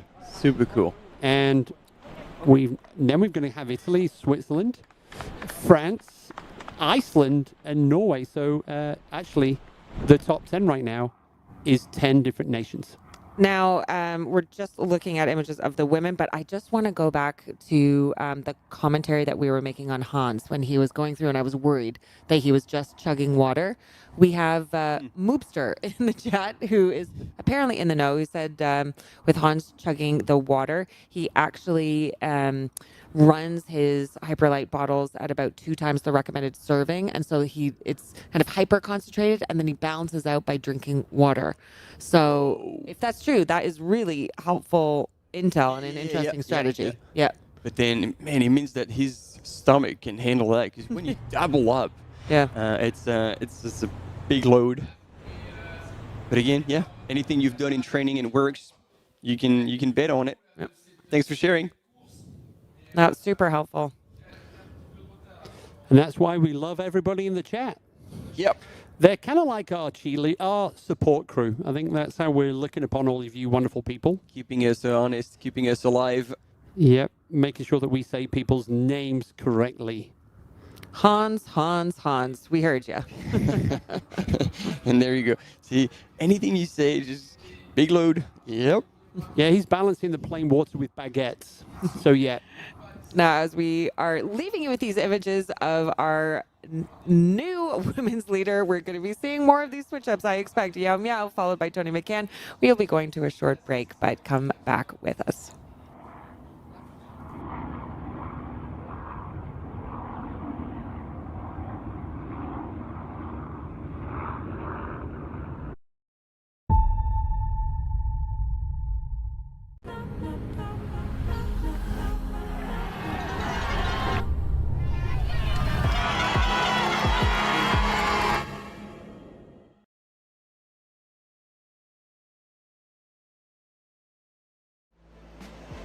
Absolutely beautiful out there. It's such a beautiful course. The trail running community, there's always a support for each other. Everyone in the whole crowd loves this race and loves our sport. I wanted to win. I wanted it so much. I was dreaming about it. That's the best feeling and the best result. That's why I do this sport. I'm really grateful to be at the start line surrounded by these amazing athletes. If you are a trail runner, you have to take part one time in your life.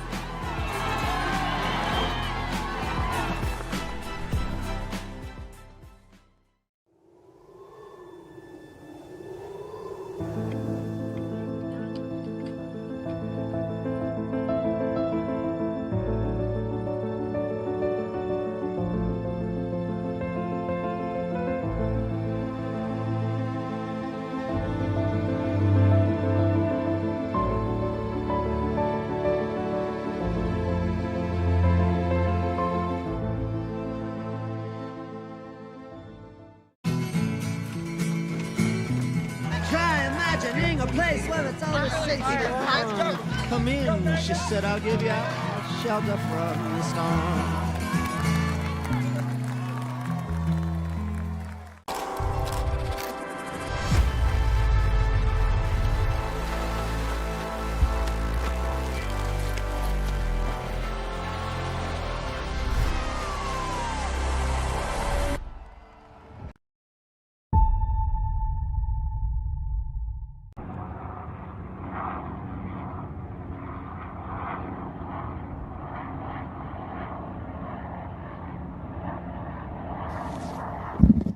Everybody, welcome back to live coverage of the UTMB World Series Finals. We're on race number 2 of our 3 races, the CCC race. We are on the climb out of Martigny with our race leaders. And Fabiola Conti. Yeah, there we go. Fabiola is our 6th place athlete into Martigny. So there's Fabiola looking very different to her previous headshot. That's what completely threw me out then.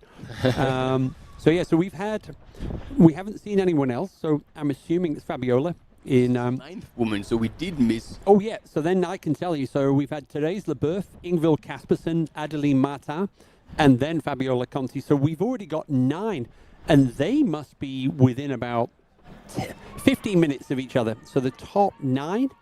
In the women's race, in fact, all 9 of them now have just started the climb out of Martigny. It's 1,000 meters from here, 8 kilometers to the top of the Col de la Forclaz. We've already seen in the men race, we've seen just the top 2. So we've seen Christian Minoggio and Hans Troyer go through the aid station at Trion, and the gap was a minute there or thereabouts. Hans was kind of took a bit more water out of the aid station, and actually now, and we were kind of expecting that, Eli Hemming is dropped to 4th into Trion. Miguel Arsenio has moved up to 3rd. So Christian Minoggio has a 3-minute lead on Hans Troyer into Trion. Hans Troyer has a 5-minute lead on Miguel Arsenio, and Eli Hemming is 11 minutes down on Christian Minoggio. So top 4 men into Trion with 1 big climb to go. They're about to start that climb to Les Ceps. So yeah, that's your top 4. And actually, there we go. Luke Grenfell-Shaw has just checked in as well. So Luke is 14 minutes behind Christian. So 14-minute spread of our top 5 men. That is exciting. 14. Just to sure. Not cannot. Yeah. No, 14-1-4. yeah. Yes. Like close. And as you can see now, this is the profile. So the purple is the steepness. So this climb gets steeper and steeper, as we saw with Christian and Hans and Eli.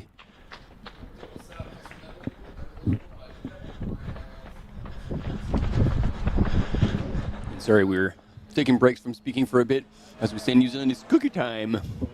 Yeah, Martin just went on a scavenger hunt and came back with cookies, so we're happy with that. And keep the calories in. 100%. And so there you can see Fabiola at the bottom of the climb.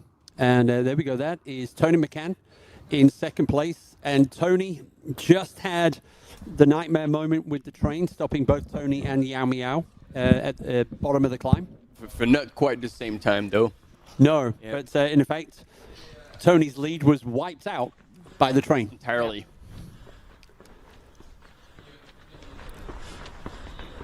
And once the front of the men's race, once they've reached the top of this climb, they would be on the descent down to Vallecine. We expect a big crowd there, but also that is where they're going to have their second and final connection with their support teams. And Stephanie Case is back in the house. Yeah. I am indeed. So hence crew will be ready. They will be back on the French side. So the boulangerie around the corner will be very handy to pick up a few French sticks. Yep. Interesting kind of thoughts on the psychological battle that Tony's probably dealing with right now. Got stuck at the train barrier. Yao Miao catches her up, and then Yao Miao has the audacity to then overtake Tony.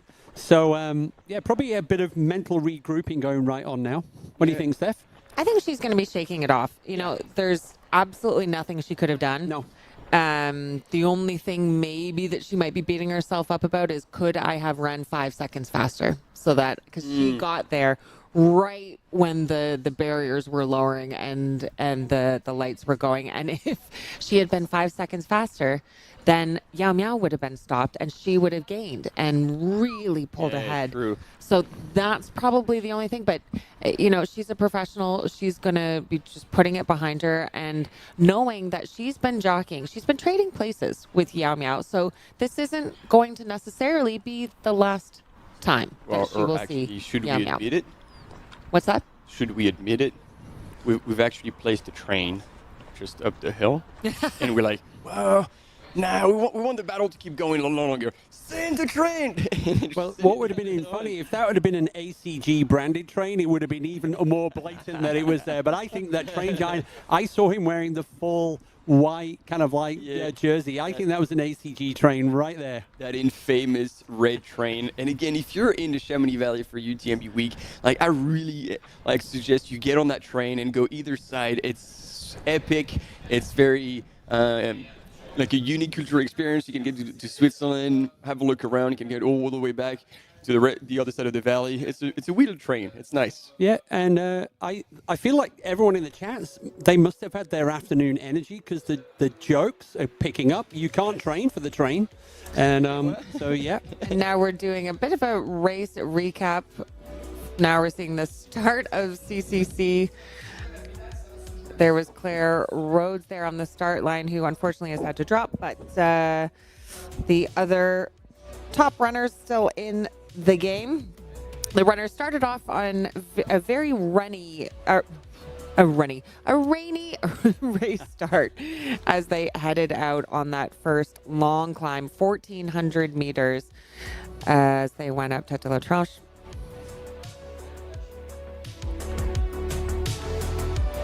This feels like it was quite some time ago. It feels like it was ages ago. And there, Yao Miao off to an incredibly strong start. And it was early on that we started to see Honoka Akiyama really out there in the lead, along with Helen Mino-Faulkner. Tony McCann doing the pass. And pretty soon it became a battle between Tony McCann and Yao Miao, which it still is. With the men, the lead pack of the men were quite close together I think there was 6 of them in that lead pack. Angers Vitek rounding out the top group. Then we had, there we go, Eli Hemming. And their first of one of the passes that we saw, Tony McCann passing Yao Miao. Hans Troyer making a move with, oh, see, the entire way we've just been seeing Yao Miao and Tony McCann together. Jen Lichter kind of hanging right behind in third. Hans Troyer doing what he does best, which is going out fast, hard, and trying to hold on. Suffering a bit more on the climbs than the others, but holding his own.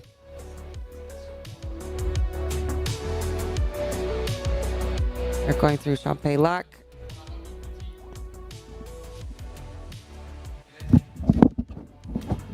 And then, yeah, runners joking as they're passing each other. They would have spent a lot of time, like, running together. Yep. And this is, yeah, this is pretty cool. And then at some point, it's going to come down to, okay, we're going for it. And it's going to be interesting to see. See, Tony was still remaining calm coming out of the aid station despite the train situation and, you know, saying merci for being served. And then Hans Troyer on a chugging competition in Trion. So just to, there have been questions about drop bags that were in the chat, and I said that I would come back to you because I think the deadline for drop bags for UTMB was 5, and there was a question, you know, now that it is a later race start, can we drop our drop bags later? And I've been told that 6 p.m. is now the deadline to drop your drop bags.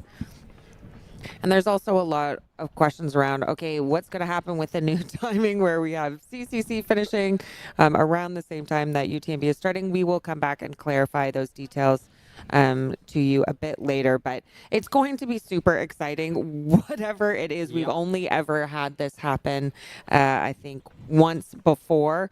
So, you know, we've just seen here in the studio this afternoon one of the photos of TOEFL finishing in 2012 CCC with the whole UTMB crowd ready to start, just kind of making a little part in the crowd for him to finish. So it's quite a cool situation, one that causes a few, you know, logistical questions, but this is all part of the race game, and you know, every runner is just gonna roll with it, whether they're finishing or starting. And more the merrier. I think the UTMB's approach is this is a historic moment. It's only happened once before, and it's probably going to make some wonderful photography, seeing our winners of this race coming into a wall of humans ready to go out on the next race. So I think, but yeah, they're working on that right now, and apparently we will get a definitive, this is what we're going to be doing as we get closer and closer to UTMB race start, which is around about 3 hours away now, 3 hours and 6 minutes. And I want to bring up something that we have been sharing in the chat from someone who's obviously close to Angers Vitek, Maya. He says, like, he fell on the course. We saw this. Yep. And he visited the medical station, actually, to take care of his knee. And they're waiting for him in Trion. So that's probably why he might have fall back a little bit in the rankings. And we hope he's doing all right. All right. Talking about care. We see Yao Miao putting in eye drops herself, which is hard to do, particularly when you're moving. And we know that she sometimes gets vision problems. We saw this in Val d'Orient by UTMB just last month when she had vision problems. It was around 80K, and she is pretty much, how far into the course is she? 73.2K. Yep, there you go. So she's 73 kilometers in. So this tracks what she has faced before. We've spoken about this on the live before, you know, what causes these vision problems. Interestingly, we see this much more often in women versus the men. And I have spoken with experts about it. I've spoken with my coach about it. I've experienced it once myself. It's kind of up in the air. Does it have to do with altitude and cold? Does it have to do with wind? Does it have to do with glucose? Swelling in the cornea? I think everyone's got a different opinion about it. And I'm not sure that there's really a definitive answer. There might be different reasons. I remember reading about it. Reading about this symptom again. I don't know if this is the case, but that a buildup of lactic acid could actually create that kind of symptom. That because basically it impairs the vision, but eventually goes away, which could make sense when it's correlated with a big lactic acid buildup, and eventually you just process it all and you're okay. But yeah. We've seen that recently with Yao Miao, but when she attempted UTMB, I can't remember what year it was, but then she had to drop out of the race in Courmayeur for the same problem. She had completely lost vision. Well, this time she knows what to do. She's got eye drops with her, and seems like she is getting on her way. Other top runners have had the same problem. We know Courtney Dauwalter has had this problem before. Fernanda Maciel, when she has run a UTMB before, has had to drop out due to the same vision problems. So it's Yao Miao is not alone, and there she is taking a look behind her to see how far back Tony McCann is. No sight of her yet. But yeah, there we go. There's 1 and 2, and Tony's not that far behind, I would say, based on the what we see at the base of the terrain that they're on right now. And Tony's probably also still mentally regrouping after the train setback.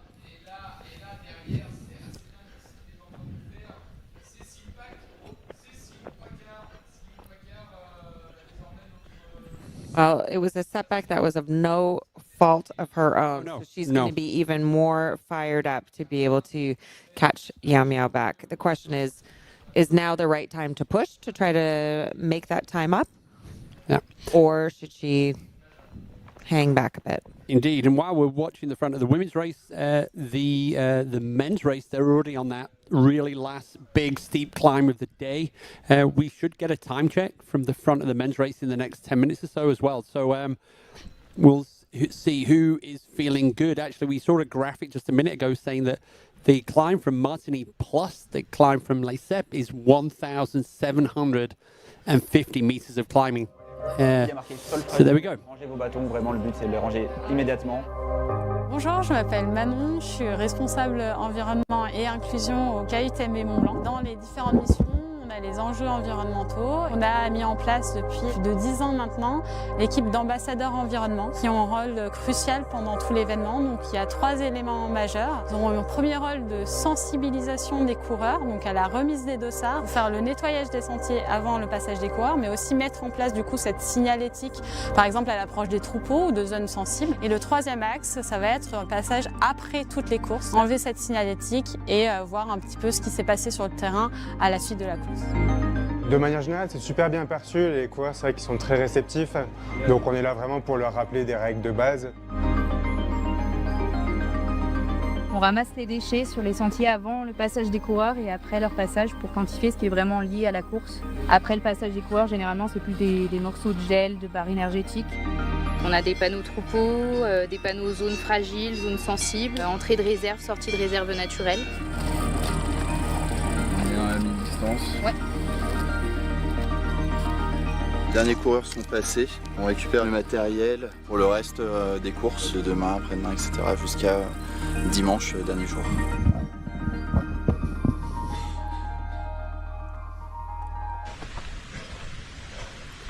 Cool. Hey, everybody. Welcome back to live coverage of the second of our 3 races from the UTMB World Series Finals. We're with our race leader, former champion of the CCC from China, Yao Miao, Team ACG. And Yao Miao has a lead, not as significantly, but she does have a lead from also another former champion, Tony McCann from South Africa.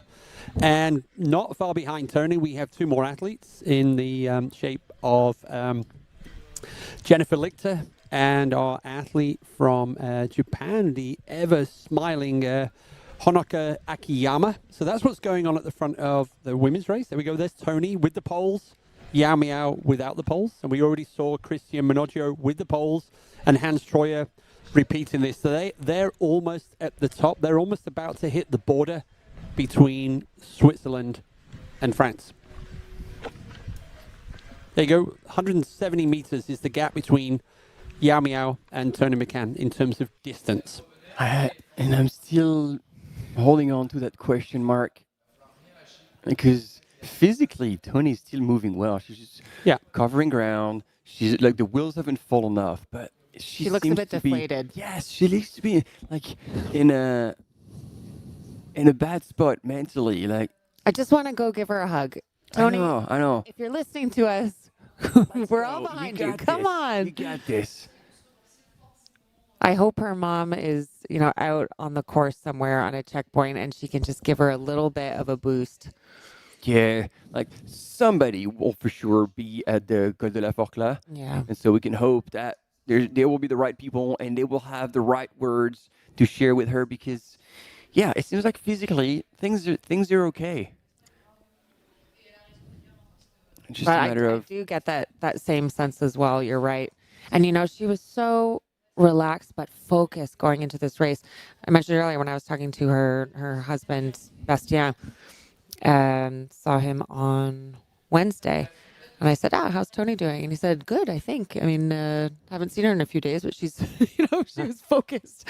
So, they made sure as a couple that, everything, her whole time before going into this race, she could just have her environment, have everything set in place for what she needed to get in the right mindset.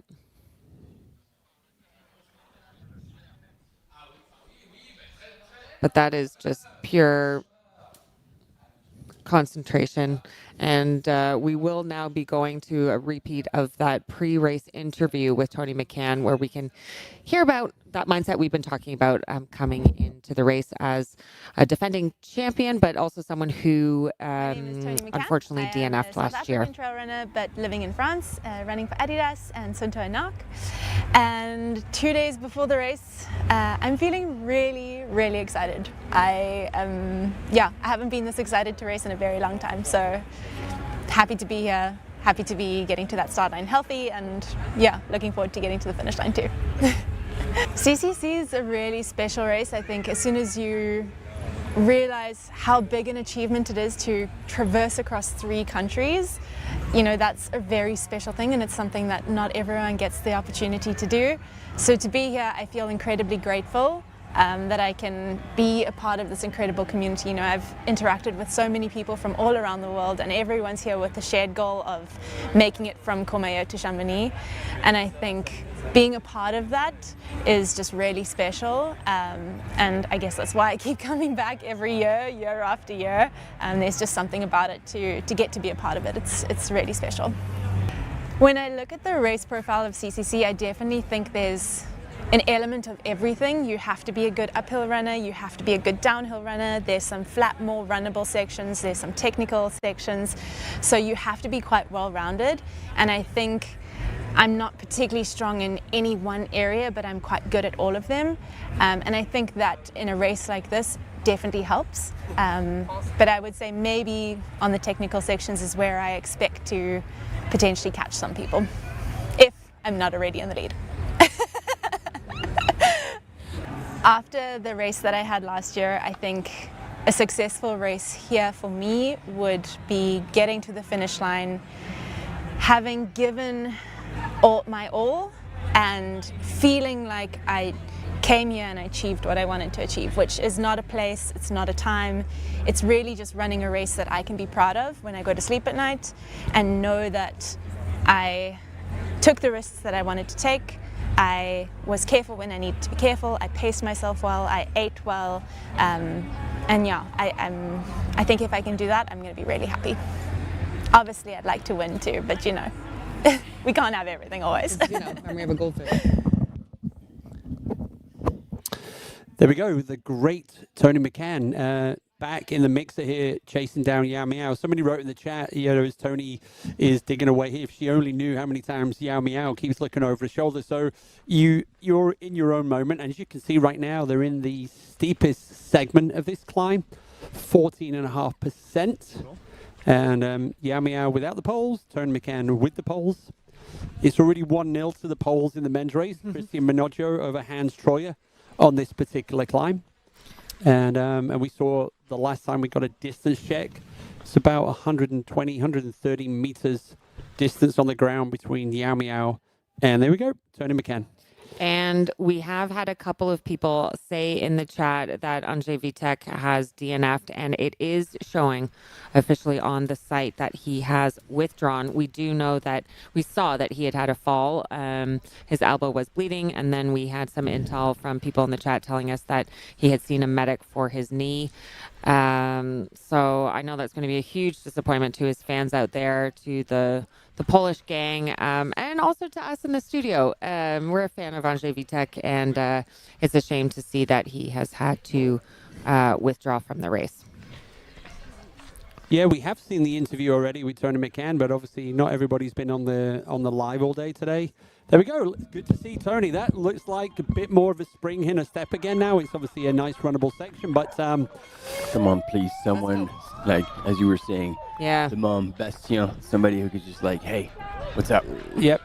So yeah, we pat on the back or get it out your system. So as it stands right now, we've got a race on our hands at the front of the men's race. We've got a race on our hands at the front of the women's race.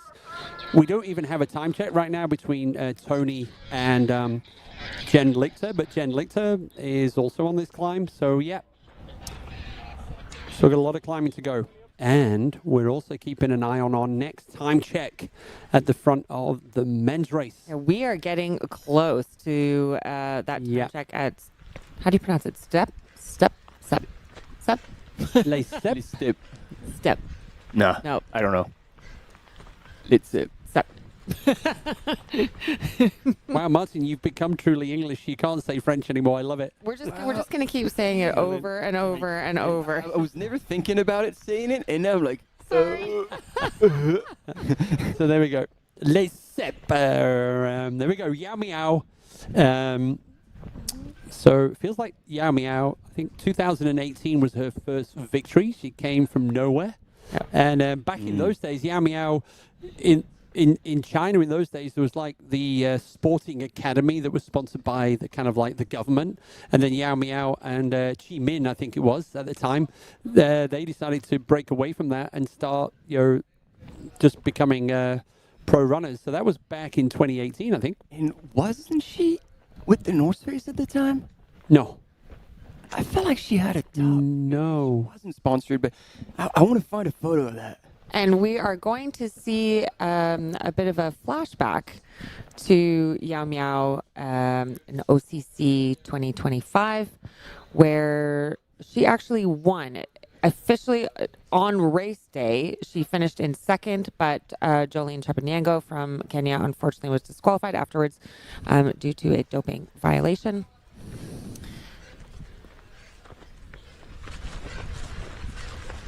And the production team could be just playing tricks with us and not showing us that clip, but but maybe it will come up later. And we're back with Tony McCann. Not too much distance between them.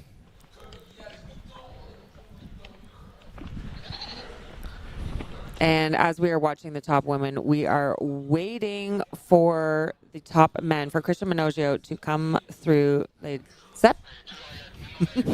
Well played. Definitely. Well played. And there we go. You were announcing it. I think it's finally coming up. Okay, now we're doing a different switch. We are looking at the finish of Yao Miao, not in 2025, but in 2024. And we should see those images in just a few moments.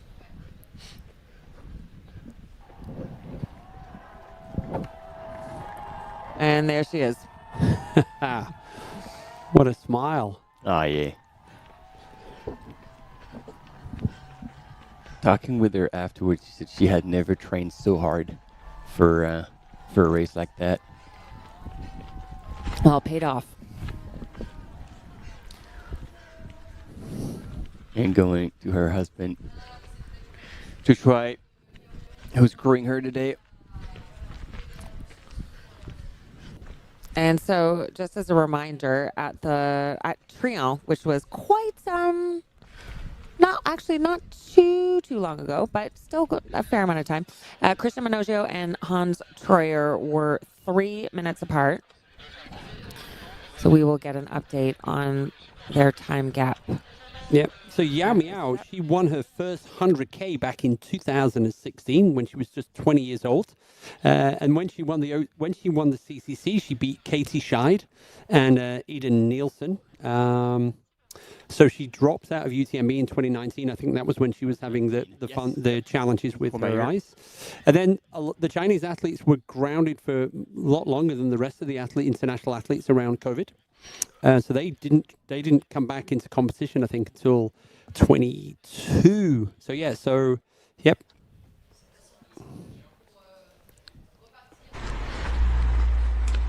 So Yao Miao is only one of four women who have won 2 different UTMB World Series finals alongside Ruth Croft, Blondine Lurendell, and Tony McCann. So there we go, Tony checking her watch there.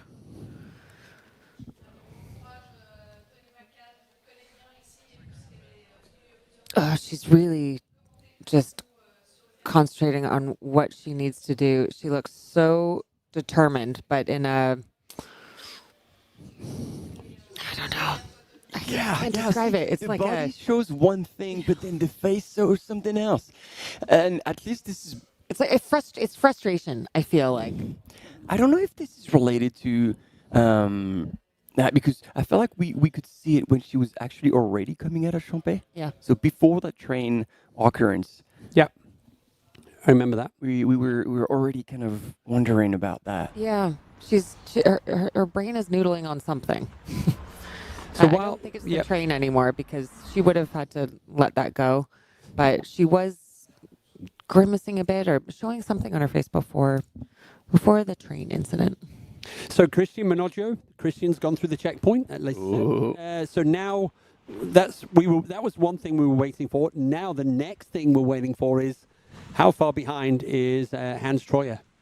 And Hans is getting closer and closer to Baguette Land. And I think that might just give him an extra bit of power. But yes, Hans Troyer, Miguel Arsenio, they're going to be our next 2. And then Eli Hemming, they're going to be our next 3 athletes going through that checkpoint. The algorithm is saying Hans is imminent. And Miguel and Eli are around about 5 minutes away from this next checkpoint. Well, if Christian Minoggio has been able to go through at 4:52, and there was a 3-minute gap at Trion between Christian and Hans, then we know that he's definitely widened the gap, because we're past 3 minutes. So the gap between Christian Minoggio and Hans Troyer has widened as we are waiting. Unless there is a leg in... It'll prove me wrong, but let's see. Well, there's something weird going on now, because we've got Hans Troyer way up the top of the climb and Christian's down here, so this isn't quite right either.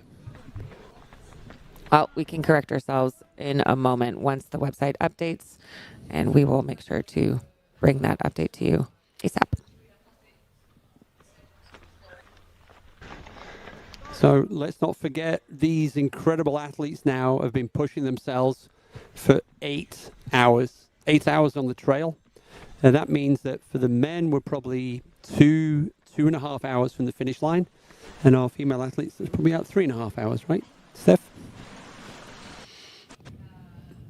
And so talking about finish line, we've had a few pieces of information.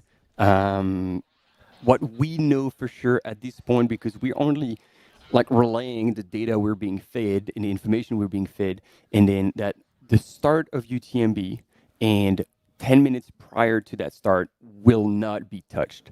So that will remain the focus. This will not be shifted after obviously the 2-hour delay. So 7:45, so from 7:35 until the start, until everybody's out, that's going to be the focus. That's going to be where, the priority will be, which means since we have the same start line, finish line, that will be neutralized. What's going to happen? I don't know. But this is so far what we can share with you all. Yeah, we've been told that we'll probably get much more confirmation about what the protocol is going to be around about 6:30, so an hour and a half away. So the race organization, they obviously want to protect the integrity of both races. So, and it's a historic moment in that respect. So we'll give you the updates on that one once we get them. So yeah, it's a very fluid situation now with the with all the changes going on.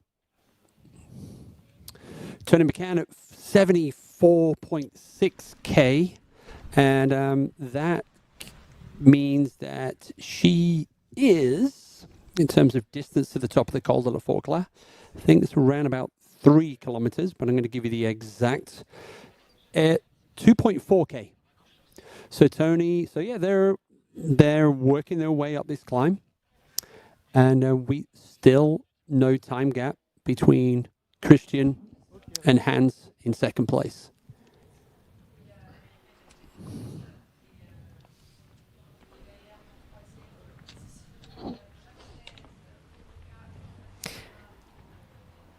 And something that we haven't talked about yet on the live is just the age gap between Christian Minogio and Hans Troyer. We've talked about the experience gap, but Christian Minogio is in the 40 to 44 age category. And Hans Troyer, what's his actual age? He is 26 years old. 26. Oh, that's what they all say. He's young and fit, young and fit, young and fit. I know he's young, but he is young. And as an older person, I was also in the 40 to 44 age category. It's nice to see Christian up there at the front leading the pack. This is a hard race, and fitness, VO2 max, all of this stuff counts for a lot, but so does experience. And there we have the current standings on the screen. On the men's side, we are still waiting for Hans Troyer to go through Les Sepp. And we've got Christian Minogio in front. And at least through the last aid station in Tryon, we had Hans Troyer, Miguel Arsenio, Eli Hemming, and Luke Grenfell-Shaw, our cancer survivor and absolute rock star, who has a big fan base, including in the chat. So we are eagerly awaiting an update to see when Hans Troyer comes through the checkpoint at Les Sepp, but it's now at least a 10-minute gap. Mm-hmm. Yeah, this is 10 minutes if there's no lag. So that gap at the Col de la Tryon was 2 or 3 minutes. So yeah, this is Christian Minogio is doing his best to cut the elastic. Pronounce. So I got the confirmation because you really threw a spanner in my wheels there. It reads as it spells. So let's sip. Let's sip. Yep. Thank you, Marta. Oh, and thank you to the team out there. And Antoine was looking at me, was like, believe in yourself. Yeah. And I'm like, yeah. It's like, yeah, Martin, you've changed since you went on the English channel. And I mean, we've been doing this coverage for a while now, but I feel like these two ladies have been climbing for the longest time. Like, I don't know if any of them realized how long they were going to be in it for. But what I will say is, you can see now that Yao Miao is getting closer and closer to the top. Tony's about 2K, I think we said, from the top. Curious to see this time gap at the top, and we'll be able to do a vision. You'll be able to do it for themselves. It's got to be less than 2Ks because she's now out of the little gully. Yep. And so now she's going to be coming onto the road, and then that's going to be probably the straight line into Col de la Forclaz. Because wasn't that climb like 4Ks? And she's way past the halfway point. You mean from Martigny? Yeah. No, I think it's more than 4K. More than 4K? Yeah, I think it's more than 4K. It is 8K. 8K oh, is 1,000 right. meters. All right. It's 1,000 meters of climbing. Yep. With this time that we haven't seen the second place runner, there's a big chance that Miguel Arsenio is going to be in the mix for that second place spot now. I think Miguel was looking good and ready to put on the mic show. 100%. There we go. Hans Troyer and Miguel are through that checkpoint now. So there was a lag. It's only 5 minutes the gap. Okay. And then Miguel is 4 minutes behind him. So top 3, 9 minutes behind, 9 minutes spread over the top 3. So the race is still well and truly on. But the gap has widened because before at Trion, it was only 3 minutes between Christian and Hans, and now it is 5. We were questioning earlier. It looked like Hans on that climb up to Trion was just kind of holding on, but there was that next steep climb up to Les Steppes, and it looks like he did burn himself out a little bit on that climb up to Trion. But, he's got a descent, and we know that he should be fairly strong on this descent towards Valersine. So let's see if he can make it back up. Maybe the algorithm knows something that we don't, because it's predicting that Hans will be a minute behind Christian in Valersine. I was like, whoa. Exactly. So, basically, the algorithm is calculating the last segments. And so it means that Hans was moving well in that last segment for the algorithm to believe that there was going to be only a minute in between them at the Valersine 8 station, which is exciting. As you said, Keith, the race is still well and truly on. And the fact that actually we don't have the climb anymore up to Flagère will play to Hans's favor. Holy moly. They're getting there, and it's raining again. So let's set this up nicely now. Valersine, so Hans, Christian, and Miguel, they are now getting ready to descend down to Valersine. Valersine is 25K. So still a long way to go, 25K to the finish line. And this is where they're going to see their teams. This is going to be a big regroup moment, and it's going to be a pep talk and unleash. They're going to go to the Col de Monte, and then it's going to be the OCC finish from there. So 25K and still another 1,000 meters of climbing. So it's not a flat, track from 25K out. So there's a lot of racing still to be done. Absolutely. Yep. That rain coming back in, as you say, Martin. Here comes the rain again. Mm-hmm. I hear you. On est Team 6, on est vraiment au pied de la porte là, on va arriver là. Yeah, Meow using the Hans Troyer strategy of doing the climbs. Yeah, except she's probably pulling it off a little bit better than he is. I'd have to agree. Yeah, I don't know why we, in the chat, you're asking why are we not seeing the front of the men's race. I really don't know. Well, I don't think we've ever had images of that climb after Trion up. No, I remember, I think not last year because Josh Wade, but the previous time Josh Wade on that climb, it was so steep, he just dived into the bushes at some time on the UTMB, going, like, what the hell is this climb? So I was like, what is he doing? So I think we have, but I guess, not sure if they're saving themselves and they're regrouping now for the Valersine, the final 25K sprint, which is not going to be a sprint. So yeah, we don't know at the minute. I'm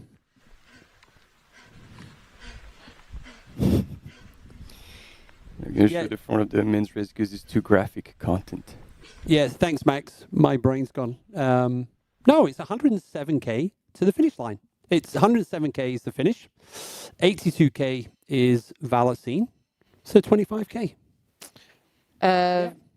Valersine, at least on the website, is at 90K. So that's 90.1K. Yeah, so that's my fault. I've not updated my notes based on the course change. So yeah, thank you, Max. So it's 17.7 kilometers from Valersine to the finish. Yeah, so you're right. 17.7K and 787 meters of gain. Climb. So yeah, so it's not as much climbing, but yeah, wow. So yeah, so that's the adjusted course.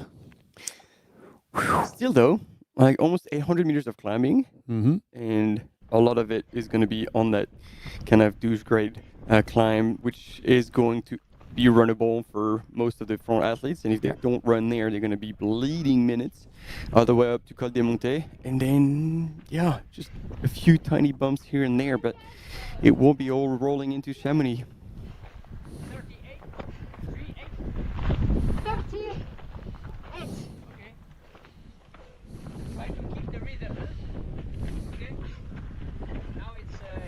look us here. Coach. Greg Volley? Yep. Yep.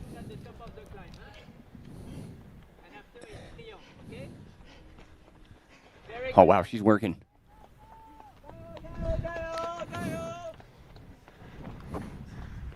Greg Volley, her coach, they were saying 38.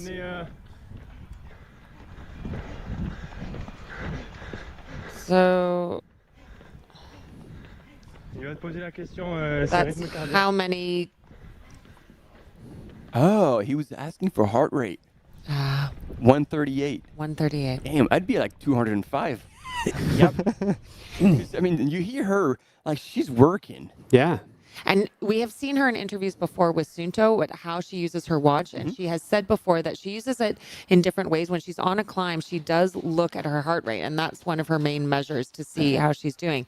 But to call that stat out to her coach mid-race is quite cool. I thought maybe he was calling out how many kilometers she had left, what place she was in overall. I was trying to figure out what the 38, but it was 138.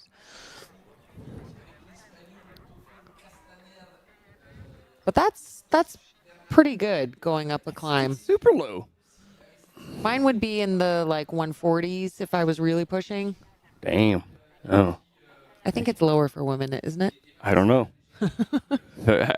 I go out of bed, I'm at 90. I mean, it's time to get back on the trails and run and get fit. But again, her resting heart rate is probably 35. True. But look at her, head down, just getting it done. This is a grind. This is a grind. And there you go. You could just see the buildings at the top.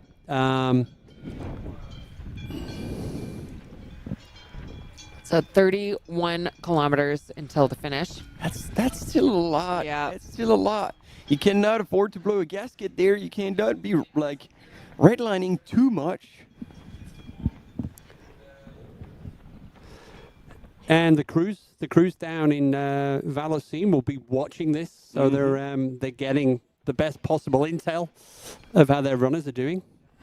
Wow. Looks like, at least from the tracking, if the GPS tracker is working, that she's actually putting a little bit more space between herself and Tony McCann. Yep. Wow, listen to her breathe. Oh, yeah. I was just thinking, like, man, like, you're 70 plus Ks in, and you still have 30 Ks to go, and you're going to the well now. You're like, okay, this is it. I'm not looking back. I'm going for it. And so you're prepared to be pushing for. This is where Yao Miao pops out onto the road to see Greg, right? So that gap is not huge. It's not at all. There you go. There we go. Wow. What do we got here? It's got the pink shoes, so that's Adidas, but who's from the team?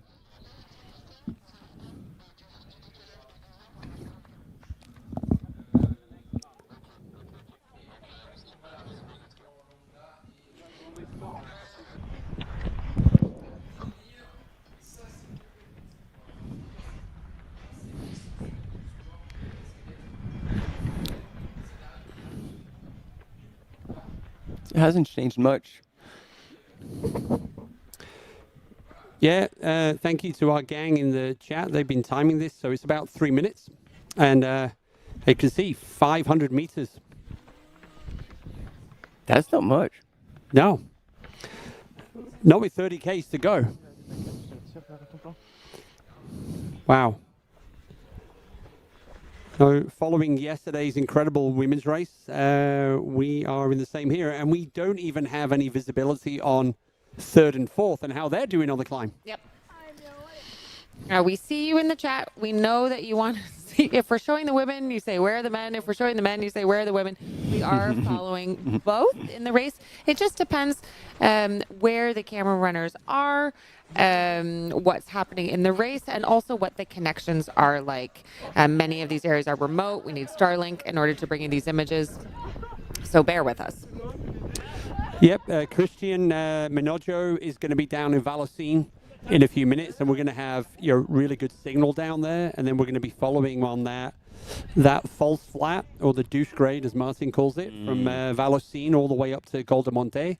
And then we're going to be staying lower in the valley because, as you've probably heard us already say, the last climb up to La Flégère has been removed from the course today.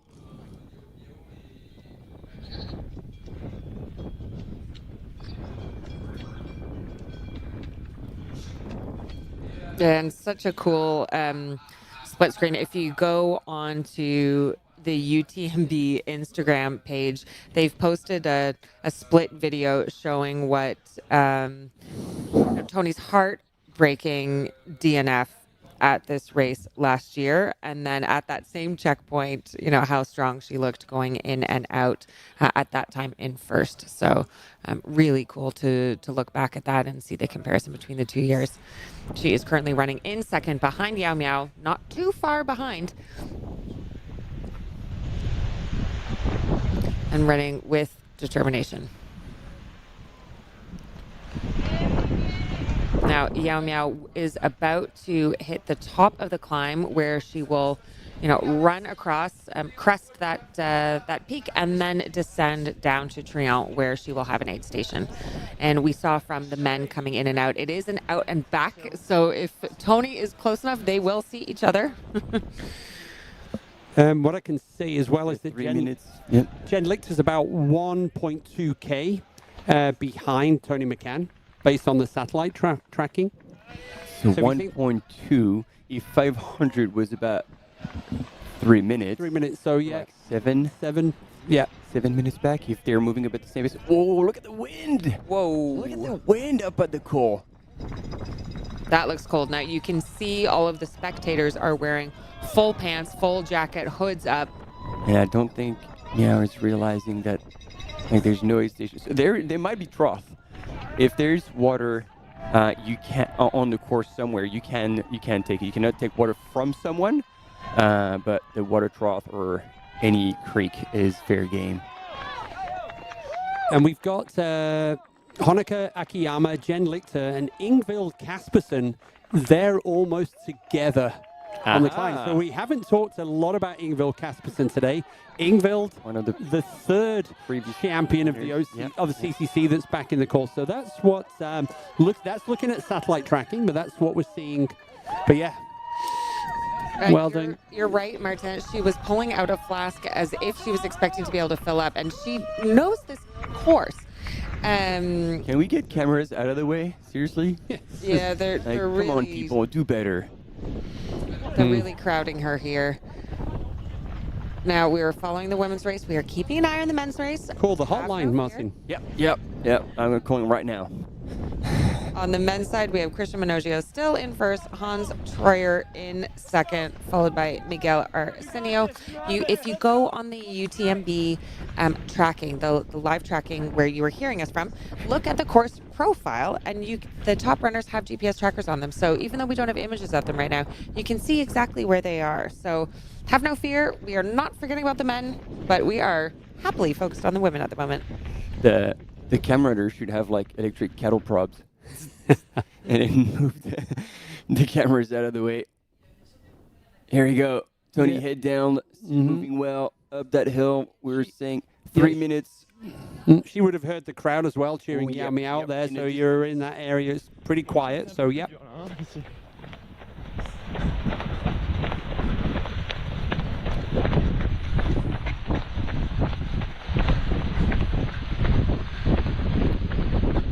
Yao Miao with 2 cameras on her, 3, because we've got our own camera runner and we've got 2 more cameras on her.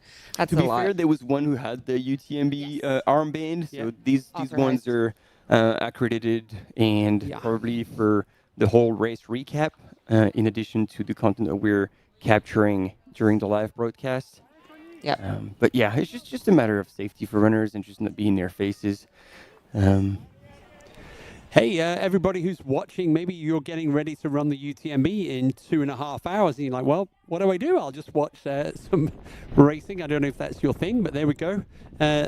Good luck to all of you runners getting ready to prepare for tonight's lap around the Mont Blanc. Tonight, tomorrow's, and for some others, the next night.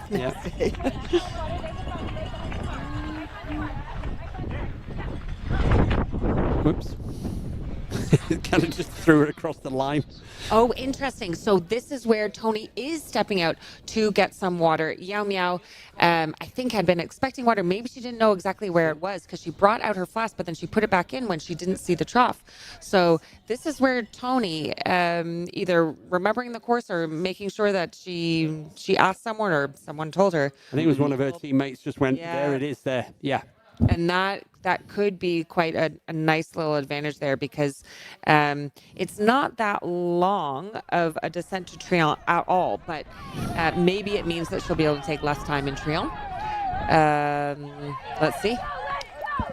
All right. Let's hope that these things will turn around. She'll get her head back in the game. Because that's a punchy little hill with a headwind too, and she's moving well.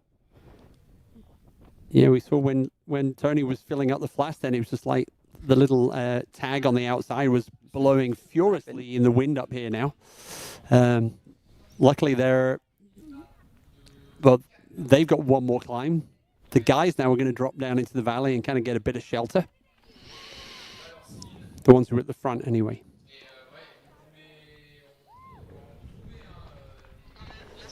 There you go. Tony now working her way across this little flat segment, and then there's going to be the final drop down through the trees, which caused some of the time penalties from yesterday in the OCC.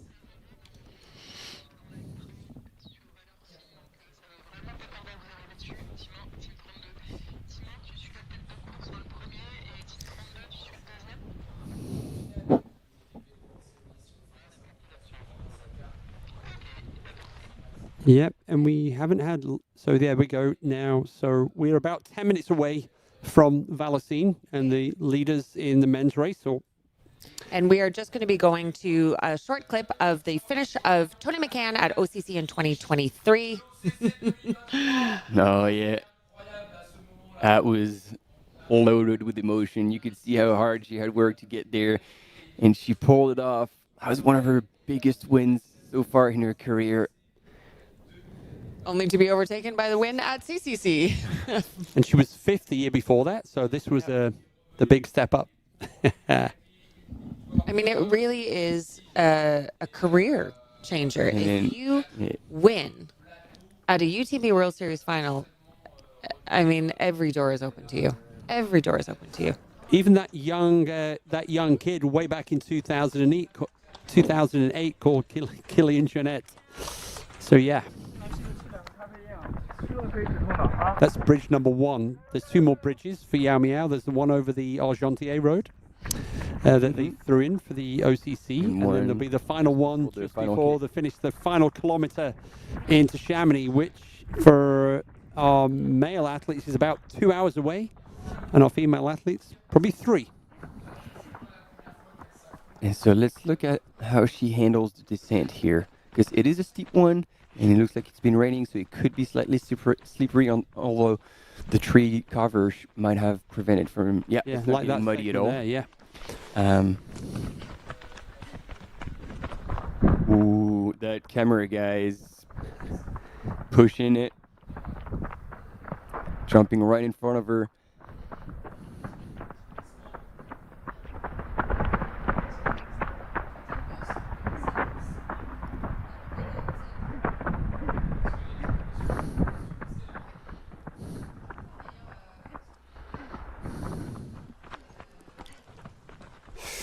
Wow. Yeah, I don't know why. I don't feel very confident here. Well, as we say, squeezing the cheese. Yao Miao, I mean, we can hear her breathing on the uphill. We can hear her breathing on the downhill, but I feel like it's intentional. I don't think she's breathing out of overexertion. You see that? That cameraman who stacked it. See, that's the universe, brother. I told you, you get out of here. Sorry, I cut you. Not at all. But Not no, at all. I agree. It's intentional. She's not overexerting. I really don't think she's overexerting here.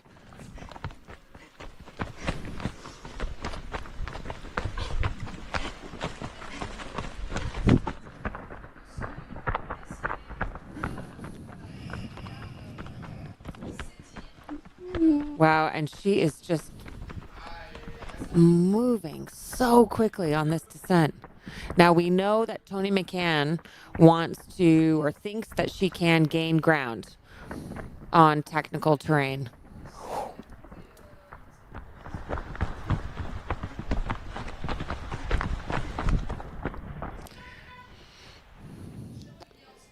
There we go. Tony's on the bridge as well.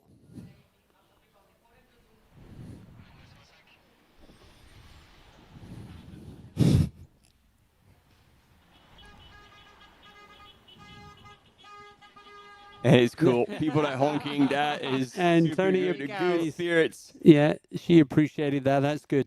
She's still got her head in the game. Well done, Tony. And yeah, this is awesome.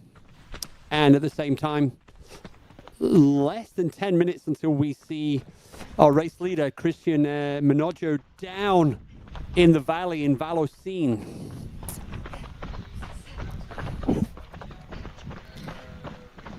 And questions in the chat about Jen Lichter. Again, if you go on the Live UTMB site, you can actually expand the race profile so that you can get a close-up to see exactly how far apart the running leaders are. So if you click on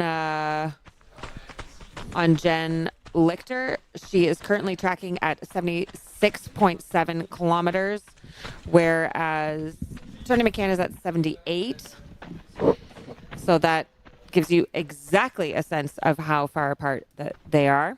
So anytime you're wondering about the distance where they are, go on that site, look at the race profile, and you can see that there's a bar underneath the race profile where you can expand to see further details. Yeah, it's about 1.5K the gap between Jen Lichter and Yao Miao, according to the satellite tracking that we have. Yep, exactly.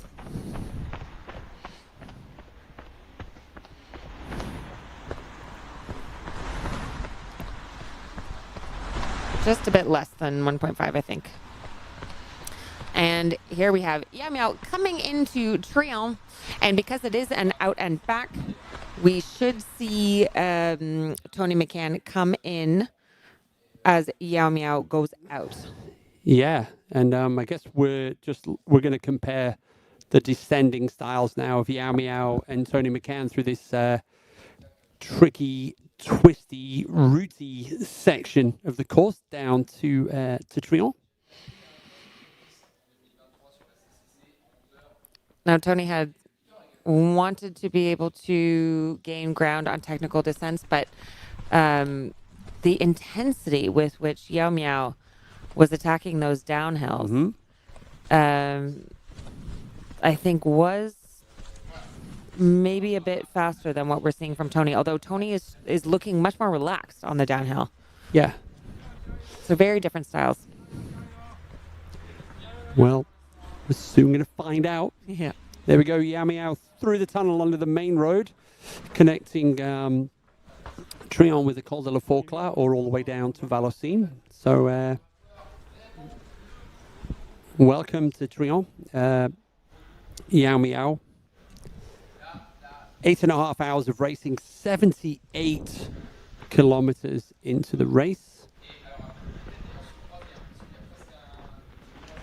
And also, she's done 4,600 meters of climbing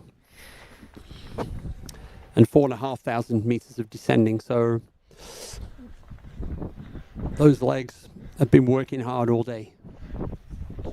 We even got a bit of a red carpet today into Trion for the runners. And it's true, picking up on some of the comments in the chat. Now we are back with our men's race that everyone has been waiting for. It does look like Hans Troyer has dropped back a little bit away from Christian Minoggio, closer now to Miguel Arsenio. And this is Christian Minoggio, our race leader, coming in to Vallorcine. Looking really good, really fluid in that running style. Looking absolutely solid. The good news is many years ago, their course was diverted over this new bridge to avoid the train crossing that does exist in Valocine. So we're not going to have any more train drama on this segment of the course. And now we're back to the room where everybody's going to be pissed off again. Martin, there's no pleasing you. All right. Yeah, there we go. Mia coming into the aid station, so she's going to get water. She is looking behind her. She knows that Tony McCann is not too far away. She's trying to fill up both flasks at the same time. Great strategy. Yeah, because she was hoping to get some water already at Côte de la Forclaz. So she was probably feeling like she was a bit behind. It looks like one of them has got energy drink in it. This one that's just pulling away is not as clear as the other one. So there is fuel in it as well. Yeah, and she's deciding to put the one with fuel in her left pocket, the one with water in her right. Let's see if she grabs any food, anything from inside the aid station, or if it's a quick in and out. What do you fancy, Yao Miao? Made a watermelon. That's always a safe one to go to. There we go. That was very quick. In and out. Will we get visuals on Tony McCann? Are they going to cross? She might have actually done this quick enough that she will avoid the eye contact. She will avoid the pass. Yeah. A lot of the crowd there now wrapped up. The hoods are up now. So, probably the temperatures dropped as well in that part of the world. It's 16 degrees here in Chamonix right now. Oh, they're just going to miss each other. But this is pretty much the same gap between Hans Troyer and Christian Minoggio into the aid station in Trion. So we're literally getting a carbon copy of the men's race here at the front of the women's race. The Amiao just having a quick look over. And you can see Tony looking up. She would have heard. I see you. So, yeah, there we go. We have a race on our hands. There we go. Christian Minoggio. Here he is. Valocine aid station. Let's see what kind of interaction Christian has with his support team. He looks like he's running a 50K race or a 20K race. He looks great. He's looking good. He looks fantastic. This is giving hope to all the rest of us in the 40 to 44 age category that, man, you can lead a UTMB World Series final. Western States maybe less so, but you can lead a UTMB World Series final when you are over 40. And potentially. Camera is getting cancelled. Sorry, not allowed in there. Oh, man. Yeah, if you've got the white vest, you have the most power. You can give out time penalties, as we saw yesterday. People in the nuts. Do everything you want. There we go. See, that is a very good move from the crew. It's like, this is where you're coming out of the aid station. Always know. Those crowds. Everyone held behind the barrier. That's hysterical. There we go. Organized. And he's off. And here we have Tony McCann coming through into the aid station. So a pretty good gap between them. And I say pretty good, relatively speaking, compared to what we've seen. 2.5. Yeah, we'll have a split on this one. We'll stop guessing. Yeah, it's actually only 1 minute. No way. That can't be possible. It felt like a lot more than a minute. A minute is nothing. Oh, and she's chatting away. Do you have any margaritas, maybe? I like to see that smile. Yeah, she's back. That really felt like a lot more than a minute. You can see the powder in the bottom. Yeah. She's taking some Coke in her flask, or cola.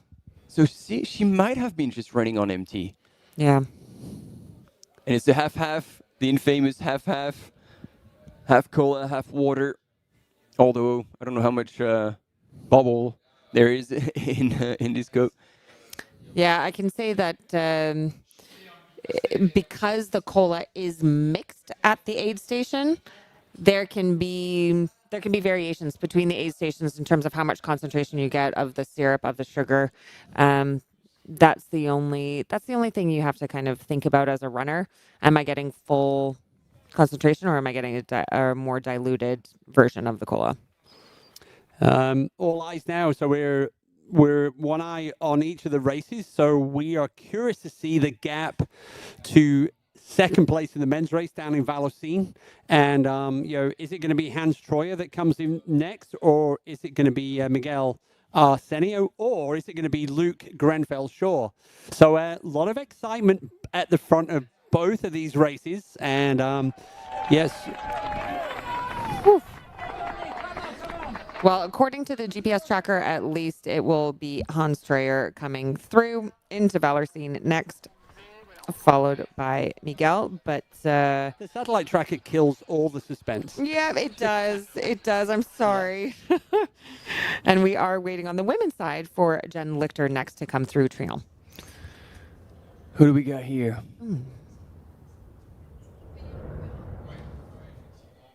Probably two casual joggers. That's claiming to be Christian Minoggio, but it is not. Yeah. There he is. That is him there. Yeah. Running so smoothly. Yeah, he's moving well. Yeah, time elapsed 8:32 into that aid station in Vallorcine. I know, man. He's gonna do it. Because essentially, once that climb is cleared, he gets to Col des Montets. Okay, and we've got good intel. 3 minutes, 23 seconds between Yao Miao and Tony McCann leaving the aid station. That sounds more like... That is interesting because we had... I felt like there was a bigger time gap. We had only a minute on the actual... there was an between them in and out coming in. of the aid Exactly. station. So we saw Tony McCann spend a little bit more time there, and now it's updated. It was just, That's why. So Yao Miao's out versus Tony's in. Exactly. I was a bit confused because I'm like, definitely more than a minute has passed. Did we here. black out? Yeah. So 3 minutes, 23 seconds between them, which makes a lot more sense from what we're seeing on the visuals. So Christian has 17 kilometers to go to the finish line, 1-7. And that also includes, so it's definitely not flat. He's still got another 700 meters of climbing to go between the now and the finish line.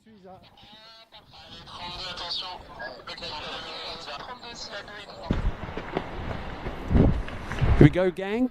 We have two runners together here. That's Miguel Arsenio on the left and Hans Troyer on the right. And there's the pass. There is the pass. Wow. The night show is on full swing. We know he is lethal in these 100-mile races. So on 100K, he has plenty left in the tank to get to the finish in strong fashion. And he's just made a pass. Wow. I don't believe Hans is going to let him get away with it, at least not yet. And we'll try to respond. These two will go now stride for stride on that climb up to Col des Montets. And so that's where the GPS satellite was wrong. Yeah, we like a bit of suspense. There we go. Yeah, come on. I should not have sounded so definitive. So now it's going to be down to how fast can they be going through the aid station with their crews. Yep. Oh, Miguel Senior has made a move. Like, he's already broken the elastic. While maybe Hans is just, hey, I'm just going to regroup, not go too crazy. He's got his flasks out already.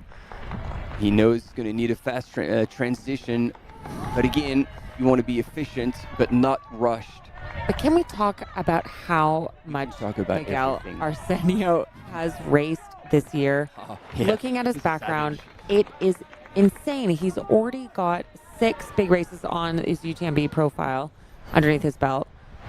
100K in July, 100K, the Marathon du Mont-Blanc in June, 50K also in June, 100-miler in April. I mean, come on.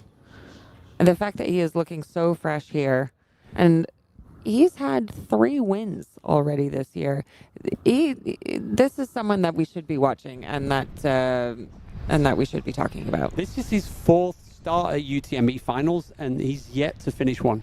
Wow. So oh, wow. So, that's a kind of cool stat. So he's really on it right now. Can we find out where he has dropped out before? Because that would be interesting. Yeah, and I think he's done different distances before, but the stat I've got is that this is his 4th start, and he's yet to finish. So has he done CCC before? Because I can see that he did OCC in 2022. He's done OCC in 2021. I don't see CCC in his background. Right. And looking at Miguel, I don't think he's not thinking about second place right now. I still think he's like first place is still within my reach. He's not going to let go of the gas pedal until the finish line. No. Here we go, gang. Number 2 and number 3 into the Valocine A station. Let's see what's going on.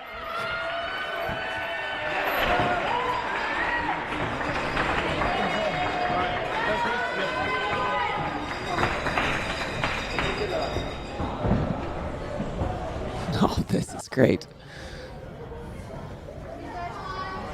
So much pressure on the crew at these aid stations when you are neck and neck with another runner every second cast. And there Miguel is off. And so that is about exactly the same time at aid station. And both look like they've really done what they needed to do. It's not like one ran out before being ready. So well played on both crews. And look, Hans is pushing the pace coming out of the aid station just to make a statement. And Miguel is still packing away the stuff he picked up at aid station in either his back pocket or his belt. That is done, and these gentlemen are going to throw down at each other. And we're talking of a 7.5 minute time gap on the exit to the A station for that. There we go. He is absolutely coming from nowhere. Look how good she looks. She's looking for water, or no, maybe something else, because she would have seen the water coming in. Oh no, this is water. So Ingvild Kaspersen, this is interesting. Look at that smile. She's good. She's going to get an energy drink. Sorry, I'm cutting you.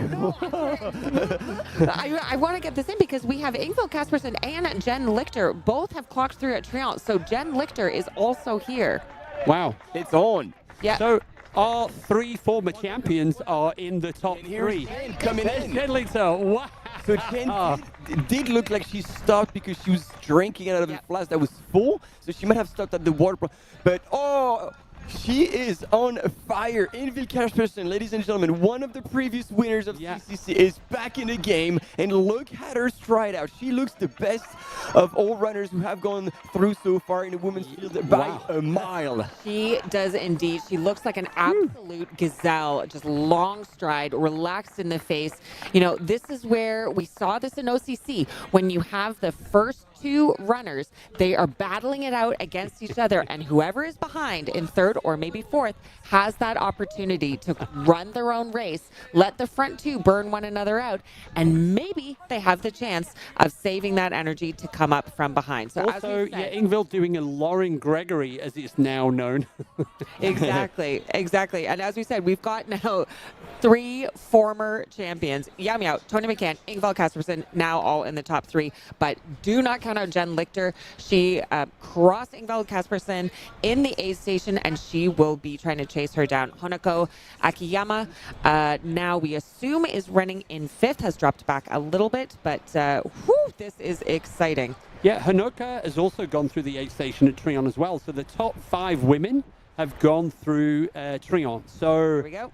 We are having one hell of a race at the top of the women's race as well as the top of the men's race. And it looks like Hanukkah was actually in 3rd. Yeah, there was so much going on. The cameras, we don't have enough cameras for all of the... That's why we needed to have eyes on the women's race. And the minute we blink away from it, everything just unfolds. So let's call that out because the timing needs to be updated. It's a bit confusing, but there's a timing point when they come in and timing when they go out. And so it will update twice. And so that's why we start to see movement between the runners at the Triant aid station. So we have Yao Miao, Tony McCann behind Yao Miao about at 3, just under 3.5 minutes. And then in 3rd is Honoka Akiyama. So let's make sure to get that right. And she was 7 minutes behind Tony McCann. Now, the gap between Honoka Akiyama in 3rd and Ingvild Kaspersen in 4th is like 23 seconds. And This is Yeah, but Hans. was it Hans just chucking something out in the bush? Oh, I don't know. I didn't see that. I did. And just to round out the top 5, we've got 1 minute in between Ingvild Kaspersen and Jen Lichter. So No more of the no more of the men into Valocine. So it's just the top 3 so far. You haven't missed anything, everybody. But are you not entertained, people? I mean, we had it yesterday, and here we are again today. It was a lot of conversation in the weeks leading up to this race, the depth of the field. Absolutely. And these athletes are putting on a show. So we have a 12-minute spread between 1st and 5th. On the women's side, Yao Miao in 1st, Jen Lichter in 5th. So here we go. There's Miguel and Hans. And then this is Christian. So this is your top 3 men. Christian is still on his way on this this false flat, this douche climb, as Martin likes to call it, up to the douche grade, up to the Col de Monte. So there's going to be good crowds up here at the Col de Monte, and then this is where the course is going to be adjusted. They are going to go, and it's going to be a tricky one to work it out. Just 15 kilometers to go. We are starting to get to the home stretch, I want to say. Okay, and we are back with Eli Hemming, Tabor Hemming. Yeah, there they are. At the aid station. Still looking very focused, so that issue that we saw earlier when he was stretching out his adductor, his back, looks like he is pushing through. He remains focused. So he has clocked through. Let's just get... well done, Eli. 4th. Yep. 4th, yeah, he's 4 minutes behind. It'll be slightly more because that's the entry time. So yeah, a bit longer. I'll give you that one in a second once we get the update. So there we go. It is 5 minutes behind Hans, and he's 30. Eli Hemming 13 minutes behind our race leader Christian Menoggio into or out of the Valocine aid station. So here we go, Christian now almost at Col de Monte. And we've had Luke Grenfell shot Here he is. through in Valorcine. Wow, you wait for one trail runner and they all come piling in. He clocked through about a minute ago. Now, the very efficient aid station transition, you can see he's concentrating on just taking in the fuel that's been set on the table for him while his crew does his bottles for him. He's got everything he needs to go. That was in and out. That was, I think, one of the fastest transitions that we have seen. I think she's the one to watch. And we're watching, I guarantee. Yeah. Yeah. 27K to the finish line for our third place woman, Ingvild Kaspersen. Okay, and now I want to correct ourselves again because the tracker has been jumping up and down in terms of where Honoko Akiyama was placed. She was after Ingvild Kaspersen and Jen Lichter, and that's what we thought. And then she bumped up on the tracker to 3rd.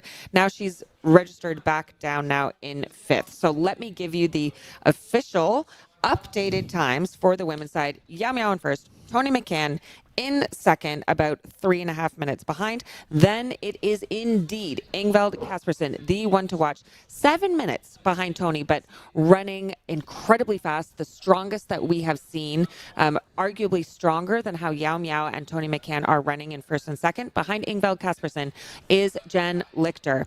Jen Lichter is just about a minute behind Ingvild Kaspersen. And then we have Honoko Akiyama, who is just over 2 minutes behind Jen Lichter. Yep, and the Anastina Erkla from Finland. Anastina, her arrival into Trion is imminent, as well as is today's Leboeuf. So those are going to be our next 2 runners. We are going to have a breather, give you a quick break, an ad break, and then we'll be back with more racing here at UTMB World Series Finals. Phew.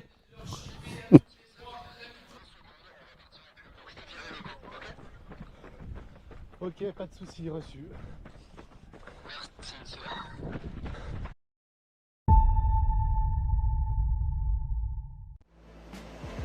Absolutely beautiful out there.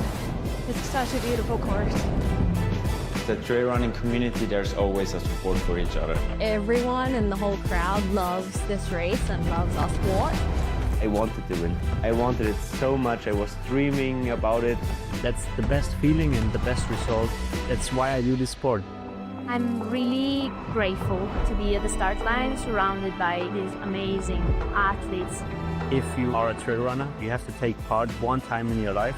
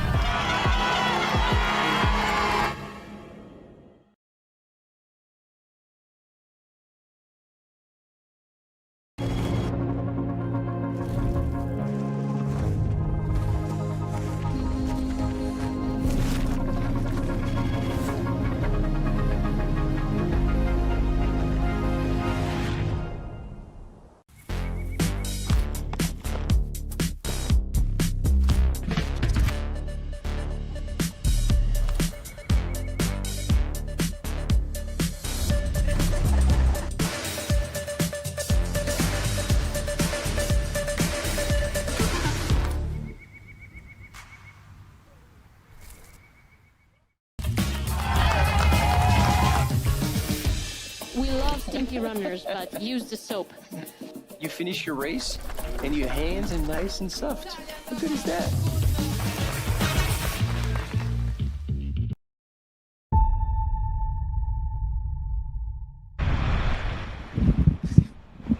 Hey everybody, welcome back to the tail end of our second race here in the UTMB World Series Finals. We've got Hans Troyer on the right, we've got Miguel Arsenio on the left, second and third place. They are chasing down our race leader, Christian Minoggio. They are on the douche grade climb from Valocine up to the Col de Monte right now. And going stride for stride. Neither of them has managed to drop the other one. They were already kind of duking it out, coming into the aid station, getting out of the aid station, and so far, yep, neither of them, sorry, I'm losing my words here, neither of them has managed to actually put on an attack. Do they want to do it now? Are they going to wait for a later stage? But then in the women's race, we left you with images of Ingvild Kaspersen moving up the road after the Trion aid station before getting on that last big climb, and then we saw Caitlin Fielder come through the aid station as well. I'm gonna have to check on which position she was, but she was looking good and looking like she was ready to chase as well. Yeah, so actually there's been French athlete Adeline Matin came into sixth. Anastina Erkler was on the screen as well. Therese Leboeuf, Caitlin Fielder. There was like a surge of female athletes coming to Trion. So Caitlin Fielder has also moved into the top 10 from seemingly nowhere. So yeah, that's 9 athletes through Trion. And Caitlin Fielder, just to give you a time check, Caitlin is 20 minutes behind Yao Miao. So top 9 spread into Trion is 20 minutes. Yeah. And now we have eyes on Christian Minoggio, who is about to crest Col de Monte. Everybody's cheering for him. This is awesome. This is what he needs. He deserves it. And look, he's even pushing the pace as he's getting close to... Oh! It's almost like it's the finish line. He wants to get it done. He is getting carried by the crowds. Well done, Christian Minoggio. Il Minoggio. What an absolute weapon. He played it right, waited for his time, made the move in that climb, coming out of...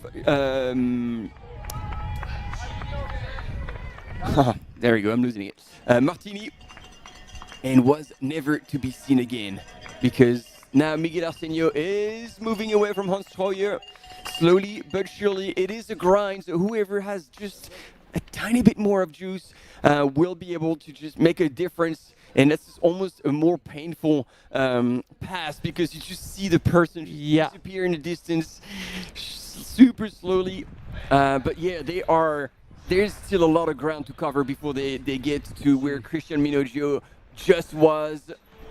And now it's almost all downhill for Christian. He remembers that that area. It's not exactly the same course as the back end of OCC last year, where he was really battling hard with Jim Walmsley. But this time, he's got a lot of runway. Do you know what I want to just call out as we're chatting about the band? I was just getting an update on the women, looking at the top 10 women coming through Trian. We're just waiting for the 10th, which is presumably Fabiola Conti. There haven't been any new names coming into the top 10. While they have jockeyed a little bit between one another, we're not seeing huge shakeups.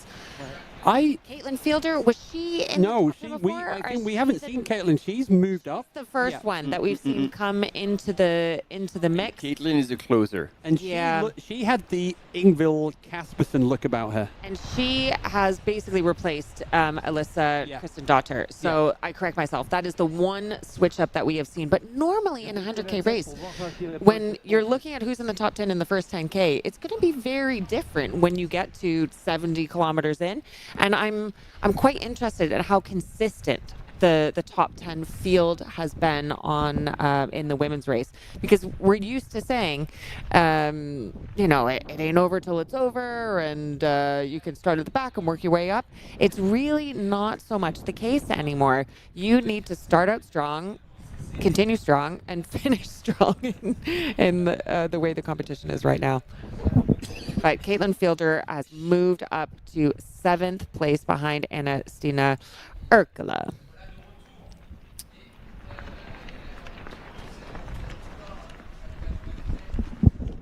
Emily Hawgood, who was one of the favorites coming in, is sitting down right now in 17th, behind Helen Mino Faulkner. She is the other one that has dropped back. Okay, I'm continuing to correct myself. There have been a couple of switch-ups, but would you agree? Not as much change as we would normally see? Certainly not as much as yesterday. That's true. But don't forget, we've got one big more climb for the women now as the rain. Fair enough. The rain's starting to hit again. Big, heavy rain.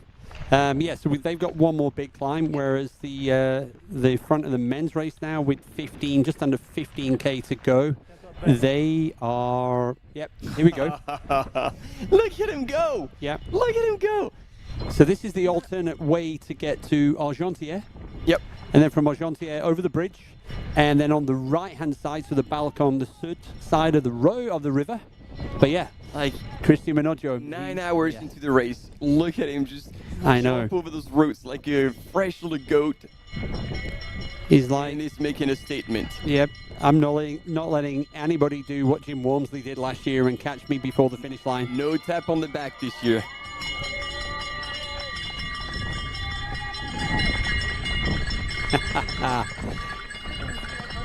It's so exciting for, when you're cheering your athlete, if you're from that team or whatever, or even if it's just a hero of yours, it's like super exciting. The joy of it. Still looking so strong after 9 hours running.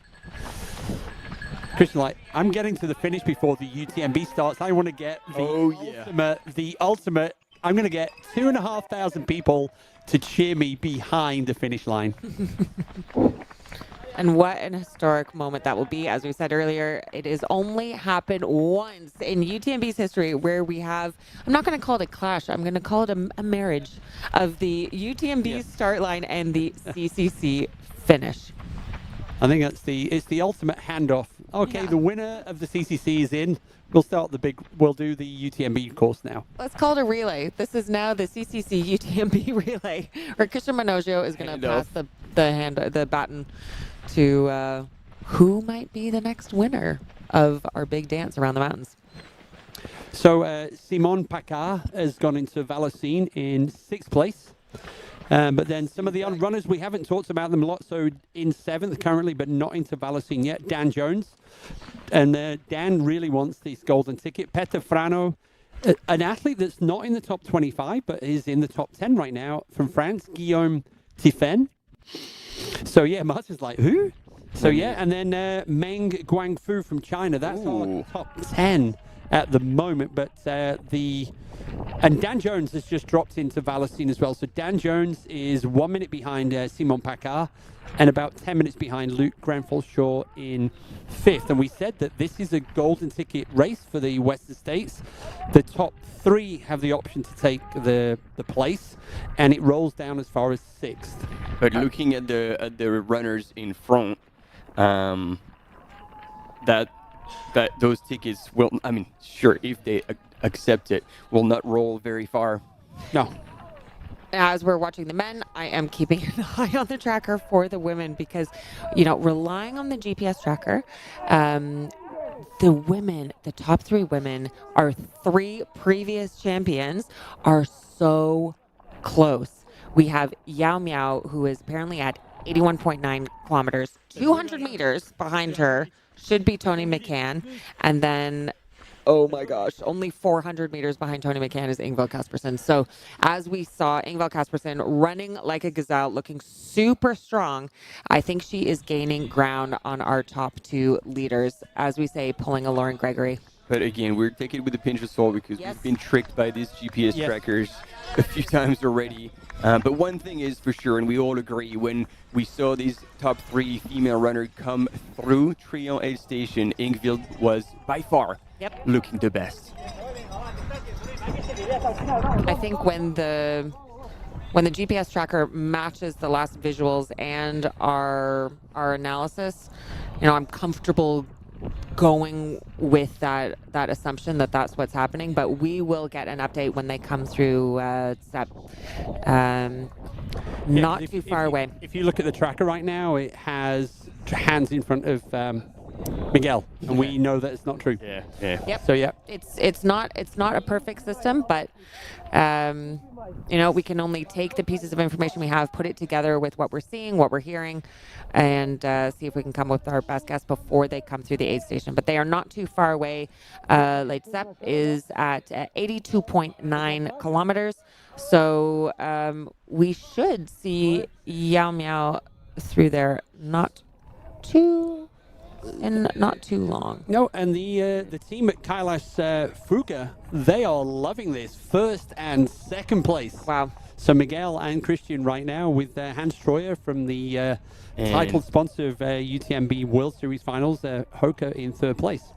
Yeah, but Miguel Arsenio is looking good. And again, I've commented races where he was participating, and he's strong.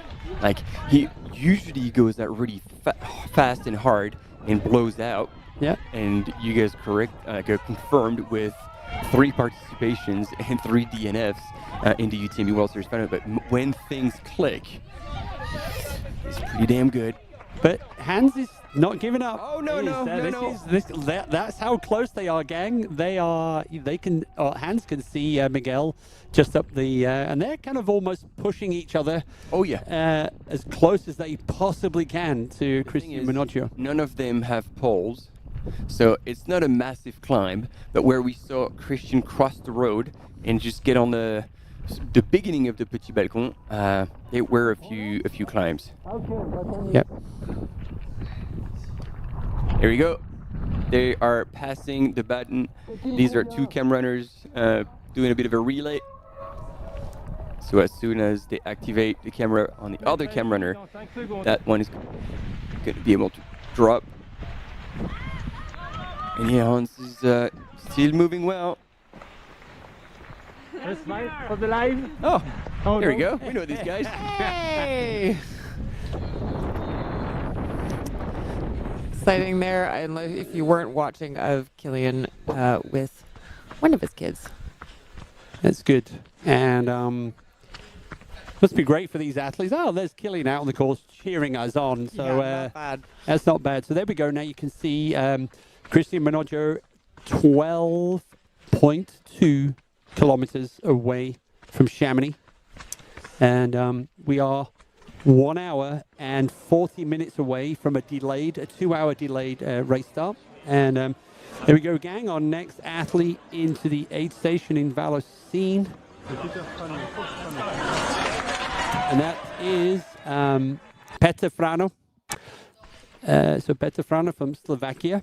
He is, he's our 8th placed athlete into Valacine.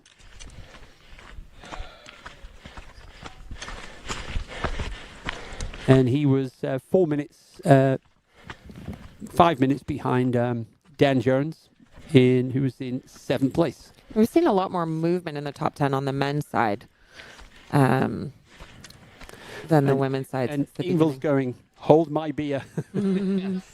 Yep. So, oh no, this is going to be really interesting to see the time gaps when they get down to Valacine. Wow. Because, yeah, she didn't only look good, but you could see on her face. It was like a sense of joy. I'm going running in the mountains in the rain. And it was just, there was a lot of positivity oozing from Ingvild. I mean, coming from Norway, she must be used to this weather. Oh, yeah. This is nothing. I've been calling it British weather, but I was training up in Norway earlier this year, and it was quite cold and wet. And see, like, as much as this is not the climb back up to La Flégère, this is still a substantial climb on the back end of a 100K race. So eventually he's going to just keep like steady and stop climbing and going to be moving across. But again, having poles there, probably going to make a difference. Yep. No, it's not nothing. Yeah, so actually, if you look on the race profile, this is the last significant spike of a climb. And it's, we're looking at around about 200 meters of climbing on this segment before they start the descent with a couple of bumps. But there we go.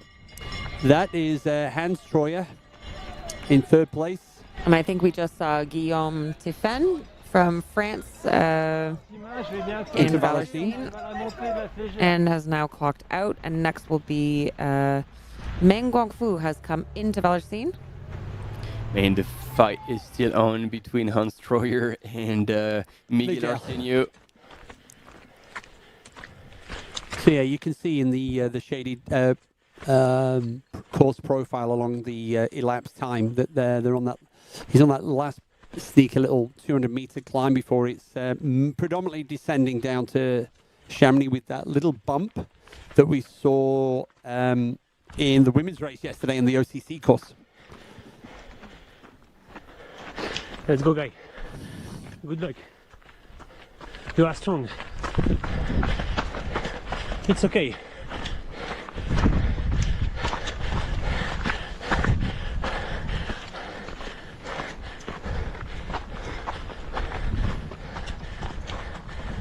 Again, you can hear how heavy the camera runner is working by his breathing. This is a steep climb here.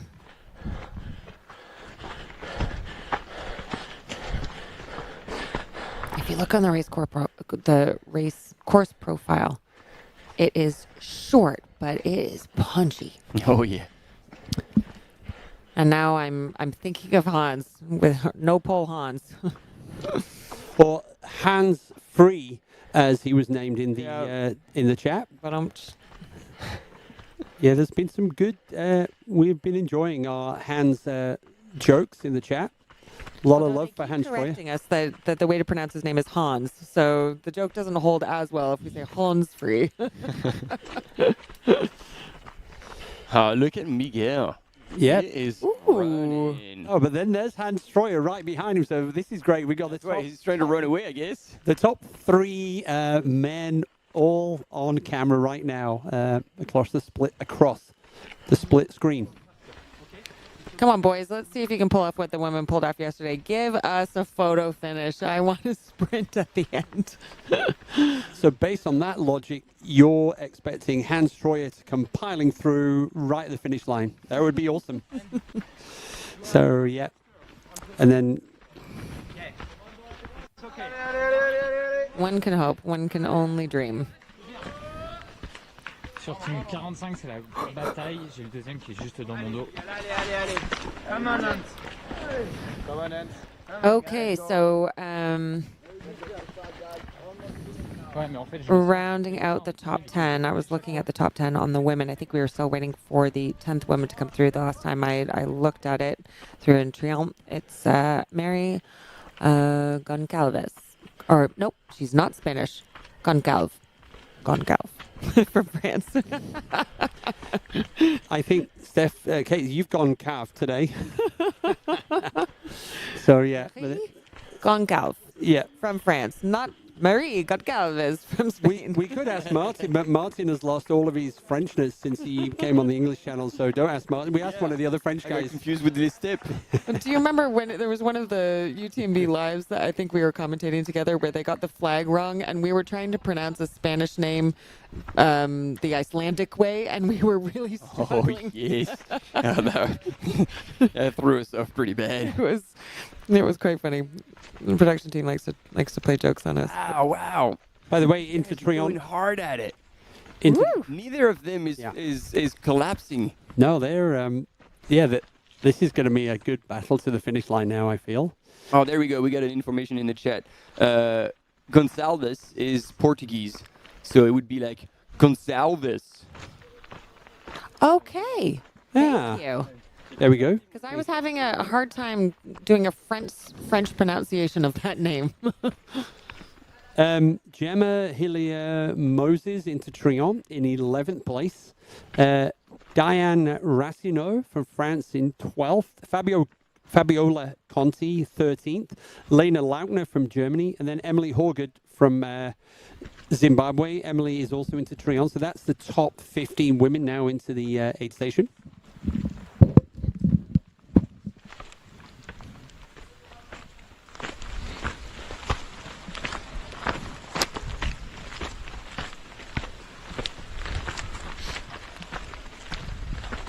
So there we go, everybody. If you're just joining us, we are at the front of the men's race, second and third.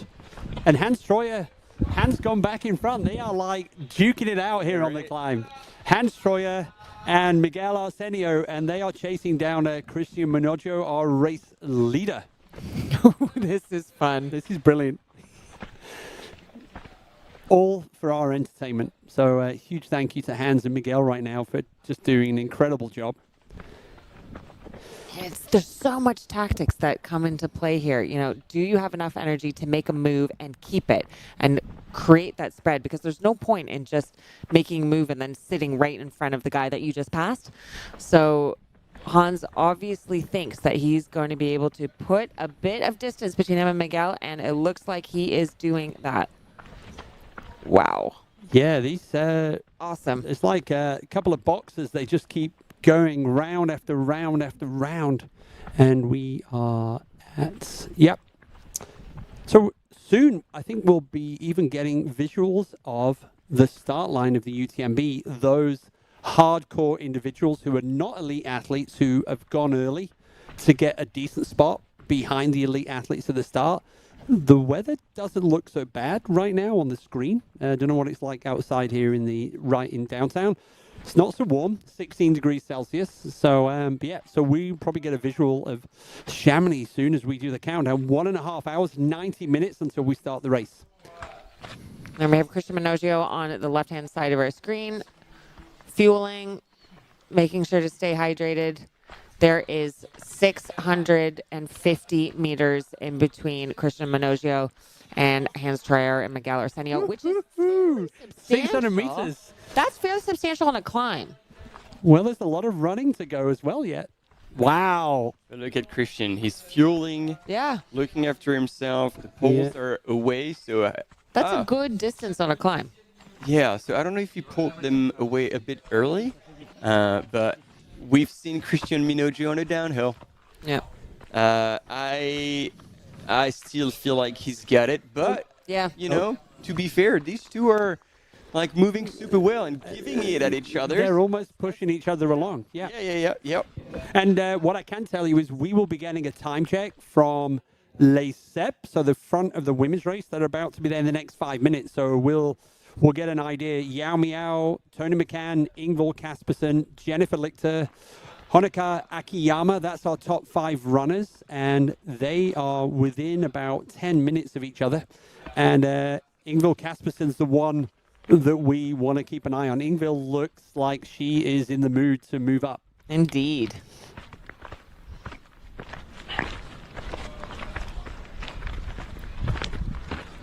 And Jen Lichter was not too far behind Ingveld, so No, exactly. So it's all up for grabs, frankly.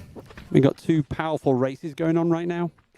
I think the signal at that section of the course is why you're not seeing any visuals of the women. But as you've seen with the men, once our athletes get down towards Valocine, we're going to be getting the same kind of coverage that you've got right now.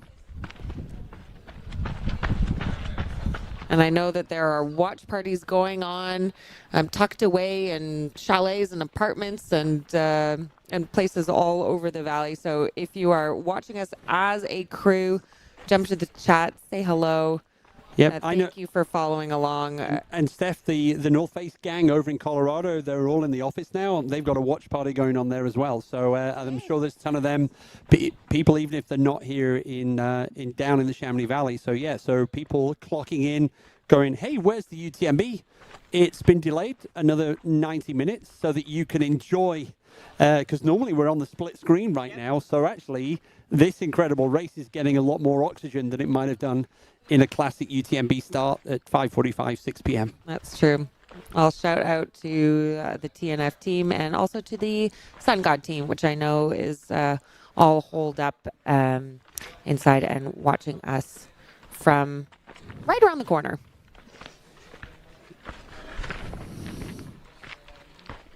Okay, so Hans made the move. He tried to put in some distance, but Miguel said, nope.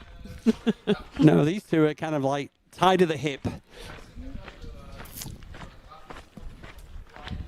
And we have, thanks for letting us know where you're tuning in from. We have people watching in from India. Hello and welcome. And we have people, Jake is watching us secretly from work in Michigan. Don't awesome. say the names, don't throw him under the bus. I'm not saying any last names, but yeah, you know. Jake to the HR department immediately. I mean, what else are you going to do in the middle of the day? Come on, yeah. All right, gang, we are going to have a quick break, 90 seconds or so, and then we're back with this thrilling race, UTMB World Series Finals.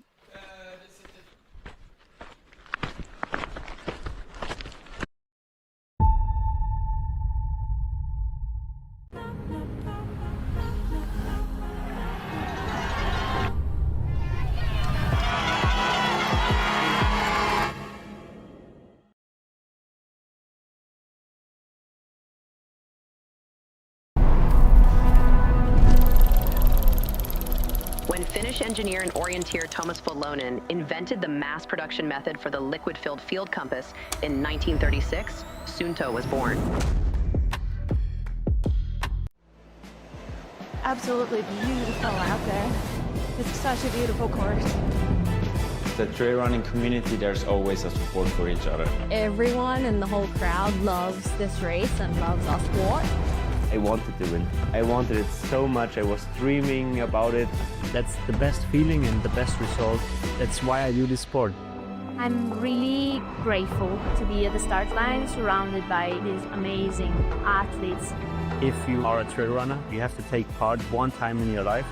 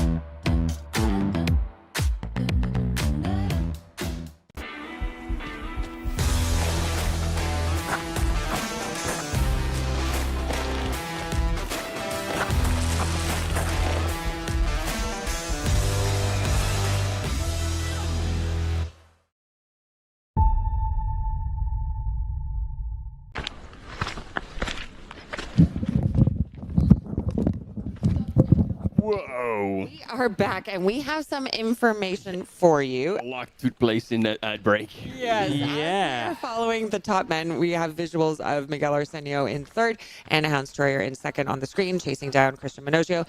But we have some more details for you regarding the protocol of what is going to happen with the CCC finishers, who are going to be arriving around the same time as the UTMB start. I know there's been a lot of questions about this. This has only happened once before in UTMB history, so this is an historic moment. So, CCC runners who are arriving before 7:40 and the UTMB start line protocol will finish as normal. But should the CCC runners finish or reach Chamonix during the UTMB start, which is at 7:45 tonight, a delayed start, they will be temporarily held about 600 meters from the finish line so that the UTMB field can safely clear the start line area as normal. But don't panic, don't worry. The runners will be released back onto the course after the UTMB runners clear the start line in the order of their arrival, and the time that they have spent waiting will be recorded by race officials and deducted from each runner's final time.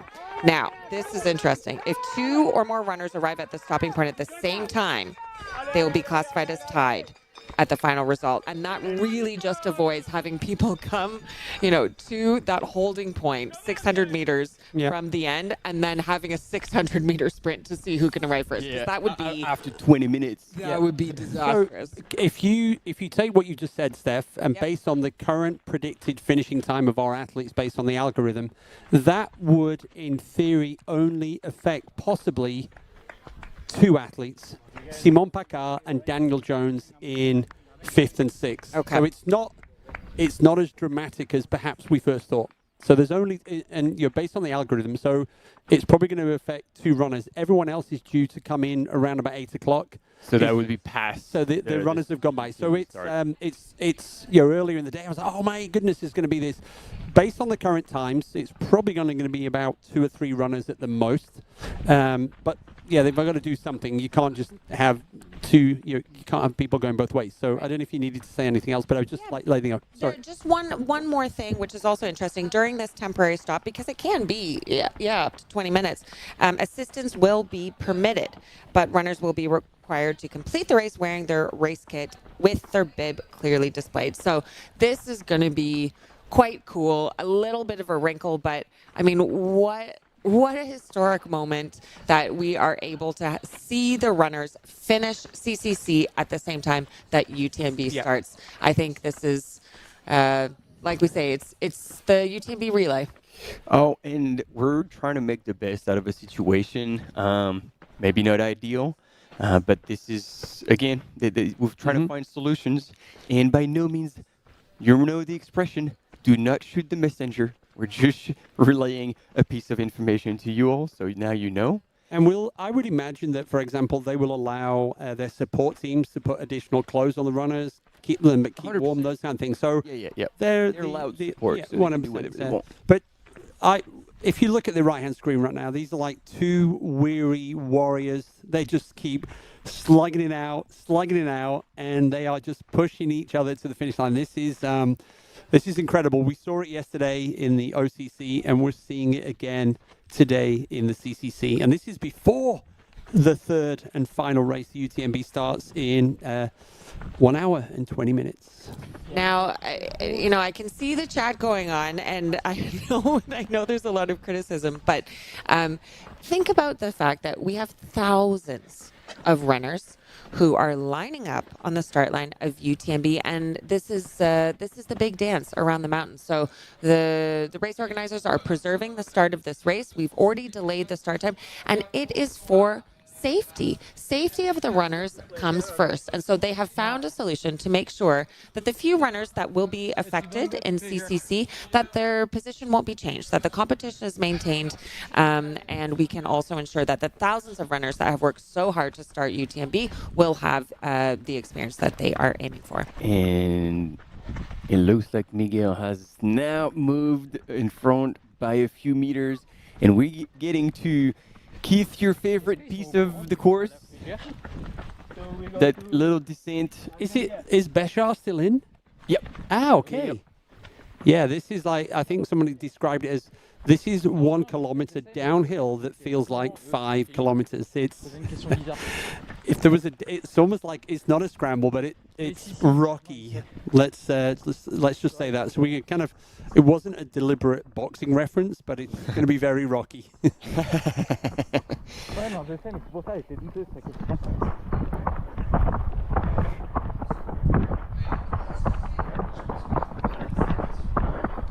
So, did we, while we were digesting the update from race, we have, ladies and gentlemen, we have our race leaders through LeCep in the women's race. Are you ready for this, people? Our race leader, Yao Miao, and she is ahead by 2 minutes, literally 2 minutes, 1 minute 58 seconds. And Tony McCann is ahead of Ingvild Kaspersen by 5.5 minutes. So Ingvild is still on the charge. So those are the top 3 into LeCep. They are about to descend down to Vallocine, and then we're going to start to see the women's race as well. So super exciting. So wow, who has got the legs to get them from Vallocine, that final 17K to Chamonix? So yeah, very exciting. And will they get in before darkness? Oh yeah, The head that's torch another conversation thing. Probably the will head start torch to is gonna move come out. into the mix as well. And Considering we remember what happened last year with the head torch with Martina and Sylvia. 70 seconds, I think, was the finishing time gap. Yeah. And look how technical this descent is, and Miguel Arsenio just moving, flowing through that terrain.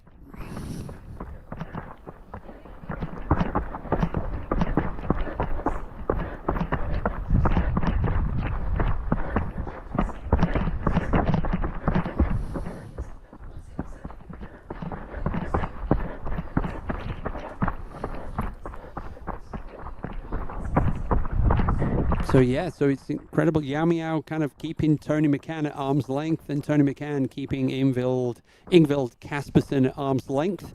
But that's our top 3. Jen Lichter and Honoka Akiyama, they are still to reach that checkpoint and begin the descent down to Vallocine.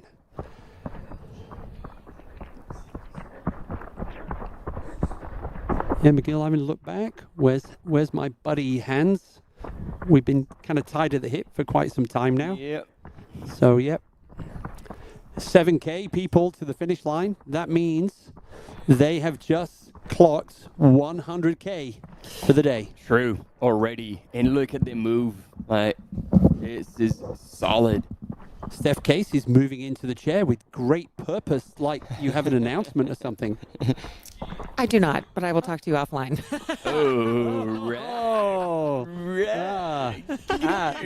That means we're clocking off at 2 a.m. I kind of feel like the decision is like, what time do we finish the live today? So yeah.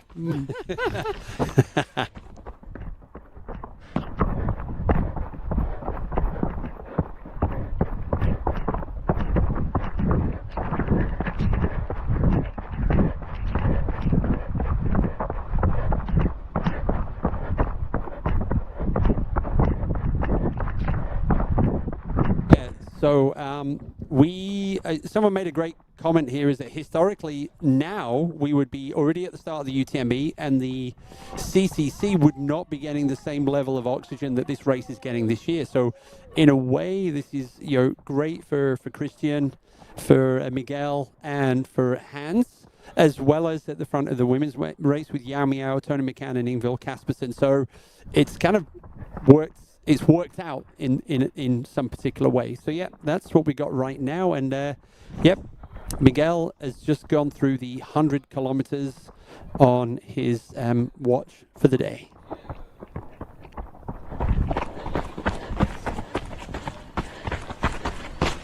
Okay, and this is exciting. Did you call out the time split with Ingvild Kaspersen coming through LeCep? Yeah, I did the Okay, top. great. I did as far as the top 3. Yeah. Still waiting for Jen Lichter. Yeah. And I see any questions you have about the UTMB in terms of timings. They have updated on the UTMB live platform now. Everything, the the cutoff times, the times of the fastest runners. They're all on there, so you can see that information now. So there's plenty of information on the UTMB Live, and if you're in the chat, you're already on the platform, so you can find that information. So yeah, so everything has been pushed back 2 hours. So that just means the party that starts in Saint-Gervais is just going to go on for 2 hours longer. And they like to party down there. Wow, look at this. This is wild. The camera runners are struggling to keep up with Miguel Arsenio, our new second place man. Wow. But the thing is, like, Miguel undoubtedly is moving super well, but we didn't have eyes on Christian Minocchio, which I can guarantee you was not getting challenged by any of these rocks. Like, he sleeps on technical terrain. I think for sure Miguel might be putting time on Hans, but we'll see. But I doubt that he would be putting time on Christian on this section. We have a question in the chat. Can I chat directly with my athlete? I'm assuming that's coming from someone who has an athlete out on the course. Yeah, you can talk with your. Well, they're supposed to have a phone that's on. Exactly. So if you want to send messages or emojis or little no problem hearts. Yeah, or you just you look amazing. That's okay. We saw Yao Miao earlier talking with her coach, Greg Valet, at one part of the course. You just can't provide physical assistance, but you can chat. Like send a HDFU? Yep. Hurry. Exactement. And based on the times at the top of Les Sepp, it looks like Tony's kind of managed to get the train thing out of her system and is back in the race zone. Yep. And so again, we were following the women's race for quite a while earlier, and you were asking for the men's race. Now we are in the location where the men's are in an area where there is reception, so we're sticking with them. But don't worry, as soon as they get to the Valourcine aid station, we will be back with the women's race to see what's happening on the pointy end of it. And see if cards have been reshuffled, because we've seen a lot of things at the last aid station. And while everybody was moving well, Inville Kaspersen in third place at the time was looking the best. So we could be looking at a serious remontada. And again, just to clarify, we've been getting questions about this all day. The reason why we're saying Yao Miao is because in China, it is most respectful. It is just how you say people's names to start with the family name first. So that is why we are purposely saying Yao Miao. Thank you, Case Stephanie. Well, people do call me Case. It's mainly when... yeah, but they normally prefix that with the word head. No. Yeah. It's when they need to give me a kick up the backside, or when I need to give myself a kick up the backside. Right. Very good. So yeah.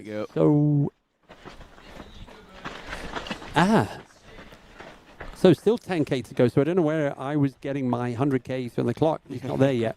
Not yet. 10K to go. We're running on fumes here right now. Yeah. And nobody employed us for our mathematical skills anyway. So yeah. As I have proven. Yep. There we go. Quick wipe of the green. They have a little towel on the side. And now let's spot right in the middle. Oh no. Let's check on the women's field. We've had Honoka Akiyama come through behind Jen Lichter in Les Steps. She's only 2 minutes behind Jen. Those two have been brilliant all day. They've been pushing each other for hours. Yeah, and Jen is 3.5 minutes behind Ingvild Kaspersen. So the top 5 women have come through Les Steps on the CCC course. Hey, I've got a UTMB story. We can start leading up to that now. There's a British lady. Her name is Victoria Stansfield. Victoria has won the Etape du Tour cycling race this year for the last 2 years. Victoria this week decided, I'm going to take the UTMB start line, but you know what I'm going to do before that? I'm going to cycle the 300-kilometer UTMB on the road. I've done that. I did it in 2 days. Victoria's done it. It's something like 8,000 meters of climbing. So Victoria did that, and now she's going to take the start line tonight. So, and all of this running was inspired by, cycling was inspired by a pelvic injury 2 years ago. And Victoria Stansfield, one of the many, many wonderful stories of the runners starting the UTMB this evening. Yeah, I actually learned about her when she was suffering through her pelvic stress fracture injury last year because our daughters were both in nursery together. So she is, she's just next level. I'm just going to do the quick bike ride first. So there's a really cool UTMB bike ride on the road from Chamonix down to Martigny, over the Grand Col Ferret, down into the Aosta Valley, up over the Grand Petit Saint-Bernard, down to Bourg Saint-Maurice, Col de Roseland, and all the way around back to Chamonix. Yeah, she is just one of those multi-talented athletes where she thought, okay, I can't run, so I'm going to bike. And she not only started cycling, she just started winning everything. So now she's coming back to running. It'll be cool to see what she does out there. 100%. And there we go. We saw that there was 1.1 kilometer difference between Christian Minocchio and Miguel Arsenio, now sitting, I wouldn't say comfortably, but looking good in second position. And we haven't had eyes on Hans Troyer for a wee while now. Mm-hmm. That's right.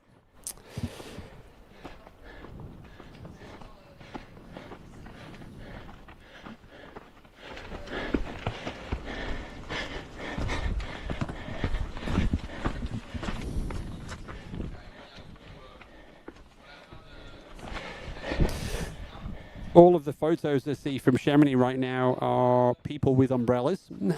Yeah. So, but there's a lot of energy and a lot of excitement in Chamonix for both the finishers in this race, but also the start, the legendary start of the UTMB.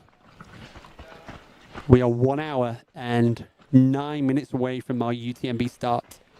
I cannot wait.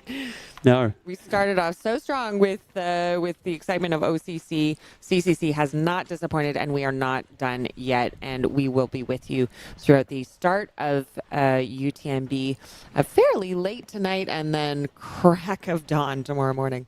So based on the current tracker, Christian, Miguel, Hans, Eli, and Luke should be into the finish line before we start the UTMB. And I think the only athletes currently that look like they might be impacted will be Simon Paccard and Dan Jones. But this is also based on an algorithm where we haven't had this race, so it's not 100% accurate as it would be on the classic course. And we have a question in the chat. We will be talking about the UTMB start line and who the favorites are, but on the women's side, it will be, quite an interesting competition between Courtney Dauwalter, 3-time champion, coming back. But then we have people like Rachel Entrekin, who has not done UTMB before, but has proven herself on long races like Cocodona 250, where she beat Courtney Dauwalter. Very different course on Cocodona 250, a lot flatter. We also have Riley Brady, and Riley placed second at Western States, also first at Canyons. But they have not run UTMB before, so again, it's this question of how much does experience matter on the course versus this kind of beginner's luck. On the men's side, Ben Demon has been very vocal that he is out here to win. He was second last year to Tom Evans. Tom Evans will not be starting, as we all know, UTMB. Then we've got Josh Wade. And Josh, no one has really been talking a lot about, not as much as I would think, given the fact that he came in third last year. But of course, Vincent Bouillard, the 2024 champion, and also someone who just obliterated the Western States course record. So that is just a start to what we can expect, but the fields are deep on the men's and women's side, and we will have all of that information for you later today. And as we've done with the first 2 races so far, we will have a drip feed of the elite athletes coming into the start, so you can see them, and then we'll give you a little bit more background information on why they are also the favorites to win or to be in the top 10. Yeah.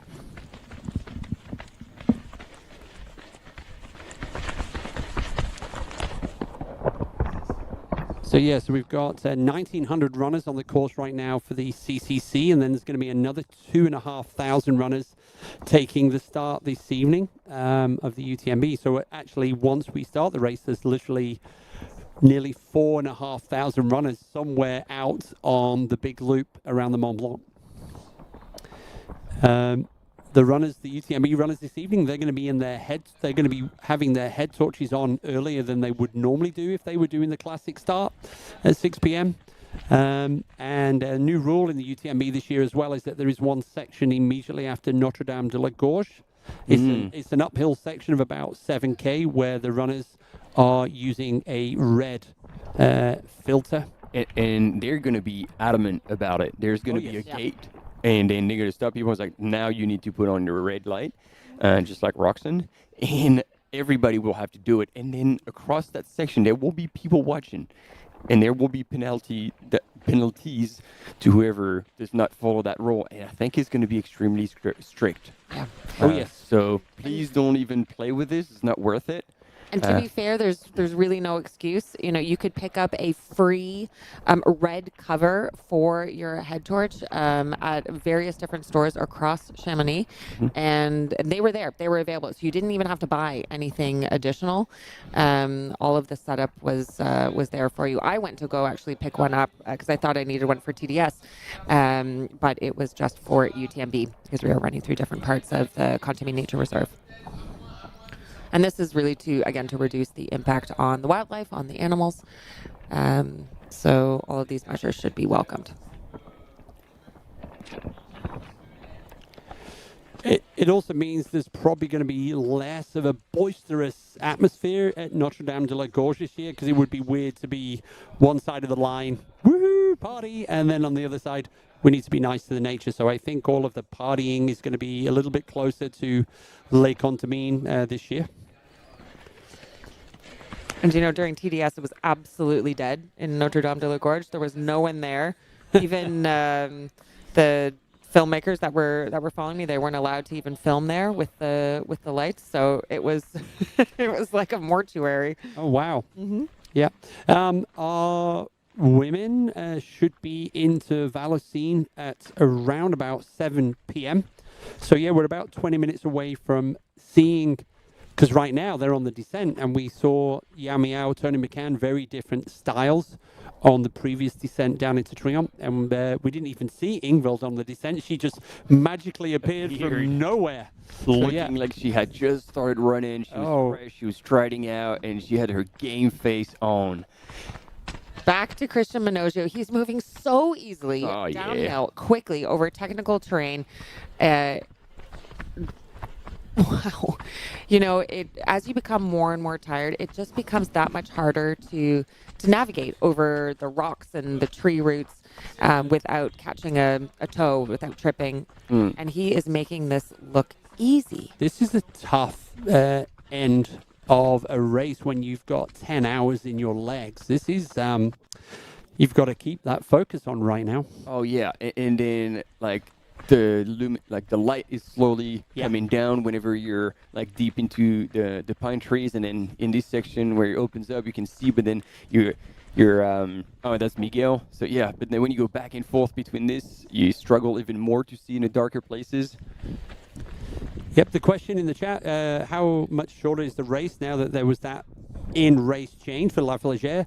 It only impacted the distance about 1 kilometer, and it probably dropped down by about 150 meters of climbing. So still a long way. And don't forget, this is still longer than the classic CCC course. So they got an extra bit of bonus this year, as did the OCC runners. So they ended up running just over 60 kilometers. Now we're seeing a lot of discussion in the chat about Hans potentially getting a penalty. We don't have any confirmation of that at the moment. So if we get confirmation of any penalties for any runners, we will update you certainly on the live. But we've seen things. We've seen things. Yeah.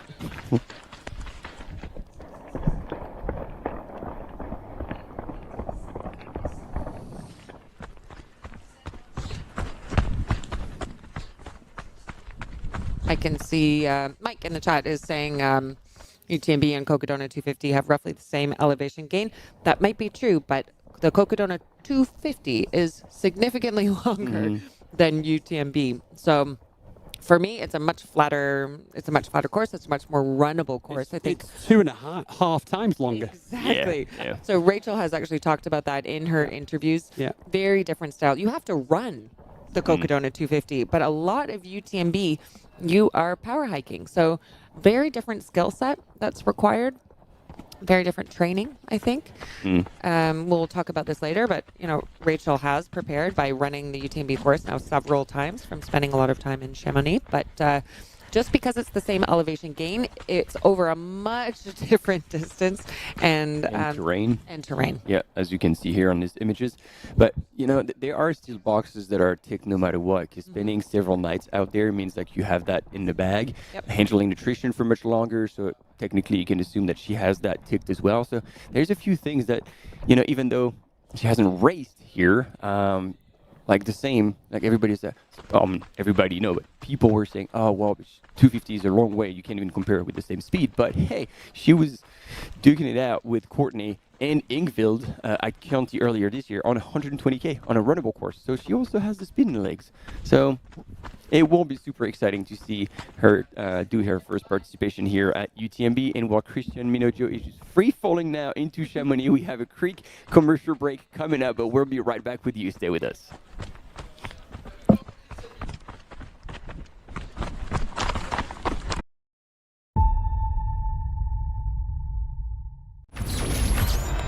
Via, c'è tanta gente. Non ci facciamo prendere dall'entusiasmo. Allez, bien en gestion, le cardio est bon, c'est parfait. Mi è venuta una vescica. Fa un male cane. Aïe, ça va pas du tout cet orteil. Ce l'ho fatta! È finita!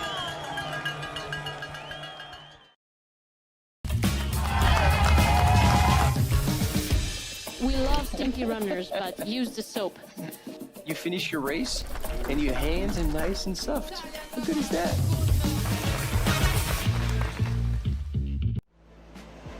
Absolutely beautiful out there. It's such a beautiful course. The trail running community, there's always a support for each other. Everyone in the whole crowd loves this race and loves our sport. I wanted to win. I wanted it so much. I was dreaming about it. That's the best feeling and the best result. That's why I do this sport. I'm really grateful to be at the start line surrounded by these amazing athletes. If you are a trail runner, you have to take part one time in your life.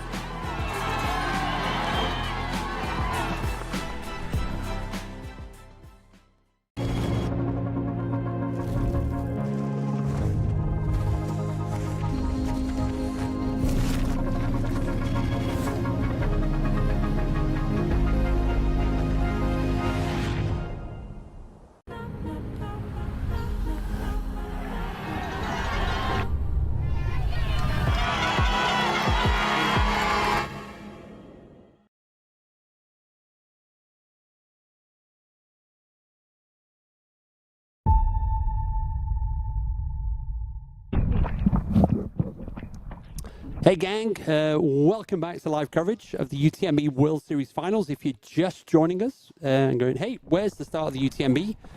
We are 1 hour away from a 2-hour rain delayed start there. So that one is, but the great news is you've just joined us as we're getting towards the end of the CCC.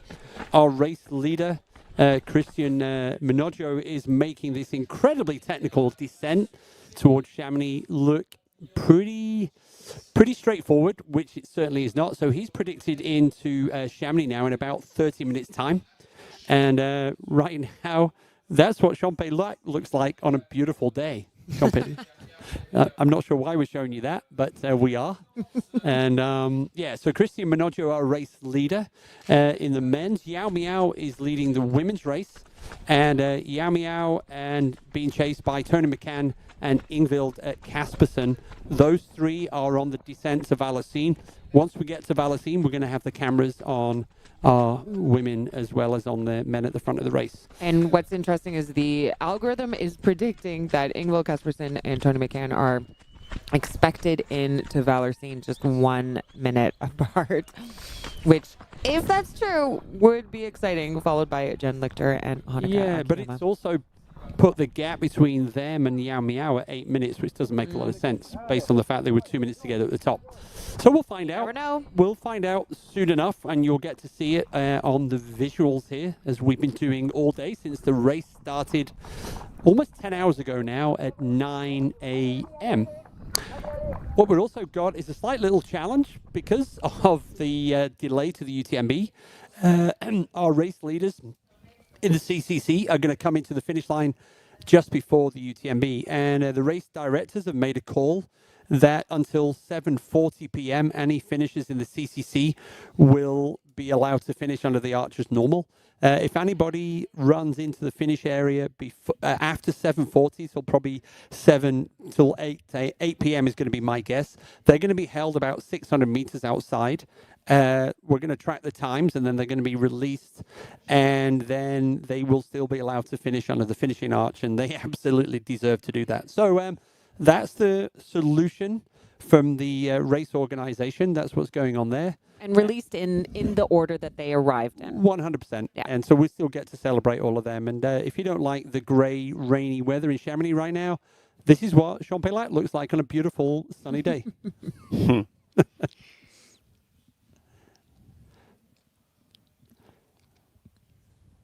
So really just sitting, waiting for Yao Miao to come through Valacine in less than 15 minutes. That's the prediction. The top women are on the descent from Les Steppes to Valacine before they do that finish. And, you know, we were saying that it was the same finish as OCC, but as we've been looking at the images, this is not. Yep. It's quite a bit more technical, quite a bit less runnable if you are not Christian Minogio. And I feel like they're climbing a whole lot more. Yeah. There we go. Race recap of what went down since we started. Yeah, 10 hours ago, everybody. So yeah, that's a good question from Lydius. Are they going to be all released based on the time they came in, or just all at once in a sprint finish? No, they're not going to do like a Feria type when they release the bulls in the streets and it's going to be chaos. I don't think they will. They will account for the times, obviously, and it will be addressed with their finishing time. But just to avoid chaos, it's just to give them the chance to cross the line, and they're going to be releasing them in order of arriving at this location, and that's only going to be for that short period of time where the UTMB start will be taking place. And at the minute, based on the algorithm, that really is going to affect a maximum of 2 or 3 runners. So, but yeah, we have a solution in case it does come to that.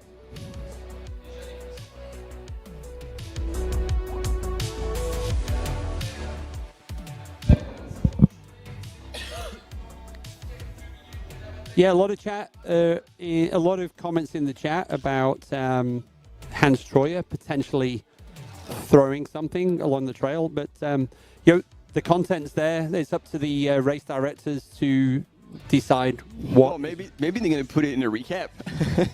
Yeah, so we saw it yesterday. There was 4 athletes that were given a time penalty for cutting some of the course, doing some shortcuts around some of the switchbacks. It's up to the race director to make those calls, and once we have a decision, we'll give you an update on that. But even if something biodegradable is thrown to the side of the trail, that is still not permitted under the rules. So yeah, we'll just wait for that one. That's I don't want to say it's beyond our pay grade. We'll give you an update if that decision. We don't have decision-making power. No. We've got eyes on what happens and brought it back. Yeah, as you've heard from our arithmetic, our job isn't to think, our job is to speak. And do we have... That was brilliant. That was one of my highlights of the day. Those two just smiling, looking at each other going, Hey, we having would have fun out here. spent a lot of time together. Yeah. There's a question. There you go. Sorry, yeah, let's talk about this. We have the infamous train stop. No, same time. We've had it 2 years in a row now. Yeah, you could see just the number of photographers capturing that awful moment. One of them being Philip Ryder. Yao Miao looking behind her as she surged into the lead, having benefited from that train stop. Running away with watermelon tucked away in her cheeks. And there she was, Ingvild Kaspersen, coming into the Triangle station, looking fresh as a daisy, and she left like a raging bull, chasing first and second.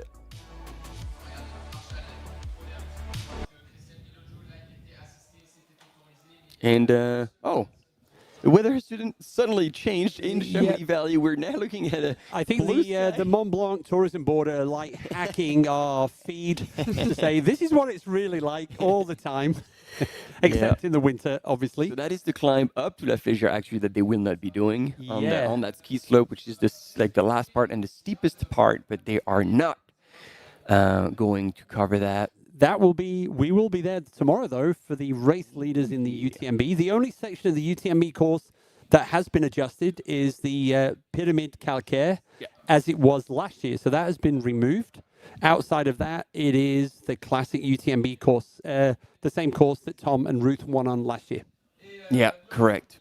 And it looks like the weather conditions are going to be just as bad.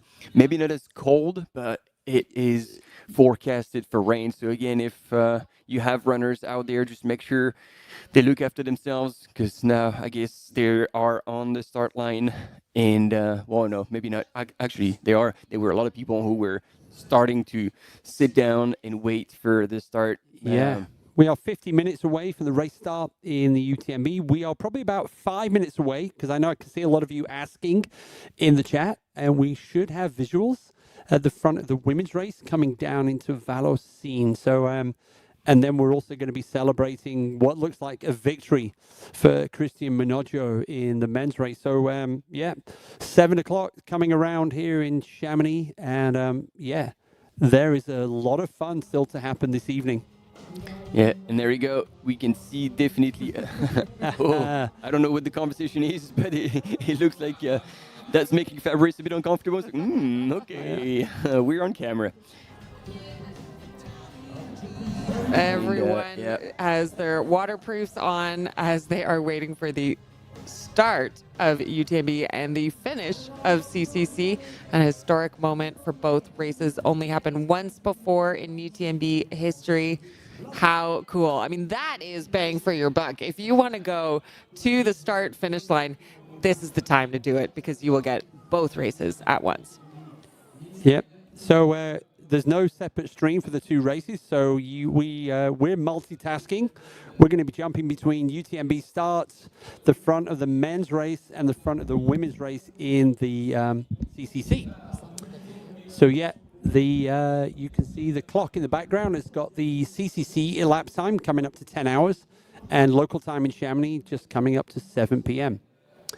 There is the race director of the UTMB in Chamonix. That's Isabelle Poletti, the daughter of Catherine Poletti. And as you can see, this is the street where the runners normally come down at the finish line, and this is where Christian Minoggio will be in a while. So, a lot of waterproof jackets, ponchos, and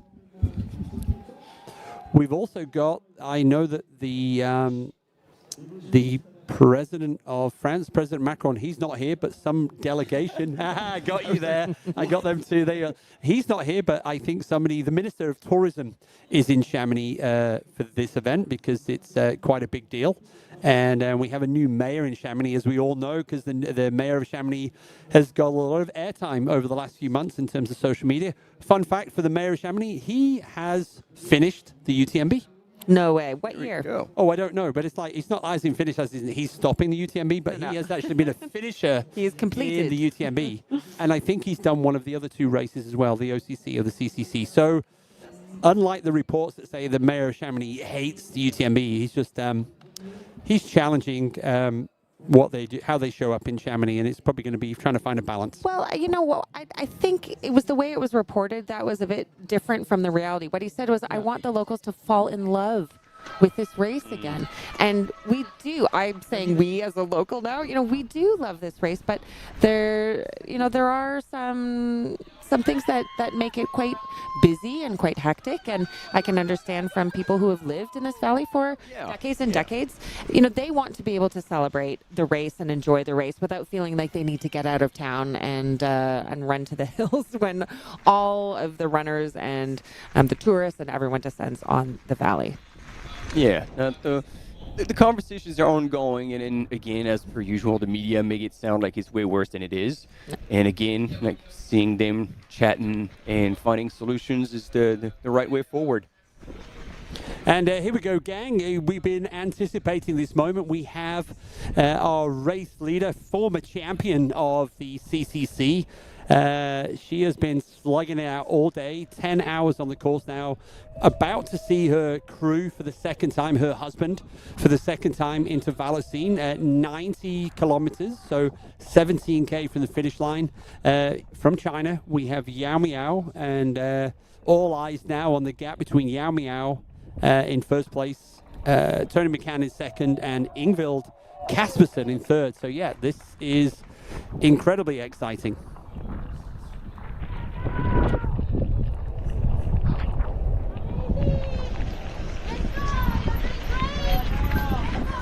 And that raindrop in the center of the camera is in just the wrong spot.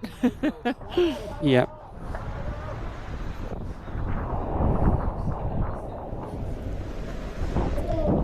And there we go. This is going to be interesting to now see how much of a gap there is between Yao Miao and second place. And I'm saying second place because, well, there might be a question mark on who will show up in second place. True.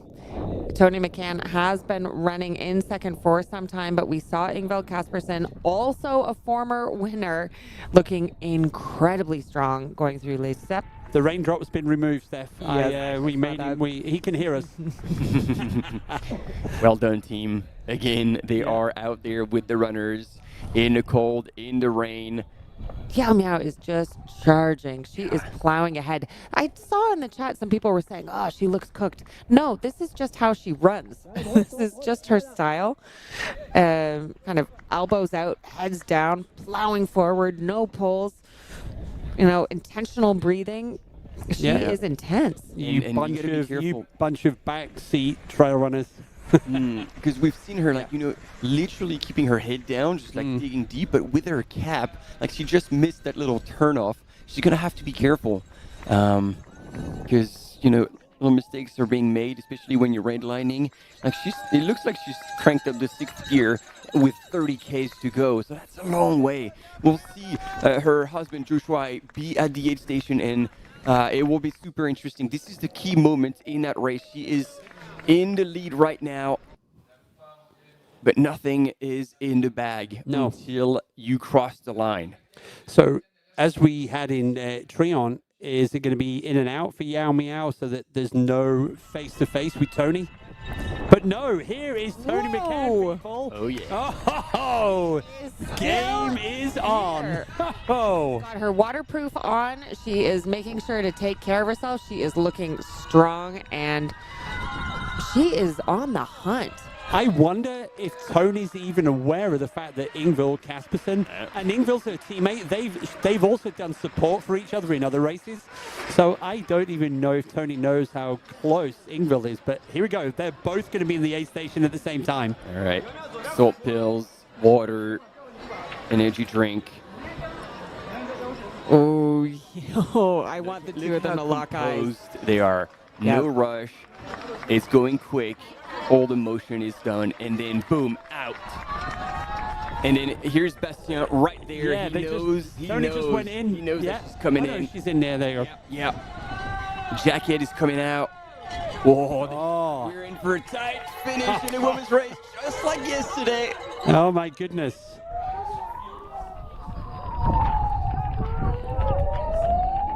I can hear a siren in the background, and I feel like it's the alarm that's going off in both of their heads, like, whoop.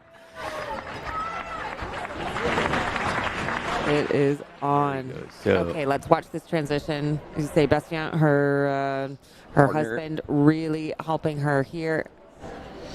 Yeah, his partner, have they gotten married yet? I can't remember like seeing a photo of them. I think so. I'm trying to remember. Bastien also really deep into the running scene as well. He helps design product shoes, which is very cool. Oh, and hell of a runner himself. Yeah. He just won a race this past weekend. We've got a smile on her face. She's looking good. Oh, she could smell blood. Yeah, let's do it. We are 17 kilometers away from the finish line here as well, people. Now, this is smart. She is getting her head torch ready, putting it on, I suspect. Yeah, you don't want to waste any time. Nice. Yao Miao do that. I don't think so. she put on a head torch. So that, these tiny decisions, that will save her time. She can now just focus on running, and when it starts to get dark, she doesn't even have to worry about taking anything out of her pack. Smart move by Tony, I think. I can tell you that Bastien right now has their heart rate at 160. But you just have to be a duck. It's just like pedal super hard. Oh, look at that! Look at that! Oh, the South African flag is gold. There we go. Time gap with Tony having left the age side. 1 minute and about 1.5. 28 seconds. 1.5 minutes between them. We should get an update soon on Ingvild Kaspersen to see, or Jen Lichter, Yeah, because I think we only had 2 teams following the women's leader, so yeah, it's all eyes on the split times.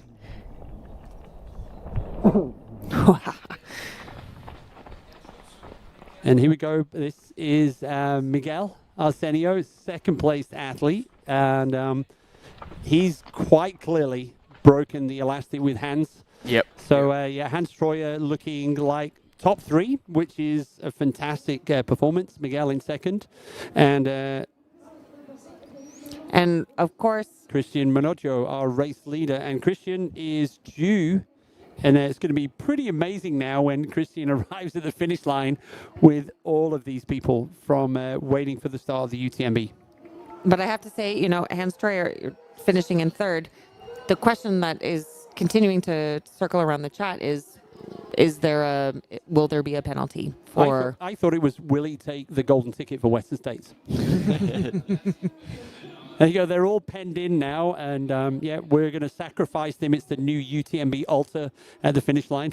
That is a pretty cool setup. The VIP area. Oh, is it the VIP? Yep.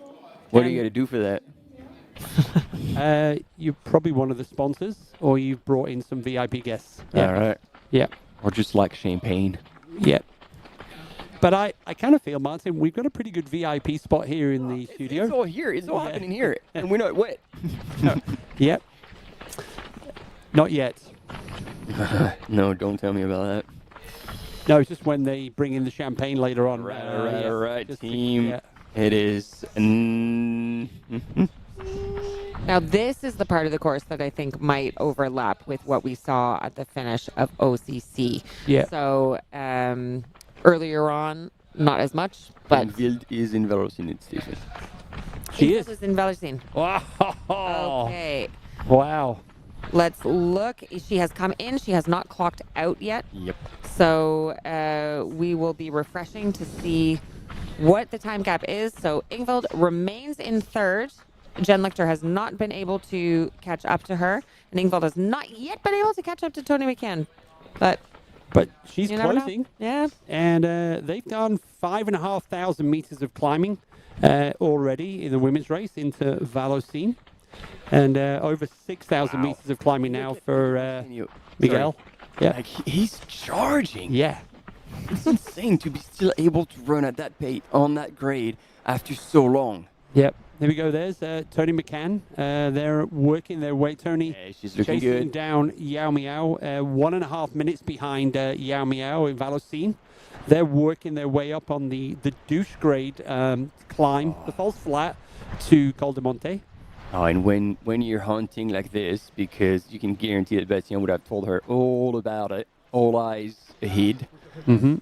Excuse-moi. Thanks.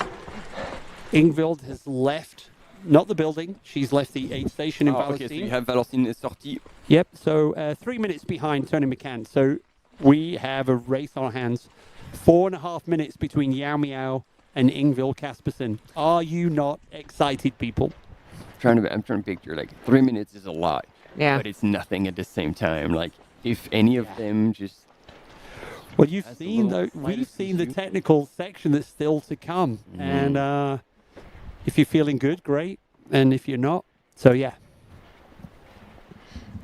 Interesting, these red banners this year on this section of the course. Never had these before. Oh, I just saw the Tudor logo. Ah, right. So it's not savage, like it's not wild advertising. Oh no, I sensed it was condoned by the UTMB organization. Because as we know, they're pretty strict about guerrilla marketing. Yeah, they are. Well, rightfully so, because then it would be just... Yeah, a free-for-all. Yeah, it would be... And so we have in the men's race, how many people now? Oh, there's a lot have gone through Vallocine. Yeah, we've already had...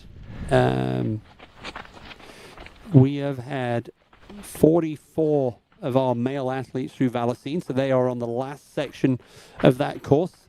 Benjamin Rubiol, I see him listed as withdrawn now, Martin, in Vallocine. Yeah, only half surprising seeing how the state he was in going through Martigny. Yeah, but fair play to him for getting that far, considering how he was looking at that moment. Give it a shot. He did. So Benjamin Rubiol is gone. That was my my hot pick for the day. So what do I know?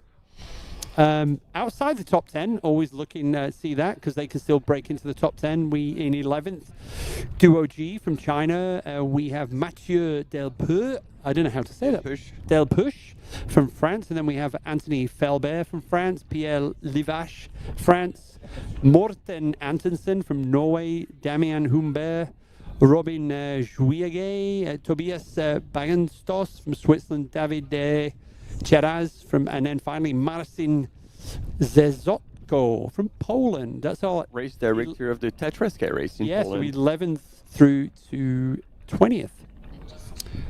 And the rain is coming down now. That's the Le Bouet kind of area over there. And just to look back at the women's field, because more people have no, we have not got more people clocking through. I was just hallucinating. I'm so focused on the women's field. I want to give so many updates to you guys on the women's field that I'm just making them up in my head. Wow, look at Yao Miao. She has not dropped her pace one bit. No. And you can see she's continuing to look behind her. Having a look over her shoulder. Yeah. It is so hard mentally to keep up a pace like this. No, here's for the evil train showing up again. Causing PTSD. Tony McCann is thinking, not again.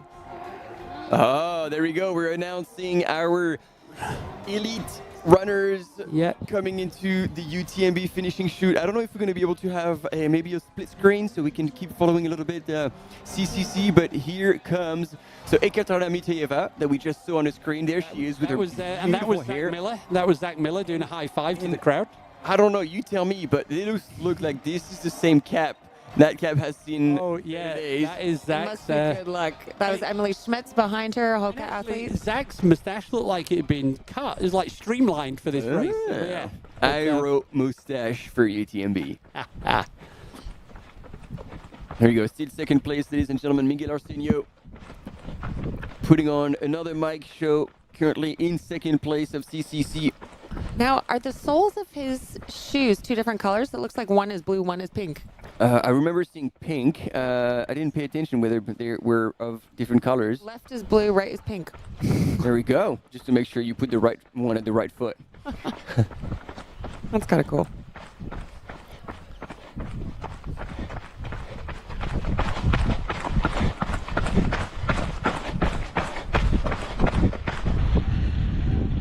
And there we are back with Tony McCann second place women. She is ready for anything in these final kilometers. She's got her head torch.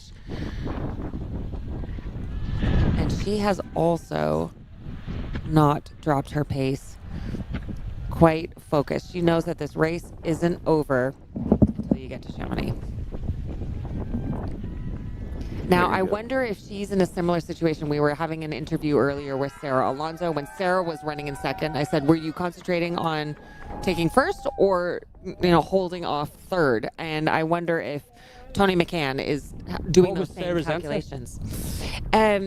She said, when things are happening, it's almost like you can't you can't process all the things at the same time, because she knew that she wanted to try to get first, but once she knew that she was being chased down by third, then she started worrying about losing even another place as she got towards the finish line. And she said, I can't come in fourth again. And there we have Kasia Dąbrowska. Claudia Tramps. And Claudia Tramps coming in together, both on athletes, incredibly strong athletes, looking ready to go to do the big loop.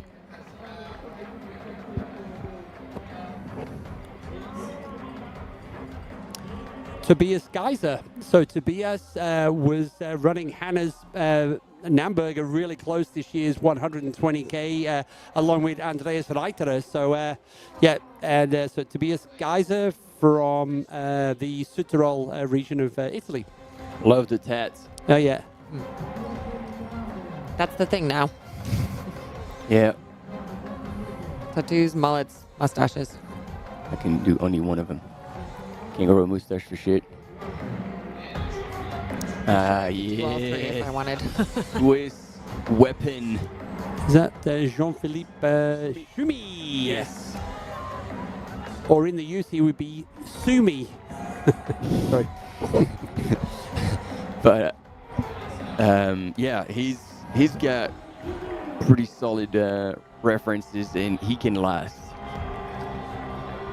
Wow, look at the crowds for this. There you go. Yeah. Here's Rob's mustache. So just to set everybody's expectations now in the chat, we are going to be jumping between, obviously, the start of the UTMB. We're also going to be jumping to the front of the men's race. Here's Rachel. Cheers.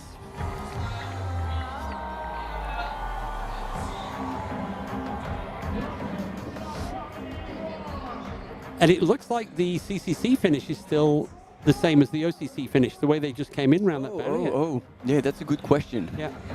So as we are watching the top runners come in, getting ready for UTMB, I just want to announce that Jen Lichter has come in Valersine. So Jen Lichter in fourth in Valersine still, and she has left now. So she is 8 minutes, just over 8 minutes behind Ingvild Kaspersen. So a bit of a gap now there between Ingvild and Jen. And Honoka Akiyama has entered Valersine, has not yet left, so she is still sitting in fifth. And Christian Minoggio is due into the finish line any minute now. We don't have any... Whoa, yeah. We will have the camera probably at the final K, so I think he's not as... and we'll follow him in. But the crowds are already getting ready to cheer Christian as well as cheer the start of the UTMB. So this is like a trail running sweet spot. Incredible.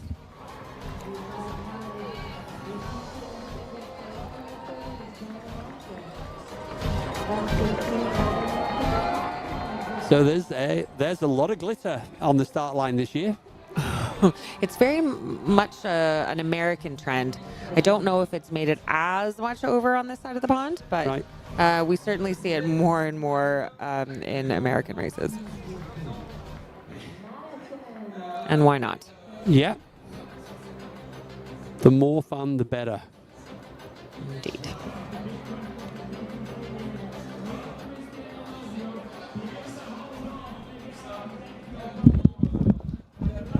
What have you got, Martin? So same finish for all three races. So they all go straight through and next to the pharmacy and then into the finish line.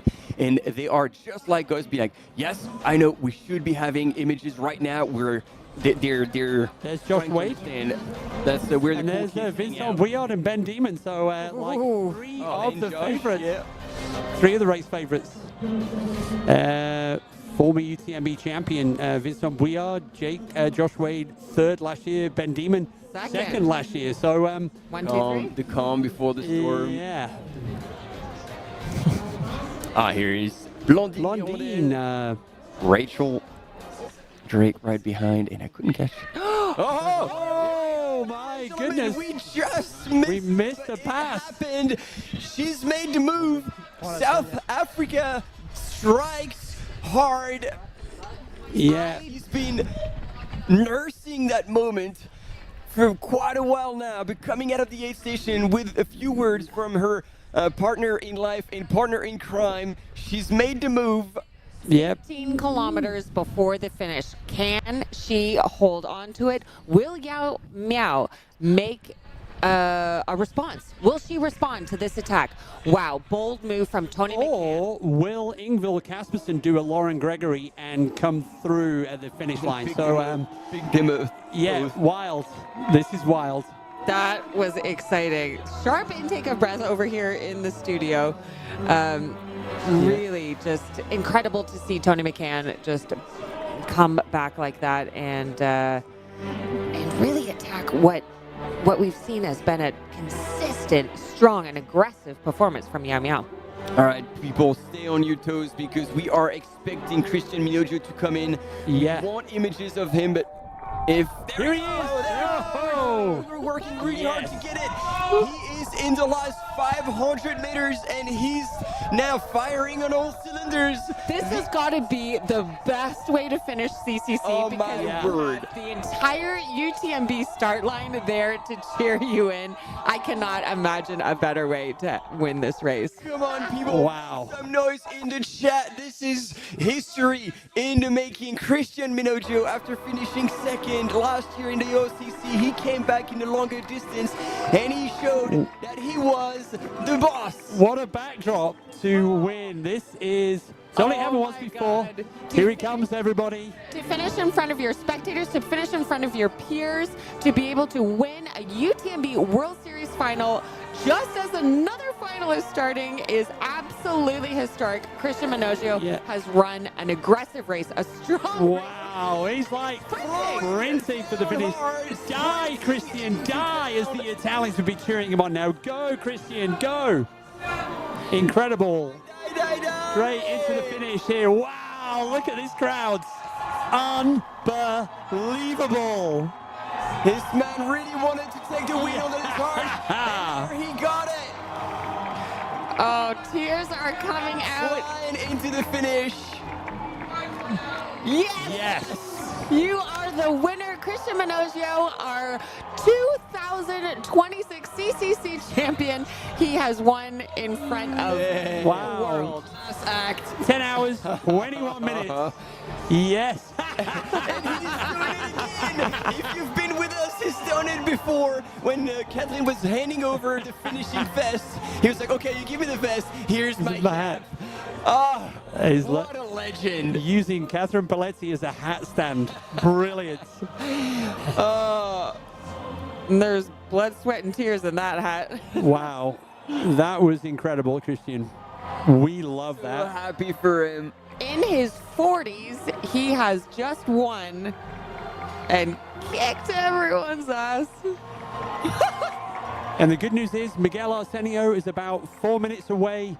Hans Troyer is about 10 minutes away. Luke Grenfell-Shaw is 14 minutes away. So Luke's probably just going to get in there. Then it's a good gap. So yeah, our top four, we're probably going to see them before the start. But well done, Christian. Wow. This is so good. This is so good. Yep. Yeah. And he's showing the brand. Brilliant finish. Brilliant finish. You can't top that. No. We will not have another finish like that in front of the UTMB start line and for maybe another 10 years. And for those who don't know Christian Minojo, like he's finally gotten some time off from work thanks to his sponsor. That's probably why he's just thanking them, because he used to be working at a dam, at a high altitude dam. Oh, that's right. Yes. Yeah. And he was not able to go to races because sometimes he had just to be there to turn it on and off. And so he was already super strong, but he really stepped up his game when he got the chance to train fully. And as you were pointing it out, he's not a spring chicken, and yet he delivers. And so he's just a perfect role model for our sport. Just dedication, heart, grit. And I mean, I can't wait to hear that finish line interview. I can't do it because he doesn't speak English, but I have all my fingers crossed for a good finish line interview.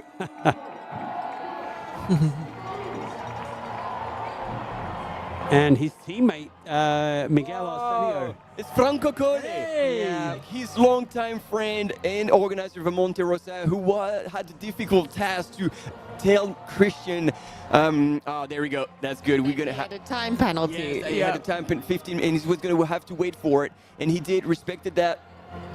In a previous race, just to make it Monte clear. Rosa, In a previous race. In July. Wow. Franco Cole, a legend himself in this sport. Oh, yeah. So, gang, if you're just joining, 20 minutes until start of UTMB, we will allow, or the race organizers, not us, they're going to allow the CCC runners who finish now between now and 7:40, so the next 15 minutes to finish. Beyond that, once they start the UTMB, they're going to hold, I believe it's looking like about 2 runners. So probably Simon Pacard and maybe Dan Jones. They may be held just outside. And then they will be allowed to finish once the UTMB runners have left for the start. Okay, we keep bringing runners in. Lin Chin. Yep.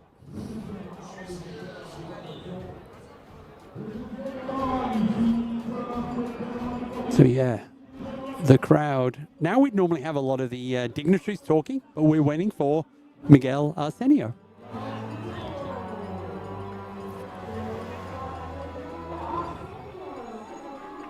We haven't seen Courtney yet.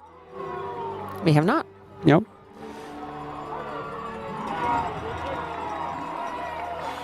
I think we are working our way up the field, up the UTMB indexes.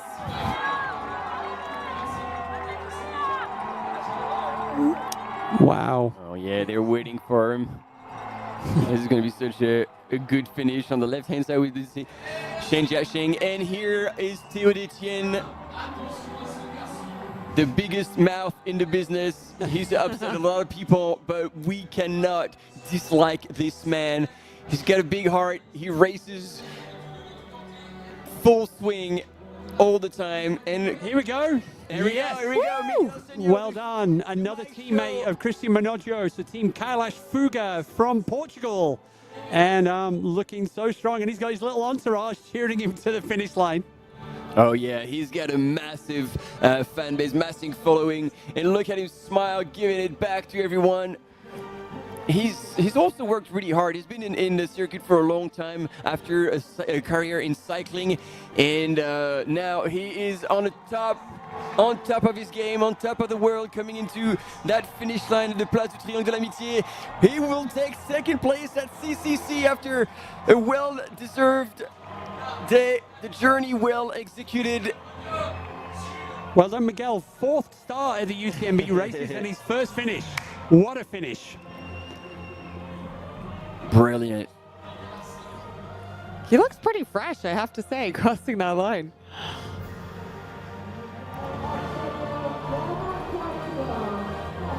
What a day.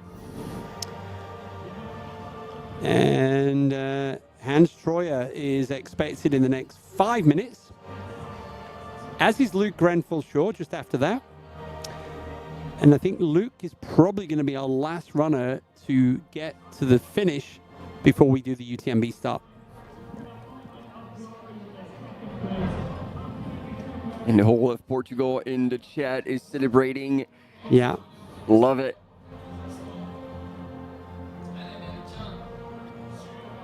Hans Dreyer, our young gun who went out strong, went out aggressive, did lose a couple places, but if he's finishing here in 3rd, that is that is nothing to feel ashamed about.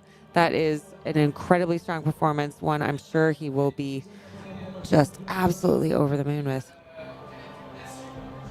It's been a while since we've had a delayed start in the UTMB. I can't remember the last time we did one, but we've had delayed starts before to avoid the weather. But yeah. You got a colleague from Team Fuga, Arnaud Baudin, both congratulating Miguel for his performance.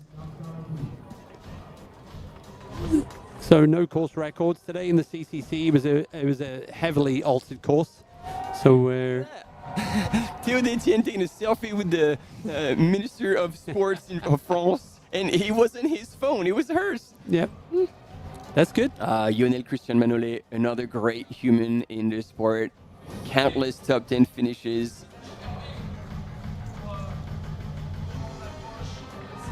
Originally from Romania, but has been living in Spain for a good chunk of time now. He looks very relaxed, almost nonchalant. Yeah, been there, done that. Yeah. Let's get it done. I'm about to run 100 miles around the mountains. No big deal. Here he is from Ecuador. Yeah. So Joaquin is on the start line.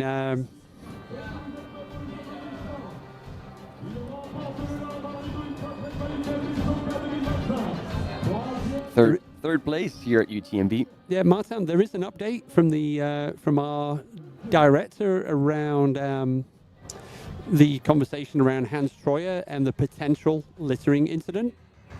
So I can see it on my watch, but you can probably read the whole thing. So I don't know if you can share that, or you or Steph. Sure. So there's been a lot of chat about the visual that we saw, Hans Troyer running along the trail when he looked like he threw something off Drew the Holman from one of the Boulder Boys. Sorry, Steph. Yep, no worries. So Hans Troyer will speak with the race officials at the finish regarding the possible littering incident on the course. And once the incident has been reviewed, it will be decided whether or not he is officially declared third.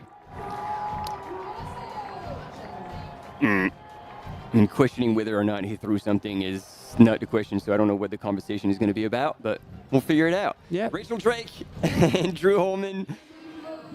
Teammates? Yeah. And Josh Wade from the Lake District in the UK, third last year. Now a dad, so he's got dad power this year as well. And yeah, let's put it back. Like 2 years ago, he finished 11th after a rough start. He was 117th in Courmayeur and moved up to 11th. Last year, managed third. And the minute that he finished in third, he thought, I want to come back and do this better. So he's been training hard, and this weather will suit him well. That was Shea. That was Shea, right? Yeah, Colano. Yep. And then Baptiste Chassang is back without his paddle, but still probably strong of his.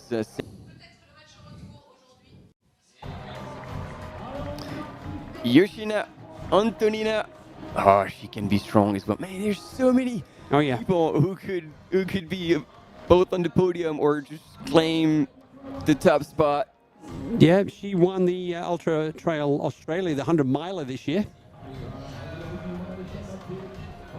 While Kasia Dombrowska won the 100K. Here we go. Here we go, gang. Here he is, Hans Troyer, third place. And whether this is an official third place will be decided. Yeah, we'll keep our eyes minutes. and ears open to communicate that with you.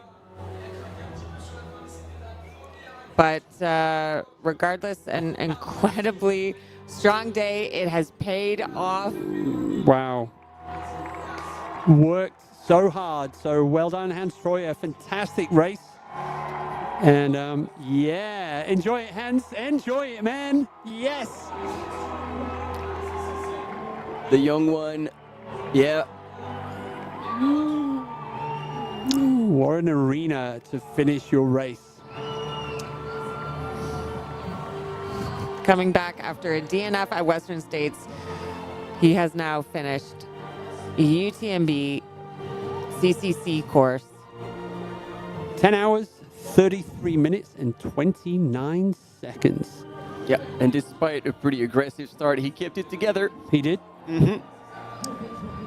So, come on, Luke Grenfell-Shaw, you've got 6 minutes to get in before we're going to hold the other CCC finishes, of which there's probably going to be 2, while we clear the start of the UTMB. But yeah. And here we can see the race officials. The race marshal is there. Oh, here's one dangerous runner as well. Andreas Reiterer, also from the Südtirol region of Italy. Yeah, as much as it really doesn't sound Italian, you have to believe it. Oh, yeah. And with that kind of weather as well, like that guy will not be shaken.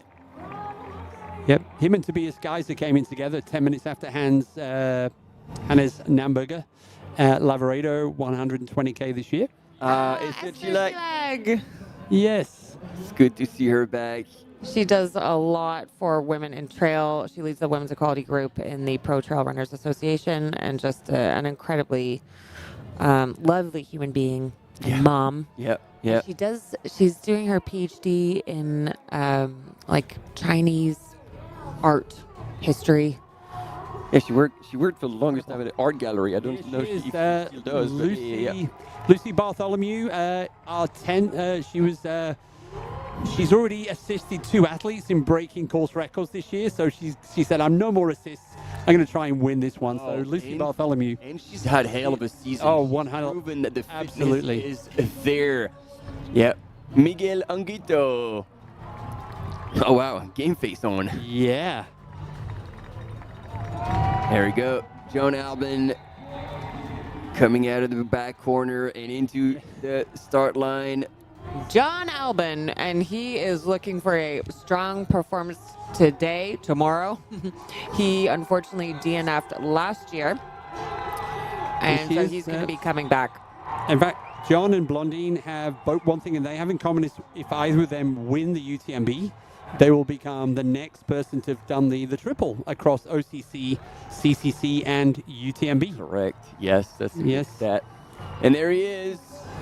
The Western States champion, the new course rec holder, the surprise package 2 years ago here at UTMB, Vincent Bouillard.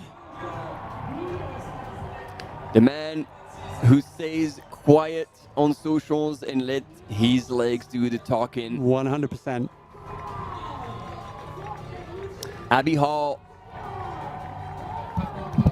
Abby Hall talked about how difficult it was at Western States this year, coming in as the defending champion. She unfortunately pulled out, but she is ready to go here at UTMB. So wishing her a good race for today. And she calls UTMB a soul race. Here he goes. King Hannes the four times champion of the Lavaredo. Just signed a new deal after 8 years with Dynafit. And Hannes Namberger from Germany. Let's go. Also a Sunto athlete.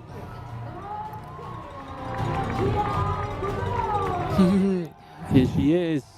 Yes, she's a dangerous one as well.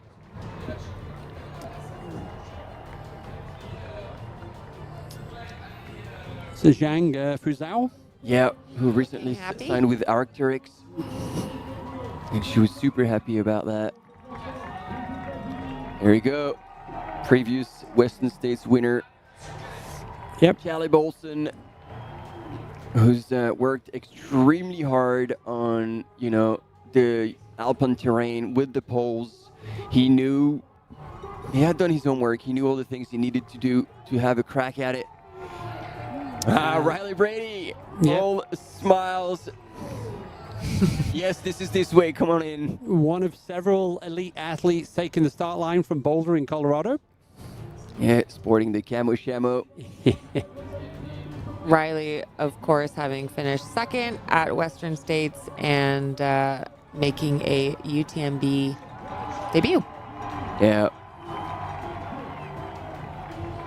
Here he comes. And turning pessimism into optimism. Looking right at home. He is excited about here. He knows he's here for the right reasons. He is the man to take down, I believe. Yeah. And he's been bold in his pre-race interviews. Oh, and there she is. Here we have Courtney, fan favorite, returning three-time champion. Take in those crowds, Courtney. It's not going to be the first time. It's not going to be the last time. And probably the biggest crowd I've ever seen at a UTMB finish line for the 10th place finisher last year. Yeah. Courtney was like slugging it out in the pain cave. There's Blondine. So I think they're going to move her, to the right side. So the women's will be on the right, men's will be on the left, on the start line. Well, I guess this kind of format and the compression of it's meant we've avoided a lot of the delegation making speeches, which we've had in the past at the start of the UTMB. Yeah. So So is Luke Granfell-Shaw going to get in before we start this race? So keeping an eye on what's going on in. Well, I guess we don't have split times anymore, so we're kind of just waiting. We're less than 4 or 5 minutes before the start, so anybody coming in will be held. Oh. Here we go. All the photographers will have to clear that start line. Yep, it's going to be a stretch to get this race going at 7:45, but they're going to do their best. No, there we go. It looks like the decision has been made. The next athletes through will be held in the CCC, and we will celebrate them once we've cleared the UTMB start line. So there we go, people. 5 minutes to race start. One course adjustment, like last year, the Pyramid Calcaire has been removed from the UTMB course because of the weather conditions, but outside of that, it's exactly the same course that they ran last year with a slight course adjustment at the beginning because of so they're going to do a slight adjustment to get down to the first checkpoint in Les Houches. So, Steph and Martin, I'm curious to know your picks for the first man, first woman in UTMB. One at a time, please.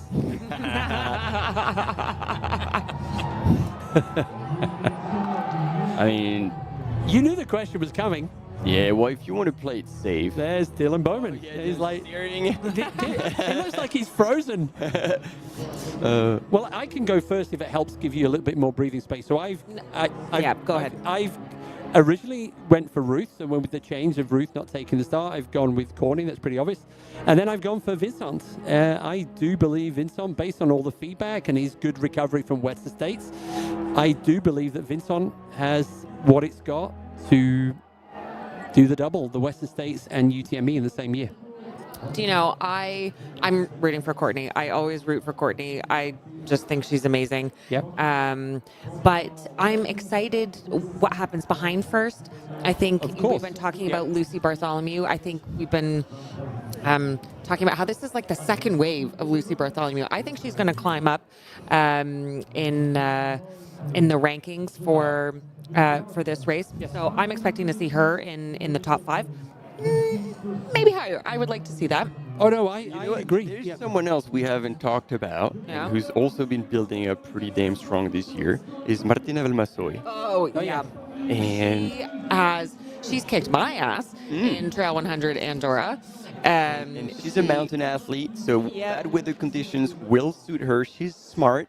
She's been around, so she's got heaps of experience. I think top 3 is completely possible for Martina. I would love to see that. What I love about Martina's story, in 2017, Martina was here on assignment as a photographer for Salomon. Yeah. Oh, yeah. After she had won TDS, she went on and covered the whole Salomon team, like on the sidelines, shooting for them. You are right. Yeah. So, Okay, people, we're going to shut up and let you enjoy.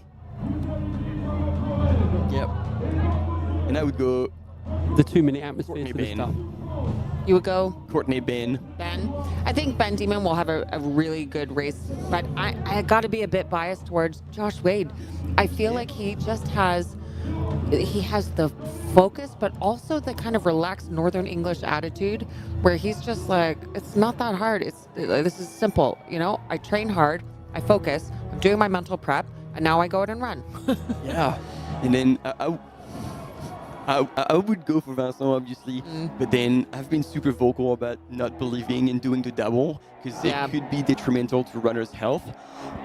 So rooting for him would be contradicting myself, but I mean, Vincent is Vincent. Okay, 1 minute to go to the start. Right. We are going to allow you to enjoy the race start.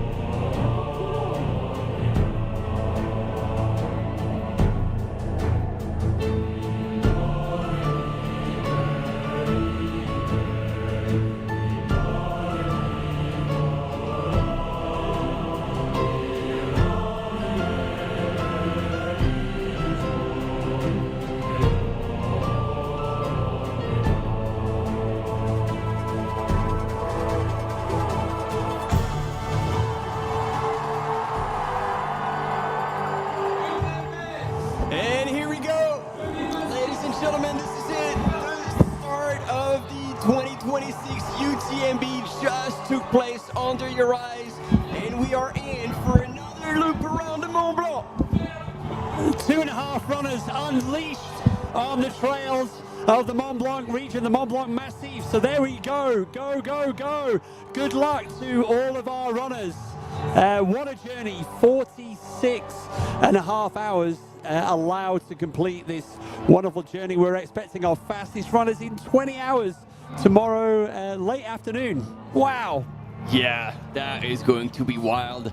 And again, look at all these runners celebrating the start of what could have been the pinnacle of their season, their focus for many months, and now it's all happening.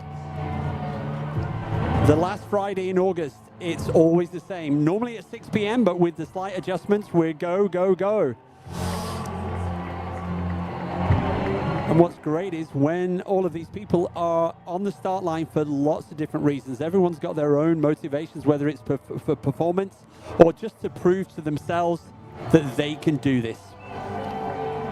And this is a project that is years in the making for many. Unless you get a direct entry to UTMB by getting near the top of some of the UTMB World Series races, you have to earn your stones and enter the lottery like everyone else. And so what you are seeing here, all of these runners have earned their spot through training, through racing, through patience, through years sometimes of waiting to have the opportunity to stand on the start line.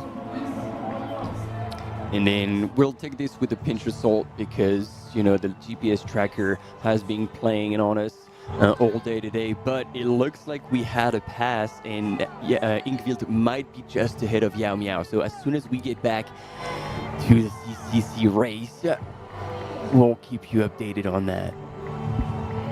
Yeah, this is going to take about 10 minutes, is my guess, to clear all of our 2,500 runners as they unleash themselves on the course. Slight adjusted course here as they leave Chamonix due to some rockfall that happened before last year's race. So this is the same start segment as we had last year that takes them all the way down the valley to Les Houches, which is about the first 8 kilometers.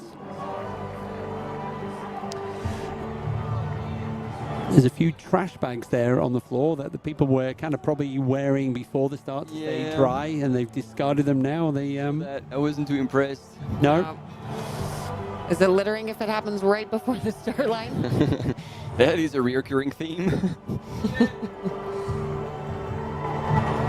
Yep, so there you go, out there, first roundabout at the end of the main high street here in Chamonix. They're heading down now towards Les Gaillons, I think Galons, down that area town. And that's where, instead of going to the right onto the classic UTMB trail, they're going to go slightly left. It's probably an extra 100 meters of climbing than you'd normally do in this first segment, but that's the first adjustment here at the UTMB course. And if you have ever stood on the start line of UTMB, you know that the energy right at the start continues for these very frenetic 5-10 kilometers where people just set off. You don't see it at the back of the pack, but at the front of the pack, people are setting off at a 5-kilometer pace. I mean, it's just insane. Oh, it's, yeah. And well, it's interesting, like all the top runners know it. Yep. They know it's too fast, and they do it anyway. As you can see, most people, they've all probably got poles, but they are not carrying them because right now you do not want poles. This is where accidents can happen. Yeah, that would be messy. Mm-hmm. However, they have the selfie sticks. Yeah. Of course. Pick your poles.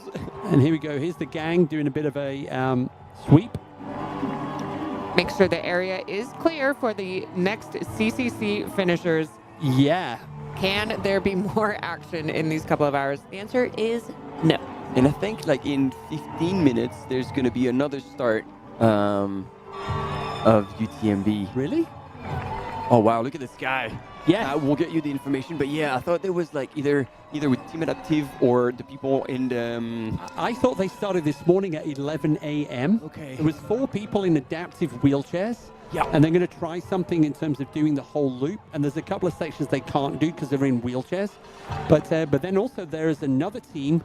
There's one person that's in the chariot called a Joëlette or something. Yeah. And that team have done the OCC, they've done the CCC. This year they're attempting to do the whole loop, and he is being carried by a rotating team of 42 people. Wow. So they are attempting to carry this one adaptive athlete, the full circuit of UTMB. So this might be what Yeah, what's going to happen. And then also in this race, there is one athlete running with a blade, attempting to be the first adaptive athlete with a blade to, some have started, but to be the first runner to complete the UTMB course. So there are, as well as the performance at the front of the race, there are so many other magical stories going on here at UTMB. A lot of different journeys. And here, Casquette Verte, if you're not from France, you may not know him, but he is kind of a celebrity here. And he's hoping for like a 22:30 finishing time, so he knows that if he can hold on with the top ladies, he'll get that. And there he is running with the top lady, according to Walter. Just speaking of the adaptive athletes, I just did want to give a shout out to Johnny Huntington. Here we go. Here they are. Sorry, Steph. No problem. He was going to come on as a guest this afternoon, but then when the UTMB start line got delayed, we weren't able to bring him on. But he is a former British Army officer who was paralyzed on his left side from a brain bleed in 2014 and has gone on now to compete for Great Britain in para cross-country skiing and is now a professional disabled endurance athlete. He will be setting out to do UTMB Look himself. at that. Wow. Yeah, this is the team actually, Martin. And I guess they've changed the start time based on the horrible weather this morning. But yeah, this is amazing. Love seeing this. Imagine the journey they're about to take. Oh, that's going to be big. So good.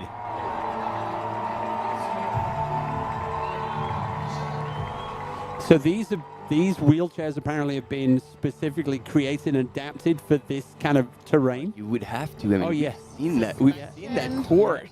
And brutal. They really are going into the unknown. They don't know if they can do it, but they're going to give it their best shot. And that's the spirit. Oh yeah. All you can do is try. So cool. These are the runners still at the top end of the high street in Chamonix. So there's Blondine. And Le Duc. Yep. Le Duc de Savoie. Hugo Ferrari. Also another commentator on the UTMB World Series in the French channel. Here goes Saga Rueda. Oh, I love this guy. He is so friendly. We ran into each other and I was finishing a training run and he was biking just down the valley in Servaz a few weeks ago. Santos Gabriel Rueda from Argentina. Oh, what's that? Blondine, careful. Yeah. So there we go. We've got Courtney at the front. Now they are running past what is a climbing wall. On the side where a lot of the kids in the Chamonix area will go to learn how to climb up a proper rock face.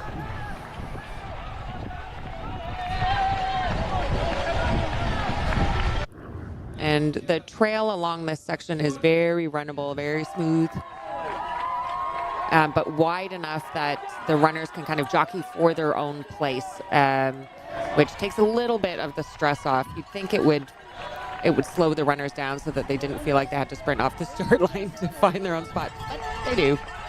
Oh man, I'm looking at the GPS trackers and it looked like Ingvild is for real moving and she's about halfway now between Yao Miao and Tony McCann. Wow. Martin, you do realize by talking about that, our friends are going to be, because we're not doing a split screen right now, so they're all pulling their hair out because we want to see this. That was already happening. Oh yeah, no, exactly. But no, we're super excited. Yeah, you're just fueling the. But there we go. Rachel has caught up with Courtney. And Courtney Dawalter. Yeah, Lucy Bartholomew. Yeah, is also right there. So just past Alex. Oh, so she's actually gone in the lead. There we go, Yeah. Lucy. Sending it. Yeah. She's loving it. I called it early. We are going to see good things from Lucy today. Oh, I really, really hope so. Yeah. I mean, she's earned it. She's got such a long history in the sport, but she's still so young. You know, she's gone through these different waves of her own journey. There's Josh Wade. You know what would be great? If Lucy won UTMB this year, way back in 2016. She won the YCC. She won the YCC. So yeah, Young race, yeah. So the youth race. So Lucy's kind of transitioned all of those. She was 7th last year, and she was 10th in 23 and 24. So Lucy's got some podium experience in this race. She's on the up, as Martin, as Yeah. you said. She's had an incredible year. and really just it's the second wave of Lucy Bartholomew. And so at the front, we've got Vincent Bouillard, we've got Théo Détienne. There you go, Blandine Hirondelle, alongside Hugo Ferrari. And there we go, at the end of the high street, there's our 4 extraordinary wheelchair athletes making their way out of the town. Wow, that's going to be one hell of a night tonight for them. And they're also, could be that they are out on the course for 2 nights. And that team, if I understand correctly, is going to be rotating to support the athletes. But those athletes, they're going all the way. What an adventure. Yeah. We didn't see our guy with the Joelette, but we'll keep an eye out for them.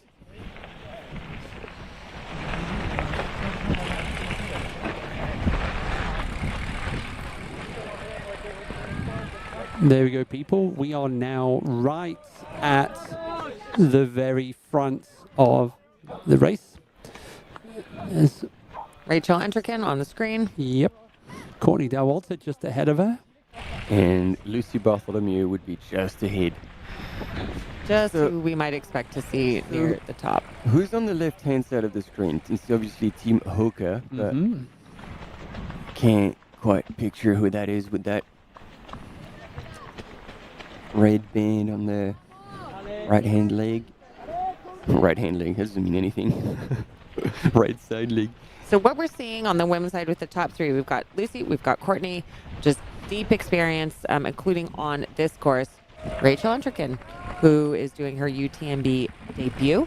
She has beat Courtney before in the Cocodona 250. Very different course here, but Rachel has spent some time out in the Alps, in Chamonix. She has done the course, some sections of it, multiple times in order to see the terrain. And what she said was, you know, if she hadn't seen the terrain before she started the race, then she would have been quite nervous. She would have been really scared. But now that she has had her practice, she was feeling a lot more comfortable coming to the start line.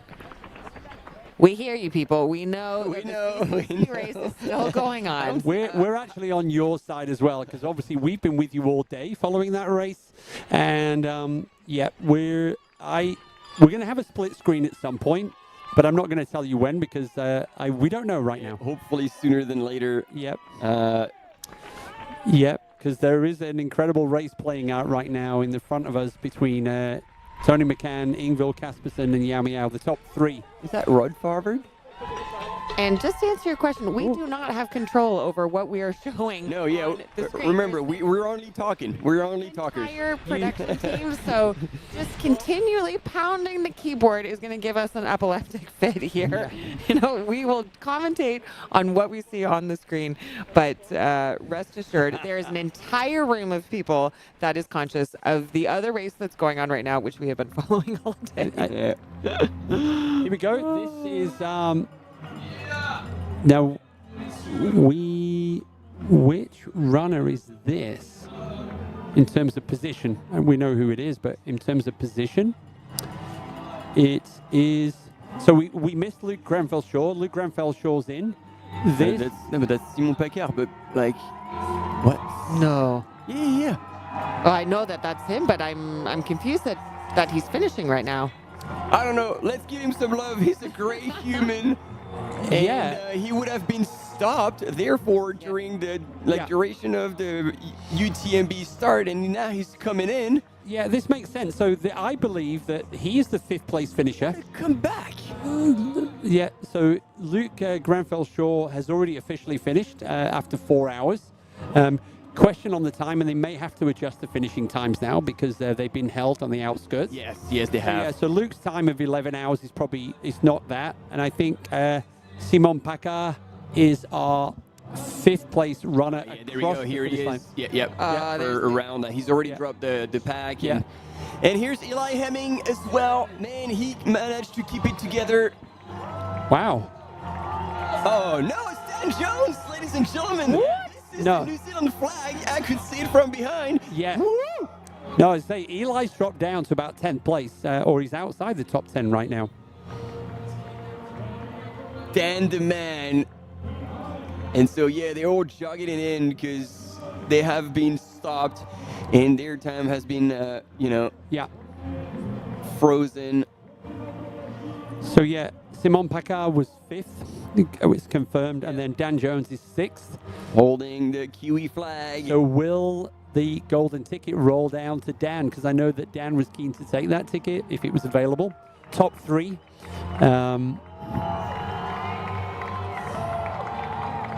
Here we go. Joining live in debate. Now, these two runners, it looks like they would have entered or made it to the stopping point at the same time. Yeah. So that means they would have been given the same timing for the race finish so that they weren't forced to sprint it out for the last 600 meters. Yeah. Good for them. I mean, as much as it sucks to stop them, I love the way they come in. There's no more stress. They enjoy it. They take it all in. High fives. So I think they should be stopped. They should be all Zach Miller and the mega sprint to the finish. But I'm into it. So that was Duoji and Guillaume Tiffen who were finishing together. Mathieu Delpech. Yeah. Yep, he's going to be our 9th finisher. There we go. Top 10. And we're almost back to being live again, I think, there in terms of the runners coming in. Stopped. Yeah. You can see him he's just 100%. His effort. Oh, he still needs to cross the finish line. I don't think he actually crossed the finish line there before you do your victory lap. Maybe he was also one of the men who were stopped. Because you're right, he would have crossed that game line. But if you're stopped, they pause or they make sure to subtract the time from your finish, but you still need to cross the finish line. It's only if you arrive at the same point. Yeah, I don't know what they would have said. This is what we were told, indeed, but that seems odd. It seems weird because he hasn't actually crossed the timing chip. Well, he is now. Come on. Almost. Go. Right across the line, and then you can go back. Eli Hemming has dropped down to just outside the top 20 now. And here's Anthony Felbert.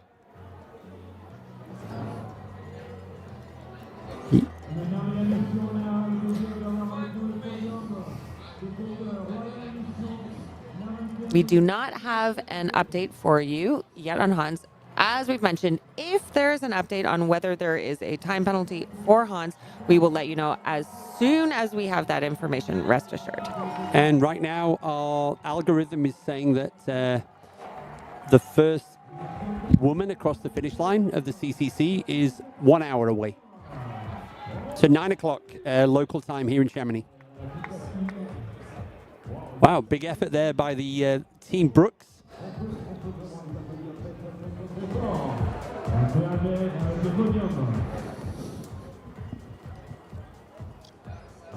I have to admit, this is a fun way to end CCC. It feels like a giant celebration. Yeah, and don't worry, gang. We those boys are being kicked off now because maybe there's some more runners coming in. Oh no, we're gonna do our. Is this our podium? Yeah. Here we go, gang. It took a while to get there, but we finally have our men's top 3 podium. And Martin, do you have an update for us on that? Yes, I went up to the big bosses, and the answer is there will be the protocols, but they have recorded everything on the women's race. So we will be able to see everything that we've missed.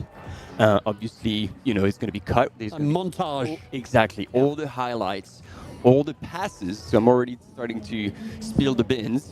But yes, we will go back to this. There might be a few moments until we get there, but there we go. So we might be back with UTMB for a short moment, and then we'll fully disclose the women race in exactly what happened in the right order. So it's easy to understand for everyone. But I think some people will be banned complaining that we're not following the women's race, because if you've been with us all day today, we've been doing that.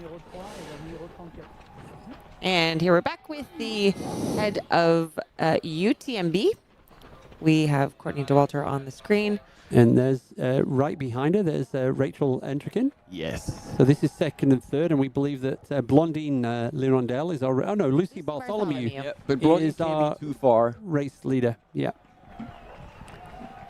So they're working their way down. It's only 20 minutes into this race. They're working their way down to Les Ouches, and then beginning of the first climb, to climb up the Col de Vosa. Yeah, and we remind you, like, you know, it looks like two... Lucy is absolutely taking it in as she comes into Les Ouches. Lucy Bartholomew and Courtney Dauwalter, of course, they are teammates on the Solomon team. So they have trained together. They know one another very well, both incredibly cheerful, just delightful people to be around. Yeah, and then Courtney and Rachel have already raced each other earlier this year at Chianti. So, you know, we were seeing together in the frames, like, oh, how is that going to go down? But they have been racing each other. Well, they were also at Cocodona. Yep. Yep. Oh, yeah, that's right. Yeah, I forgot because, yeah. So they've both had one over on each other so far this year. True. Nil. Here we go. Vincent Bouillard in a yellow t-shirt.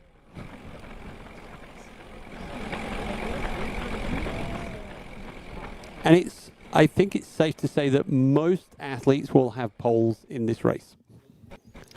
Oh, yeah. Yep. I think for me, it's a bold move not to have poles in CCC, but it would be, I don't want to say suicidal not to have poles in UTMB, but pretty close. Yeah, you can see from the roads that was part of the logic to delay the start so that they had, there was thunderstorms and lightning, so it was a safety issue. And now, actually, it looks like the sky is clearing. We've got a pretty cool sunset out there. And so this is probably going to make for a slightly more pleasant night for our athletes working their way up the Col de Bonhomme, Col de la Seine. Yep. And I think right behind is Kasia Dombrowska. Oh, yeah. Right behind Blondine. And might be Claudia Tramps, because she's got the arm sleeves. Because they're both running for On and both have blonde hair. I was like, When we say Kasia, we mean Katarzyna, but Kasia is how she's known by her friends, and we've been given permission to call her Kasia as well. There you go. There's Drew Holman. Drew has been hiding over in Courmayeur. He's almost been incubating himself because the lurgy has been floating around everywhere. So Drew, with his wife Sasha, they've been preparing over on the Italian side. And Drew Holman taking the start. There he is. As we know, he's like Drew home run because he always brings it. He does. And he was third last year at CCC. Mm-hmm. And we had him here in the studio afterwards. Yeah, another great human in our sport. 100%. Did he get married after the race last year? Yeah. Yeah. Yep. So, him and Sasha are married now. Yep.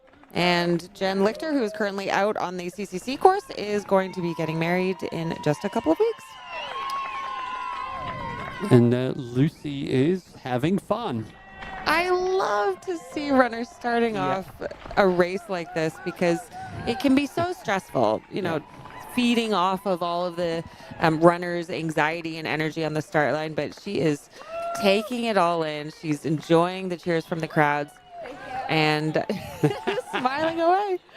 Brilliant. Yeah, she was second to Sumaya Buddha by about 70 seconds in Lavaredo. She was also second to Blondine at Transvolcania. So she said, right, I've done enough assists this year of course records because Sumaya also broke a course record that had been standing for 12 years. Caroline Chavarot, remember Caroline? Oh, yeah. That's how long that's the course record from Lavaredo that finally went this year. Both Sumaya and Lucy broke the course record. I think that might be Zach Miller there with the orange backpack. Oh, yeah. Yep, there's Zach Miller with the North Face team outfit. Yeah, there's Zach with his... Following Josh Wade just in front. Exactly. And there's three guys in that team, John Albin. So those are the three. Yep. And There's also Elsie Davis taking the start line from the UK. Absolutely. Yep, one of your teammates, Steph, and one of the brand, covering the brand. She's my ride or die on the team. I have to say, big shout out to Elsie. She's had a tough year. She's a GP with a kid around the same age as mine, and it is so hard when you're a new mom because the kids bring home all of these illnesses. Yeah. So she's gotten sick before. She got sick around Snowdonia, wasn't able to finish. It's the lack of sleep, and she's also a GP, so she's got a full life. But she has trained so hard for this race that she is ready for it. She is coached by the one and only Tom Evans. And I think her nutritionist is Meredith Terranova. Yes, it is. And Meredith is doing the support for Rod Farvard. There you go. And Meredith did the support for Katie Scheid 2 years ago when Katie set the fastest time on the UTMB course back in 2024.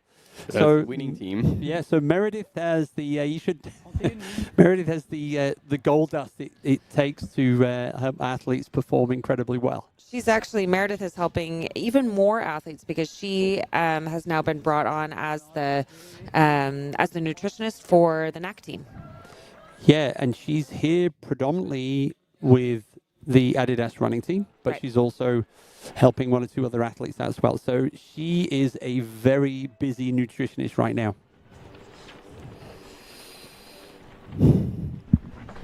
Yeah, look at that sky, magical. And, oh yeah.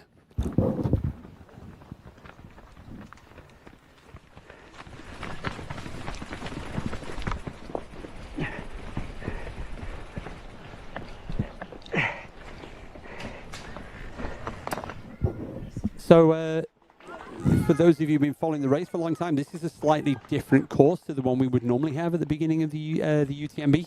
So this is the adjustments based on the rock slide that happened before UTMB of last year. I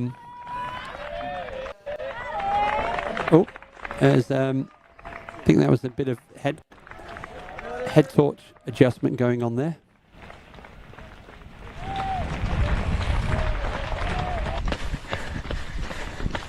Here we go, gang. Look what we've got on the screen right now.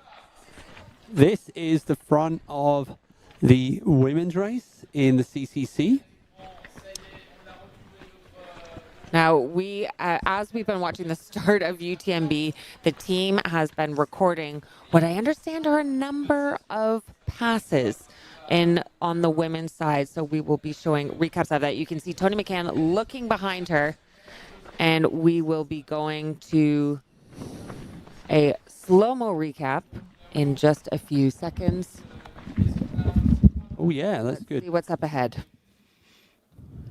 So there we go. That is the one we almost saw, but we caught maybe seconds after that happened. So that is, for context, on the climb up to Le Col des Montées. That's right. So right after the Valorcine station, maybe a few Ks out. There's a little bit of a hand saying maybe I didn't realize what was going on. And off was Tony McCann into the lead. We did see, when we first switched to this, we saw Tony looking over her shoulder. If she's going to see anybody behind her right now, it's not going to be Yao Miao. It's going to be her teammate and her friend Ingvild Kaspersen. But we've probably got we're going to share something else with you now on the replay. Yeah, because as you can see here, Tony McCann is now marked as second woman. Oh. Yeah. Oh. Because we got something else coming up. Oh.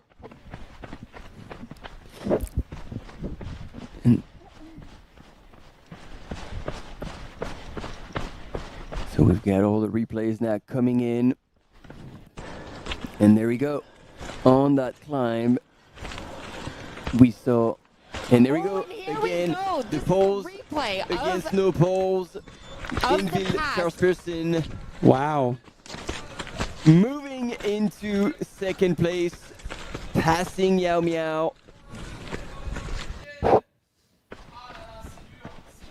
And we had predicted that. Seeing how strong Ingvild Kaspersen was earlier in the race, we thought that maybe, just maybe, she might be able to overtake the leaders. And now we can see it is dark enough going through the forest trails to put on the head torches. Tony McCann was prepared at the last aid station. She already put on the head torch, so she didn't have to faff around very to grab clever it move from her pack. So we're probably owed one more replay. Oh, yeah, and it's coming. It's coming. And back home, if you do the math, you see Tony McCann in second place. And you see Ingvild Kaspersen passing Yao Miao for second place. Here it is. Wow. Friends, teammates. There we go. Wow. Sweet. Beautiful. Wow. The second day in a row in the women's race. Did you hear what Tony said? No. So stoked for you. You're cruising, I don't know, but you're moving for sure. So now we've got Ingvild Kaspersen in first place, leading the CCC for a remake of her win back in...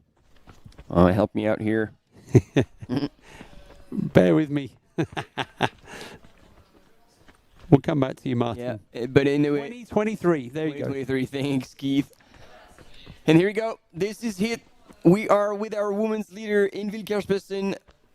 But we still have 8 kilometers to go, right? That is not a small distance. That is a while. Yeah. And also, this is a horribly technical part of the course now with the head torches, so it's definitely going to be slower. Ingvild DNF this year at Western States at 98 miles. Oh, yes. So Ingvild's already had a... How does that even happen? I don't know. So something. So nothing left. So 100%. So she finished second at Chianti with Courtney and Rachel. So she's already been involved in some amazing races this year. And potentially about to be the 2-time champion of CCC. I love the camaraderie between the women, though. Yeah. Cheering each other on. Yeah, that was beautiful. All you can do is put everything you have out there. And if it's not enough to keep off the other women, then shout out to the other women. Yeah, and I'm glad Tony's put the South African flag on her pack, because that's probably the only way we can differentiate these two. And Ingvild, you're both representing Team Terex.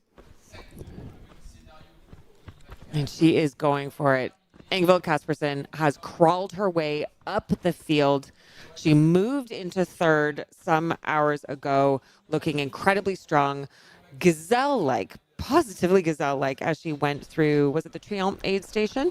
And we thought, and so did all of you, that she was looking stronger than Yao Miao and Tony McCann. And in fact, she was. Only 8 women have completed the CCC course in a sub 12 hours, and 4 of them were last year. But Ingvild 11:51 on the classic CCC course back in 2020 through 2023. So Ingvild sits alongside people like Blondine Lirondelle, the fastest time on the classic CCC course.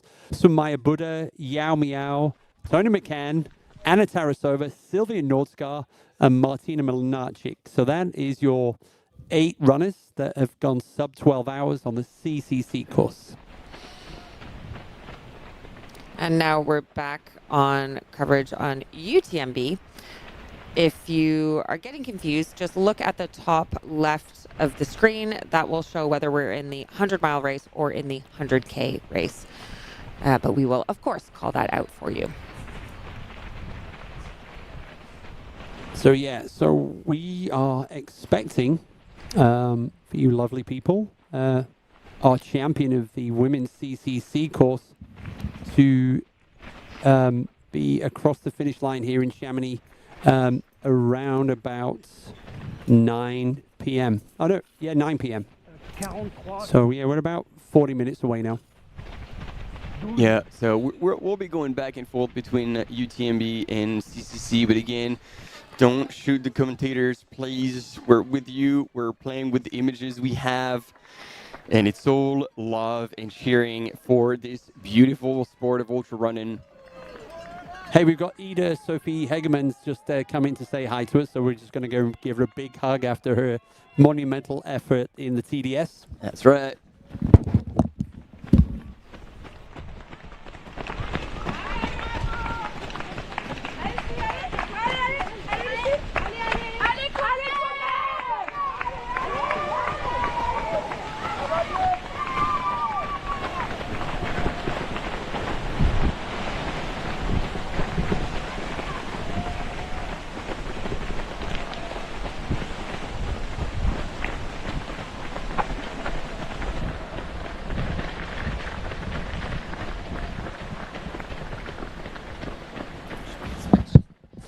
So we're going to freshen up the team now. So Ida Sophie Hegeman, Ida's recovering. So basically, I'm sat next to two. In fact, I almost should leave the show. I'm going to step out now. We've got two TDS athletes. I'm going to leave you two to it.